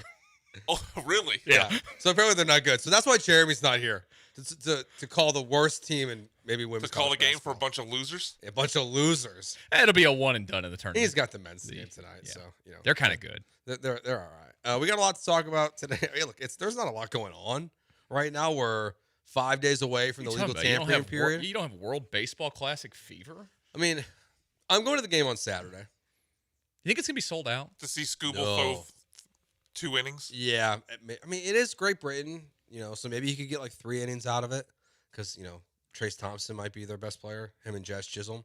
I don't have World Which, Baseball by the way, Classic. Jazz being eligible for Team Great Britain is dumb. Well, look, man, you gotta territories. The eligibility, I use requirements and air quotes are dumb for the World because it's Baseball because the Bahamas and Jamaica qualify because for they Great were Britain. colonized by Great Britain. Yeah. Because these colonizers came in. These colonizers. These other guys, they're eligible. The World Baseball Classic's eligibility rules are based on colonizers. Like, obviously, I have a really stupid question. I'm considering asking right now. Ask it. Please do. Then why is there Team USA to Team Puerto Rico? Very good question. True. It should be true. Same rules apply. Like, why is there 2 teams? Why is it? It's true. I mean, Nolan Arenado played for Team USA in like the last World Baseball Classic, and now he's playing for Team Puerto Rico. I didn't know he had. I guess he has a parent that's Puerto Rican. But it's kind of the same thing. Yeah. So, like, why? They use our money, don't they? Why couldn't Carlos Correa? Yeah, you don't need a passport to go there. Yeah, they're basically the 51st state. If Correa got, That's why everybody getting so mad at Bad Bunny, who's from the 51st state, was so hilarious. I know. No one that got mad knew that, though. That's true. If Carlos Correa, if the insurance worked, he could have been reunited with Bregman on Team USA. Why not? I didn't think about that. Yeah. Like, it could have worked out. Who's playing shortstop for Team USA? It's Bobby Witt. Oh, yeah. You can't play Correa over him at shortstop. No. You got to play Correa. Yeah. You have leadership, mound visits. There's going to be a lot of them because these guys aren't going to pitch very often. Hey, he doesn't have to make as many mound visits this year since Bromber's gone, at least. That's true. But also, these guys aren't going to pitch more than like 4 or 5 innings this year. How do you think that mound visit with, I still can't say his name, our Japanese guy. Imai. I always want to say Iami. I don't know why. Imai. Hey, buddy, you do a Locked On Astros post-game show? I haven't done one, Joe. You might want to learn. It's big. I know. I was going to learn it before. I hadn't been too worried about it so far. But no, I don't have World Baseball Classic. I'm excited to go to the game just because I've never gone to anything like this before. I guess I saw Team USA play. How's the weather going to be? I saw an exhibition game with Jimmy Buckets back in the day at Toyota Center. For Team USA. But I'm going to go Saturday, but outside of that, I'll maybe watch. You want roof open? You want roof closed? Open. I don't know if you're going to get it. What's the weather going to look like? Let's see. I mean, it's been like in the 70s. I mean, it was open for the Classic the other day. Is the AC working? Ooh, Saturday, Sunday. Thunderstorms in the car. Closed it is. Yeah. That means I need better parking. Side note. But yeah, no, I'm not. I mean, look, it's fun. It's cool that it's here, but if it wasn't here, I wouldn't really care until like they get past this first round of games. And even then, with all the players not playing, the fact that the pitchers aren't full go. Yeah, it's strange. Like Skubal 1 start, Logan it's Webb glorified 1 start. spring training baseball. Yeah, no, the lineup's gonna crush. Like I think they scored 15 runs yesterday in their game. Aaron Judge has already hit a home run today, so like they're just gonna crush people. Yeah. With the lineup, I don't think the pitching's gonna be that good. I think Kershaw's on the team. He is on the team. Clayton, I'm at my deathbed of baseball. Kershaw. NBC. They've got some big names, but those big names are throwing one game. Yeah, like NBC analyst Clayton Kershaw is going to be one of their pitchers. He's an NBC analyst? Yeah, they hired him. That. They hired him, Votto, and Rizzo. I can't wait for him to get up there and be on his high horse and say a bunch of things and allude to 2017 at some point because he's going to do it. 100%. 100%. But we'll talk about the Texans, talk Rockets. There's a lot of frustration amongst Houston fans with different people. Some with Dana Brown, some with Nick Caserio, some with Ime Udoka. So we're going to do our frustration rankings 1 through 6 of the managers, coaches, and GMs in the market right now. I think we know who's going to be the lowest on the list. I think it's going to be D'Amico, but we'll see. We'll do free agency targets We'll do some Wheel of Bits. We'll talk a little college football from a story I saw on The Athletic today. We'll get to all of that on the show. But first thing, Michael, besides thank you for coming in. Appreciate it. Since Jeremy left me again, even though I'll leave him the rest of the week. Kevin Durant. Yeah. The odds are bigger than I thought they were going to be when I thought of this segment. I looked at the MVP odds, and he's like plus 10,000. Okay. So he's really far down there. I would have thought it'd be a little bit higher. I also heard Bill Simmons do a podcast and talking about all NBA teams. Okay. And he had Durant on his second, maybe third team. Now, he tried to use the burner account as the reason why he can't be on the team, which is stupid. What? It's Bill Simmons. He's obsessed with that stuff. Do you feel like Kevin Durant should be in the MVP conversation this year with the way he's playing? I feel that when you are a player of Kevin Durant's status, you're probably in the MVP conversation every single year. You should be. I agree, but it feels like he's not getting any of that love. It's because he plays for a Houston team. What are you talking about? That's why. True. That's true. A team that is, I mean, they're good. They're not great, right? No, they're not great, but they're in the position they're in right now, and I feel like largely because of Kevin Durant. Have you ever looked at his MVP voting by year? No. I mean, since he won the one that he's had, he's finished top 5 one time. Well, part of that's, I mean, you go to Golden State. Yeah, that's true. Like, that's going to hurt you. That is true. And since then, he hasn't been super healthy for a lot of seasons.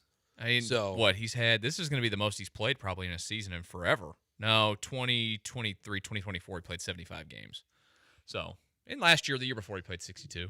But he did not receive any votes last year, and then the year before that, he received enough for 9th. That's not enough. I mean, but I think this year, it's more just the impact he's had on this roster. Like yes, they're at relatively the same seeding as they were last year. They're a game better, buddy, in terms of win-loss, aren't they? But Come on now, that's an improvement. You want to make that trade for an improvement. Yeah. And then all they got to do is get to the second round, and we're talking it was worth it. Well, I think they're going to get to the second round this year because I think they're going to get the Lakers in the first round. Yeah, they should. If they don't dominate the Lakers to an extent, I'd be a little mad. See, I'm with you there because Jeremy and I have talked about this quite a bit, that the expectations for this Rockets season have changed in terms of the injuries and just where this team is at, where you thought when Fred was healthy versus when he tore his ACL, then losing Steven Adams. And it's like, I think we can say, injury kind of cost you your season. I don't love when Rafael Stone said it after the trade deadline. But I look at this team and I go, okay, do I have championship aspirations? No. Same. If you're playing the Lakers in the first round or somehow the Suns, do I expect you to beat them? Home court advantage against the Lakers, I want this series done in 5. Yes. I don't care that they have Luka, and I don't care that they have I'm done with the Lakers, LeBron James. Yeah, so I'm and good. Austin, I play no defense Reeves. So I'm good if they don't go to the title. I'm good if they don't go to the Western Conference Finals this year. It's still a learning year. There's still development happening. We're seeing a lot of positive things from Shepard recently. There's a bit of an issue there. What's that? Because Kevin Durant's 37 years old. Yeah, I mean, look, they're in a weird spot. He's got sounds about right. I mean, he's only been in the league since I don't know. I mean, Brian, you were probably like in college when Kevin Durant was in college. Yeah, about the same time. I think it was 2006 was his year at Texas. His rookie year was his 7. Yeah, 07-08 was his first year. The last season in Seattle, like he literally wore a Sonics jersey. I still hope that when he goes to the Hall of Fame, he goes. I had to be a junior in high school that year. That's gross. In 2007. Yeah. So I was 07-08 because I graduated in 09, so the 08-09 year would be the following year. Yeah. So I was a junior in high school. So I was a freshman. Joe was doing math. I was a freshman. Dangerous. I was really more counting years backwards. So I think I was a freshman in high school. What year did you graduate, Joe? 2010. Okay, so his rookie year, you're talking what? How old? Oh, I guess it was his rookie year was 07-08. Yeah, okay, 07-08. So I was a sophomore. Okay. Yeah. Yeah, I was a junior. Yeah, we were youngins. Brian? Junior, yeah. I was out of college. I was older than that. Out of college? At that point? I was no, that was last year. That was last year. Of Texas Roadhouse University. Yeah, exactly. You got it. I make sure Jeremy's not here, so I gotta make sure I get all the plugs in at Jeremy. Is that what he does? Okay. Yeah. What other plugs do we need to get in today? I think that's it. Okay. If you could probably are contractually obligated to mention that Case Keenum is statistically the greatest collegiate quarterback of all time, and Kyler Murray is the best athlete of all time. Yeah. What? Yeah. That has to be. I'm rage baiting. Sorry, you're right. Best current athlete of all time is Kyler Murray. He's rage baiting. Oh no, he's drafted in the first round of 2 leagues. He's the only guy. And that doesn't matter. That's his entire argument. He's an average at best NFL quarterback, and he would have been an average at best MLB player probably if he even made it. But we'll never know. He's a free agent now, so we'll see where he ends up next season. But with the Oakland A's, or excuse me, the Athletics. Yeah, he's not playing baseball next year. year. That'd be hilarious. It'd be hilarious if the Dodgers signed him. Oh. Dodgers sign. He's literally Dave Roberts. Yeah. Or Dave Roberts. He just pinch runs. That would be Wild. That would be wild. But he would have to get turned down by everyone in the NFL. And if I was Kyler, like I kind of would have reported spring training right now, just out of the hell of it. I mean, you could, yeah. Just like show up in wherever Oakland is, Arizona. I wonder if he's even picked up a baseball bat. No, probably not. They wouldn't still have his rights, would they? Yeah, they do. Yeah. I think they do. Yeah. Oh, okay. I just thought that it would expire at some point. No, I think it's. I remember Russell Wilson did that forever. He'd show up, but then he eventually got traded around because it was a PR piece every spring Yeah, I training. think he ended up with the Yankees one year, right? Yankees, Rockies. He was drafted by the Rockies, right? Yeah. He was with the Rockies. I think he played in the minors with the Rockies. But then I think eventually he may have gone back to camp, but I don't know. He ended up all over the place. Thanks to the text line. Also, Will Levis is a good football player. That's another Jeremy thing. Appreciate that. Any other Jeremy? Is Will Levis still in the league? Yeah, he is. Any other Jeremy-isms we need to add to the show? You can text in. Well, if we talk about Cal McNair, you have to refer to him as Cool Cat Cal. Yeah, well, maybe we'll get to Cal. Cool Cat. Are you excited to go to Bridgeland, Michael? No. Are you ever going to go? I mean, I think he's not going to have to. I think, yeah, I don't care. I think it's great that they finally did it. They're way behind the ball. But you know what? It's a weird location. My first and only wonder, this is how old I'm getting. Are they going to expand the Grand Parkway out there? Because 2 lanes on each way, that ain't going to cut it. No, it's not going to be enough. I'm probably going to go out there. If I set the over-under for myself. You could just overpay for everything you go to out there. I'm going to set it at a half. I'll go once. One time per season? In my life. I'll go one time. I've never been to a Texans practice. I've been to the Star. Yeah, I haven't either. In Dallas. I take that back. I've been to a couple. Like, I don't want to go. I went to the very first Texans open practice as a kid. Well, I mean, we stood in line at JCPenney's to get the tickets. Really? Yep. I went to like multiple open practices that first year. I mean, they did a lot of them in the evening too. That makes sense. I get that. Don Capers rolling around, yelling at David Carr. It's great. See, text line says the WBC site says USA is playing Brazil, not Great Britain. Who's right? I said Saturday. I think Brazil's on Friday. Oh, but it doesn't matter. But Whoever the USA's playing, they're going to pummel in like 4 innings. Is there a run rule in this thing? I wish there was. That'd be so funny. That would be hilarious. If they're just like, hey, like you're getting beat down so bad. What'd you pay for these tickets? They're like $30. Oh, it's not that bad. Do you see how many teams are in the field? I think it's 20, right? It's 20. I was talking about that with Sean. It's way too many. There's not 20 teams that could field a legitimate roster. No, then that's why you There's have all these guys. Maybe 8. Venezuela, America, Dominican, Puerto Rico, because we don't get to have them for some reason. The Netherlands, technically, because of what? Aruba and Mexico. Mexico has a legit roster. Yep. Japan, obviously. They have 3-time champs. Yeah, like Nicaragua. There's like 8 legitimate teams, and the rest are just there to be cannon fodder. Who's Dusty Baker's best player? I don't even know if he has a major league player on the roster. I don't think that there is one. I don't believe. So maybe he should just play. I would pay money to watch Dusty Baker taking at bat in the World Baseball Classic. Just a heads up, I just saw someone tweet out that Clayton Kershaw just took them out for Team USA in the game they're playing right now. So, okay. Maybe he actually will play in this. How many home runs he gives up? Well, he has to because everybody else is only going to pitch 3 innings and then go back to their team. Yeah, which I think that's also why I don't really love it. Yeah, it just kind of ruins it. It doesn't make any sense. It's like it just be during a different time of the year. Like we just saw hockey. For those that care, they didn't play for a month. Because of the Olympics. You could take a break. You can take a break. You could have just pushed it back. Now, maybe you not. go shortened season? No, they'll never agree to that one. We know that. Well, I agree with you. You'd have to expand either deeper into November or earlier into March than to fit it. You know what they should have done? They should have pushed the World Baseball Classic back to 2027 with the lockout. Or just kill it and let it be played in the Olympics and just do it every 4 years. Which I think it's coming back in the Olympics. Yeah, I know, but like, why don't we just do it that way? Just play the sport in the Olympics every 4 years, and then just not have a stupid tournament that honestly, I think is something that most people don't care about. Brian, you were not here yesterday. We were getting bombarded with text messages about the Big Arch Burger. Oh, I heard you guys talking about it on my way home. Someone just texted again, says we need to eat it. Why? Says Burger of the Year. Wait, they said so. The way you guys described it, Big Arch Burger? You both thought it sounded disgusting. It sounds right? disgusting. The Big Arch Burger. Calories and I'm looking. It's 1,000 calories for a burger. Yeah, we talked about that yesterday. Oh, no, I did. Joe, you reacted very. What's wrong with this though? Surprised about the calorie count. Yeah. Burgers you've eaten at Whataburger are the same amount. Yeah. See, the thing is, if you eat a sweet and spicy, and I know you have. Yeah. It's the same. It's actually probably more calories. It's just a burger with special sauce on it. What's the big deal here? The patties are bigger. They're actually they're actual quarter pounders because those Big Mac patties are razor thin. Did you guys see the McDonald's CEO? Yeah, took the nibble. No, I did not. He was like doing a video like promoting the new burger, and he took the littlest baby bite ever. And He then talked knows about not to eat their own food. Yeah, and because he's skinny, so you can tell like this guy doesn't eat at He McDonald's. took one bite, and it was barely a bite. Burger King, you see the Burger King response? Yeah, That Wendy's dude wolfed too it down. today. See, I think to be like the CEO of McDonald's, you have to be fat. I don't think you have to be fat. You have to have a certain BMI. I think you do. I think like you have to represent Like the you got to brand. be caught occasionally walking around just stuffing a large fry down your face. Yeah, like you got to make sure you eat the For the fries brand. on the way home. You can't eat them. You can't wait till you get home. You got to eat them when they're hot and ready. I ready to don't go. eat McDonald's like ever, but I will say when they're hot and their fries are nice and hot, yeah, I could crush them. There's the best. Oh, there's crunchy onions on it. Well, that's not adding to the I'm calorie watching count. this video right now. This guy, he does not look like a CEO in the first place. Come on now. No, he does not. Looks like a fruitcake. Welcome back to radio, Michael Cotter. Hey, it's good to be here. I have to get some things out. All right. Well, there's a lot to get to. There's a lot of frustration happening with certain, not every GM and coach and manager, but there's a lot. So what are your frustration rankings? Not if they're good or they're bad, but how frustrated you are, 1 through 6, all the GMs and head coaches of the important teams, a.k.a. the Rockets, Texans, and Astros. We'll get to that next year on Jeremy and Joe on ESPN 97.5.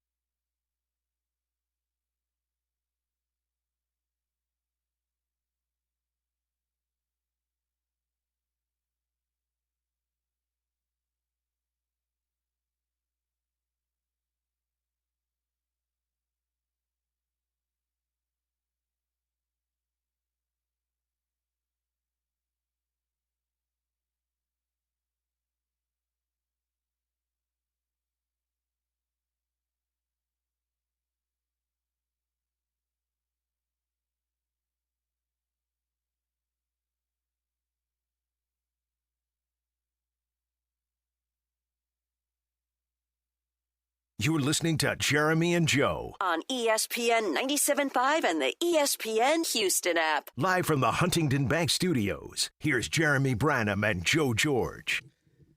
Couple things to get to. Jeremy-isms we missed on the text line. He likes to read mean things, so I feel like this is in play. It's not all mean. Texter says, you guys need to refer to yourself as the Huntington Bank Bad Boys today. Also, is that accurate? Speak in a manner that sounds like eye rolling when responding to callers and each other. Also pay zero attention to what anyone else is saying. We've caught Jeremy not listening recently. Yeah, a lot. He's been. You bore him clearly, guys. You got to pick it up. He's been leaving his neurogum, I guess is what it's called. Yeah, these. That's the excuse. He just doesn't listen. Yeah, but I have these. Yeah, I have the mints. Does it really help you? It's just caffeine. Oh, okay. Like it just gives you a little caffeine boost. Makes sense. It's kind of nice. But it's we've been catching him. I think the worst one was the Girl Scout cookie from like 2 weeks ago. Oh yeah. I described a cookie that was for sale, Michael. Yeah. He said, "Oh, that sounds good." Literally, then read a text, like took no break. Read a text from the text line describing it. The same cookie. He's like, "Oh, that sounds disgusting." Yeah, he said it sounds good and then sounds disgusting within 5 seconds. Yeah, like no breath, no separation. Oh dear God. Which cookie was it? The Ventureful, the brownie one. I've not had that one. Yeah, I think it's a newer one. We were pulling through. We got that one. We were pulling through Chick-fil-A the other night, and the Girl Scouts were set up out there, and my wife was like, "Oh, I gotta go buy from them." I thought she was gonna buy a box or two. She came back with a whole box that had like 9 packages of Girl Scout cookies in it. She bought the whole like cardboard box. Yeah, I've already eaten 2 packages of cookies in 2 weeks. That's not good. No, it's not good. That's not good. At least I'm mixing it in with my normal day of working out, but So do you have a weight limit now? Since you're a pilot? Well, this little plane I'm about to fly in, you can't be more than 240. I'm currently at 208, so you're good. I'm all right. Got room. I got some cushion. You can pound a box. Yeah, it's like fine. when you move, you can. I love the. They're not the Samoans or whatever. Where the hell are they now? Oh, they're called the Caramel Delight. Yeah. Dude, those things are like crack cocaine to me. They're so good. I can eat the whole box in one sitting. Yeah, that's the problem with almost all the Girl Scout cookies. See, I disagree. We got the peanut butter one. I guess is a new one. The peanut butter patty. It's ass. I like that. And I like peanut butter. Well, there's multiple peanut butter ones. I don't know which one you're referring to. It's like an Oreo, basically. Oh, so I haven't tried that one yet. I hate it. Really? My wife bought a box of it. I ate one of them. And I'm like, I'm not going to eat these. So you figure out what you're going to do with them. She's like, I thought you'd like them. Nope, these suck. Someone on the YouTube says preparing for what you guys will talk about during 2027 lockout. Dynamo? ? I don't know. We'll see how it Free goes. Glenn Davis. We're gonna have to start reviewing sports documentaries. Yeah, we need like another Last Dance. Yeah. We That's so sad. Like, We're gonna need a Last Dance. It got us through COVID. It did. Everyone, God, remember that was the only thing you were clinging on to every week? Yeah, we would talk about it for like 3 hours every Monday at the old place. Yeah. Like it was all we would talk Sunday night, you gotta be sitting down. You gotta make sure where the hell else you gotta be? You're sitting at home. What do you mean? Look, this is my last show for the week, so we're gonna kind of treat it like a Friday show. So it's fine with me. I guess it's kind every of show for me when I show up is a Friday. Yeah, show. so it's gonna be kind of a mailbag show. Also, there's like not a lot going on right now. This morning, apparently, Dell said he hates French toast. Who hates French toast? He's a communist. What do you No, expect? I don't think he said that. No, so I heard part of this conversation.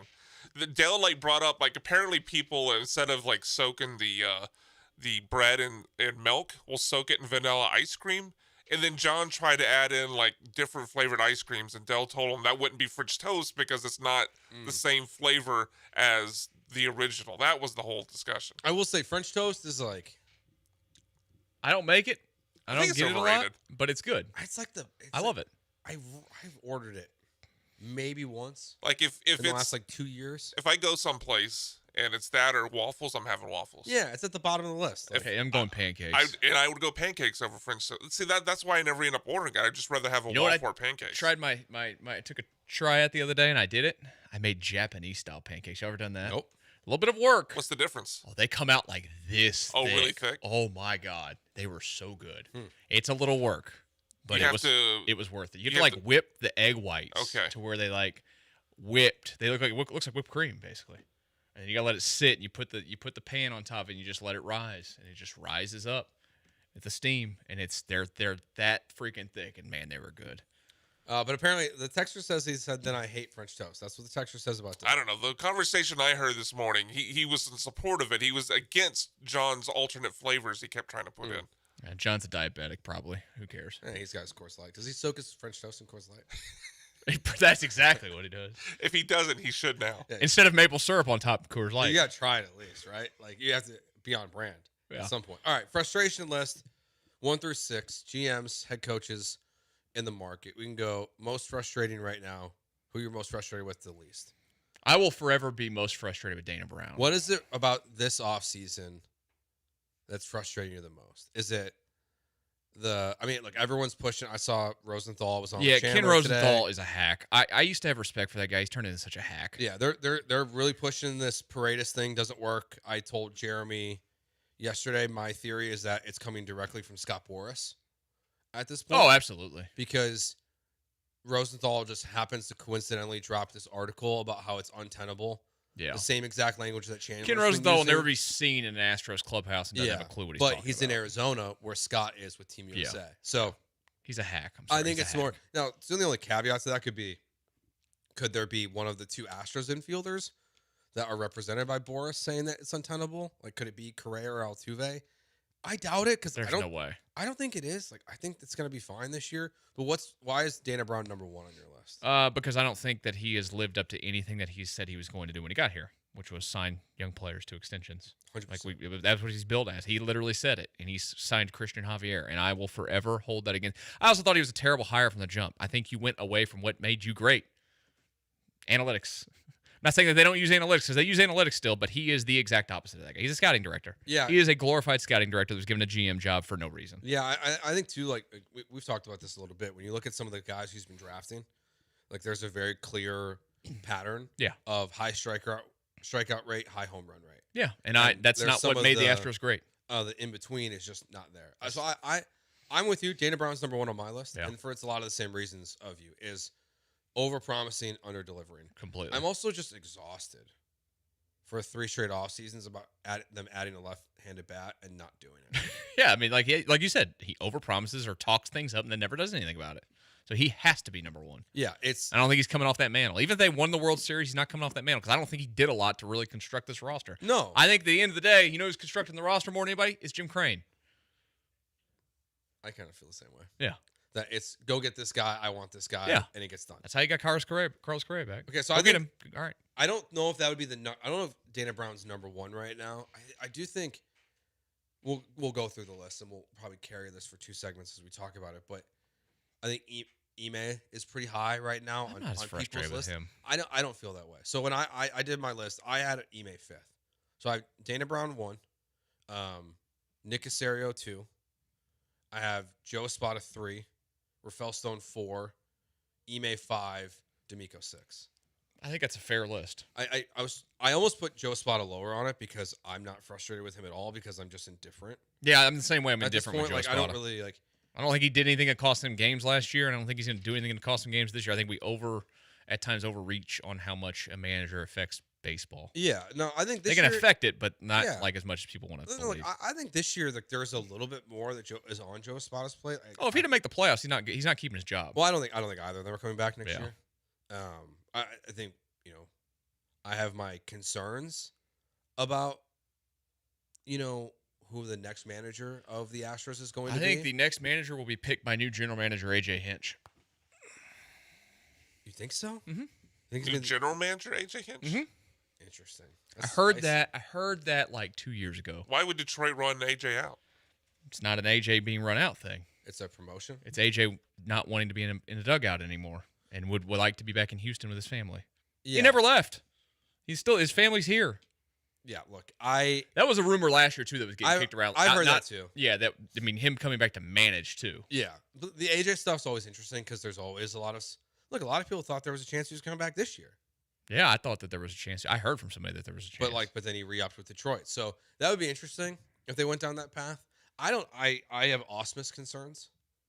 I'm past the Ausmus one. It's more just like he's interviewed for the GM job. He was the runner-up for the manager job. It feels like Baggy still has a lot of say in this organization. Stupid. But yeah, I think so. Where I think the listeners would differ with like my list was I think right now Ime would be higher. I agree that people because people are frustrated with the Reed thing. The Reed thing is dumb. He's got to when he goes through these phases where he doesn't play him enough. Like that's stupid. I will agree there. Like you got to play. If he makes your offense better, play the guy. Mm-hmm. Stop. Like he's not a complete hack defensively. Is he a great defensive player? No. He's not the world's worst defensive player. No. I think he's at the point now where his is established as his minutes are going to stay up. They have to at this point. But I don't think I don't really care if he's a starter. We talk about this all the time. No, it doesn't matter. It's more about minutes for me. Yep. But let's take a break and we'll go through the rest of your list, see where it differs. Brian, we'll get your take on who you're most frustrated with, least frustrated with. We'll get to that next. He's Michael Connor. I am Joe George. It's ESPN 97.5.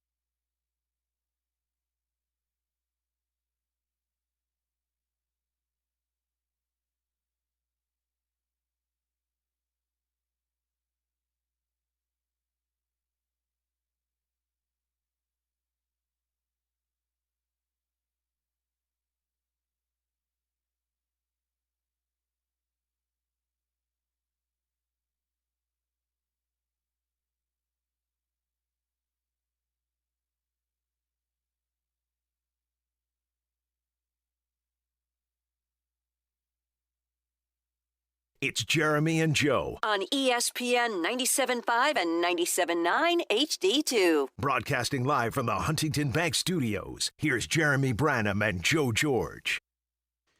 Joe George, Michael Connor here with you today on ESPN 97.5. I forgot to mention it's White Boy Wednesday. Thanks to the Texans for that. It's good for the Texans. It's good for us. Yeah. Go Texas. Which means the station's moving to Bridgeland, guys. Hey, it'd be a nice studio out there, probably. I'm out too. That's a far drive. Eric the buyer texted in earlier, said NRG is an hour away from my house and Bridgeland's an hour away from me still. It does nothing for me. That's how I feel. I guess NRG was closer. It was easy. Yeah, Energy's much closer to you from League City. Yeah, it's NRG is that's just ass. easy. That whole area is ass. That's why they're getting out of there. Yeah. When's the new stadium going to be built? That's my next question, because you know it's coming. There's no way it's not coming. 2030 maybe? Where are they putting it, I guess? Bridgeland. Think they're going to put it in Oh, Bridgeland? yeah. They're only using like 25 of the 84 acres, I think it is, that they got from this deal. They're building a new stadium. Not only that, but I saw McLean point out, like, they don't have the space where Energy is now to tear down that stadium, build a new stadium, and keep playing there. Like, they'd either have to find a temporary home or they'd have to build it somewhere else. And look, we see that. Like Jacksonville is playing in Orlando for... But they're just renovating their one stadium, season, right? maybe They're adding to it. Or yeah, something? It's so stupid. A season or two. I mean, but where would the Texans even play? I don't know. But like, Rice Stadium, Alamo Dome. Are they gonna have to go to San Antonio? I mean, look, we've seen some weird ones. No, they can play TDECU. Doesn't it see like 40-something thousand? Yeah, that's not enough. I mean, the Chargers played at a soccer stadium. That's true. That held like 8,000 people. Yeah. The Bears played at the University of Illinois. Yeah, I mean, remember the Vikings played at Minnesota for a couple years? Yeah. Oh yeah, because the roof collapsed. Yeah, that is one of my all-time at the Metrodome. video. Yeah. That video is so funny. You just see it like caving and just like thousands of pounds of snow just come through. Funniest video. But yeah, I don't even know. Like, I agree though. The Bridgeland things, they're going to end up out there. Yeah, it's all. You know what that is too. Like everybody, I do the Locked On Texans squad shows, and Stan Norflate's on them, and he worked for a few NFL teams in that kind of department. He's like, you know where the decisions come on that? He goes, and this is what every team has done. It's like what the Braves did with theirs. They go look at where the majority of their ticket sales or their season ticket sales are, and that's where they're going to pick. That makes sense. Yeah. Well, unless you're the Bears, you can go to Indiana. How are you feeling about that one? Yeah, I don't think it's going to happen. They're going to stay in Illinois. Think so? Yeah, I think so. It's just but odd. I think 2030 is a good number. Of when it's like breaks ground, or like announced. We're probably too close to it. It'd have to get announced like this year. Oh, okay.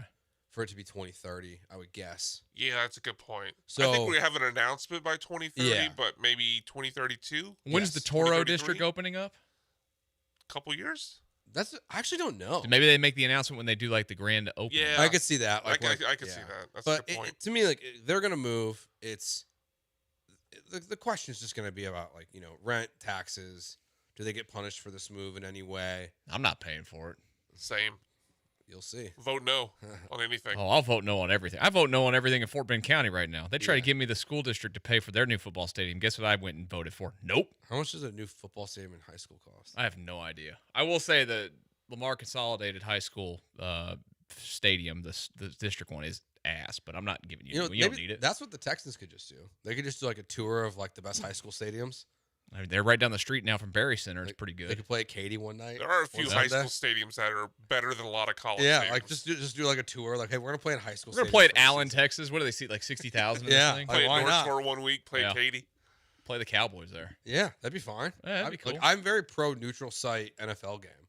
Yeah, it doesn't matter to me. I would be very for that. But yeah, I think that to me it feels inevitable. It's just when do they announce it so they can actually get this thing rolling? Does that ever put pressure on the Astros and Rockets? Because, I mean, their places are older, right? Not the Rockets. Rockets is the Rockets a little bit younger. But still, like that, you got, especially with the new. But it's within a few years. Like I can't imagine that if the Texans get a new facility, the other ones aren't going to be far behind. Astros were 2000, Texans were 2002, and I think Rockets were 2004. I'd hate to lose the ballpark because I love that ballpark. But to me, downtown is just ass. I think they just added a Whataburger. They can't tear it down. I mean, they're gonna make a lot of money off. They're making $25 a margarita. Get your $15 single burger with no fries. Yeah, you got to pay another $9 for the fries. I'll tell you what I'm not doing on Saturday when I go to Dyken Park. Getting in that line, going to Whataburger. Yeah, Get it on the way home. The line's gonna be atrocious. Also, someone pointed this out on the text line the other day. Yeah, having a Whataburger inside the ballpark is and purchasing it there is maybe the dumbest thing you could possibly do. You want to know why? Because you can bring food in. Exactly. You can get, every time we go, you get his gallon bag and you just fill it whatever you want. Yeah. You could literally buy the Whataburger, put it in the gallon bag, and walk in. Because, like, we've seen people bring crawfish into games. And like, it's very funny. They brought crawfish. Yeah, which like great idea. I took my nephews Like whole crawfish or like already like no, like they were peeling it. Like, oh man. I took my nephews, I think 2 years ago to a day game, and I had bought them Shipley donuts that morning, and one of them, I didn't realize it. He just took the whole box of Shipley donuts that was left and just shoved it in he just brought a whole bag of donuts. He ate like 8 donuts during the game. That's a good call too. Yeah. Like why not? You can do that and you can bring a big water in. You're good. But like you gotta like that's the Whataburger thing is if I want Whataburger at a game, just get it on the way. And then at that point, don't even bring it in. Just sit in the car and eat it real quick. Yeah. And it's gonna be as Court Jester says here on the Twitch, it's gonna be the slowest line ever. Like they've already got What did they have out there before? Is it center field? It was Shake Shack. Oh, so Shake Shack. In Shake Shack, that line was absurd. Yeah, it was always bad. And this one's going to be even worse. Yeah, it'll be worse. Because people, oh my God, it's Whataburger. You know, the weirdest thing they do that I don't understand, that I would never, ever do, because I don't understand the money for it. Look, and I spend way too much money on food from Uber Eats. I spend way too much money on it. I know I do. I never spend. I've probably spent $0 in Uber Eats in my life. If my wife's at work and Joseph is like, I want dino nuggets for dinner, I'm like, great, I'm ordering tacos. So like, I'm happy. I'll order sushi. But the people who Uber Eats at the ballpark, I've never seen anyone actually do it. So like what, they just deliver your food to the seat? Yeah, there's Uber Eats signs all over. You can't just get your lazy ass up and That's go what pick I'm it saying. up? Like, ordering Uber Eats at a game is a wild move.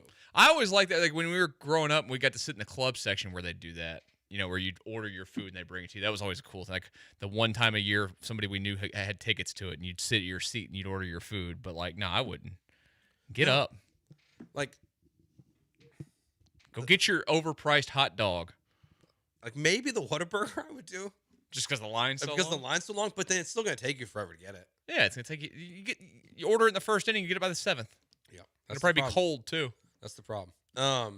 Brian, who is the GM or coach you're most frustrated with right now? It's the same as you guys. It's Dana Brown. Yeah, Dana Brown's number one. I mean, for everything you mentioned, but like he came here and said, we're going to, re-sign guys, to keep the young guys like, they did in Atlanta. And then the only deal to date like that has been Christian Javier. And obviously it blew up with his elbow. So, yeah, a lot of frustration there. But at least frustrations with D'Amico. Like, I think D'Amico's one of the better coaches in the league, but unfortunately he's been given an offensive line that isn't competent and a quarterback that seems to play scared at times, and he's doing the best he can with him. Yeah. And I think his GM is really pushing it, too, with Dana because of this stupid continuation of John Carroll and New England Patriot ties. So that's why I almost put Caserio first on my list. Swear to God, he's second for I me. can't take it anymore. Yeah, I can't take it. He's second on my list. I almost put him first just because I know Dana Brown's not going to be the GM of the Astros next year. Yeah. Well, I'm fairly confident he's not going to be the GM. I mean, Nick Caserio, from what we know, this should be the last year of his contract. No. They re-upped it last year. Was that publicly out there? Because I never saw anything. I've looked it up. The only thing I can ever find on his contract was when he signed here. Yeah, no, and it was a 6-year deal. I think and when he signed it, this should be the last season. No, I think he signed an extension like last year or 2 years ago because they don't report that stuff. That's what I'm saying. I don't think there's ever been anything reported on it. So I'm just going off of what I've seen, what I've been able to find. Yeah, I'm pretty confident that I've seen that. See, when you Google Nick Caserio contract, all I see is that he signed a 6-year contract when he joined the Texans. So it should be. I don't think it is. Like, I doubt that that it's in the last year. Frustrating, yes, but from where the team was to where they are today, he definitely got a contract extension in there. He might have got one just because of C.J. Stroud's rookie year. Maybe, honestly. But there's just never been anything that's reported. Yeah, and I think that's interesting that we've never seen anything from anybody. But see, it's always like that. Like I think it's the weirdest thing we have with sports. Like think about like Zach Taylor. I don't know why anybody didn't. He was just available at the press conference in the combine. Like, why didn't somebody just go ahead and ask him, "Hey, Nick, sir, Nick, what's your contract status?" Why isn't he asked? What are we doing as our jobs? Great question. He wouldn't answer it though. I know you're probably right. He would just dance around it. It's a good question to ask, but you know how he is. He's going to dodge it. I'm under contract. While saying I'm not trying to be evasive, but then continue to be evasive. Yeah. Well, he's always evasive about everything. Yeah.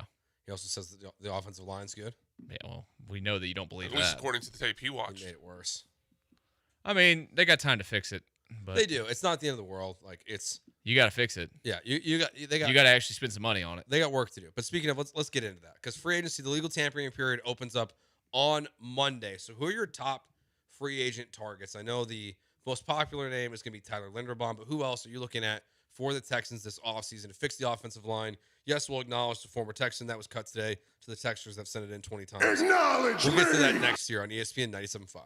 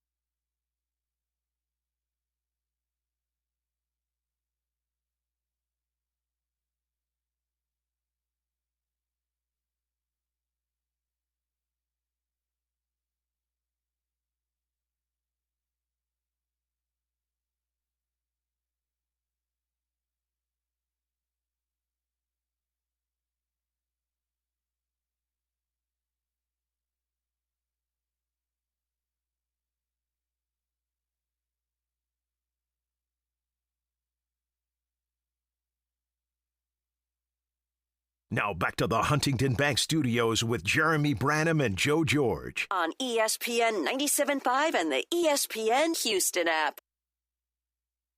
All right, Texans free agency or NFL free agency starts next week. Michael Connors with me, Joe George. Brian McDonald here as always. Before we get into the Texans, because yes, great this White happened Boy song, by the today. way. It is a good. Brian's kind of got like a White Boy Wednesday niche. He is white. It's kind of it's kind of like it's definitely in my wheelhouse. Yeah, like you got he's got like a small. Like this view. is probably in your Spotify or something. Yeah. Oh yeah, I have it saved on my phone. Yeah.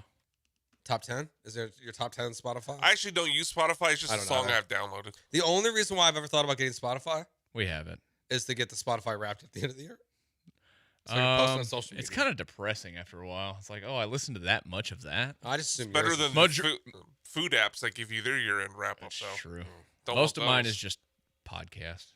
Knowing your wife, aviation podcast. Knowing your wife, I just kind of assume that like yours would fill up with Christmas music? Well, we have separate accounts on the family okay. account, so Gotcha. no. Okay. I'm sure that. Time out. Did you say you listen to aviation podcasts? Yeah. I mean, all due respect, that sounds I- incredibly boring. Yeah. I love knowing what's going on in the industry. Are you gonna cross over? Are you gonna be a I have a pilot? person. I have a person that wants to do a podcast with me. Okay. Yes, absolutely. One day there will be an aviation podcast. Michael, the that's hosted by- pilot, and aviation podcast. Yeah. Do you have a name in mind? No, I don't. I don't have anything. We got to get to the airline before we do that. We got a little bit of time. I'll be there by the end of the year.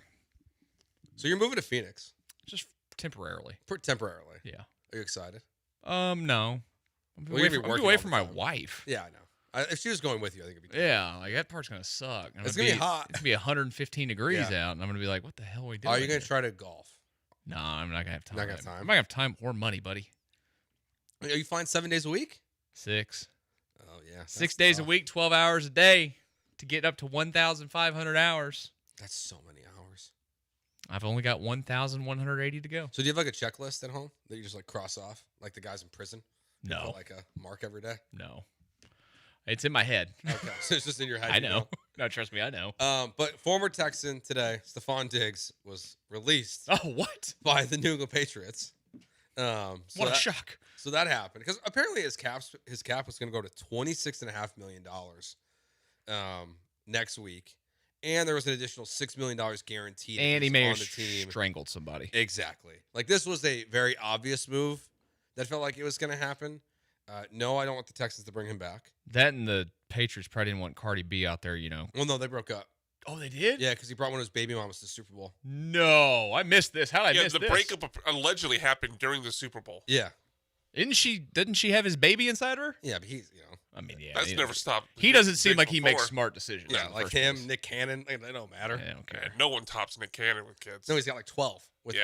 like 11 women. Yeah, that's like literally his goal is just have him. It's not like Antonio Cromartie, who's a 12 kid, 1 woman kind of guy. Or Phillip Rivers, yeah. Or Phillip Rivers. Speaking of, I saw his kid commit to NC State.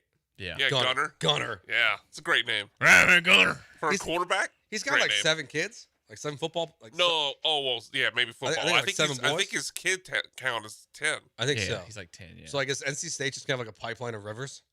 Oh, yeah, Like- they're going to take every single one. So of like them. one after another. Yeah, why not? A Rivers quarterback is playing at NC State for the rest of our lives. Yeah, For probably. at least the next like 15 years. Yeah, you'll be dead, and there'll be the last one there. And then the grandkids will start. Yeah, absolutely. And if they're on pace, then there might be. There won't It's be not a going to be roster called the spot. quarterback position anymore. It's just going to be called the Rivers. Yeah, that makes sense. Yeah. But so Diggs got cut today. I'm not surprised. You're But right. You don't want him back here. I don't want I to hear don't want him back here. I don't like. The Texans got the good version of Stephon Diggs. The Patriots where got a he good version of him. behaved, and For the most part, and they other than did. choking somebody. Exactly. Like if he wouldn't have done that, I still wonder if he would have been on the roster with that cap hit. You've got a quarterback who needs wide receivers to throw to. Yeah. Where like they're going to have to invest in the wide receiver position. They're the team that's kind of most linked right now to AJ Brown, and you just took away his best receiver because he's a bad dude. I bet that they're going to be bringing in AJ Brown. I think the other name I'm looking at for them is Mike Evans. Yeah, that makes some sense. And You got- Mike Evans' demands apparently are wild. Wants to be a number one. Once guaranteed this, guaranteed that. I'm like, dude, you are like 33 years old. Number one, like you're not like then go to Tennessee. Yeah, I mean, like enjoy the some crap team. Tennessee is kind of where wide receivers go to die. It's true. Calvin Ridley. Yeah, Hopkins. Calvin Ridley, Hopkins, Yeah. Andre Johnson. Andre, yeah, that was Randy after Moss? the Colts. Randy Moss. Randy Moss Like did, it- yeah. it's kind of like the place where Wasn't like, Moss there and then got traded back to the Vikings? Yes, and he finished out with the Vikings. No, he finished with the 49ers. You remember he came out of retirement Oh. and was a 49er. No, I didn't remember that. He was in the Super Bowl. Now I do. Yeah. I forgot about that. Yeah, everybody did. Is there anyone that jumps off the page for you when you think of Texans free agency? I mean, Linderbaum is the name. Yeah, But but they're not paying they that don't much have money. They don't have the money. Yeah, they can't do that. I think keeping Ed Ingram's probably got to be up there. I know Mm-hmm. that's a weird one to say. Like that's your number. That's not my number one, but like I know his market's going to be heavy, and he played pretty well last year. But I think the way you set yourself up now, like you have to keep him. I don't know if you can afford to not keep him. You can't just keep signing 1 year guys. That's the problem. Nick Caserio. I'm not saying that you can't love a short deal. Like at some point you gotta get some sort of foundational piece somewhere. Yeah. Is that accurate? I think Yeah. When we were talking about this the other day, the way I put it was like you can sign a guy on a 1 year deal and you have to then draft someone too. Yeah. And you can take a risk. But I agree. Like, you've got one, I think, for sure starter at this moment on your roster. On the line? On the line. Yeah. That's Arian Aristide. Yeah. Your left The guard question position, is he going to be playing left or is he going to be playing right? Yeah, your left guard position is wide open. Yep. Your center position, Jake Andrews, could still be an option if you read between the tea leaves. If they bring him back, I will Well, vomit all over the But place. they might have to, because like right now you don't have. No, you don't. There's got to be another. There's got to be another center out there that's available for the same kind of money. But you have to get three. You have to get three guys right now. So then you have to get four. I guess. So that's to me is where it's. That's a middle round pick where you hope your third round center ends up just beating him out in camp. Yeah. But I think Wyatt Teller, to me, is at the top of my list. Mekhi Becton, who got cut today for the Chargers, would be an interesting flyer if Ed Ingram specifically was not an option. Mm-hmm. So those are probably two of the top guys on my list. Okay. And then, honestly, I still feel like I'm very pro bringing in another wide receiver this offseason. Oh, absolutely. Their wide receiver room right now is not enough. But the other one I would say, because Tank Dell will probably die at some point in the field. I shouldn't say die. Yeah. His football career will die at some point on the field. The other position that I kind of have circled is safety. It's just who's going to be the opposite of Bullock. Yeah, I guess. That one's got to be down the burner, though, right? Well, I think what helps you is that all the reports coming out of the combine was that because of how well these guys ran, that there might be 2 or 3 safeties taken in the first round this year. Okay. People think there's going to be more safeties taken than quarterback and running backs combined this year in the first round. It's a weird draft. Yeah, it is a weird draft. So if the safety class is that good in the draft, it helps free agency. And there's some good names out there. Like you have Cam Curl from the Rams. You have Kyle Duggar is an interesting name. Like I'm not a huge fan of his. You got Jaquan Brisker is an interesting option. I think he'll be outside the Texans price range. He's also too Petrie to probably be a fit here. Yeah. But safety is the other one where I look at a guy like Cam Curl. I'm like, if you could figure that out, bring in someone of that caliber, I'm very high on that. You go Reed Blankenship, bring in a white guy on White Boy Wednesday. Yeah, there's nothing wrong with adding the white boys to the mix. You got to have some diversity in the building. Yeah, especially in safety. Yeah, safety for sure. You got to be the leader. Yeah, really, it's just the Eagles right now are the leader of that, but you can join them. Yeah, why not? Is there anyone else that stands out for you in free agency? God, I never remember his name. What's the guard from the Jets? What's his name? I can never remember his name. I only bring him up because he seemed like a Nick Caserio kind of guy. I know he's coming off of an injury. Yeah, I'm trying. And it would not be a long-term deal. John Simpson. I don't think it was John Simpson. I think Evan Neal's another interesting one too. Like, yeah, brought in as a tackle, didn't work out with the Giants. Move him inside, maybe. I think he moved inside last year. He goes for the Giants, maybe 2 years ago. He's been there for a little bit. Well, you did bring over what's his face in the Giants. Yeah, that's true. But you just got they have a lot of options. But I think the bigger picture is what you said is that not everything can be a 1 or 2 year deal. No, like you have to get. You can't be bargain bin hunting all the time. Like you can't keep doing that forever and expect change. Like if there's one goal that has to happen, because Brian, you mentioned it earlier with the quarterback playing scared, you have to get him in a spot behind a line this year, while this window is still open, where he's not making $65 million a year, to where he's not playing like a cat that's about to be electrocuted or something. Yeah. Speaking of that, real quick, because we haven't seen you in a while, how are you feeling about the CJ contract? Where do you feel like it plays out this offseason? I don't think they're going to do it this offseason. I don't think that there'd be. I don't know. It's weird. I don't think it'd be a huge issue if you did it. Because I don't think C.J. Stroud's ever going to be like Kyler Murray or Tua Tagovailoa, where you're like, I have to get rid of this guy. I think he's always going to be good enough to get you to the playoffs. Is he going to? The question is going to be can he go back to being great? Like, I don't think he's ever going to be bad enough to not be worthy of a contract. But the question is, can he elevate? Yeah, I think I've been pretty steadfast on just it's 5th-year option. Pick it up. Yeah, pick it up. You got a while before the deadline's due, so like you're not in a rush. Worry about Will Anderson first and then go from there. Yeah. And if on the off chance that David Mulugeta and CJ are willing to take a somewhat less market value deal. It's no less than $55 a year. Even below more, Yeah. Even if below market, you're talking about going down to like the Brock Purdy level, which is 53.1. Yeah. So it's not. Strap in, folks. He's going to be making. It's going to be 60 at least a year. Yeah, I think. See, I don't think. It depends on when you sign him. Like that's the thing. If it's next year and he plays well next year, then guess what? It's going to be 60. Because the Texans are the thing with not paying him this offseason, which I don't want them to do, is next offseason. That would mean that C.J. Stroud, potentially Bryce Young, Drake May, Caleb Williams, Jaden Daniels, Bo Nix are all going to be extension eligible at the exact same time. Yeah. And it would be a madhouse to see who gets paid first, because every team's going to want to get their deal done first. Because every single guy, if Drake May gets paid first and Jaden Daniels next, well, then Jaden Daniels is going to want 0.1, 0.2, or a full million above that. Caleb's going to want more than that. It's going to just keep going up and up and up and up. And that's where you can get C.J. Stroud at like $60 million next offseason. All right, let's take a break here. We'll take Keith's call on the other side. Plus, we'll do a Wheel of Bit in the next segment as well. That's next year. Michael Connor, Joe George on ESPN 97.5.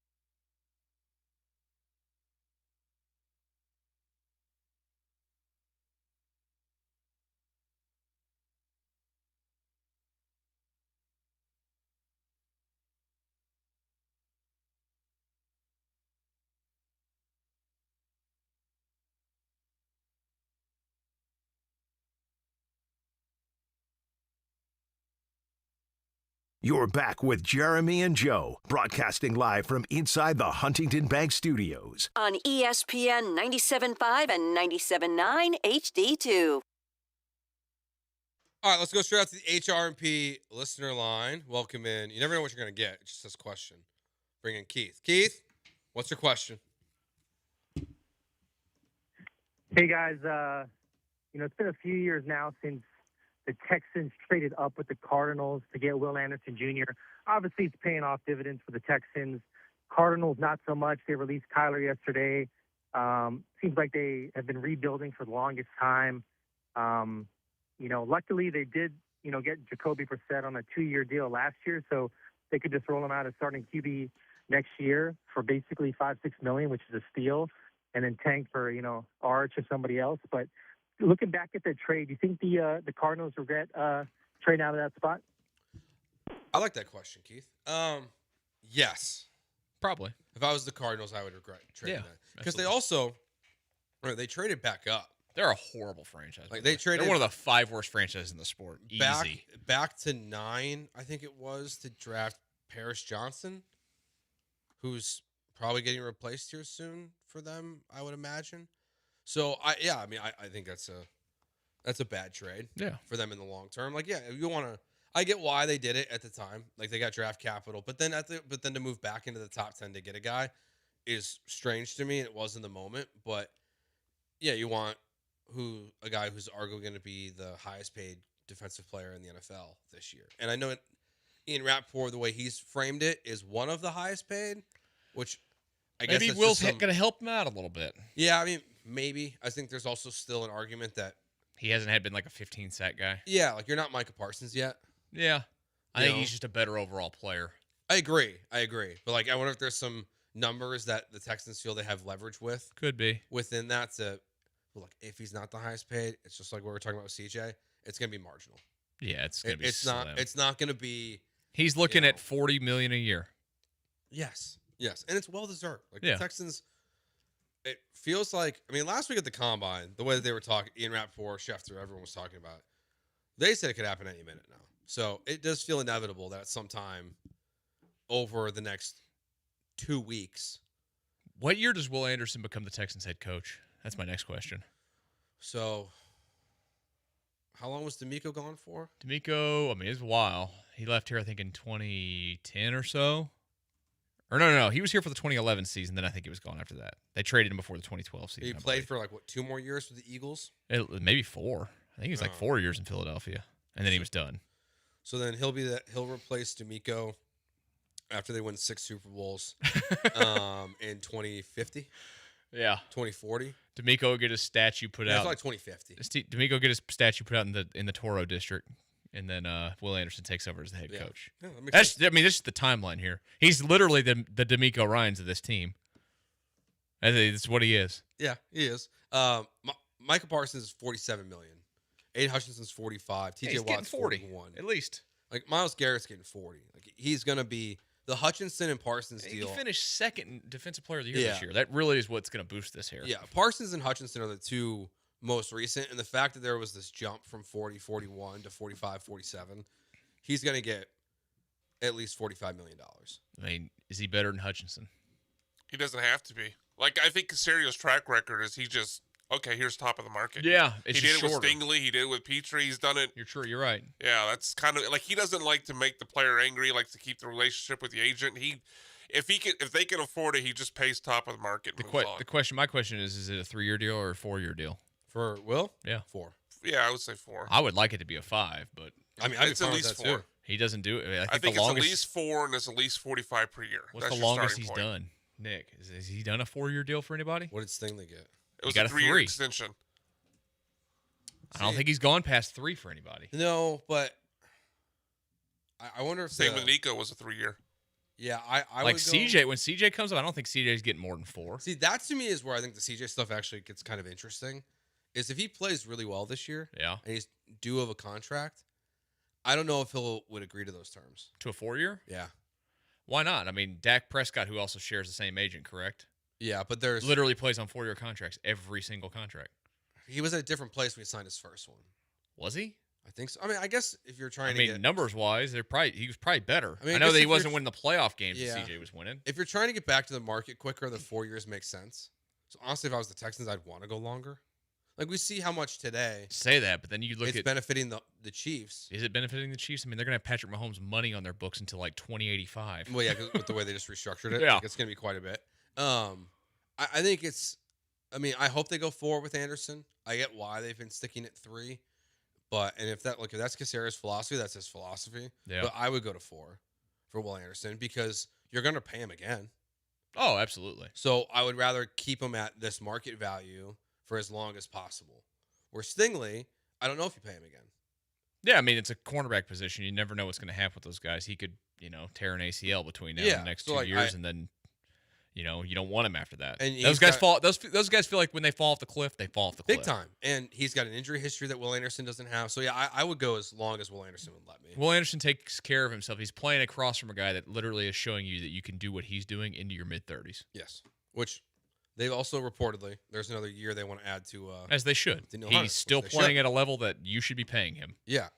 Look, I have no interest in replacing Daniil Hunter right now. No. See, the Vikings are already shopping Jonathan Grenard. Yeah, well, they've got some cap issues. Yeah. So I'm not. I'm really curious what they get for Grenard.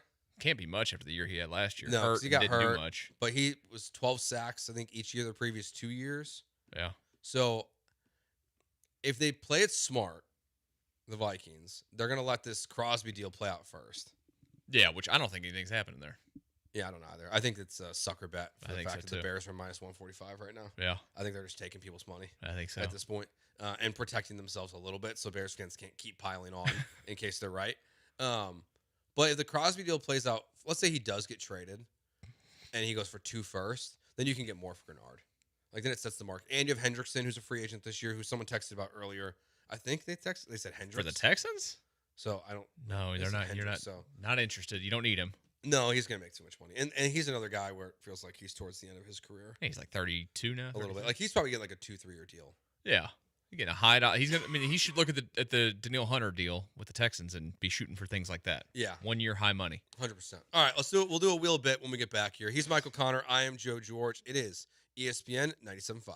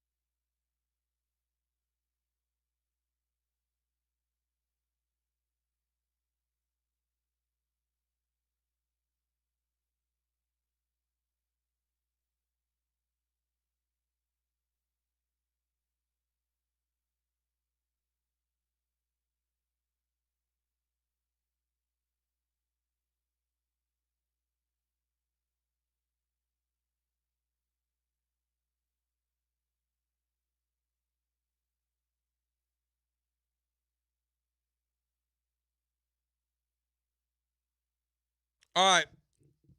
Wheel of Bits. Joe, Michael, Brian, here with you till 6 o'clock. Jeremy returns tomorrow. I leave. I'm out Thursday and Friday. So it's be Jeremy, Brian, and Ryan the next 2 days. You, who, and who? Ryan. Oh. Brian. You said... Why'd you count me twice? Ryan, Jeremy. Okay. Oh, you said Ryan. Yeah. No, Brian. You're gonna sit in there and then run in here and give a take, and then run back. Yeah. So we should try that for a bit. You're gonna be exhausted. Yeah, very early on. Bad suggestion, because yes, we can do that. It'd be kind of cool. We can do that. Well, with you and I on the show, maybe we could just do a bit where we just run back and forth between. What's this we thing? Segments. Because you're capable of running the board, is what I'm saying. I forgot how. Oh, that was the same as you when they stopped letting me do that, forced me to do that. I don't know how to do any of that. What are you talking about? I can still do all of it. I just don't want to. Mainly, I don't want to run back and forth. I just want to see Brian do it.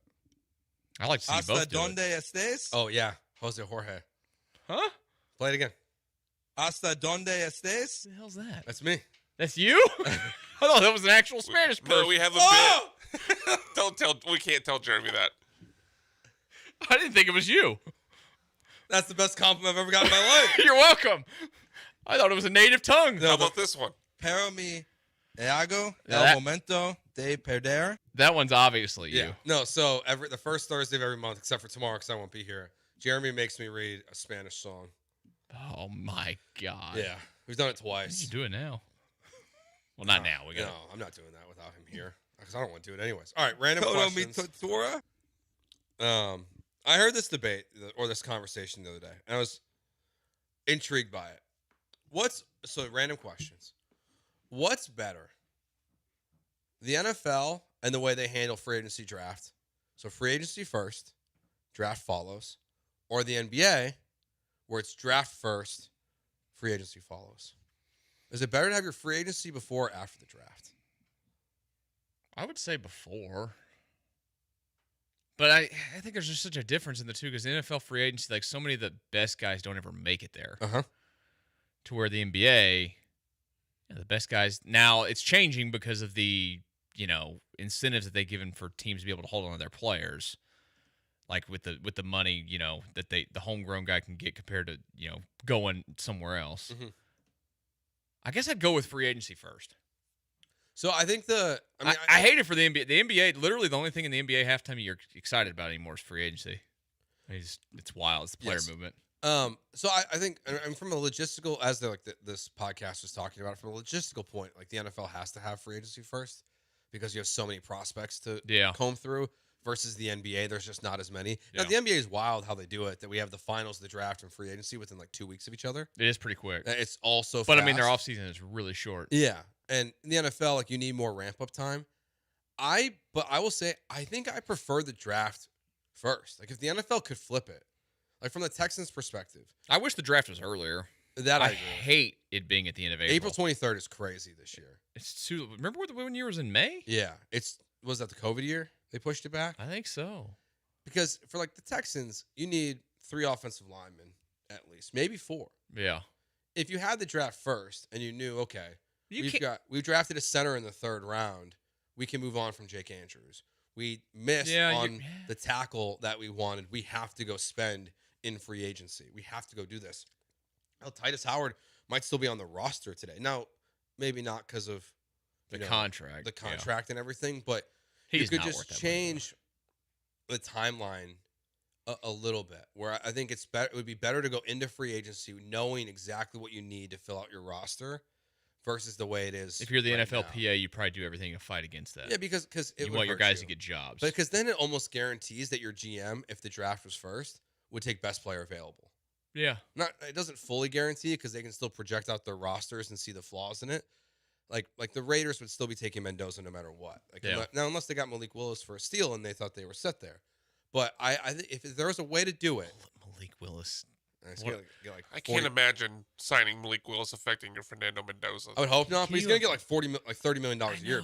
We're living in a world where this guy is about to get just buku's money off of what, 4 games? Yeah, doing nothing, nothing, stupid, and not starting most of those games. Yeah, like coming in reserve. Yeah, in which you've got a stationary quarterback And then when he comes in, you've got a mobile quarterback, something teams haven't prepped for all week.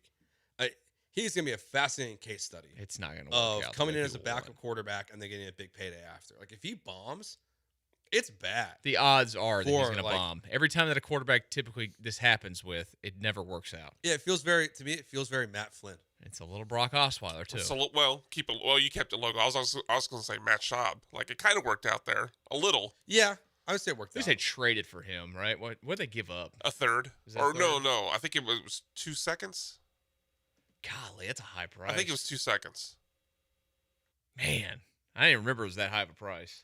I mean, how much did he play in Atlanta before they? He didn't. He was a backup, I think, for 3 seasons. Okay, he just sat. Yeah, I think he had like a handful of starts, like 2 or 3. So did Schaub get traded and then Michael Vick got arrested, like right after? Yeah, I believe so. Yeah, I believe he got traded before they knew what was They happening. would have just probably kept they would him. have kept Schaub. Yeah. And then eventually worked out. They got Matt Ryan. Yeah. But I was like, it must have happened. I just couldn't remember the timeline. So yeah, Schaub must have been traded. I don't know if it was that offseason or the following year. It'd be amazing to see what happened if Schaub didn't end up here. Maybe Gary Kubiak would have been forced into actually taking Peyton Manning instead of saying, no, I want to keep Matt Schaub.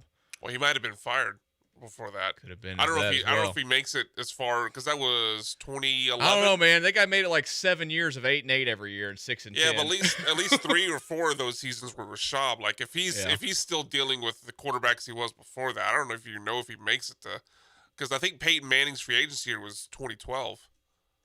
Yeah, because it was after the 11 season. Yeah. It was the question of, do you extend Schaub or do you sign Peyton Manning? And you hear Peyton Manning's dad tell the story years later that Peyton wanted to be a Houston Texan. Texans choose poorly.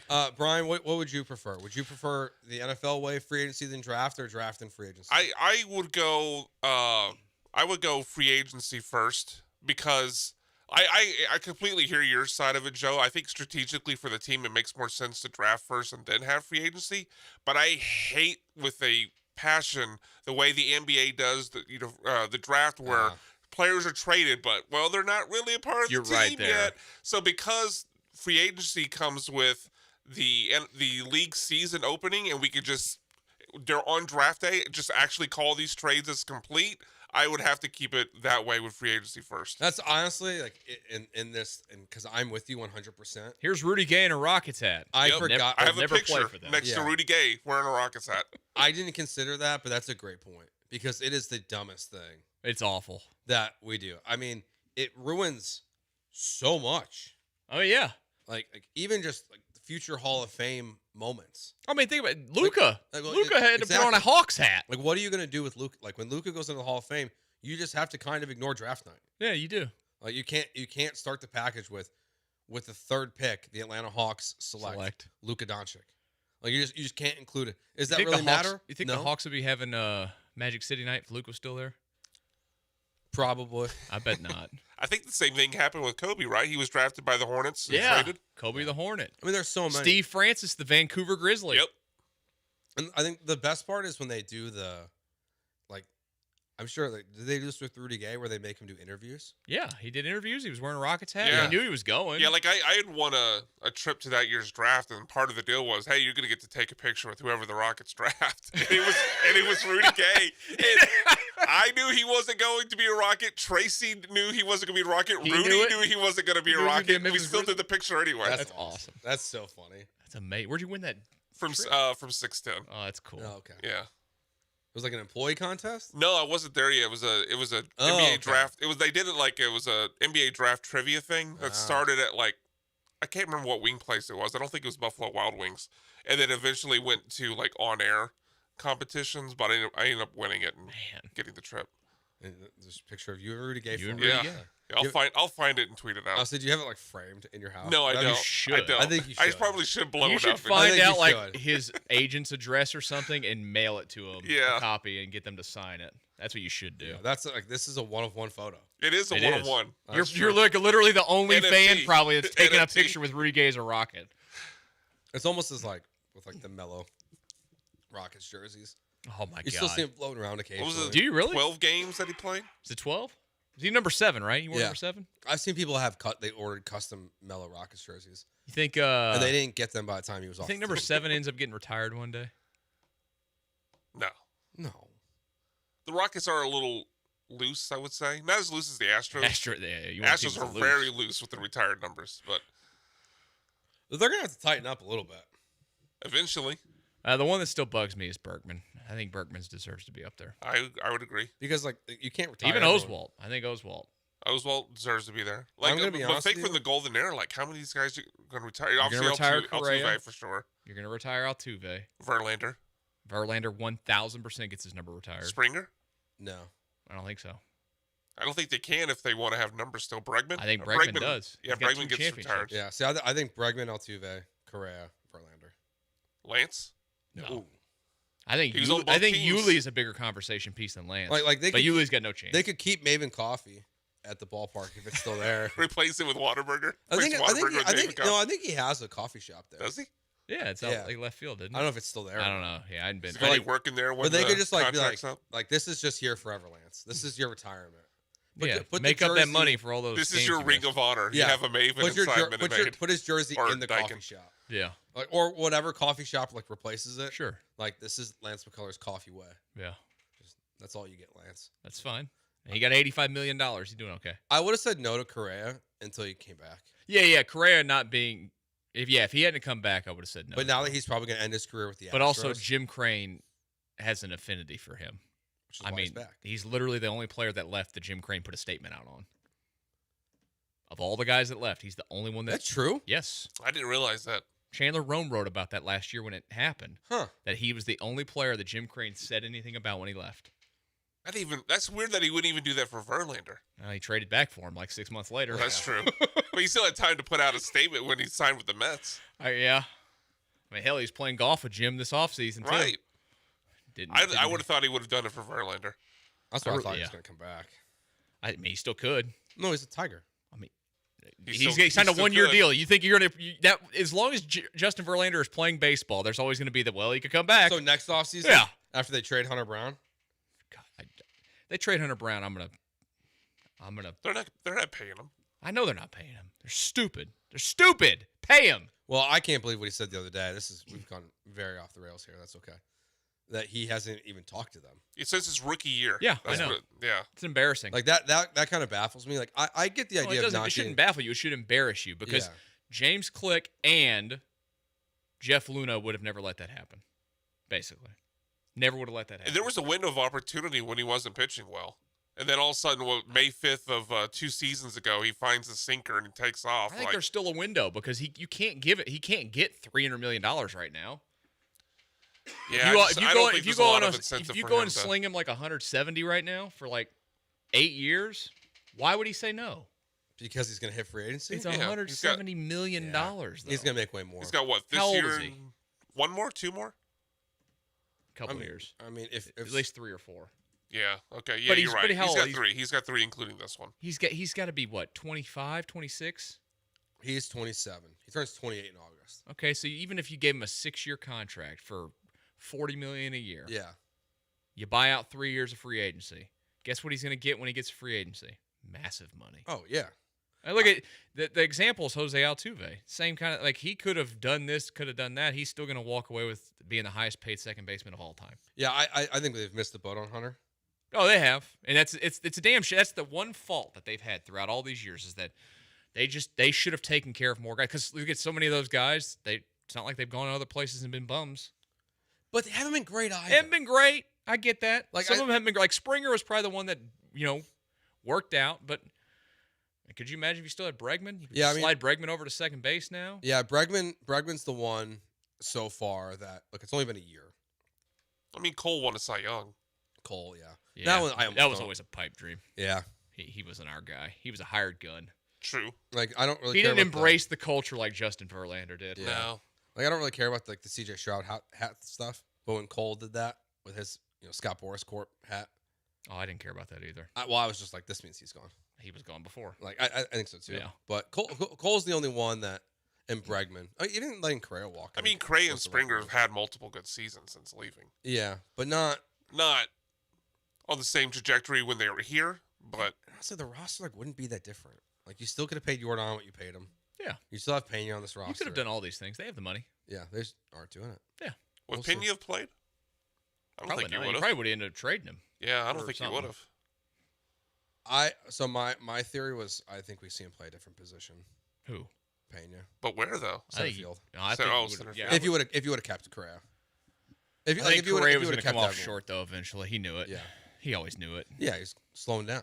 His body's beat. I mean, look, he wears a warm wrap around his back between innings. He also the only thing I know about spring training yesterday is he dropped a pop up. I saw that. He still got the out. He still got the out. Yeah, but he dropped a pop up. Look, man, have you ever seen that spring sky in West Palm Beach, Florida? Kind of twilight time of the night. It's not easy. Get those eyes ready. Texter says Brown will be gone, Pena will be gone.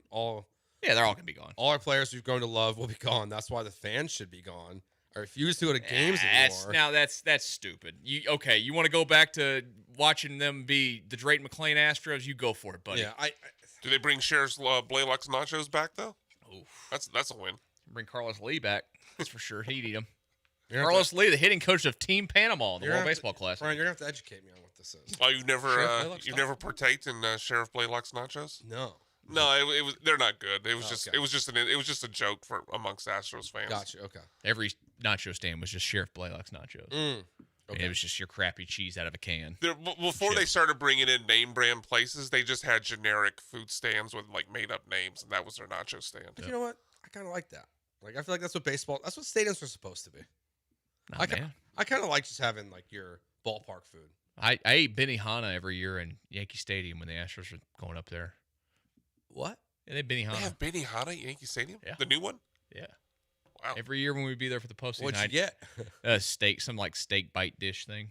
I'd spend like $25, but it was like because the Yankees were the only. They would give it. That sounds like a great price. Well, because that's the one thing I would always get the Astros media wise they would always feed us for free in the postseason. The Yankees would give us a gift card for it had like $20 on it, so I would just use that towards what you get it refilled every night.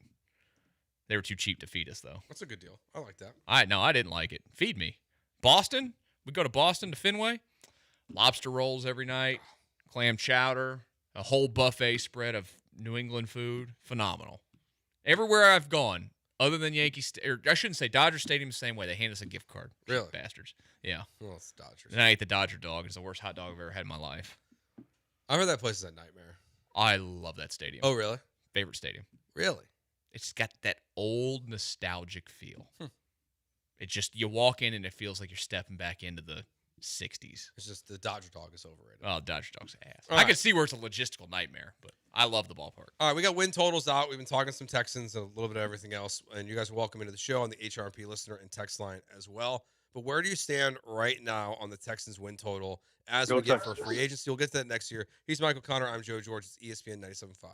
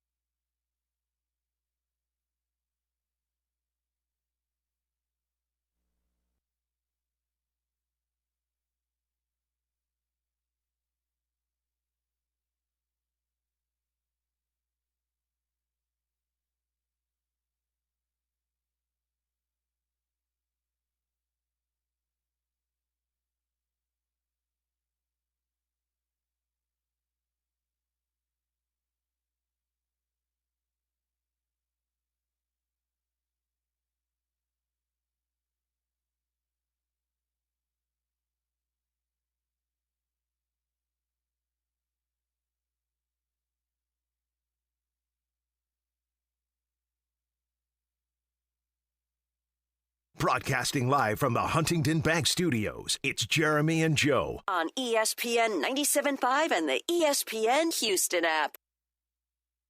All right, Jeremy and Joe here on ESPN 97.5. Michael Connors in for Jeremy today. He will return tomorrow. I'll be out Thursday and Friday. Let the record reflect that the show got far more attractive today with me here and Jeremy out. He would disagree. Is that accurate? It is accurate. I think it's accurate. Thanks, Nick. Nick Casero actually said something I agree with for once. Thank you. You and me, we're a sex dream. You and Jeremy. I always forget you're kind of weird. You know what I really like, though? Booty. I mean, you guys, I'm not in radio anymore, so, like, it gets pinned up in me. Oh, I'm sure. And then I got, you let me out of the cage once a month when you graciously invite me in to fill in. I mean, you don't just make weird jokes with your co-pilot or your instructor. Oh, not when I'm doing so for what I'm doing now, you got to be doing maneuvers. You're pulling an engine and you're doing steep turns and you're doing stalls and all this stuff. But when we were in the commercial, when I was getting my commercial license, a lot of it is just time building. So we would fly from here to San Antonio and back. Mm-hmm. Oh yeah, those conversations, they would be highly So inappropriate. I have questions. Yeah. So the first time they cut off one of your engines, yeah, to test you, did you know it was coming? Oh, yeah, I mean, because you go into this training knowing it's going to happen, but no, it scares the hell out of you. When I say they cut it off, they pull the engine to idle. They don't cut it off. Yeah. We do turn one of them off. They don't destroy it. Well, so part of the training, though, is you have to go above 3,000 feet, and you do have to actually turn one of them off and then fly with it off. It makes me feel better as someone that gets in airplanes. I'll be in an airplane next week. Those planes are way more sophisticated than what I'm in. I'm in a plane that, got two 165 horsepower engines.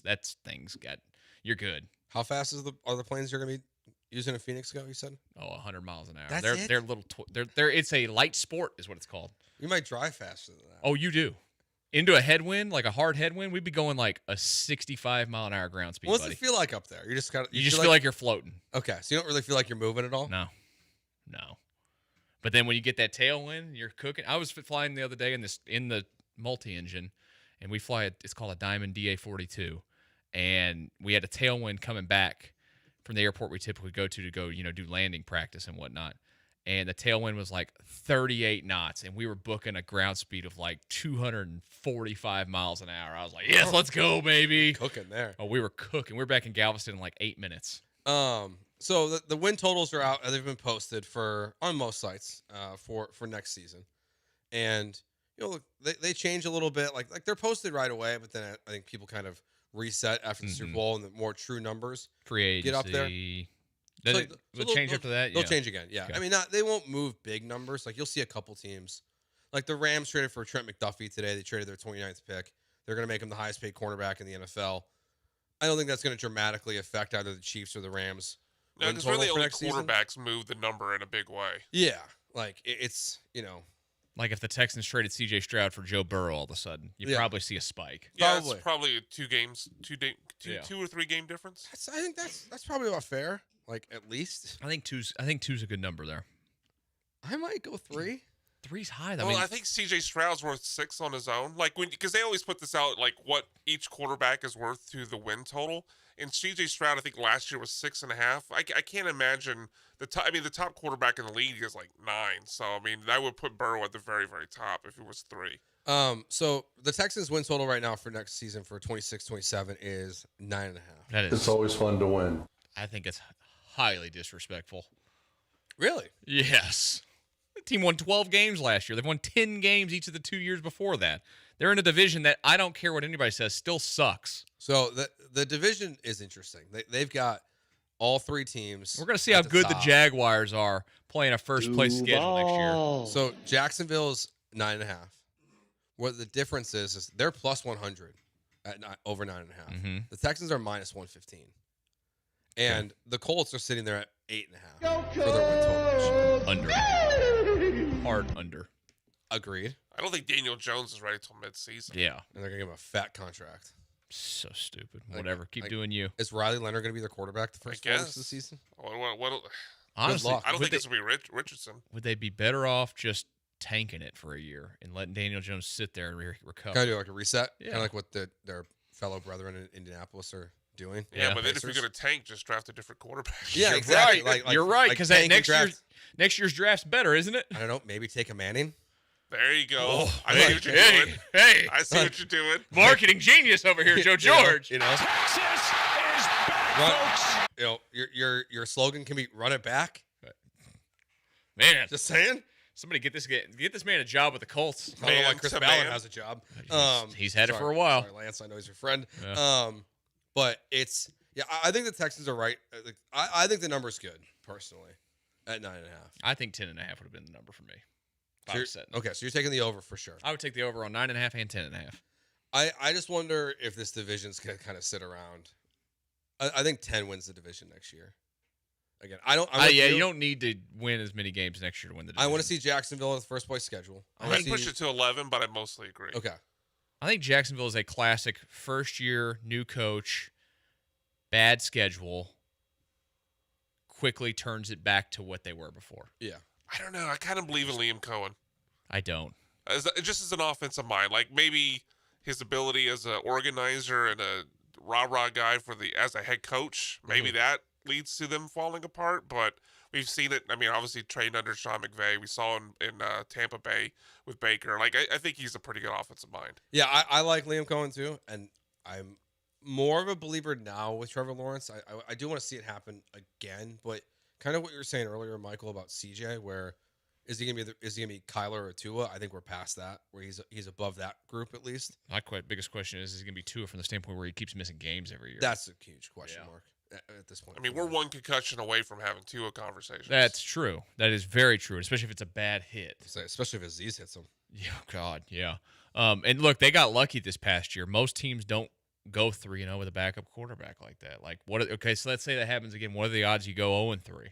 I mean, I think that they're probably just as good as if you go 3-0. For the Texans? Yeah. Or Jags or anyone? The Texans. Like, what if you lose them again for 3 games next year? And if you don't get lucky where it's in a portion of the schedule that's got some softer games, like, because they, if Davis Mills doesn't at least hold them where they were, I mean, what are we talking about? Their schedule next year is interesting when you look at it, because it doesn't read as a bunch of easy games. Like there are road opponents: Giants, Cowboys, Bills, Bengals, Ravens. Then of course the divisional opponents. Because the only team I'm confident is definitely bad there next year is the Browns. Yeah, Browns are a home team. Steelers, you should beat the crap out of the Steelers. That's a home game. They've handled the Chargers so well every time that they've played them. I won't have any worry about that one. I'm interested to see what the Eagles look like next year. That's another home opponent. Commanders, do they bounce back? You got that flipped. Eagles are on the road. Do I have that flipped? Mm-hmm. Oh, you're right. I think the My Bills bad. are here. I think you might have mentioned them as a road. Oh, okay. So I'm looking at the thing wrong. Okay, but flip what I'm saying. Yes. But even then, like, okay, so I look at the Steelers, I look at the Browns, like those are easy wins. I look at the Chargers, it's an easy win. I don't know, man. Yeah, Aaron Rodgers today was non-committal about his future.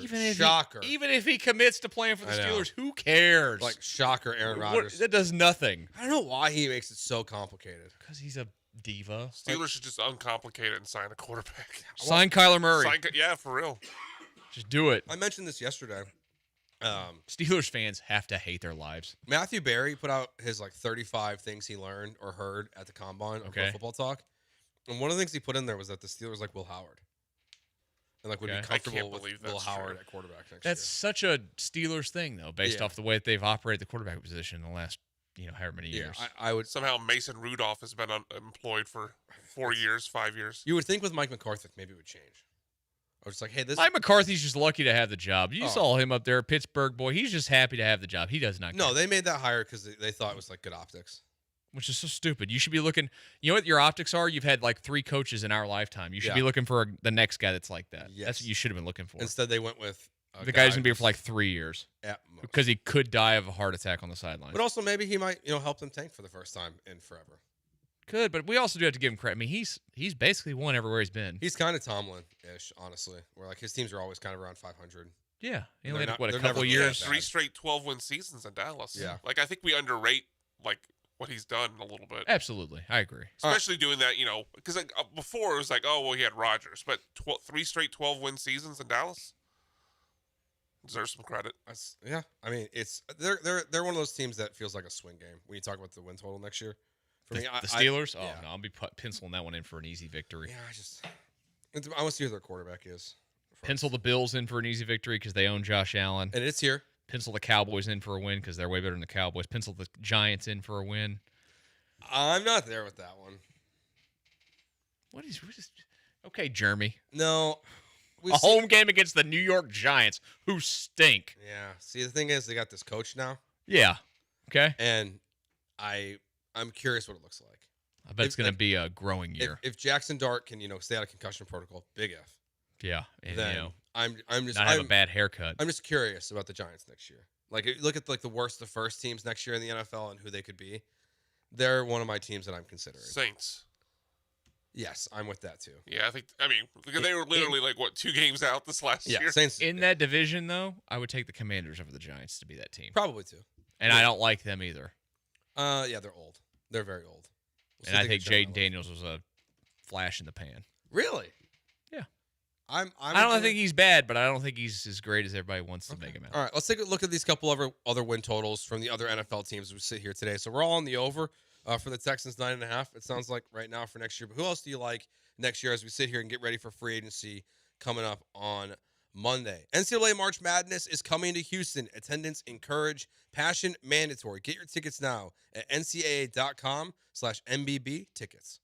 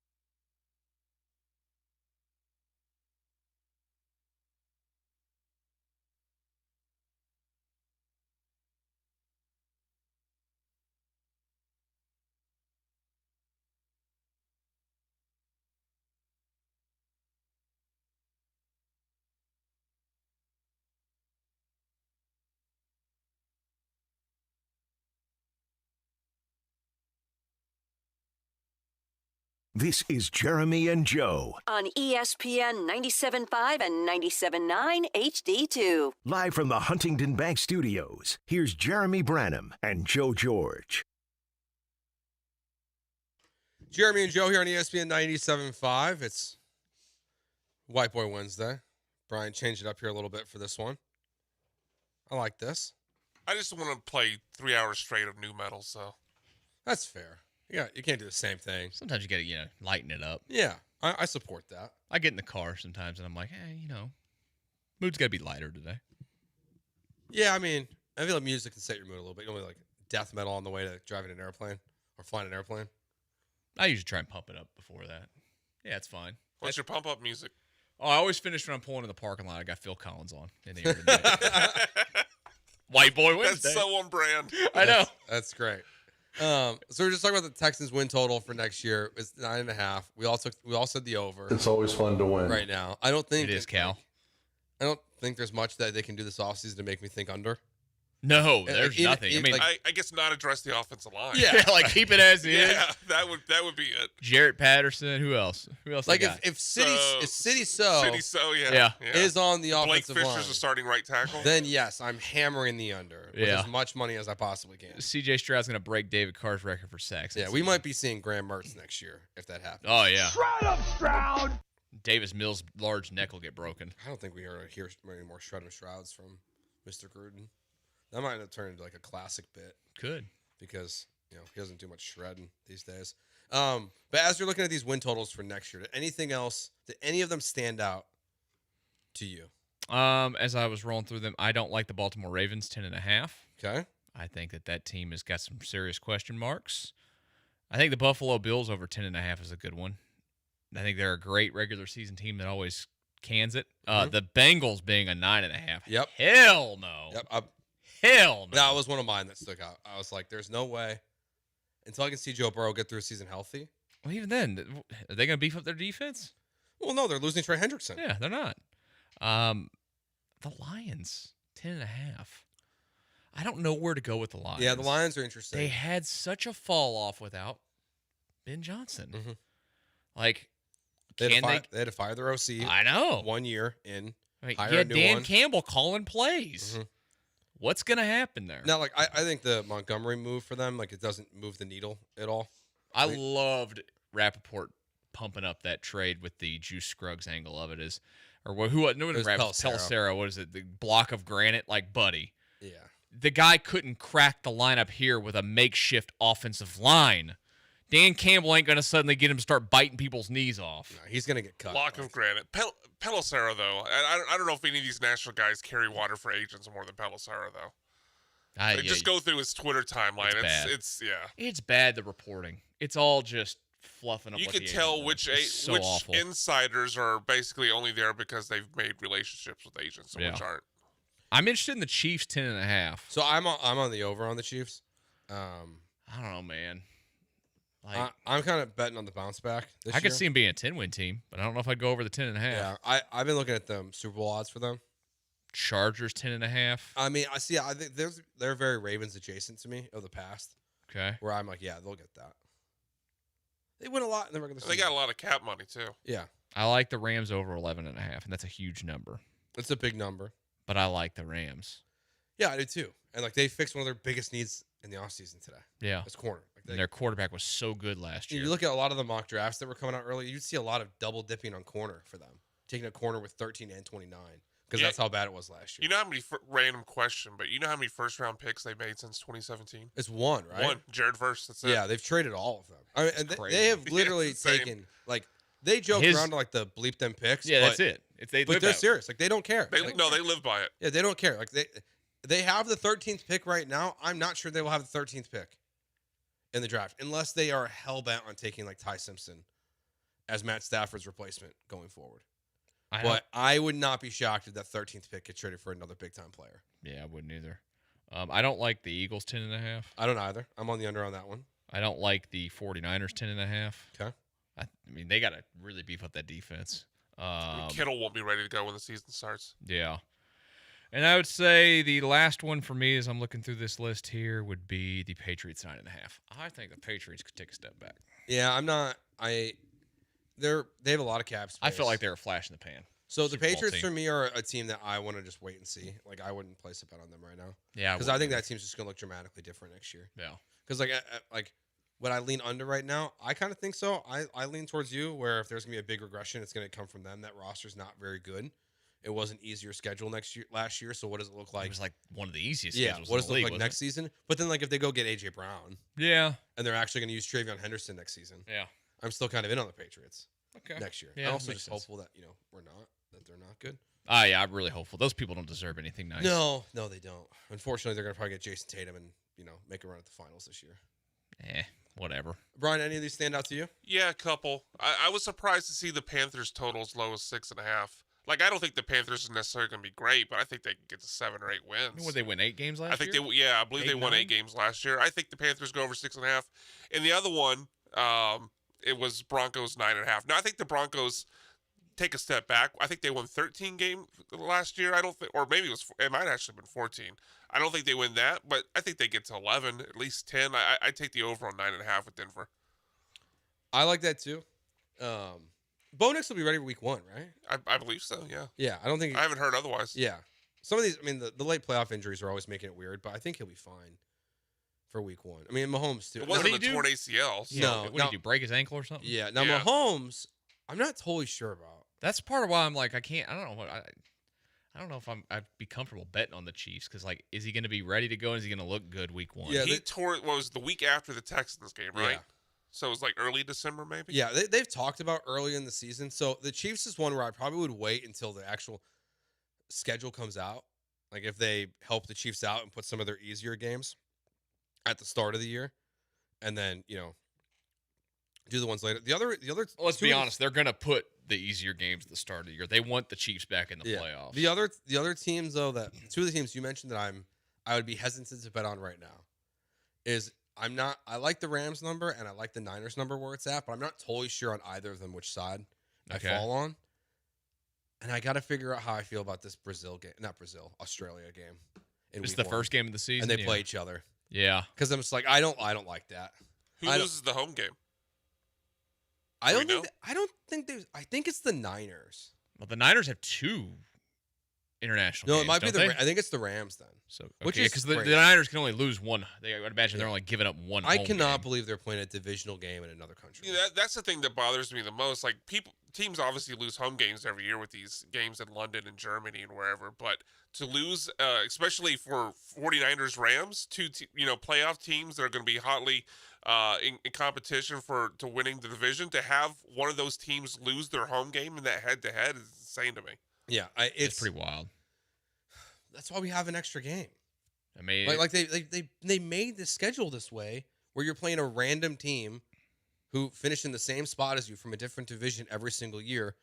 That should only be the thing that's allowed. Well, we got to market these other teams. There's but then there's also teams. I didn't realize this the other day. There's teams that have certain marketing rights in each of these places. Yeah. Or do the Rams or one of them have the marketing rights there in Australia? Yeah, but there's some of them are weird. Okay. Yeah, what's the Texans' marketing rights? I think I'm it was in guessing Africa, Mexico. wasn't it? I think it was. We looked this up. I think a few months ago. I think Texans were in Africa. I think Africa? I believe so. Africa's team. Go out to the middle of the Congo. There's a kid wearing a Tony Baselli jersey. No, you're thinking of the Browns. Oh, I was thinking of the Browns. Yeah, okay. the Texans is Mexico. Okay. Oh, that makes sense. The international global market for the Cleveland Browns is Nigeria. How does that get determined? I don't know. Who decided that? Hey, we're gonna stick you in Nigeria, where we send all the losing Super Bowl teams' jerseys, and then like the Chiefs have shirts. The Chiefs have 6 different markets. They got like what, Spain or something? They have Austria, Germany, Ireland, Mexico, Spain, Switzerland, United Kingdom. But then half these teams just have one. Why? Like the Bengals got Canada. Now, when we say marketing, that means that they're allowed to market in these places. Is that what this is? I don't understand it. Yeah, I think it's. And the Texans only have Mexico? That's it? And because it's not based on where you're going to play. Yeah. Like they're not intending on going to Nigeria and having the Browns play a home game there. Oh, they're going to play in Africa at some point. I'm sure they will. It'll be South Africa. I mean, it won't be the Congo. Like we're going to get to a point where they're going to play. Cairo. They're going to play every single game. They're going to play one every single week. They could probably play Morocco. Yeah. Wherever there's a big soccer stadium, they can play. Yeah. It'd be South Africa first. Probably. They're going to Dubai first. Maybe. Can you? Can you? Maybe. We'll see. All right. Could be bombs. All right. When we get back, let's talk a little Astros. How are you feeling today? Biggest question about the Astros as we sit here, not too far away from the start of the regular season. 22 days away at this point. We'll get to that next year on ESPN 97.5.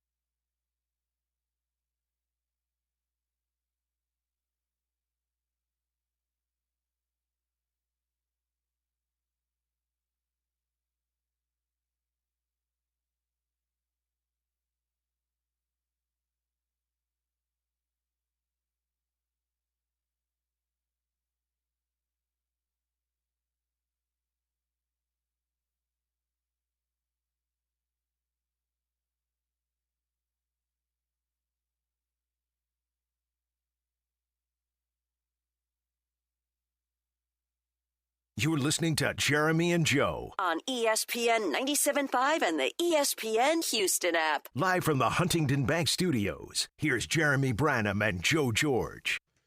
Joe George, Michael Connor, here with you today as we little split this week. I'm out today, or I'm out Thursday and Friday. I'm not out today. I'm right here. Just you, Joe. Jeremy's out today, clearly. Jeffrey Branham. My brain is elsewhere. We are not far from opening day. Yeah, it really snuck up on me this year. We're getting there. March 26th, opening day, 3 o'clock. I mean, spring training's what, halfway Angels. over at this point, basically? Yeah. They were on TV today. We went downstairs to get coffee. Oh, that's right, they were. And they were actually on TV, which is nice to see. Did anybody play in the game? I mean, spring training at this point is a complete waste. They don't play guys at all. No, I mean, look, I don't like it. I'm kind of anti preseason everything at this point because I think it's wrong. I think that you set yourself up to come into the season not ready to go. I agree.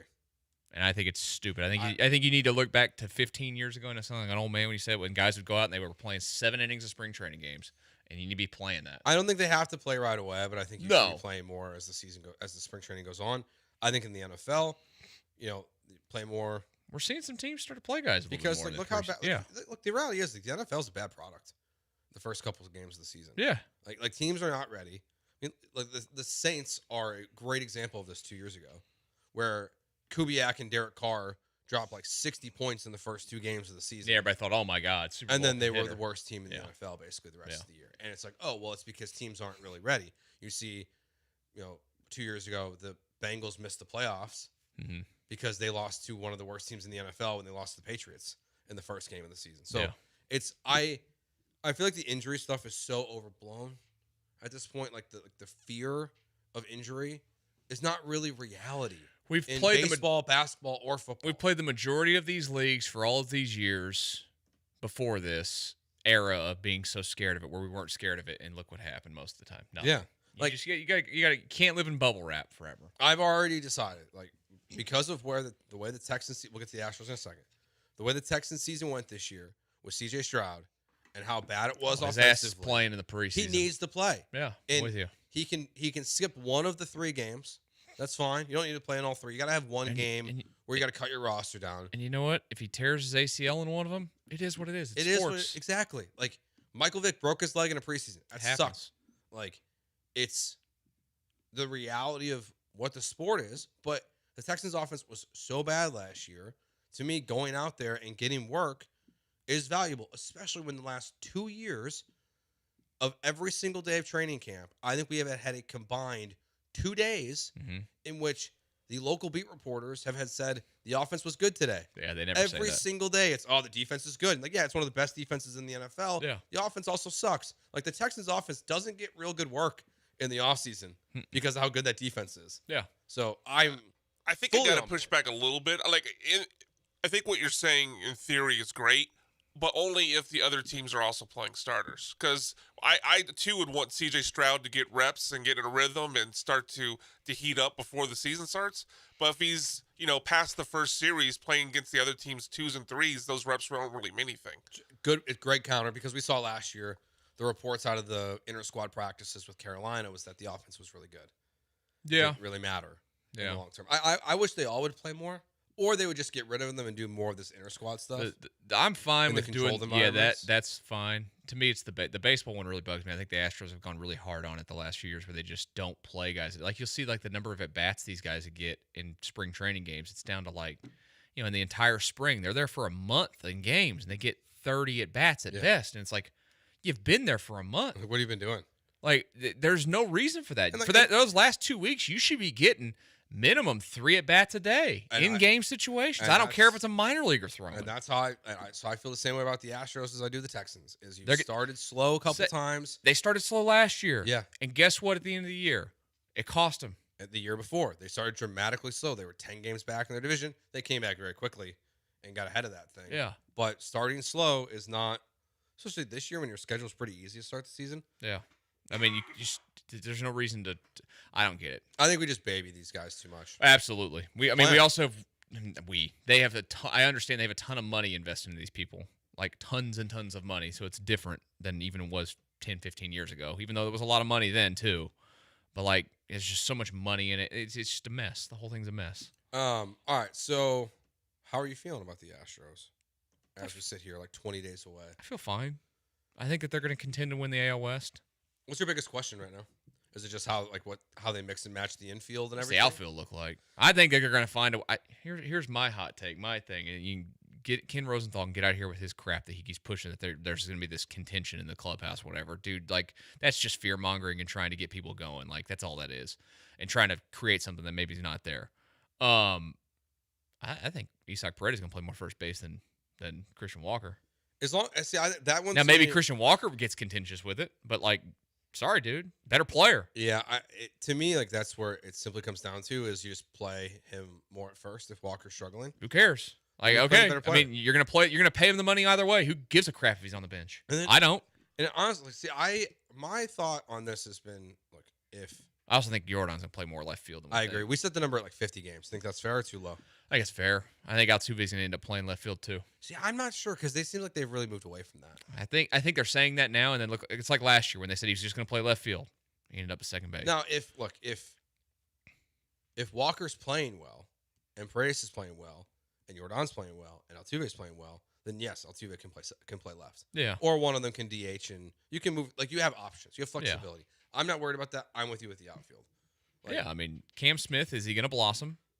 Zach Cole's hitting the ball hard everywhere that he hits it in the spring. Yeah. But, like, is he going to be a big league player who doesn't swing and miss, a billion kajillion times?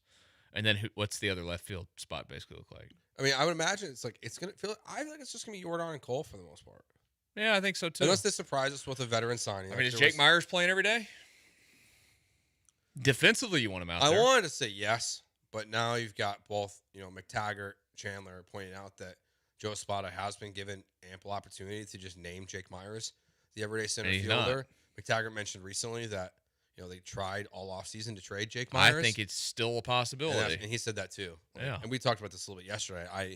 I wonder if the Braves make a phone call after Profar gets suspended for 162. So, but what are you getting in return? Because you have to get some sort of outfielder back. Yes, that's the problem. Yeah, would you do unless you're just like gonna shock the world and do what you did with Cam Smith and call Ethan Frey up from the jump? That would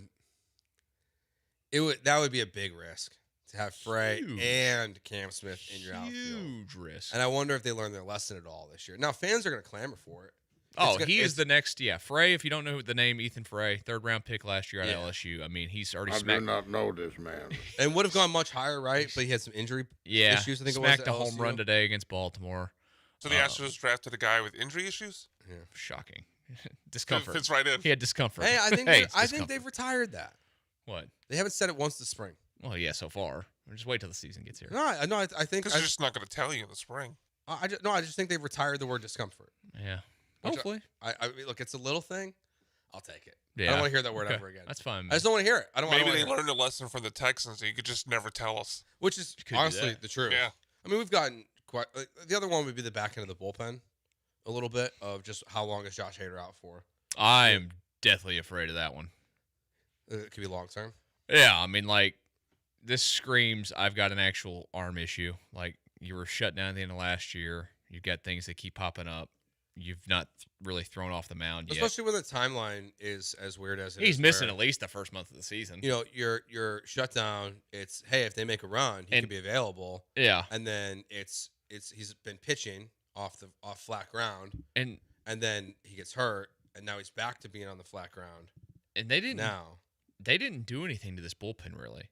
Like, this. Relievers are so they're the most unpredictable part of this sport. These guys, all these guys that had great seasons last year out of that bullpen are just as likely to come out this year and be complete garbage.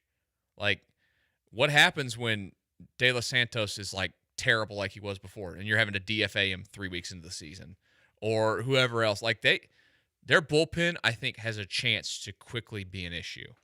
And on top of it, because you mentioned Hader, I like Brian Abreu. We all like Brian Abreu. Mm-hmm. Brian Abreu is not a premier closer. And you want to know why? He doesn't throw enough strikes. He walks too many hitters. It will always be an issue. He's a premier strikeout king. But he is never going to, to me, in my opinion, he will never be an elite closer because he just puts himself into too many situations that are bad. Now, those guys are hard to find, closers. Yeah. So that's why when you have a Josh Hader, he's elite for a reason. So the only thing I've been thinking about with this Paredes issue that it could or could not be there, I think it could not be there. I think it's not an issue, is if they do get a result from Hader at some point that gives them long-term concern, is if you could use Paredes to solve some of your bullpen issues. And I know right now they've been talking about the outfield and like you want to, Rosenthal and Chandler today have been talking about how the Red Sox are the perfect marriage. I feel like that has come and gone. A perfect marriage only if you're getting one player. Yeah. And not the other one. Could you solve some bullpen issues potentially with a Paredes move? I think you could. That to me seems more like a deadline move of, hey, everyone's healthy at the deadline. Josh Hader's not coming back this season. We need to go get a closer. We're trading Isaac Paredes to go get a closer from a lower level team. Like, that could be the path They could down eventually, but I think the back end of the bullpen, what that looks like, the outfield. I'm not worried about the infield stuff. They'll figure it out. To me, it's like those are the biggest questions. Yeah, and right I think kind of like you were talking about the Texans earlier. I don't have a lot of. I know that the Mariners were an out away from, or what were they? Were they an out away from the World Series, whatever, last year, or an inning away from the World Series, whatever it was? They were super close. They're gonna pitch. I didn't really think that they did anything to help their lineup. Mm-hmm. They're gonna be competitive, but I could easily see them being an 88 win team, and then the Rangers. I don't. They can pitch, but I just don't think that they're going to be all that competitive. I think they're like a 75 win team in this division. So right now the Astros win total is still at 86.5. Okay. The Rangers are at 83.5. Way too high. And the Seattle Mariners are at 89.5. So like even right now with like the questions around the Astros, the win total is a 3-game difference. Yeah. It's not a big amount. Like I'm not sure you need 90 wins this year. Or I think 90 wins probably wins the division. Yeah, I think it's right around there. Like I think that's a good number for the Mariners. I think the Astros number is good too. Yeah, I think it's fine. I'm on the over on it, but I don't think they're going to run past it. The Astros are not the best team in the American League. I am confident telling you that walking into this season right now. Is it the Blue Jays? You add Cease, you lose Bichette. I mean, they had Santander, but he got hurt. Man. Yeah, it probably is. I hate saying this. I think if the Yankees were guaranteed that they're getting a full year of Cole and their rotation's healthy, they're going to be tough. But they're also the Yankees. They screw up when it's time to and they didn't do anything in their lineup. Their lineup's the same crap, swing and miss, same problem. Yeah, Garrett Cole said yesterday he's hitting 97 already. He's going to be fine. Yeah, he'll be back sooner rather than they can pitch. The question with them is going to be it's probably still the Blue Jays. They're probably going to be better than they were last year. The question is, are they that classic lose the World Series, better in the regular season the next year, flame out early in the postseason? Yeah, I think the American League is wide open again this year. To me, it's about just getting in the dance. I would agree there. I don't think it's not a great league. Yeah, I mean, like, I think all of baseball is kind of neutral at this point outside of the Dodgers. Yeah, which they'll three-peat and we'll hate our lives. No, we'll go into a lockout. And they're not going to three-peat because they're going to be in the World Series this year. And when they need a crucial at bat, Kyle Tucker's going to ground out to first base or pop up. Yeah, all right, we'll take our next break here. There's one other question about the Astros, is how the rotation plays out. Yeah, any hope for Lance McCullers this year? We'll get to that next year on ESPN 97.5.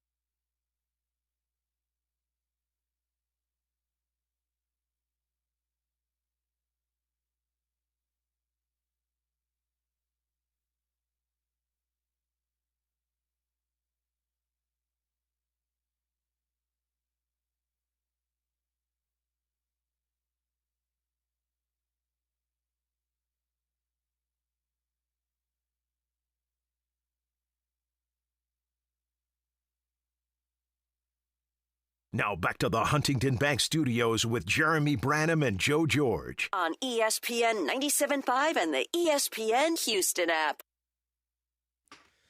Classic White Boy Wednesday. I know what I'm listening to on the way home. Limp Bizkit, baby. As you said, you just have your hour drive home? Yep. Yeah, welcome back to radio. Me and the chocolate-covered starfish or chocolate-flavored... What was it? No, chocolate-flavored water? No, the chocolate starfish and the hot dog flavored water. I'm sad that I knew that, but I do that. I do it. Because I had the album. I did too. Yeah, I had it. I'm adding him to my Spotify right now. Lance McCullers. Is he alive still? He is. Oh, yeah, we talked. He has coffee. Him with an 8-pitch outing. His first one touched 94. The 94-3 threw his fastest pitch. He only threw one faster pitch last year. I say it was sad watching him talk. I was going to kind of start there. Yeah. I mean, because we talked about it when it first came out and when he met with the media in like the middle of February. And I'm looking at one of the quotes here where it says, "I would love to be good, not because I want to necessarily continue to play, but just because I would love to be good for this organization, this fan base in my last year." It was sad. I mean, he kind of teared up a little bit. We give him a lot of crap, but I will give that man this. Of all, Correa's been committed. Jose has been committed. There has not been a man that has loved being an Astro, I think, more than Lance McCullers. Mm-hmm. And I appreciate that. Yeah. Didn't work out. I mean, look, he's part of the history. Nobody will ever, ever, ever, ever forget that ALCS game. Ever. I'll also never forget watching him give up bomb after bomb in Philadelphia in the World Series. But I will also not forget that he started that 18-inning game against Seattle and was tremendous in that game. Yeah, I mean, look, he threw a 40-pitch outing, two-inning sim game yesterday in West Palm Beach. Yeah. So he's at least getting through without getting hurt. He's going to have to perform, though. Like, if he comes out and he's floating a 6.5 ERA after, 5-6 starts, I think we're going to be hearing the Lance McCullers been designated for assignment. I think we've talked about that quite a bit, where I think it's on the table. I do think he's going to start the year in the rotation, though. Oh, absolutely. Yeah. Especially because they're going to go 6-man. And start the year. His value always is that he's at his best when he's starting, because when he's good, he's good. Yeah. But if the results aren't there, the results aren't there. And the only thing that might prevent him from being DFA'd is that Crane likes him. Does he? There could be I don't know about that anymore. There could paid him $85 million for like 12 starts. Yeah, but there could be like a phantom injury where they just keep him around. There could be that. Because they could have got rid of him last year. Yeah, I mean, he was horrible when he came back. They could have moved on from him last year. So that's why I'm not convinced that just because he's, bad. Yeah, it's probably means fair. that, we'll see that actually transpire. But I have low expectations. If essentially, I would say no expectations. Oh, zero. For Lance. Like honestly, if he's going to start, he's got to get you 5 innings. You can't be starting him and him going 4 with a 6-man rotation and then burning through a bullpen. So that's my biggest concern with not just Lance, but the entire rotation. Yeah. Is outside of Hunter Brown.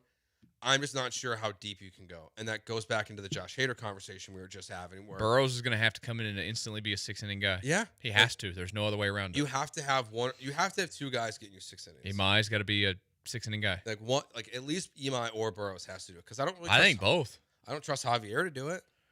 Yeah. I mean, honestly, that's who really does have to do it. But is he going to? I know we've talked a lot in the past about him being a 2-pitch guy. And last year he, slowly brought in the 3rd pitch. Yeah. And it looked pretty good at times. Like, yeah. I think now with where his, money owed, I know his tax purposes, it balances out. But like his money owed jumps up quite a bit this year. Like 20 or something. Something like that. Yeah. And so Javier is kind of the guy I feel like you need to be the most comeback tourish. He's got to be the number 2. But I don't think he will be. Like if I was going to bet on it, I'd bet on Imai or Burrows. I would bet on Burrows right now. Of the 2, I think Imai is a solid 3-4. I'm interested to see how this season plays out for him with the whole opting out thing, and do the Astros dive back into keeping him if he does opt out? Like I think that is a very, very interesting aspect of this season. To me, I mean, the best case scenario I think is he's awesome and opts out, and then you try to bring him back. Yeah, like I think you talked about again. This is you wanted to make grounds in Japan and everything. This is if he's good, you don't let the player walk. Well, I mean, Crane said that's going to be part of their new strategy going forward. Yeah, well, your new strategy then, if he's good, is to keep him. Which about time. Like it's about time you finally. Oh yeah, it took way too long. We were talking about this before they signed him. I was like, I don't get it. I don't get why like they're never in the mix. They didn't even have scouts over there. Yeah, they never signed any international players directly from Japan. Yeah. And they were never connected to anyone. They were never rumored. There was never a meeting. I mean, Imai came out of nowhere. Yeah. Like there was like, you would see like people said he could be a fit for the Astros, but I mean. But their history was that they never signed these kind of players. No, but now which is it's just a weird, I'm not anti-Crane, really. I'm pretty pro Jim Crane.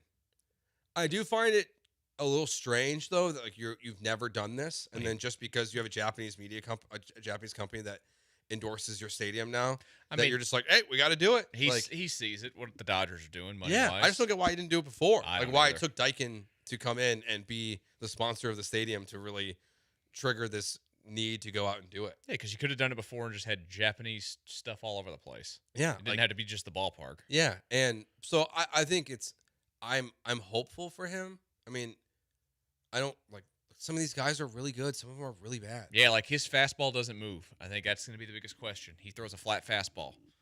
How's it going to work? I mean, like Roki Sasaki is terrible. Awful. He got yanked yesterday. He threw 8 strikes, walked 3 guys. Yep. Like, I mean, thank goodness for them. He was stupid enough to come over before he could get serious money. Yeah, but Lance is just going to be, whatever he gives you positive this year is going to be gravy. But the most important thing I think you said, Michael, is that he's got to give you some kind of length. Someone has to do it this year. With Hader out for who knows how long, you have to have some guys in this rotation. You can't blow through bullpens every couple days. Or you can't do the 6-man rotation. Yeah. Like they don't work together. You have to get length, or you have to move one of these guys into the bullpen. And like that's where I think the McCullers conversation gets really interesting, is that if he is like slightly below average, is he worth DFAing? Probably not.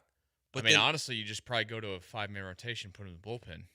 See, I don't think he's capable of doing that. I don't think he is either. But like at that point, do you just have him as a swing man? And just like you're like, hey, we know Burrows or Javier's only getting us 4 innings. Yeah, like some nights we're gonna need you to give us 3 innings at a time. And McCullers is just piggybacked with him permanently. Something. I don't think you could be permanent, but like at least having that option. Yeah, I just don't. I think if McCullers is average at all, but they feel the need to go back to a 5-man rotation, I think it's Eric Eddy who gets shoved back into the bullpen. Yeah, I could see that too. And like Lance, now if Lance is bad, it solves all these problems. You DFA him, you phantom injury him. Well, it doesn't really solve any problems, I think. But it like solves maybe a roster crunch. It solves a roster crunch. It lets you bring someone else up to fill that bullpen spot. Yeah, as you go into it. But it's I know there are people like I typed in Lance McCullers and the first thing that popped up was Lance McCullers is going to have an incredible season this year. I was like, okay. I know Michael Schwab said he was going to get Cy Young votes last year. Yikes. Bad take. That guy. You just made the list. I mean, it's maybe the worst take of the year. That guy doesn't know what he's talking about, and he's not an insider. You guys got to stop following him on accounts. Hey, Inside the Icebox. I mean, double down. He said Cam Smith was going to get MVP votes a month ago. I'm going to be honest with you. He is the worst thing that has happened to Houston media because he's not a media member. He's some guy sitting on his couch. And you guys, I don't know why anybody. He's an idiot. I'll just say it. I'm trying to be. I mean, he got the Jesus Sanchez news though. He did. Somehow he got the Scherzer. Oh man, he got Jesus Sanchez news. He got credited by Rome and or whoever else. I don't remember exactly. He got the Scherzer deal, which that one was the one that blew my mind. Oh yeah, he got that first. I was like, it was so random. Whatever. I don't care. All right, Brian threw something on the rundown the other day that I thought was very interesting that we haven't got to yet because we got some rule changes happening. Not in the NFL, some are staying, but also some rule changes in the other league that one that Brian likes and one that he doesn't. I'm curious if we're on the same page and if we want to see the NFL adopt these. We'll get to that next year. It's Jeremy and Joe, Michael Connor, filling in for Jeremy here on ESPN 97.5. Since 1976, D&M Leasing has been in business, and they open their doors with one mission: make getting a vehicle easier, smarter, and more affordable than buying it the old-fashioned way. 50 years later, that mission has not changed. But the reason people keep coming to D&M has only grown. They're tired of negative equity, tired of wasting weekends at dealerships, and tired of paying too much for too little. And if you've never leased a vehicle before, you don't got to worry. You're not going to be working with a rookie. You'll be working with someone who's on average been there for 10 or 20 years. And they know how to save you money, protect you from that depreciation, and design a lease around your life. So If your payments are too high, you're stuck in negative equity, or you just want that smarter way to upgrade, call D&M at 713-290-1000 or visit dmautoleasing.com today. And since you're a listener to me and this show and this station, if you put my name on the box of where you heard it here about D&M Leasing, I might even bring you that new leased vehicle. Call them right now, 713-290-1000 or visit dmautoleasing.com today.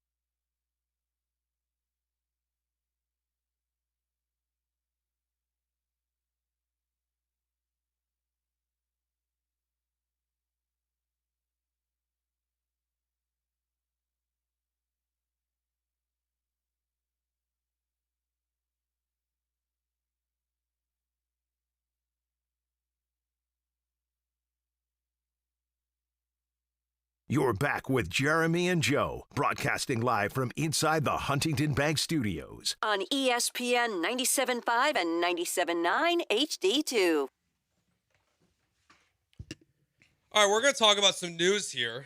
Not good news. That we're waiting on, what's the best way to put this? American confirmation?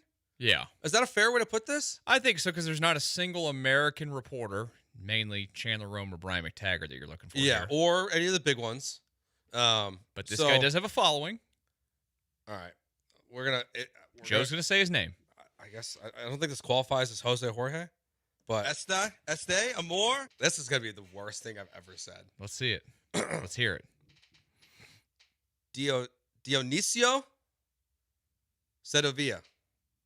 I think your last name was stronger than the first time. Well, it's a lot of I's. There's three Well, I's. You sounded more confident with the last name than you did It's the first time. Dionisio. Dionisio? I think that's how you say it. Okay. Yeah, it's not bad. It seems, because I don't speak this language. He's a reporter. And a radio host, it looks like, in the Dominican Republic. Where the Dominican Republic team is currently playing exhibition games. And 1 hour ago, he reported that Jeremy Pena suffered a small fracture in one of his fingers and will miss at least the first round of the World Baseball Classic. Off to a great start. Chase the fight. So, one of their worst slogans It is ever. their worst. Yeah. It's not as bad as Run root it for the back. good guys. No, it was Take It Back. That wasn't that bad. Take It Back was fine. But this is bad. Yeah, the Good Guys one was pretty lame. That was in the Drayton years, Feel wasn't the it? Buzz. Yeah. They had a bunch of really bad ones. But yeah, apparently To be honest Jeremy with you, Pena... never heard the Good Guys one before. That's bad. But apparently, according to this guy, who's in the Dominican Republic with the Dominican Republic baseball team, is reporting that Jeremy Pena suffered a small fracture in one of his fingers, will miss at least the first round of the World Baseball Classic. So Do you believe this guy's legit? he's got 60,000 followers. He's followed by Buster Only, Eduardo Perez, and John Heyman on Twitter. Seems so fair. because of who follows him, I kind of think yes. Now again, Brian McTaggart, Chandler Rome, none of the guys, Ken Rosenthal, Heyman, none of them have confirmed this report. But at least for now, it's being said that this is what occurred. He was out there smacking a triple, I think, last night in their exhibition game. So we'll wait. I guess we have to wait for like official confirmation, but it seems like based on who has this, that some of the baseball media companies are running with it, so they at least find it somewhat credible to share it along. And this is why the infield situation was never untenable. Because while the report is will it miss at least the first round of the World Baseball Classic, which I believe is only Friday, Saturday, and Sunday. Yeah. Like I mean, it's a fractured finger. If it's a fractured finger, then it's more than just that. Yeah, he's gonna miss that whole tournament. So and we're talking this is an issue for the Astros. I mean, it's what happened in the last World Baseball Classic. Yeah. Jose Altuve got hit, broke his thumb. Yeah. Honestly, though, like even if he was good after this weekend, don't the Astros just have to say Sit too bad? down. Yeah, No, you got to come home. You got to come home. Yeah, like you're not playing. It's over. And this is one of two Astros players. That him are and participating in the World Baseball Classic. Oh, no. So You guys are completely forgetting Shea Whitcomb. Who's he playing for again? Korea. Oh, that's right. He smacked a home run yesterday in their exhibition game. How many errors did he have? Probably a few. So this goes back to it. We talked about it earlier. Jeremy and I were talking about it for 2 months now. About how untenable this infield situation is. Congratulations. This is why you don't trade Isaac Paredes. He's playing third base right now. Because this is unfortunate. Carlos Correa's at short. This is an unfortunate injury. This isn't the soft tissue injuries or massage injuries that have plagued guys of this infield of the past. But Carlos Correa is now your shortstop, and Isaac Paredes is at third base. And even if it's for 2 weeks or 3 days or 2 months, you solved your infield problem. And this is why I was always against trading Paredes. Yeah, because I don't want to trade him. I talked about this yesterday with Jeremy. Why do we always talk about not having enough pitching depth and how the Astros got crushed for not having enough guys? And they see all these injuries. And it's like, well, they could have added extra pitching in the offseason. These veteran pitchers who would supposedly willingly sit in Sugarland and pitch for the Space Cowboys. But having Paredes on this roster was such a problem. So if this report is 100% true, we'll see how much time Jeremy Pena misses. But Carlos Correa is going back to short unless they surprised us like crazy and Nick Allen was your everyday shortstop. Lord help me if Nick Allen's playing shortstop every day. It would have to be he missed opening day only kind of a thing. And even then, Correa plays shortstop. Yeah, play Correa at shortstop, play Isaac Paredes at third, and there you go. Yeah. So, look, it's... Nick Allen is your break in case of a real emergency situation. Who apparently has been taking reps in left field also. Okay, cool. So I guess that also So he can not hit in left field? Yeah, it could also be one of their options. Yeah, so he can not hit in left field. You don't we're coming off of 2 different utility players, really 3. You look at the trend here. We went Marwin Gonzalez, Ledmus Diaz, and Mauricio Dubon. These guys, they're not white guys. Nick Allen ain't going to be that guy. Mm-hmm. They don't play like that. Just saying. Look, this sucks for the Astros. Like, there's no way to put it. Like, it's 2 World Baseball Classics and 2 injuries to your infielders, and we'll see how long Pena would be out for. But this is why, again, there was never, to me, a rush unless you're significantly improving this roster to trade Paredes. I mean, different positions, but a broken finger kept Arrighetti out for, 2.5 months? Yeah. I mean, yeah. This is a guy that's gripping a bat. Being your leadoff hitter. Which hand is it on? If it's his left hand, that's an actual issue. Yeah, that's your lead hand there. And look, and the way it's reported, again, miss at least the start of the World Baseball Classic. Maybe it's not a significant fracture. Who knows? What Brian said, bring him home. Yeah, bring him home was right. Like, hey, buddy, you can't play. Yeah, sorry, you're not allowed to even risk it at all. You have to get back here to get to our trainers. But this is why people. Well, didn't they get new people? Well, no, they only really replaced.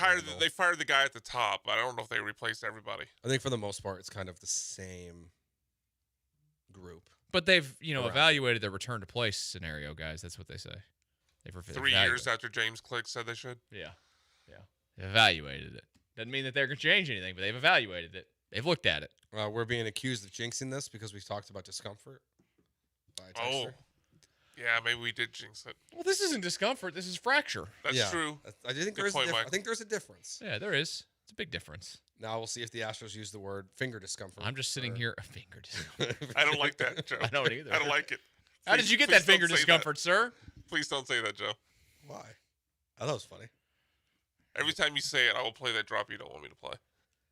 Play it. I don't want to see wieners. I don't want to see them. You want to see wieners? Don't want to see them. He wants to see wieners? Don't. I don't want to see wieners. Oh, you don't? Oh, Don't okay. want to see. I saw the Oscar Mayer Wienermobile the other day.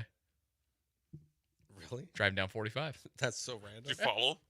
Well, for a while, because they didn't get off the freeway. I was also not getting off the freeway. All right, so if you missed the news, Jeremy Pena reportedly has a fracture in his finger, and we will wait and see how long he's actually out for. The report reads as chase the fight. He'll miss at least the first round of the World Baseball Classic, but likely, I'm saying likely more time than that. So I would bet Joe on George is reporting first. Likely more Joe time. George, injury expert. Yeah. Like Dr. David Chow. Hopefully Ryan Leaf doesn't yell at me. Did you hear about that? I did. Yeah. I don't want to be yelled at by anyone. So the only reason that I caught onto that story is because I've been around an incident in radio. You? row. No. It wasn't me, but I was there with the people that were involved. Did you see Pendergast get hit in the eye? I did. With a Tide Pod? And lose his mind. I don't blame him. It was still a very funny video. I Yeah, love it Sean, was. but I honestly, I think he reacted appropriately. I still wish Seth Payne had kicked Josh in his ass. Were you in Minnesota when you guys? I was there. Okay. I was escorted Were you out. there? I was How escorted long out by were you NFL. guys there for like a day?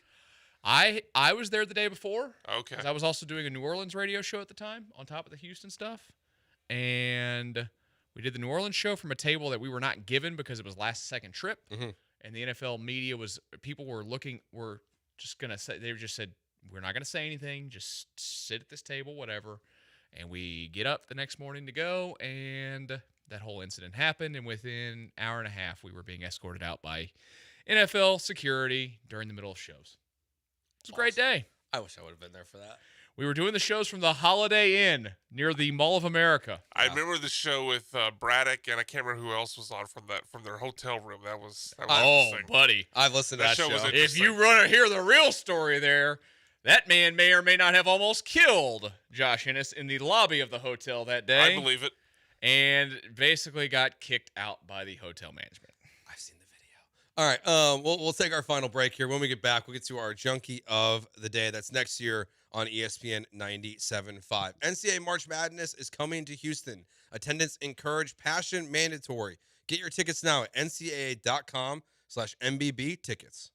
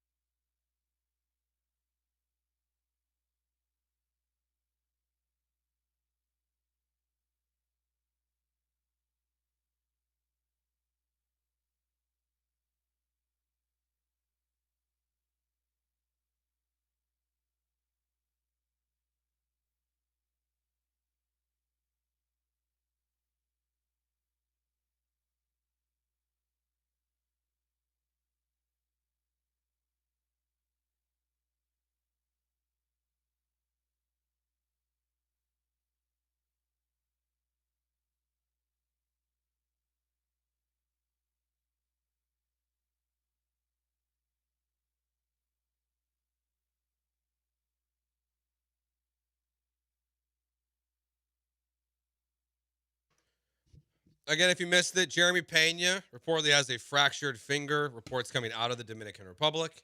We'll miss at least the start of the World Baseball Classic. More information probably to come on that in the next day or so. So John and Lance tomorrow morning, we'll have that for you. Is Lance back? As well. So, just kidding. John and Raheel, we'll have that for you tomorrow. Lance returns on Monday. Missed 8 shows. It's a lot of time off, Lance. It's okay. All right, Charlie. I mean, you're missing 4 days over the next 12 work days. Or no, 7 work days. Yeah. I'm out tomorrow and Friday. Going to the rodeo tomorrow. Tell Jeremy thanks for inviting me in. Only you invite me in. Son's birthday on Lance Friday. occasionally invites me in. I got a wedding next week. Taking off for the rodeo? Yeah. Want to go. Go enjoy it. Why not? I got vacation days to burn. All right. This company doesn't let me roll over enough, so I got to use them. It's the truth. I lost like 4 vacation days last year. So I'm What gonna are you doing? I butchered the timing. I'm also a good teammate. That's true. I work when I have vacation days I should be taking. Stupid. All right, Junkie of the Day. I agree. First Junkie of the Day nomination. Joe giving up 4 days of PTO. You know what? Idiot. I second that. So, Michael Connor, you're the guest here today, Junkie of the Day. I'm going with John Rahm. Okay, what did he do? He just keeps complaining about having to give money to the DP World Tour to get his ability to play in the next Ryder Cup. Nice. This is a man that got Complainers are good. contract over $300 million, been the report from Live Golf. You chose to do it, buddy. You did. You chose to take all that money. Yeah, I won You my gotta first pay a major couple- last night in 2K. Did you? 2K. Which major did you win? I won the Masters. Oh, look at you, green jacket. Why do you wear your green jacket today? What's going to be in the menu next year, Joe? Probably Portillo's. Is Portillo's like laundering money for somebody or something? They just make so much money. What? Are No, you but just why saying do that they 'cause build? But why do it's they an build Italian these last places name and here? it's based in Chicago? Is But that why you're saying that? Why are they building these places here with these mega drive-throughs? And I drive by them, there's never anybody there. When we've done some stuff with them, they said like they made like $500,000 in the first 30 days. There's one not far from our house. I never see anybody there. There's one in Humble now too. Yeah, it's not like In-N-Out where it's busy all the time, but they're pretty busy, pretty frequently. It's just a hot dog. If they open one by me, I keep them in business for myself. Okay. But yeah. So yeah, I'm going John Ron. That's fair. Quit complaining with your $300 million and just pay your little thing so you can play in the Ryder Cup. I don't get why like people like the Live guys, all of them. Live is dead. It's the very Brooks dead. the Brooks Koepka thing coming back is just the start. How much of it did you watch? Because I know you like golf. I didn't watch a single second of it. I didn't either. Like when they first announced it and then the guy started signing on, I was like, I think I'm in on this. And I never watched a single I second. shouldn't say I didn't watch a single second. I did put it on for a couple seconds just so I could say I saw it one time. And you know why it wasn't watchable? Because they're playing music in the background the whole time. Yeah, like I heard loud. that. And it's going through the TV. I'm like, this sounds horrible. Yeah, and then now they're all complaining too because they changed it to normal 4-day golf tournament instead of 3 days. Which I get why I would be if I was a golfer. Part of the reason why you do it is because it's less golf. You're making more money with less golf. Yeah, but they also had to bring it back so they could get their world golf rankings. Yeah, because they didn't recognize it. Yeah, so I get it, but it's dead. It's dead. Brian, I've got a few. First, alleged Notre Dame fan, Joe George. I think you went the entire show without mentioning the passing of Lou Holtz. Yeah, I was going to mention it here for my Junkie of the Day. Well, I'll beat you to it. They're all over the place. I'm curious what your reasoning behind it is. What do you mean? I just told you what the reasoning was. Oh, okay. The fact that Lou Holtz. We went the full show. We didn't even mention it. Alleged Notre Dame fan, Joe George. I'm trying my best not to integrate, my stuff. I didn't even mention the Fake Cubs fan. slogan. Fake fan, Joe George. What's the Cubs slogan? This. What? Oh yeah, this. It's just this. Just the word is this. I don't get it either. All right, the Astros isn't that bad. Yeah, by comparison. This. Okay. Other nominations: Clayton Kershaw still pitching. I know the Rockies are facing Team USA, but the Rockies continue to be like the worst organization in all sports. Yeah. Lost 14-4 to Team USA today. So those are my junkie. Oh, and then obviously Jeremy Pena's finger. Yeah, World Baseball Classic was on my list. Sharon Moore's alleged mistress has been fired by the University of Michigan. How much do you think he's regretting getting fired there? With do you see the lady who just got hired as their head of recruiting? He's probably really upset. Yeah, I've not seen her. That's also maybe why they had to fire him because he's a problem. And then I'm going to nominate with the passing of Lou Holtz that you mentioned. I have to nominate ESPN because I got a push notification that he passed away. Yeah, didn't really. I just kind of scrolled away from it, and then I got a second one. Okay, about 20 minutes later. Lou Holtz nearly died like a month ago. So this is something that you knew was coming. You kind of have everything ready to go for this moment. Well, in their first story they put Lou Holtz, winner of the 1998 national championship game. That's not accurate. And then they had to put a correction. Lou Holtz won the 1988 national championship. It's one thing to get things wrong. Yeah, some 22-year-old writing your stories. But like when guys pass, you kind of got to get the information correct. Should have been in the can, like you said, for months. Yeah, like if not more, the guy's in his 80s. Yeah, like he literally almost died a month Ryan, ago. you remember back in the day, we used to have all that Milo Hamilton stuff in the We can for did. when he died. Oh, we were ready for years in advance. Yeah. Years. Yeah. It's just kind of one of those things you do. Yeah. I used to have montages. Like I would pre-make them going into an Astro season of, okay, George Springer's contract is ending. And I would start saving George Springer highlights for that when we got to the offseason. I knew he was going to walk Ready to away. go. Just the montage was already pre-produced, and literally the second he signed somewhere else, play. Good to go. Ready to be there. All right. That will do it for today here on Jeremy and Joe. He's Michael Connor. Michael, thank you for coming in. Thank you, Joe. We're not far away from, you getting on a flight and maybe Michael Connor is your pilot. We'll be there soon. Pray All right. for you. I'm out for the rest of the week. Brian, Jeremy, have you the rest of the way on Thursday and Friday. I'll be back Monday. Brandon back tomorrow. Thanks for listening. Talk to you guys tomorrow. Peace.